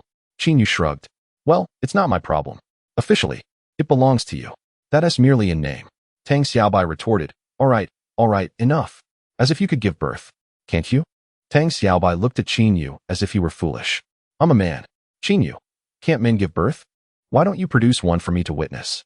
This is truly ridiculous." Everyone has boarded the ship. Tang Xiaobai estimated there were approximately 200 people, including 7 pregnant women. Adding ourselves makes 8. Among them, for were quite attractive. Many stood at the bow, engaged in cheerful conversation, their faces alight with joy. As the boat set sail towards the sea, Tang Xiaobai and Qin Yu kept their gazes fixed on the crowd. Luo Buiyuan, wearing sunglasses, approached and feigned a warm greeting. "Sir, you've brought your wife out for some leisure?" Qin Yu. He cast a sideways glance at Tang Xiaobai and then surveyed the surrounding people, noticing several gazes directed their way. With a peculiar expression, he uttered a non-committal Luo Buiyuan continued with a smile. "Your wife is truly lovely." After this statement, he pretended to yawn, covering his mouth with his hand, and quickly whispered, "Boss, you both need to act more intimate. The current atmosphere is overly stiff, and it's awkward to witness." Qin Yu forced a smile. "Thank you." Tang Xiaobai, whispering, "Hurry and leave. You're making me so awkward I could carve out a 3-bedroom apartment with my foot." Luo Buiyuan pointed in a direction where Li Pengfei and others were seated, and upon noticing their gaze, they waved cheerfully. "My friends are over there. If you don't mind, I could take you and your wife over for a cup of tea." Qin Yu, "Certainly." Luo Buiyuan departed, and Tang Xiaobai knew it was time for her performance. After pointing at the grapes and pondering for a long while, she finally managed to utter, "Hubby, I want to eat grapes." Qin Yu, just taking a sip of water, nearly sputtered it all out. He looked at Tang Xiaobai with an odd expression. However, to onlookers, it appeared as though Qin Yu was so taken aback by Tang Xiaobai calling him hubby that he could barely manage his drink. Trembling, Qin Yu pulled the fruit platter closer and placed it in Tang Xiaobai's hands, whispering, "Damn it, can't you, as a grown man, refrain from being so disgusting?" His face twisted in distaste at being called hubby by a man, a cold sweat trickling down his back. It was utterly revolting. "Quietly, do you think I enjoy this? It's all for the sake of acting." Tang Xiaobai, indignantly munching on grapes, was not to be outdone. In a mischievous spirit, Qin Yu decided to return the favor, saying, "Come on, darling, eat more grapes. They're good for the baby." He even peeled one for her, attempting to feed her. Tang Xiaobai. She lifted her foot to kick him, but was swiftly restrained by Qin Yu. "Can you please be more discreet? We'll be exposed. You're so disgusting. Get away from me. I can't eat anymore." Likewise. Chapter 63. I dislike your pretentiousness. As the two stared at each other in silence, the system's voice suddenly echoed. "Host, there is a guest. Considering your current circumstances, do you wish to receive them now? Or shall we proceed to the general store for trade? How long has it been? And there's already another transaction. Wait. There are too many eyes on me right now. I need to find a more secluded spot." Tang Xiaobai, with her prominent belly, found it exceedingly inconvenient as she rested a hand on Qin Yu's shoulder. "Could you lend me a hand and assist me to a secluded area? I find myself unable to move freely." Qin Yu was momentarily taken aback, instinctively supporting Tang Xiaobai. "What is the matter with you?" Tang Xiaobai retorted. "What do you mean what's wrong with me? What could possibly be wrong? I simply wish to find an unoccupied place. What do you mean by what's wrong?" "Huh." With exasperation, he continued, "I'm telling you, my water has broken. I'm about to give birth. Do you believe me? Should I summon a doctor for you? Or take you to the hospital to deliver?" Tang Xiaobai replied, "I'm sorry, I don't recognize this fool. Anyone with a modicum of intelligence wouldn't utter such absurd questions. Are you out of your mind? If you're about to give birth, why aren't you seeking a doctor? Do you expect me to deliver the baby for you?" Tang Bai exclaimed, "I am utterly astounded. How did I never realize your level of foolishness before?" Qin Yu was also deceived by Tang Xiaobai's demeanor, momentarily forgetting that he himself was a male. Realizing he could no longer rely on this fool, he resolved to depend on himself. Sighing, he thought, "It's not easy. carrying this heavy burden while still having to work. He began to stride towards the cabin, gritting his teeth. Upon my return, I must insist on demanding a higher salary from that old bald head named Long. Is this truly the work of a diligent individual? Once he regained his composure, Qin Yu hastily caught up to support him, and together they swiftly entered the cabin. After confirming the area was deserted, Tang Bai led Qin Yu into the general store. Shortly after they disappeared, several shadowy figures appeared outside the room, peering in as if searching for something. It must be said, the system was exceedingly considerate. Perhaps even too considerate. Not only had it reverted him to his original form, but it had also provided him with a change of attire, something ordinary, certainly not a dress. Observing Tang Bai in this manner, Qin Yu could not help but express, "You look rather pleasant in this guise." With a slight smirk, he approached, while a guest seated nearby regarded Tang Bai and Qin Yu with a look of utter confusion. The guest appeared somewhat familiar to Tang Bai, who was certain he had encountered this individual before. However, Tang Bai was taken aback to discover that this time, the situation seemed different. Above the guest's head were a few ethereal words: guest, Chen Shantang, requirement, desires offspring. Tang Bai was puzzled. Host, as you engage in more transactions, the general store system will become increasingly refined. This is merely a minor upgrade, allowing you to see the names of guests and their desired items. Oh, so it has been upgraded. No wonder this individual seems so familiar, Tang Bai realized. He is a wealthy man, known throughout Jiangxing. He has even appeared on television. Tang Bai plopped down in front of him, saying, "Greetings. This is the general store, and I am its proprietor. Here, I can fulfill all your desires: wealth, power, status, and even longevity. Whatever you wish for, I can provide." Though he already had an inkling of what the guest desired, he felt it necessary to inquire and adhere to the process. Chen Shantang gazed at Tang Bai with a look of disdain. Have con artists resorted to such newfangled tactics? Creating a virtual space now? Tang Bai maintained a cheerful demeanor as he regarded his counterpart. You may choose to believe or you may choose to leave at this very moment. No one is forcing you. Chen Shantang scoffed disdainfully. A classic case of playing hard to get. Tang Bai chuckled lightly. If that is how you wish to perceive it, then do take your leave. I wish you a pleasant journey. He gestured for Chen Shantang to depart. Rising with a huff, Chen Shantang prepared to exit. Tang Bai, still smiling, remarked, "It appears that Mr. Chan is not particularly invested in the idea of having children, not even willing to give it a try." With a cold glare, Chen Shantang turned back. "You've investigated me. I have no such perverse inclination to delve into the affairs of a middle-aged man." Humph, what a farce. "I am Tang Bai, Tang from the Tang dynasty, Bai likely Bai. You may leave now.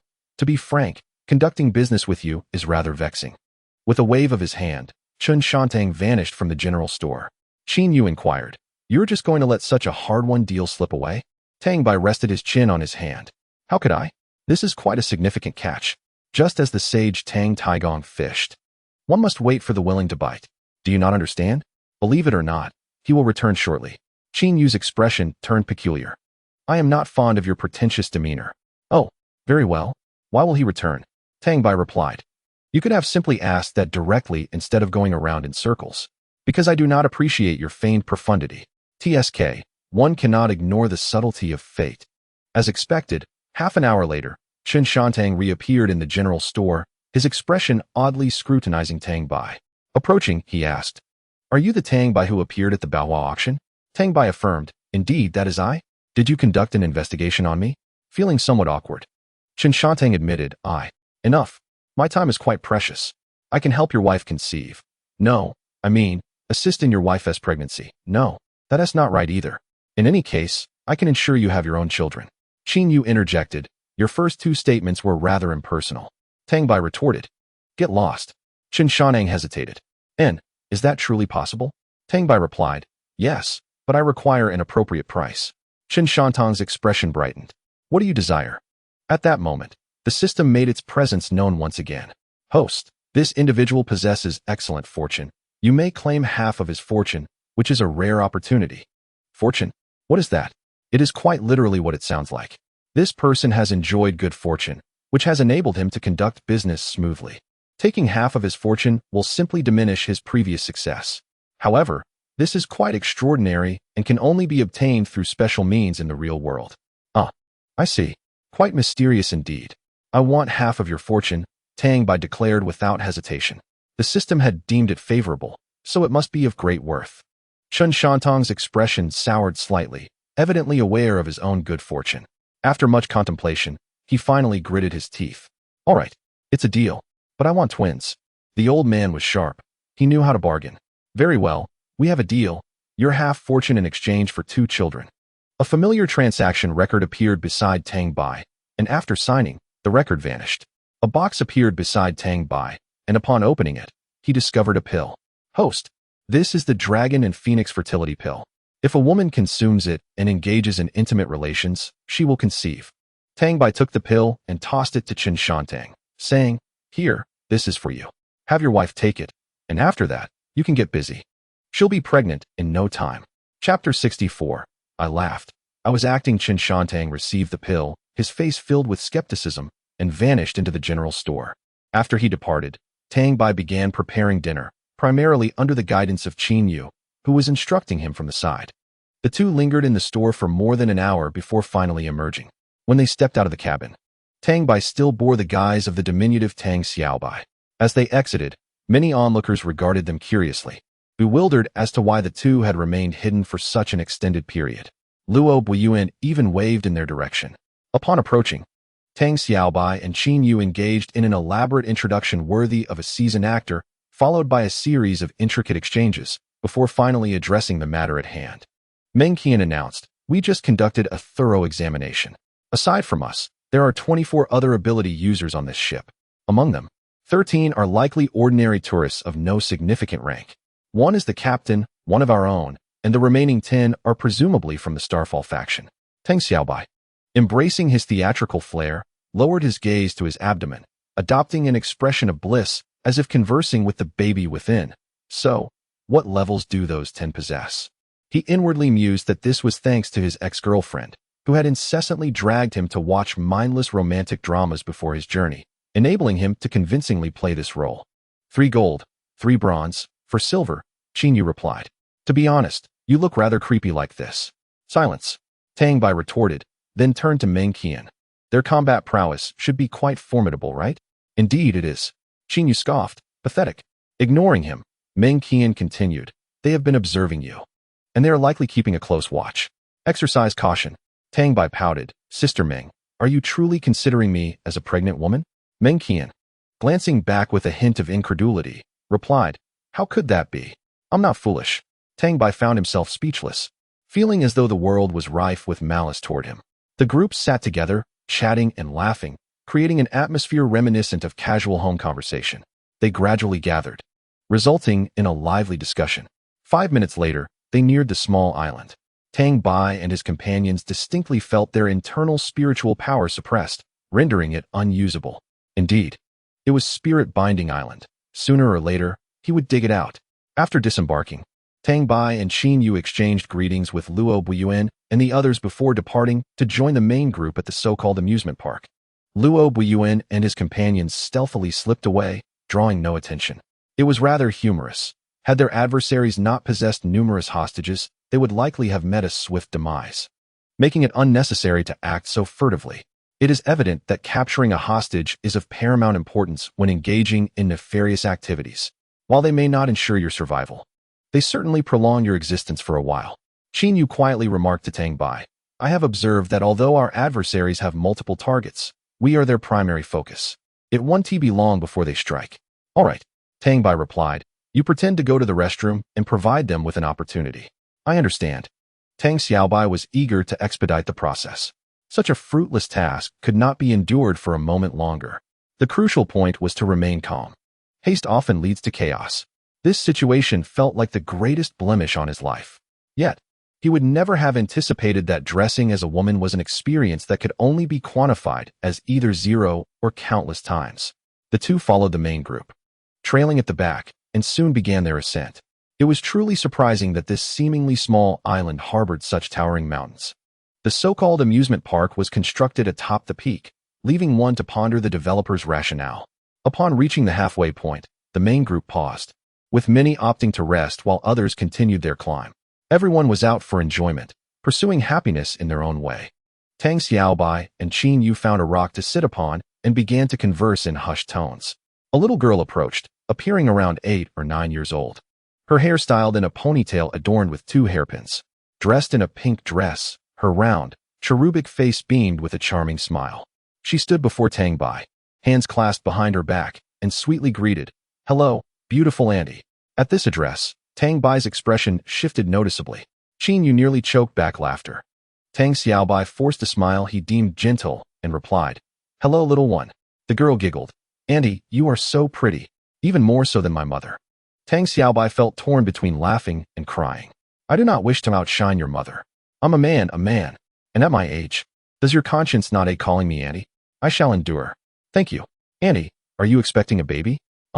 May I listen to the sounds?" The little girl asked eagerly.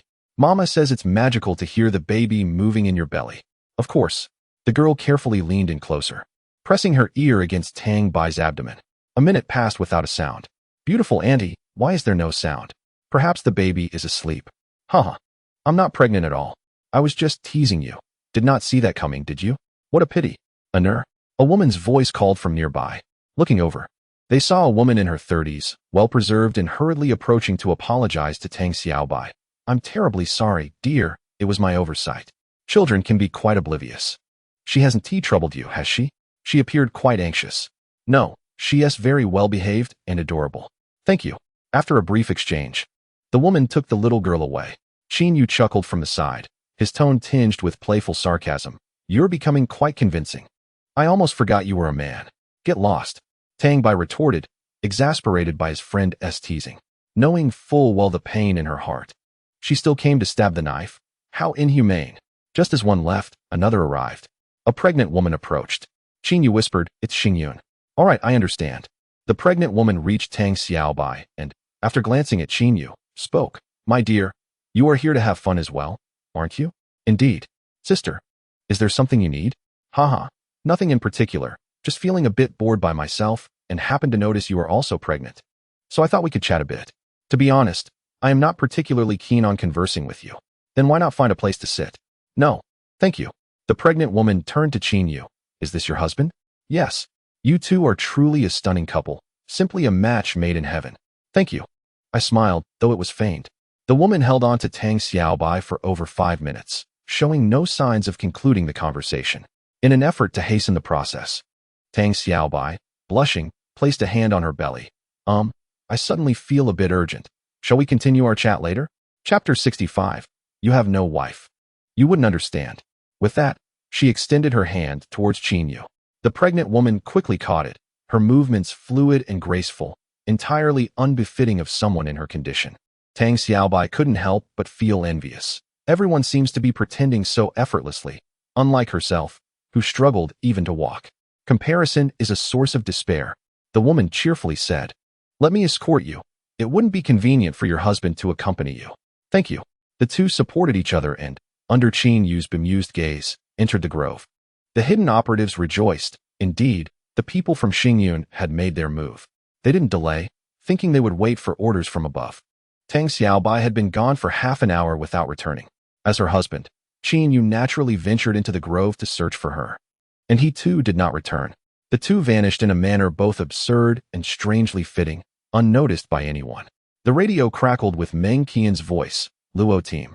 Please respond, please respond." Luo Buiyuan replied, "Received, go ahead." Meng Qian continued, "The listening device we placed on Tang Xiaobai has relayed information. The enemy has taken her back to their headquarters. Qin Yu was unable to capture her and reportedly sustained serious injuries while fleeing. Additionally, we have discovered that 4 other couples are also missing, likely captured by Xingyun. We have confirmed that all personnel from Xingyun have evacuated. Should we initiate a rescue operation now?" Luo Buiyuan paid no heed to Qin Yu. He understood that Qin Yu must have his own plans. After a moment of silence, he said, "Did the listening device reveal whether the hostages are safe?" Meng Qian responded, "The enemy disclosed information during their conversation. They will continue recording their murderous exploits tonight. Moreover, they will initiate a global live broadcast." Luo Buiyuan breathed a sigh of relief. "Since the hostages are currently in a safe state, let's refrain from acting rashly. Instead, we shall lie in ambush and launch a rescue operation as soon as darkness falls. At this moment, it is imperative to continuously monitor the content of the listening device. Should the enemy exhibit any unusual reactions, commence the rescue mission immediately. Meng Qian understood. In the basement, Tang Xiaobai found himself confined within the very cage he had glimpsed in the video. A stench of blood permeated the air, evoking a wave of nausea. Opposite him were the captured men, each appearing as if they had lost their souls, desperately clawing at the iron bars. Qin Yu was notably absent among them. He had just feigned capture by the Starfall faction, sustaining severe injuries before managing to escape. Many from Starfall presumed him to be an ordinary person, certain he would meet his demise in such circumstances, and thus did not pursue him further. Consequently, he was allowed to flee, unmonitored. Alongside Tang Xiaobai were 4 pregnant women, all of striking beauty. Their husbands had not managed to escape. Judging by the battered appearance of the 4 men, their fates were likely similar. The pregnant women, having been confined for several days, gathered to comfort the newly arrived. Overwhelmed by emotion, the 4 women who had been captured broke down, sitting on the ground with their hands covering their faces, tears streaming down their cheeks. The sound of their weeping filled the air, causing Tang Xiaobai to feel increasingly distressed. The newcomers cried out of a sense of injustice over their kidnapping, while those who had been there longer wept in despair, believing they were nearing death. Tang Xiaobai could not bring himself to cry. Instead, he covered his face and feigned sobbing. At such a moment, showing any special treatment could easily be perceived as aligning with the enemy class, potentially leading to being surrounded and beaten. Even if he claimed to be from Longyuan, there was little chance they would believe him. The members of Starfall cast lustful glances at them before departing, leaving only 2 cages of hostages in the basement. The cries seemed endless. While the women wept, the men joined in, clinging to the iron bars and lamenting their failures. Tang Xiaobai squatted in a corner, hands covering his face, observing his surroundings. He could not comprehend why that despicable Qin Yu had not been captured. This was not how the plan was supposed to unfold. Could it be that he abandoned him to flee? Damn, it couldn't be that cowardly. Amidst the incessant cries and wails, Tang Xiaobai felt as if the entire world was deafeningly loud. Helpless, he approached the women. Sisters, please stop crying. It's not good for the babies. The weary mothers, who had been captured earlier, replied despondently, "It is futile. These people are insane. They will kill us, including our unborn children. They possess no humanity." Upon hearing this, the men began to weep anew. "Wife, I'm so sorry. It's all my fault. I'm truly despicable. What was I thinking coming here? Darling, I promised to take you and our baby to Beijing to watch the sunrise. I fear I have broken that promise. My dear, following me has brought you suffering. In your next life, do not choose someone as spineless as I. Find someone stronger who can protect you. Wife." They cried in unison, comforting each other amidst their despair. Tang Xiaobai, as a solitary figure, once again felt overwhelmed by the cacophony of the world around him. Hidden in his corner, he began to weep softly. "I am crying. I am acting. I have deceived all the sisters here. What good is having abilities? What use is the Longyuan army? He still cannot protect even his wife." Upon hearing this remark, Tang Xiaobai directed his gaze towards the speaker. This individual seemed somewhat familiar. At that moment, he was vigorously striking a metal cage. The more he looked, the more recognition dawned upon him, until after a couple of minutes of scrutiny, Tang Xiaobai recalled. This was the second person he had rescued in the Gear Forest. The first was unconscious, and this was the second. The moment he had pulled him out, the man had been quite startled. "Hey, don't crash into me, look at me." His words drew everyone's attention. Lin Xuanxi, the man hitting the cage, lifted his head, first casting a bewildered glance at Tang Xiaobai, then his face registered shock. You know Tang Bai? What do you mean no? I am Tang Bai." Lin Xuanxi appeared utterly dumbfounded. "Aren't you a man? I was disguised. Zhuge Li helped me with the transformation." "Zhuge Li? Is it really you, boss? I didn't mistake you for someone else." Tang Bai rolled his eyes once more. "You might mistake someone else, but I cannot. I saved you in Gear Forest." Lin Xuanxi suddenly embraced the cage and burst into tears. The onlookers were bewildered, especially Lin Xuanxi's wife, who found the situation unsettling.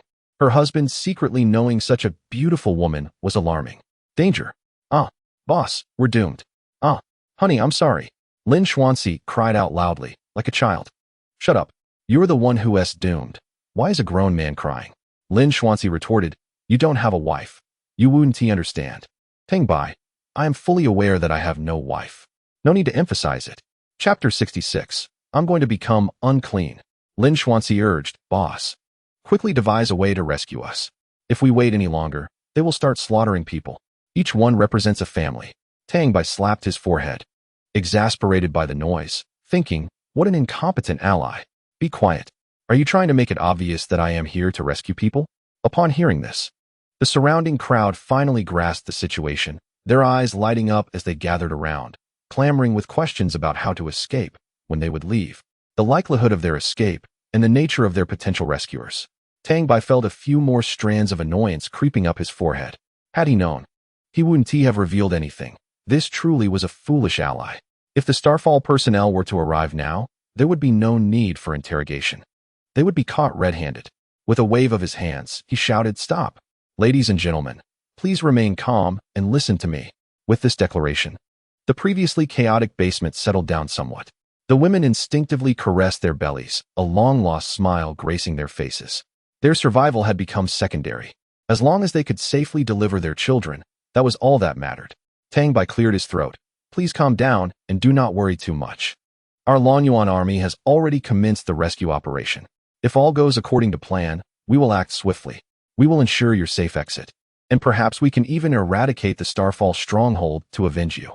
At this moment, let us maintain a semblance of calm and feign ignorance of the events that have transpired. Otherwise, our cover will be blown.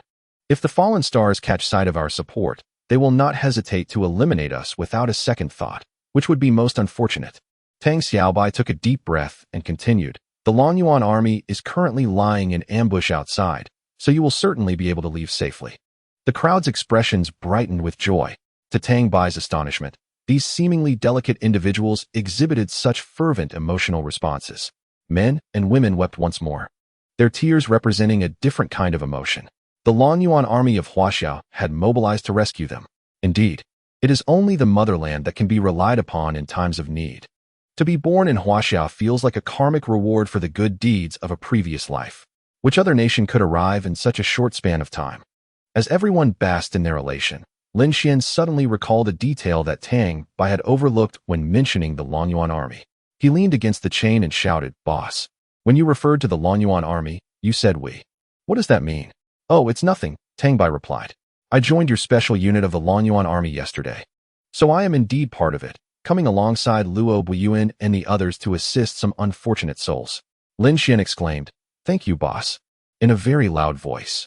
Tang Bai, in a fit of exasperation, threw his shoe at him, his demeanor quite fierce, fearing he might inadvertently harm himself in the process. "Will you kindly shut up? Do you want the enemy to be unaware that we are here to rescue people? Do you think they won't retaliate with nuclear weapons in a fit of rage?" Lin Xian crouched down, shielding his head. "I'm sorry, boss. I was just too excited." Tang Xiaobai sighed in disbelief.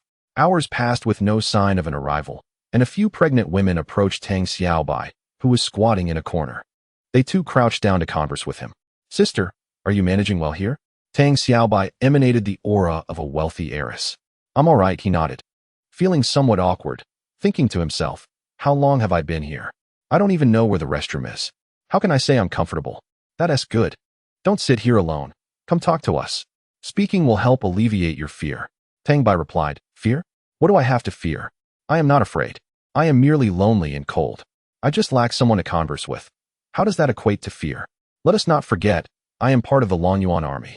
And I am also the owner of a general store. How could I possibly fear such a small organization, if it weren't for your rescue efforts? This so-called organization of fallen stars would have ceased to exist long ago." Internally, he was filled with unrestrained sarcasm, yet his expression conveyed deep gratitude. "Thank you all." As time passed slowly, Tang Xiaobai mentally calculated the hours. It was likely nearing 7, 8, or 9 in the evening. Suddenly, the door to the basement creaked open. The fallen stars had arrived. Everyone looked on in fear as a dozen figures clad in dark, masked attire entered, identical to what Tang Xiaobai had seen in the video. They were indeed the fallen stars. Veiled and obscured, their expressions remain elusive. Yet, the very act of concealing their faces reveals their lingering desire for humanity. A group of over a dozen approaches the cage containing the pregnant woman, their curiosity piqued. It is then that their gaze fixates on Tang Xiaobai. The door swings open, and they seize her. Tonight, she is their chosen one. Laughter fills the air, accompanied by a surge of excitement. As the cage opens, the members of Xingyun advance with clear intent, their faces adorned with lewd grins. The drama unfolds once more. Tang Bai, gripped by fear, pleads, "What do you want? Stay away. Don't come closer." "Huh, scream all you like. The louder you cry, the more exhilarated we become." They taunt, their depravity on full display. In an instant, she is captured. Truth be told, panic gnaws at Tang Bai's heart. What are these twisted beings up to? Why haven't the special forces intervened yet? Several pregnant women attempt to assist, but chaos erupts anew. Tang Bai feebly struggles before resigning to her fate. "Do you need assistance, host?" "No." "Then why were you captured?" "I am merely acting. Do you understand? But you are being lifted. All for the sake of the conclusion. Yet you are pinned to the ground. For the sake of victory." It appears that the members of Xingyun have devised a more sinister game today. They have forcibly subdued Tang Bai, and in a shocking twist, produce a thick chain to bind her arms. Fear begins to creep into her heart. Where is that scoundrel Qin Yu? And what of Luo Buiyuan and the others? She cannot allow herself to be tarnished as a hostage for the first time. The twisted group encircles her, forcibly spreading her legs and lifting her skirt. "What an impatient lot!" Tang Bai exclaims, panic rising once again. "Are you frightened, host? Do you require assistance? Host, why are you ignoring me? Am I not more entertaining than these wretched men?" As the depraved fiends begin to caress her legs, she can no longer endure it. With a desperate cry, she calls out, "Qin Yu, where the hell are you? I'm about to be defiled." Chapter 67. One should not. At least must not a size 43 shoe descends from above, accompanied by boisterous laughter. "Ha ha ha. Tang Bai, father has come to rescue you." The foot lands squarely on the forehead of one of the Xingyun members, resulting in a sickening snap as his neck is broken. He crumples to the ground, lifeless. Panic ensues. Tang Bai exhales in relief. Salvation has arrived, preserving her dignity. Just a moment longer, and it could have been too late. The members of Xingyun, upon recognizing Qin Yu, stare in disbelief, their eyes wide with shock. The individual had nearly succumbed to a brutal beating by them during the day, yet now, he appeared utterly unscathed. A multitude brandished an assortment of knives, rushing forward with the intent to stab Qin Yu. He deftly evaded their assaults. Drawing a tactical dagger from his calf, he gripped it firmly, his gaze sweeping across the throats of his assailants. In a flurry of movement, several members of the Starfall group collapsed softly to the ground. Tang Bai could only watch in astonishment, blood splattering onto him. Qin Yu's speed was astonishing. Certainly within a mere 5 seconds, a dozen members of Starfall had met their demise, and this was accomplished without the aid of any supernatural abilities. Just imagine the horror if he were to wield spiritual powers. This man was undoubtedly an internationally wanted criminal. The pregnant woman and the men gasped in shock. Instead of freeing them, Qin Yu circled around Tang Bai, a mocking grin adorning his face. "Oh, quite the stance you have there." This despicable person was clearly doing this intentionally, ridiculing him in front of so many witnesses.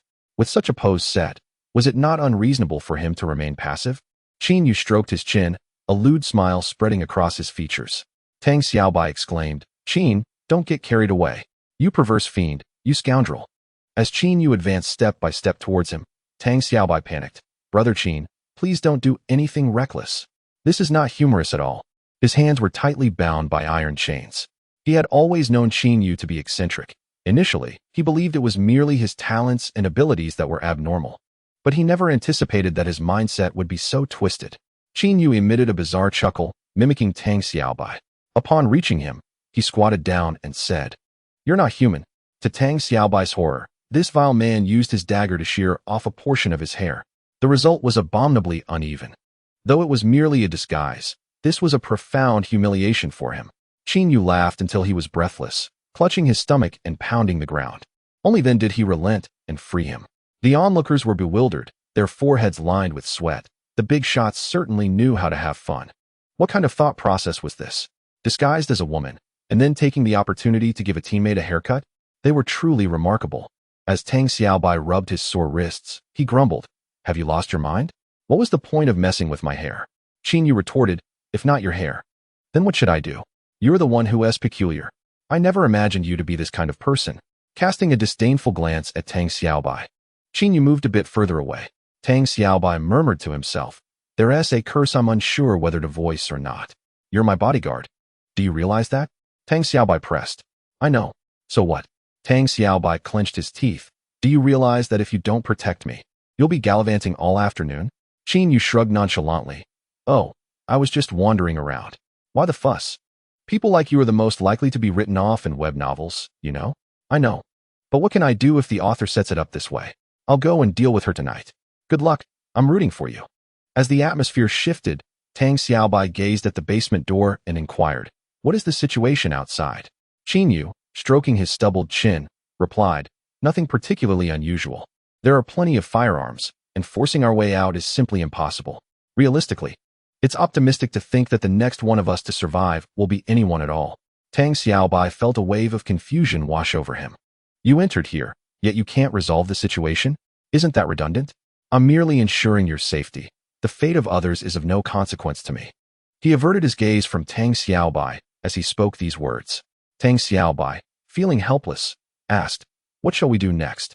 Qin Yu responded, I will go out and eliminate those people. Your task is to safeguard the hostages. Luo Buiyuan and the others have already infiltrated. They should locate us shortly. Then we can deal with the several hundred members of the Starfall. Tang Bai, bewildered, exclaimed, am I not the protagonist of this tale? Shouldn't I be the one embroiled in conflicts and confrontations? Why is it always you who takes the lead? Qin Yu rolled his eyes in exasperation. How dare you even say that? It's been nearly 70 chapters since the beginning, and only about 10 days have passed. You're still a mere bronze rank. You're the least impressive of them all. Get lost. You're insane, Tang Bai retorted. With a graceful leap, Qin Yu ascended to the ceiling, over 4 meters high, gripping onto whatever he could find above, swaying precariously. Even the monkeys in the forest would not sway so far. People shouldn't, at least, they ought not to. Barely a minute after Qin Yu departed, the sound of brief combat erupted outside, only to suddenly cease. It was likely that Qin Yu's methods were rather ruthless. Tang Bai released the hostages. As long as they could escape this base, the mission should be deemed complete. After Lin Xian was freed, a fierce expression crossed his face as he declared his intent to go out and eliminate their foes. Resembling a deranged individual eager to attack anyone in sight, his wife swiftly halted him with a firm slap. Tang Bai and Lin Xian stood guard at the entrance of the basement. Should anyone enter, they would swiftly incapacitate them. In that moment, Tang Bai found himself reminiscing about the firearm gifted by the bald-headed Long Hongi, rumored to possess tremendous power. Regrettably, it was trapped in the other-dimensional space he had created, making it inaccessible now. 10 minutes later, gunfire erupted outside, accompanied by the sounds of a fierce struggle. It was unclear how Luo Buiyuan and his 12 companions were faring against the more than 200 Starfall members. Tang Bai grew restless, yearning to assist. However, exposing himself at that moment could result in a bullet flying straight past his forehead. Resigned, he waited, comforted by the knowledge that they were safe for the time being. Lin Xian dashed back to embrace his wife, attempting to console her. Upon hearing the barrage of gunfire outside, several pregnant women began to weep, with Lin Xian's wife crying the hardest. Through her tears, she choked out, Old Lin, promise me this. Once we return, you must leave the Longyuan army. I don't need you to be a hero. I only want you to stay safe by our side, to be with me and our child. Lin Xian found himself momentarily speechless. Wife, will you promise me? His wife, cradling her belly with one hand and clutching the hem of Lin Xian's shirt with the other, buried her head in his embrace, sobbing. Lin Xuanzi gritted his teeth and said, I apologize, my dear wife, but I cannot acquiesce to your request. Chapter 68, The Embarrassment of Social Death. Life passes swiftly. Lin Xuanzi pointed at Tang Bai and remarked, Wife, are you acquainted with him? His wife scrutinized Tang Bai with utmost seriousness for a considerable duration before earnestly shaking her head. Lin Xuanzi replied, It is just as well that you do not recognize him. In truth, I am not particularly familiar with him either. Bang! A muffled sound echoed from the basement. The unmistakable sound of Lin Xuanzi's wife striking his forehead. If you are not familiar, then why speak of it? Lin Xuanzi felt a tinge of grievance. His fingers twirling in front of him, struggling to reconcile this moment with the ironclad soldier he had once been in the Longyuan army. This was evidently the demeanor of a devoted husband. Though I may not be well acquainted with him, I am aware of some of his circumstances. My dear wife, did you know he is merely 18 years old? Just recently come of age. Had he not saved my comrades and me just a few days ago, you would not see me here today. At 18, he has already embarked on perilous missions, while others still indulge in their school days. He has begun to serve his country. Even that child, still in his youth, has taken up arms, while I, a man of stature, cannot dare to falter. Moreover, the nation is besieged by spiritual beasts, and the abilities of others wreak havoc. If no one intervenes, do you comprehend the extent of casualties that would ensue? After each upheaval caused by the spiritual beasts, I witnessed the anguished cries of children mourning their lost kin, so helpless and desolate. I only wish to contribute my share to alleviate such suffering. Tang Bai interjected, "Who are you calling a child?" Lin Xuanxi retorted, "Why do you eavesdrop on my conversation with my wife?" Tang Bai replied, "Are you unwell?" Speaking so loudly, it is impossible to pretend not to hear. Lin Xuanxi's wife wept. "Anyone can do it. Yet why must it be you? The nation would remain unchanged without you. But without you, we would lose our home." Lin Xuanxi declared, "Having donned this military uniform, I cannot betray its significance. Safeguarding peace is not only a duty to maintain national stability, but also a means to protect you both. I am sorry, dear wife. Loyalty and filial piety cannot coexist." Lin Xuanxi faltered, unable to continue. His wife wiped her tears. "It is all right. I have grown accustomed to it. You must take care of yourself, and remember, we are always here waiting for you." As they embraced tightly, they finally noticed Tang Bai standing nearby, hands in pockets, staring at them unblinkingly. It is uncomfortable for anyone to find such a presence while engaged in tender moments with their partner. Thus, they reluctantly released each other. No one around seemed to pay them any heed, as they leaned at the entrance of the basement, straining to listen to the sounds outside. Lin Xuanxi, feeling somewhat awkward, remarked, "Boss, you are only 18 this year, correct? Do not your family harbor any concerns?" Tang Bai shrugged, "I am indeed 18. Have you not investigated me? I am an orphan. My entire family perished, leaving me all alone." "Oh, I had forgotten." At that moment, a radiant white light emanated from Tang Bai, and a human-like outer layer suddenly shed from him, a thin film that was slightly larger around the abdomen. The skin appeared translucent and soft, evoking a sense of discomfort. Suddenly, Tang Bai transformed, successfully retrieving the password to his main account, and became Tang Bai. Even he was astonished by this unexpected transformation. Lin Xuanxi, trembling, inquired, "Boss, what is going on?" Tang Bai himself was equally bewildered. "Am I shedding my skin? How could this possibly be happening? This is utterly illogical." The expressions of those around him were remarkably vivid, glancing between the discarded skin and Tang Bai himself. Tang Bai tentatively touched his abdomen, contemplating a possibility, and sighed with relief. Perhaps Zhuge Li's abilities had worn off. In that instant, everyone's gaze towards Tang Bai shifted, imbued with an ambiguous allure, regardless of gender. Why? At that moment, Tang Bai had reverted to his original height of 185 centimeters, and the dress that had once fit him perfectly now clung a bit too tightly, accentuating his form in a manner that appeared utterly alluring.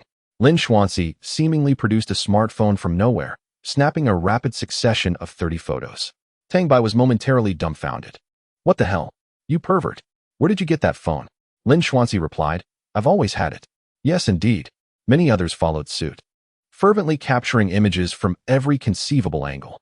Tang Bai lunged forward, attempting to snatch the phone. "What is wrong with you all? You have phones yet aren't calling for help, just playing around?" Lin Xuanxi deftly sidestepped, chuckling as he browsed through the photos. It was futile. The basement was entirely signal-blocked. Determined, Tang Bai made another attempt to seize the phone, only to be met with a tearing sound. On that sunny day, Tang Bai experienced the true meaning of social death. It was utterly mortifying. In the midst of his exaggerated movements, his dress tore and slipped down unexpectedly. At that moment, he was still adorned in the outfit chosen by Meng Xian, both top and bottom. "Boss, we've come to get you." Luo Buiyuan, along with a dozen combat personnel, excitedly burst in. Though bearing injuries, their faces radiated joy. However, upon seeing Tang Bai, their expressions froze in shock. Then, the world fell silent. Tang Bai pondered, "Is it too late to die now?" All eyes were fixated on the flamboyantly dressed Tang Bai, mouths agape, unable to convey their astonishment. The quiet basement was filled only with the sound of camera shutters. "Boss, quite the flamboyant display. Who would have thought the boss had such tastes? Absolutely spot on." In a swift motion, Tang Bai vanished from view. A full 2 minutes passed before anyone reacted. Tang Bai lay on the floor of the supply shop, his gaze vacantly fixed on the ceiling, tears of despair trickling down his cheeks. Let me die. This world is no longer worth living in. What meaning is there in existence? Let me perish. Host, are you all right? The host, do not despair. Life passes swiftly. Do not succumb to hopelessness. The system speaks to you. Do not disregard my words. Rise. Tang Bai abruptly sat up, realizing it would have been better to do so earlier. Within the eclectic goods shop, he could access an alternate dimension. After changing into a fresh outfit and taking an hour to dally, he finally emerged from the shop, spurred on by the system. The basement had been hastily tidied, and his companions awaited him on the ground, engaging in lively conversation while sharing the photographs they had just taken, their laughter unabashedly mischievous. Upon Tang Bai's arrival, their amusement resurfaced, and they struggled to contain their laughter. Covering his face, Tang Bai seized Qin Yu and fled the basement. This place would forever haunt him as an indelible nightmare. Each day that followed, the thought of returning would fill him with a profound sense of despair. Qin Yu, observing Tang Bai's return to his former self, sincerely remarked, "You still appear pleasing as ever." Chapter 69. I am hungry. The individuals in the basement quickly organized themselves and made a call to have the unfortunate hostages returned. Despite the fierce altercation below, those at the summit remained unperturbed. This puzzled Tang Bai, and upon inquiry, he learned that the basement not only effectively blocked signals, but also possessed an unusually strong soundproofing quality. He had just communicated with those above, who seemed particularly intrigued by the island, contemplating the purchase of some peculiar base. However, none of this concerned Tang Bai. His curiosity lay with the activities of those at the summit. At midnight, the summit remained aglow with lights. Luo Buiyuan and his team returned, and it would not be long before others arrived to manage the aftermath. This mission was neither as perilous as claimed nor as simple as it appeared, relying heavily on luck and performance. Over the course of a day and a half, several sustained serious injuries. Zhuo Pengfei was shot in the left shoulder, Xiao Wei's in the chest, though narrowly missing any vital organs, and Xiao Dan received multiple stab wounds to his thigh and back. Meng Xian also bore 2 gunshot wounds to his shoulder. Yet, the situation was comparatively optimistic. Luo Buiyuan had hoped to take Tang Bai back with him, but Tang Bai, seeing that the activities at the summit had not yet concluded, insisted on joining, akin to a child yearning for a coveted toy. Ultimately, under Qin Yu's forceful gaze, they relented, even willingly parting with their scant cash to support Tang Bai, an amount totaling 1,312 yuan. Meng Xian's glare could have pierced through steel. Having never encountered someone as brazen as Tang Bai, Luo Buiyuan, stifling his frustration, cast an accusatory glance at Lin Xuanxi, who appeared to revel in his misfortune. "Didn't you go on holiday with your wife? What are you doing here?" Lin Xuanxi looked bewildered. He was not a member of the special unit, merely someone who had collaborated previously. Why was he so well informed about his situation? Who had sold him out? "I came to enjoy a holiday with my wife." "But how do you know I was on leave?" Luo Buiyuan replied. "Oh, you've been transferred to our special unit, so it's only natural you would be aware." The boat slowly departed. Yet, unbeknownst to anyone, a bear clad in human attire stealthily descended from the vessel, slipping into Olilang Island under the silvery glow of the moon. The allure of the nocturnal sea is undeniably captivating, though whether it truly is remains a matter of speculation.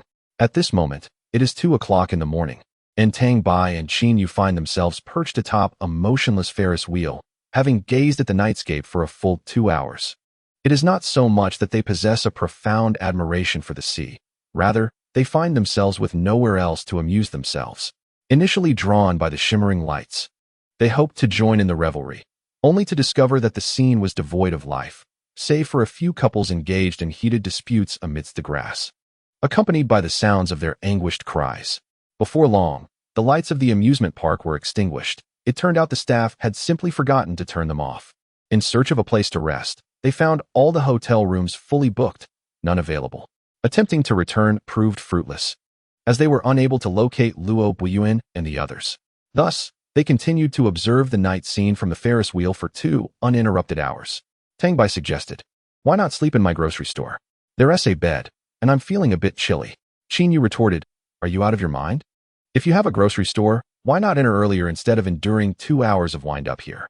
Tang Bai, feeling somewhat guilty, replied, I forgot." Just as they prepared to retreat to the grocery store for rest, Tang Bai spotted a figure below from their vantage point on the Ferris wheel. "Hey, look, is that a horse?" Qin Yu glanced over. "It's too far. I can't see clearly." Tang Bai, filled with excitement, slapped Qin Yu on the forehead. Who cares if it is? Let us go catch it and play with it. Qin Yu, rubbing the back of his head in discontent, asked, Can you ride a horse? No, and I can't either. Never mind, let us just catch it first. All right, I'll go down first. You jump down after me, and I'll catch you. Without hesitation, Qin Yu leapt down, landing gracefully from a height of several meters. He called out, Jump down. I'll catch you. Okay, Tang Bai replied, promptly following suit. Qin Yu, astonished, thought to himself, I didn't expect Tang Bai to jump so decisively without a moment's hesitation. He exerted himself, leaping into the air, and caught Tang Bai in a princess carry, landing steadily on the ground. He unceremoniously deposited Tang Bai onto the grass. Are you insane? Jumping that fast? Are you afraid of living too long? Tang Bai, rubbing his sore backside, retorted, You're the one who's insane. Didn't you tell me to jump? I hadn't even finished my sentence. The two of them continued towards the location where they had seen the shadow. 5 minutes later, they halted, and the shadow also came to a stop. Their expressions mirrored disbelief. Without uttering a word, Tang Bai seized Qin Yu's hand and rushed into the grocery store with fluidity. This was the very instantaneous spirit beast of celestial rank that Qin Yu had encountered in Changming Canyon. As the creature registered their presence, it turned and sprinted away at an astonishing speed. Both parties reacted simultaneously, each making a hasty retreat. Due to running too swiftly, he entirely failed to notice that the other party had also taken off. Within the general store, Tang Bai lay on the ground like a lifeless dog, while Qin Yu regarded him with an expression of bemusement. Is it really that severe? To be so frightened? He quipped. I can't even utilize spatial abilities right now. If you were to strike me, I would have to exclaim in this world, Who the hell is this? Put away your pathetic English, Qin Yu retorted confidently. Am I not here for you? What are you afraid of? But what if he ambushes me? Wouldn't you retaliate? If I possessed that kind of strength, I wouldn't be running at all. I'd simply confront him directly. Wouldn't that be more satisfying? Ah, true. I nearly forgot you're still a lowly bronze level. Life is tough, Tang Bai sighed. He patted his flat stomach and looked at Qin Yu. I'm hungry. Oh, I'm speaking to you, remember? I'm hungry. Qin Yu rolled his eyes. I heard you. I'm not blind. Isn't that an answer to you? What does hearing or seeing have to do with anything? Why should you care? Just leave me be. He turned away, exposing his back to Tang Bai. Tang Bai scowled. Stop being so fierce and cook for me. Why should I? I'm hungry. Why should your hunger necessitate my cooking? I'm not your father, and you're not my son. Let me tell you, I become rather terrifying when I'm hungry. Qin Yu merely stared at his phone. I'm talking to you. You should be looking at me, understand? Oh, he replied, still engrossed in his device. Do you believe I would resort to mischief? Qin Yu continued to focus on his phone. Chapter 70. Having something to eat is already a blessing. Tang Bai lunged forward, intent on striking someone, but Qin Yu mercilessly kicked him back. You truly are a pervert. You're really coming at me.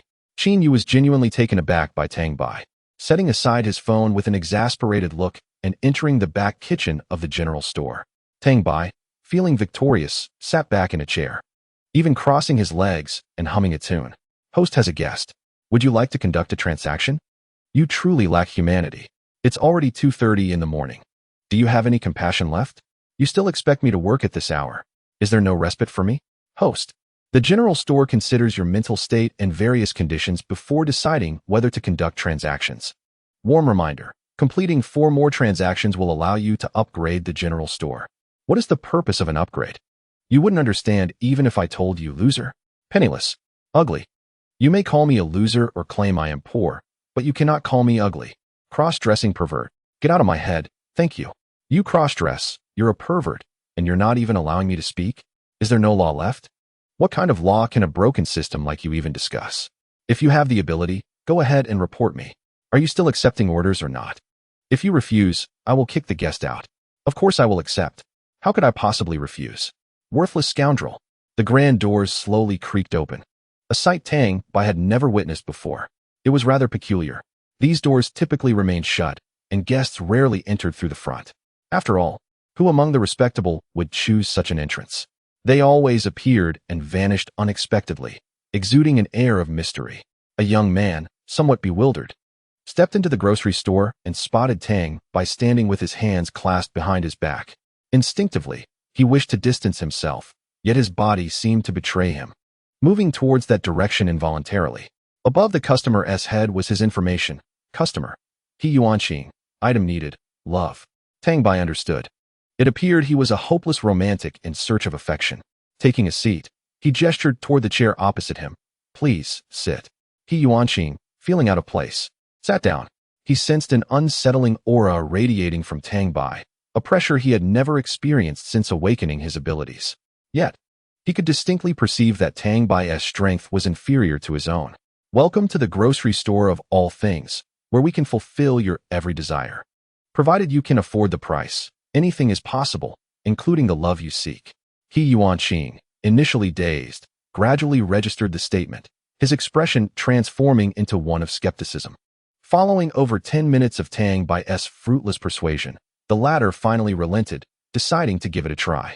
Meanwhile, Qin Yu had prepared a bowl of noodles for Tang Bai, which appeared delectable and indeed was, albeit slightly too salty. Next time, use less salt, he remarked. Qin Yu replied, having something to eat is good enough. Tang Bai devoured the noodles heartily, and upon reaching the bottom, he unexpectedly discovered a fried egg nestled beneath.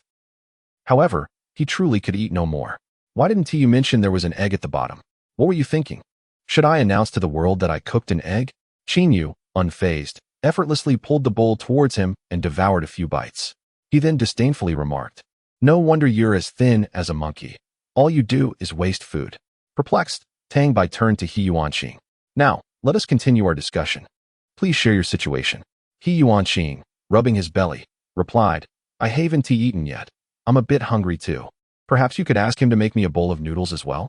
Out of nowhere, Qin Yu produced a kitchen knife and held it against He Yuanqing's neck. Would you care to repeat that? What? What is going on? I didn't say anything. Fear level 100. You insolent wretch. Tang Bai smiled awkwardly at He Yuanqing. He can be a bit temperamental. Let us return to our conversation. He Yuanqing nodded in agreement. Returning to the topic, He Yuanqing expressed, do you know what love is? Just as Tang Bai was about to respond, He Yuanqing interrupted himself. I know, you don't. This left Tang Bai, who had been ready to speak, feeling quite embarrassed. Honestly, I don't know. What could you possibly do to me? He Yuanqing continued. Boss, I have fallen for a girl. She is incredibly beautiful, truly breathtaking. She embodies the essence of a celestial being descending to earth. The first time I saw her, I fell deeply in love. I was 17 then, and now, at 27. I have loved her for a full decade. But she does not love me. She loves another man. Can you help me find a way to be with her? Once more, Tang Bai found himself in a predicament. If the girl were unattached, it would be one thing. Yet, the young man had just mentioned that she was already in love with someone else. If I were to interfere, it would inevitably lead to whispers behind my back. As such actions contradict the principles of morality. This despicable behavior, this transaction may not be feasible. Why? Did you not just claim that anything could be fulfilled? Excitement level 100. Tang Bai found himself in a quandary. It was not that he wished to refuse the transaction, but it felt unjust to pursue the girl who had already captured another's heart. How is it unjust? Confusion level 100. Let me rephrase it. Suppose you have someone you cherish, and then another girl approaches me, expressing her desire for you to be with her. If I facilitate this transaction, causing you to forget your original affection and pursue this second girl, would you deem that fair? He Yuanqing fell silent, Tang Bai's words plunging him into contemplation. It is indeed unfair to him, yet what does that matter? If it means being together, he is willing to play the villain. Boss, I understand this places you in a difficult position, but I truly like her. Host, there is a second customer. Shall we proceed with the transaction? What about this fool? The host advised him to remain calm. The cost of such morally questionable transactions is extraordinarily high. I have another customer waiting. You need to be patient. The consequences of such transactions can be severe. Perhaps your love may flourish, yet your family life may become strained, and your career may falter. These are the most common repercussions, so think carefully. Very well. He Yuanqing retreated to a corner, consumed by his sorrow. Outside the grand hall, another figure entered, a young girl. Customer, Xiaohan. Desired item, affection. Tang Bai's expression grew complex. Was he to play the role of the matchmaker today? It seemed all were seeking love. If necessary, he would become the morally bankrupt scoundrel. The girl named Xiaohan was equally distrustful of Tang Bai. But after 10 minutes of his persuasion, she began to believe. Throughout the encounter, her gaze was fixed on Tang Bai's face, entirely oblivious to He Yuanqing's presence nearby. nor did she notice the tenderness in his eyes. He himself was puzzled by Xiaohan's appearance here. Yet, he quietly observed her and Tang Bai conversing in the corner. Chapter 71. I am going to sleep now. Now, let us discuss your situation, Tang Bai said, resting his chin on his hands. Qin Yu sat on the sofa, utterly bemused as he watched Tang Bai's antics. I have someone I care for, but he does not reciprocate my feelings as he is already enamored with another. Can you assist me? Tang Bai felt overwhelmed. Yet another scenario of this nature. There was already a similar case nearby. I'm sorry, but I cannot engage in this transaction, Tang Bai stated firmly, denying any glimmer of hope to the other, for it would only complicate matters for himself. Xiaohan's emotions appeared to be surging. Why? Did you not claim you could fulfill anything I desire? I merely wish for his heart. Excitement level 103. Xiaohan began to speak to herself. I have loved him since I was 17. I have adored him for a decade. Do you comprehend the feeling of loving someone? Do you understand how it feels to watch him cherish another woman? Once again, such a nutritionally void retort. Just as Tang Bai was about to speak, Xiaohan shouted once more, You have no idea. Sister, I haven't said a word. Yet you presume to know that I am entirely ignorant. Is this truly necessary? You are just as excessive as that man. Why don't you two simply be together? Xiaohan was exceedingly agitated. Tang Bai felt a twinge of fear that she might leap at him. He Yuanqing, seated nearby, appeared somewhat despondent. Did she truly harbor such feelings for that person? She had come all this way. Why endure this suffering? Xiaohan turned around and was taken aback by the sight of He Yuanqing's sorrowful expression. Yuanqing, what are you doing here? Her face suddenly flushed. Why was he present? Had he heard everything she had just said? I don't know, He Yuanqing replied somewhat sheepishly. How could I possibly be unaware? I simply had no idea how to articulate it. Should I confess that I came to plead with this boss to make you infatuated with me? Tang Bai was bewildered. Do you two know each other? They ignored Tang Bai, instead focusing on one another. He Yuanqing and Xiaohan gazed at each other, their eyes conveying a mysterious understanding. Suddenly, Tang Bai felt somewhat superfluous. He returned to sit beside Qin Yu, snatching the peeled sunflower seeds from his hand and stuffing them into his mouth. Qin Yu, is it a crime to commit murder in this obscure grocery store? This was the result of his painstakingly peeled seeds over 10 minutes, only for Tang Bai to devour them in mere moments. Qin Yu had a peculiar trait. He preferred to peel a large batch of seeds before savoring them. And this habit had unwittingly benefited the shameless Tang Bai. The onlookers, intrigued by the unfolding drama, cast curious glances at the pair. Xiaohan approached He Yuanqing, appearing somewhat bashful. Tang Bai asked, Do you not think the two might be involved? Qin Yu replied, Anyone with functioning eyesight can discern that. Tang Bai continued, So? They've come to my grocery store to flaunt their affection? Perhaps. Xiaohan inquired, Yuanqing, did you just hear what I said? He Yuanqing let out a bitter smile. Yes, I did. I wish you happiness and hope you win that person's heart soon. He Yuanqing reflected, Indeed, she would never fancy me. She has adored that man for 10 years. Is there still a chance for me? Xiaohan bit her lip, tears slipping from the corners of her eyes. Thank you. Xiaohan lamented, He truly does not like me. He clearly understands I am referring to him, yet feigns ignorance. Tang Bai nudged Qin Yu with his elbow. What is happening? How did it turn to tears? Qin Yu replied, Anyone with eyes can see. Tang Bai, exasperated, remarked, Am I blind? Qin Yu shot him a look. Both like each other, yet each believes the other has affections for someone else, and it is not themselves. It's as simple as that. Tang Bai mused, Oh, is that it? What else did you think? Their voices were not loud, yet not quiet either, prompting Xiaohan and He Yuanqing to glance over simultaneously. As Tang Bai stealthily extended his hand towards Qin Yu's sunflower seeds, it froze midair when Qin Yu noticed, swiftly swatting it back. With an awkward smile, I rubbed my slightly sore hand from the earlier slap. You two carry on, we are merely spectators. Xiaohan and He Yuanqing turned back, incredulity etched on their faces as they gazed at one another. You like me? They both uttered almost in unison. You truly have feelings for me? At last, it was confirmed. The person who had secretly adored me for a decade also harbored feelings for me. We nearly missed this moment. Excitedly, they embraced, and in their fervor, shared a kiss. Tang Bai interjected, Could you perhaps show some respect for us? There are others present. Once the two guests regained their composure, He Yuanqing awkwardly apologized to Tang Bai. I'm sorry for the disturbance. It's all right, though it wasn't amusing in the slightest. Ultimately, the pair departed hand in hand, leaving nothing behind but a simple thank you. Tang Bai, having engaged in a transaction devoid of any tangible gain, felt he had lost out. He had merely spent 20 minutes convincing them of his prowess as a grocery store owner. Yet he sensed a deficit without any evidence to substantiate this feeling. Gazing at Chinyu, he inquired, "Why do I feel as if I've been shortchanged?" Chinyu replied, "When I was still in my golden days, a senior once imparted a profound truth that aptly describes you." "What was it?" "Something flattering, I hope? If not, spare me. Every nation, every race, including spirit beasts, has its fools.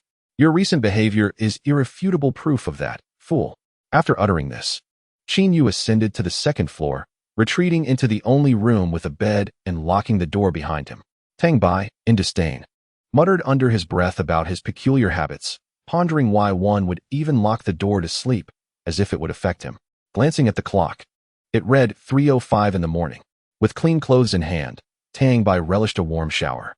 Afterward, he approached the door of the second-floor room, hand poised on the doorknob, when a sudden realization struck him. He twisted the knob vigorously and knocked incessantly. "Damn it, Chin. Open the door." "Shut up. It's the middle of the night. Do you want me to sleep or not?" "I need to sleep too." "Then go ahead. Why are you bothering me?" "You locked the door. How can I rest?" "Be quiet. I'm trying to sleep." Thus, it became a sleepless night. Tang Bai shivered in the cold. The following morning, Chinyu opened the door to find Tang Bai sprawled on the sofa, despondent and with unshed tears lingering in the corners of his eyes. Feeling somewhat guilty, Chinyu offered him a tissue.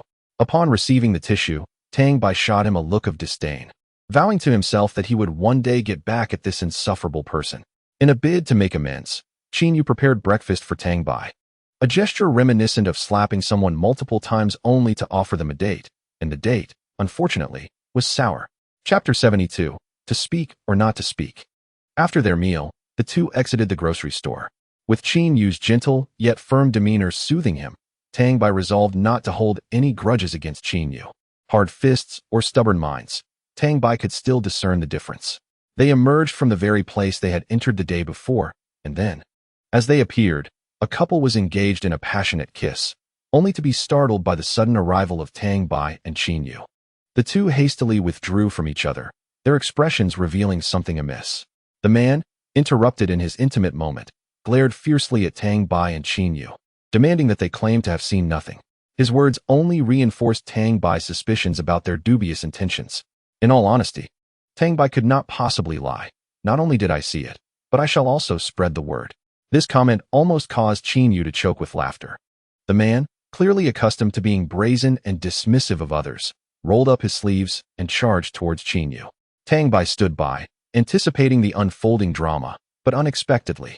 Just as the man approached Chinyu, ready to strike, he instead veered and pushed Tang Bai to the ground. Tang Bai and Chinyu exchanged bewildered glances, taken aback by the unexpected turn of events. What followed was a brutal assault on the man by both Tang Bai and Chinyu for nearly half an hour, seemingly oblivious to the fact that they were the ones who had initially disrupted his moment. Chinyu even drew a tactical knife, prompting Tang Bai to intervene, pulling him aside with alarm. "What are you doing, brother?" Chinyu, with a fierce expression, replied, "He dared to push you in front of me. It's a blatant affront. I should sever his fingers." Tang Bai, startled, thought this was escalating too quickly. Based on his understanding of Chinyu, he knew he was capable of such an act. "No, come on, we've already been at this for nearly half an hour. That's enough. Chopping off his fingers is excessive." He slapped my face. "Still, we can't go that far." Fine, I understand. Just retaliate, but you cannot chop off his fingers or his whole hand. A little intimidation will suffice. Otherwise, we might have to pay him." Finally, they approached the man, who lay on the ground like a beaten dog, while the woman beside him wept. Tang Bai felt a twinge of guilt. After all, they had initiated the disruption, yet they had left him in such a state. However, the man was merely feigning injury. Tang Bai and Chinyu had not exerted their full strength during the altercation. Tang Bai nudged him with his foot. "All right, enough of the theatrics. Take your woman and seek a doctor." The man sprang up, suddenly resolute, attempting to leave. Yet Chinyu swiftly kicked him back to the ground, this time with some force, causing the man to cough violently. Tang Bai, bewildered, exclaimed, "What are you doing?" Chinyu stepped forward, gripping the man's clothing tightly as he stated, "He is from Starfall." Upon hearing this, the man, who had appeared weak, began to struggle fiercely, panic etched across his face. He could no longer afford to play games. With Qin Yu firmly restraining him on the ground, the woman, now terrified, found herself knocked unconscious by a punch from Tang Bai. As Qin Yu pressed his foot down on the man, he began to tear away the man's clothing. The man's clothing was torn away, revealing a blue flame tattoo on his back. Tang Bai remarked, "Is this the emblem of Starfall?" Qin Yu replied affirmatively. Tang Bai, stroking his smooth chin, pondered aloud the existence of remnants of Starfall. The two exchanged glances, their expressions laden with hostility as they regarded the man. Taking the knife from Qin Yu, Tang Bai toyed with it, crouching before the man. How fortuitous. Could this be what they call fate? Just yesterday, we dismantled your lair. And today, we have you in our grasp. The man remained silent. Tang Bai chuckled. Come now, share how many of your comrades are left and where they are hiding. Speak, and perhaps your suffering will be mitigated. The man defiantly turned his head away. Ah, a tough nut indeed. I have a penchant for breaking those like you. Tang Bai taunted. Will you speak? No, came the resolute response. Without hesitation, Tang Bai drove the knife into the man's side. Will you speak? No. Ah, will you speak? After several more thrusts, the man's countenance was grotesquely contorted, his body curling like a boiled shrimp. I am resolute. Even if you kill me, I will not betray my comrades. I love the organization. I cherish its members. No one can compel me to betray. Witnessing this gruesome scene, Qin Yu stood by, silently reciting strength, democracy, civilization, harmony. Tang Bai tightened his grip on the tactical dagger, poised to plunge it into the man's side once more. Stop. I will talk. Just remove the knife, please. His resolve crumbled, yielding after just a brief moment. Tang Bai brandished the dagger near the man's side. In a hotel named Listening to Snow, located on the second ring road of the eastern district of Jiangxing, I merely came to observe the situation. I did nothing. Before Tang Bai could pose further inquiries, the man divulged everything. It is often said that traitors are the most contemptible. With the information secured, Tang Bai and Qin Yu divided their tasks. Qin Yu set about binding the man and a woman with vines, while Tang Bai contacted Luo Buyuan to relay the circumstances. Upon hearing of remaining factions, a note of excitement was evident in Luo Buyuan's voice, and Tang Bai could faintly hear Zhuo Pengfei exclaiming, "Excellent. Little foes, Grandpa is coming." Tang Bai inquired, "What shall we do with this man and woman? Should we simply dispose of them in the sea to feed the fish?" Luo Buyuan replied, "No need for that. There are still people from Lonyuan on Olilang Island. I will contact them shortly. Provide me with your location, and I will have them come and retrieve the individuals." "Fine. Tell them to hurry. I am famished." After ending the call, Qin Yu looked at Tang Bai with a peculiar expression. "Did you not just eat?" "Oh, I was merely deceiving him to expedite the process," Tang Bai responded. "Could you not find a more reasonable excuse?" Bored, Tang Bai opened WeChat and discovered numerous friend requests from classmates. Without hesitation, he accepted them, knowing that the upcoming new year would bring a considerable influx of red envelope gifts. He then accessed his moments and posted a message, inviting others to engage. "Oh my, you truly dared to click on this. Quite audacious and deserving of a reprimand." In the brief span of a minute, an abundance of comments from classmates poured in. Li Yu remarked, "I expected the class leader to unveil some earth-shattering and soul-stirring prose, only to be met with this? You've squandered my emotions and my data." Chun Haofeng commented, "As expected of the class leader, a single line deceived so many." Chun Lian expressed, "My admiration for the class leader flows like the relentless Yangtze River. My literary skills falter, and I find myself at a loss. Who will take over?" Du Xiaoqian added, "Thank you, dear class leader. I've reached bronze 4. And my parents are thrilled. My mother insists I invite you for dinner at our home. When are you free?" Luo Chong inquired, "Class leader, where have you disappeared to? Not attending class may lead to failing grades." Tang Bai replied to Luo Chong, "I went to save the world." Luo Chong responded to Tang Bai, "I believe you, truly.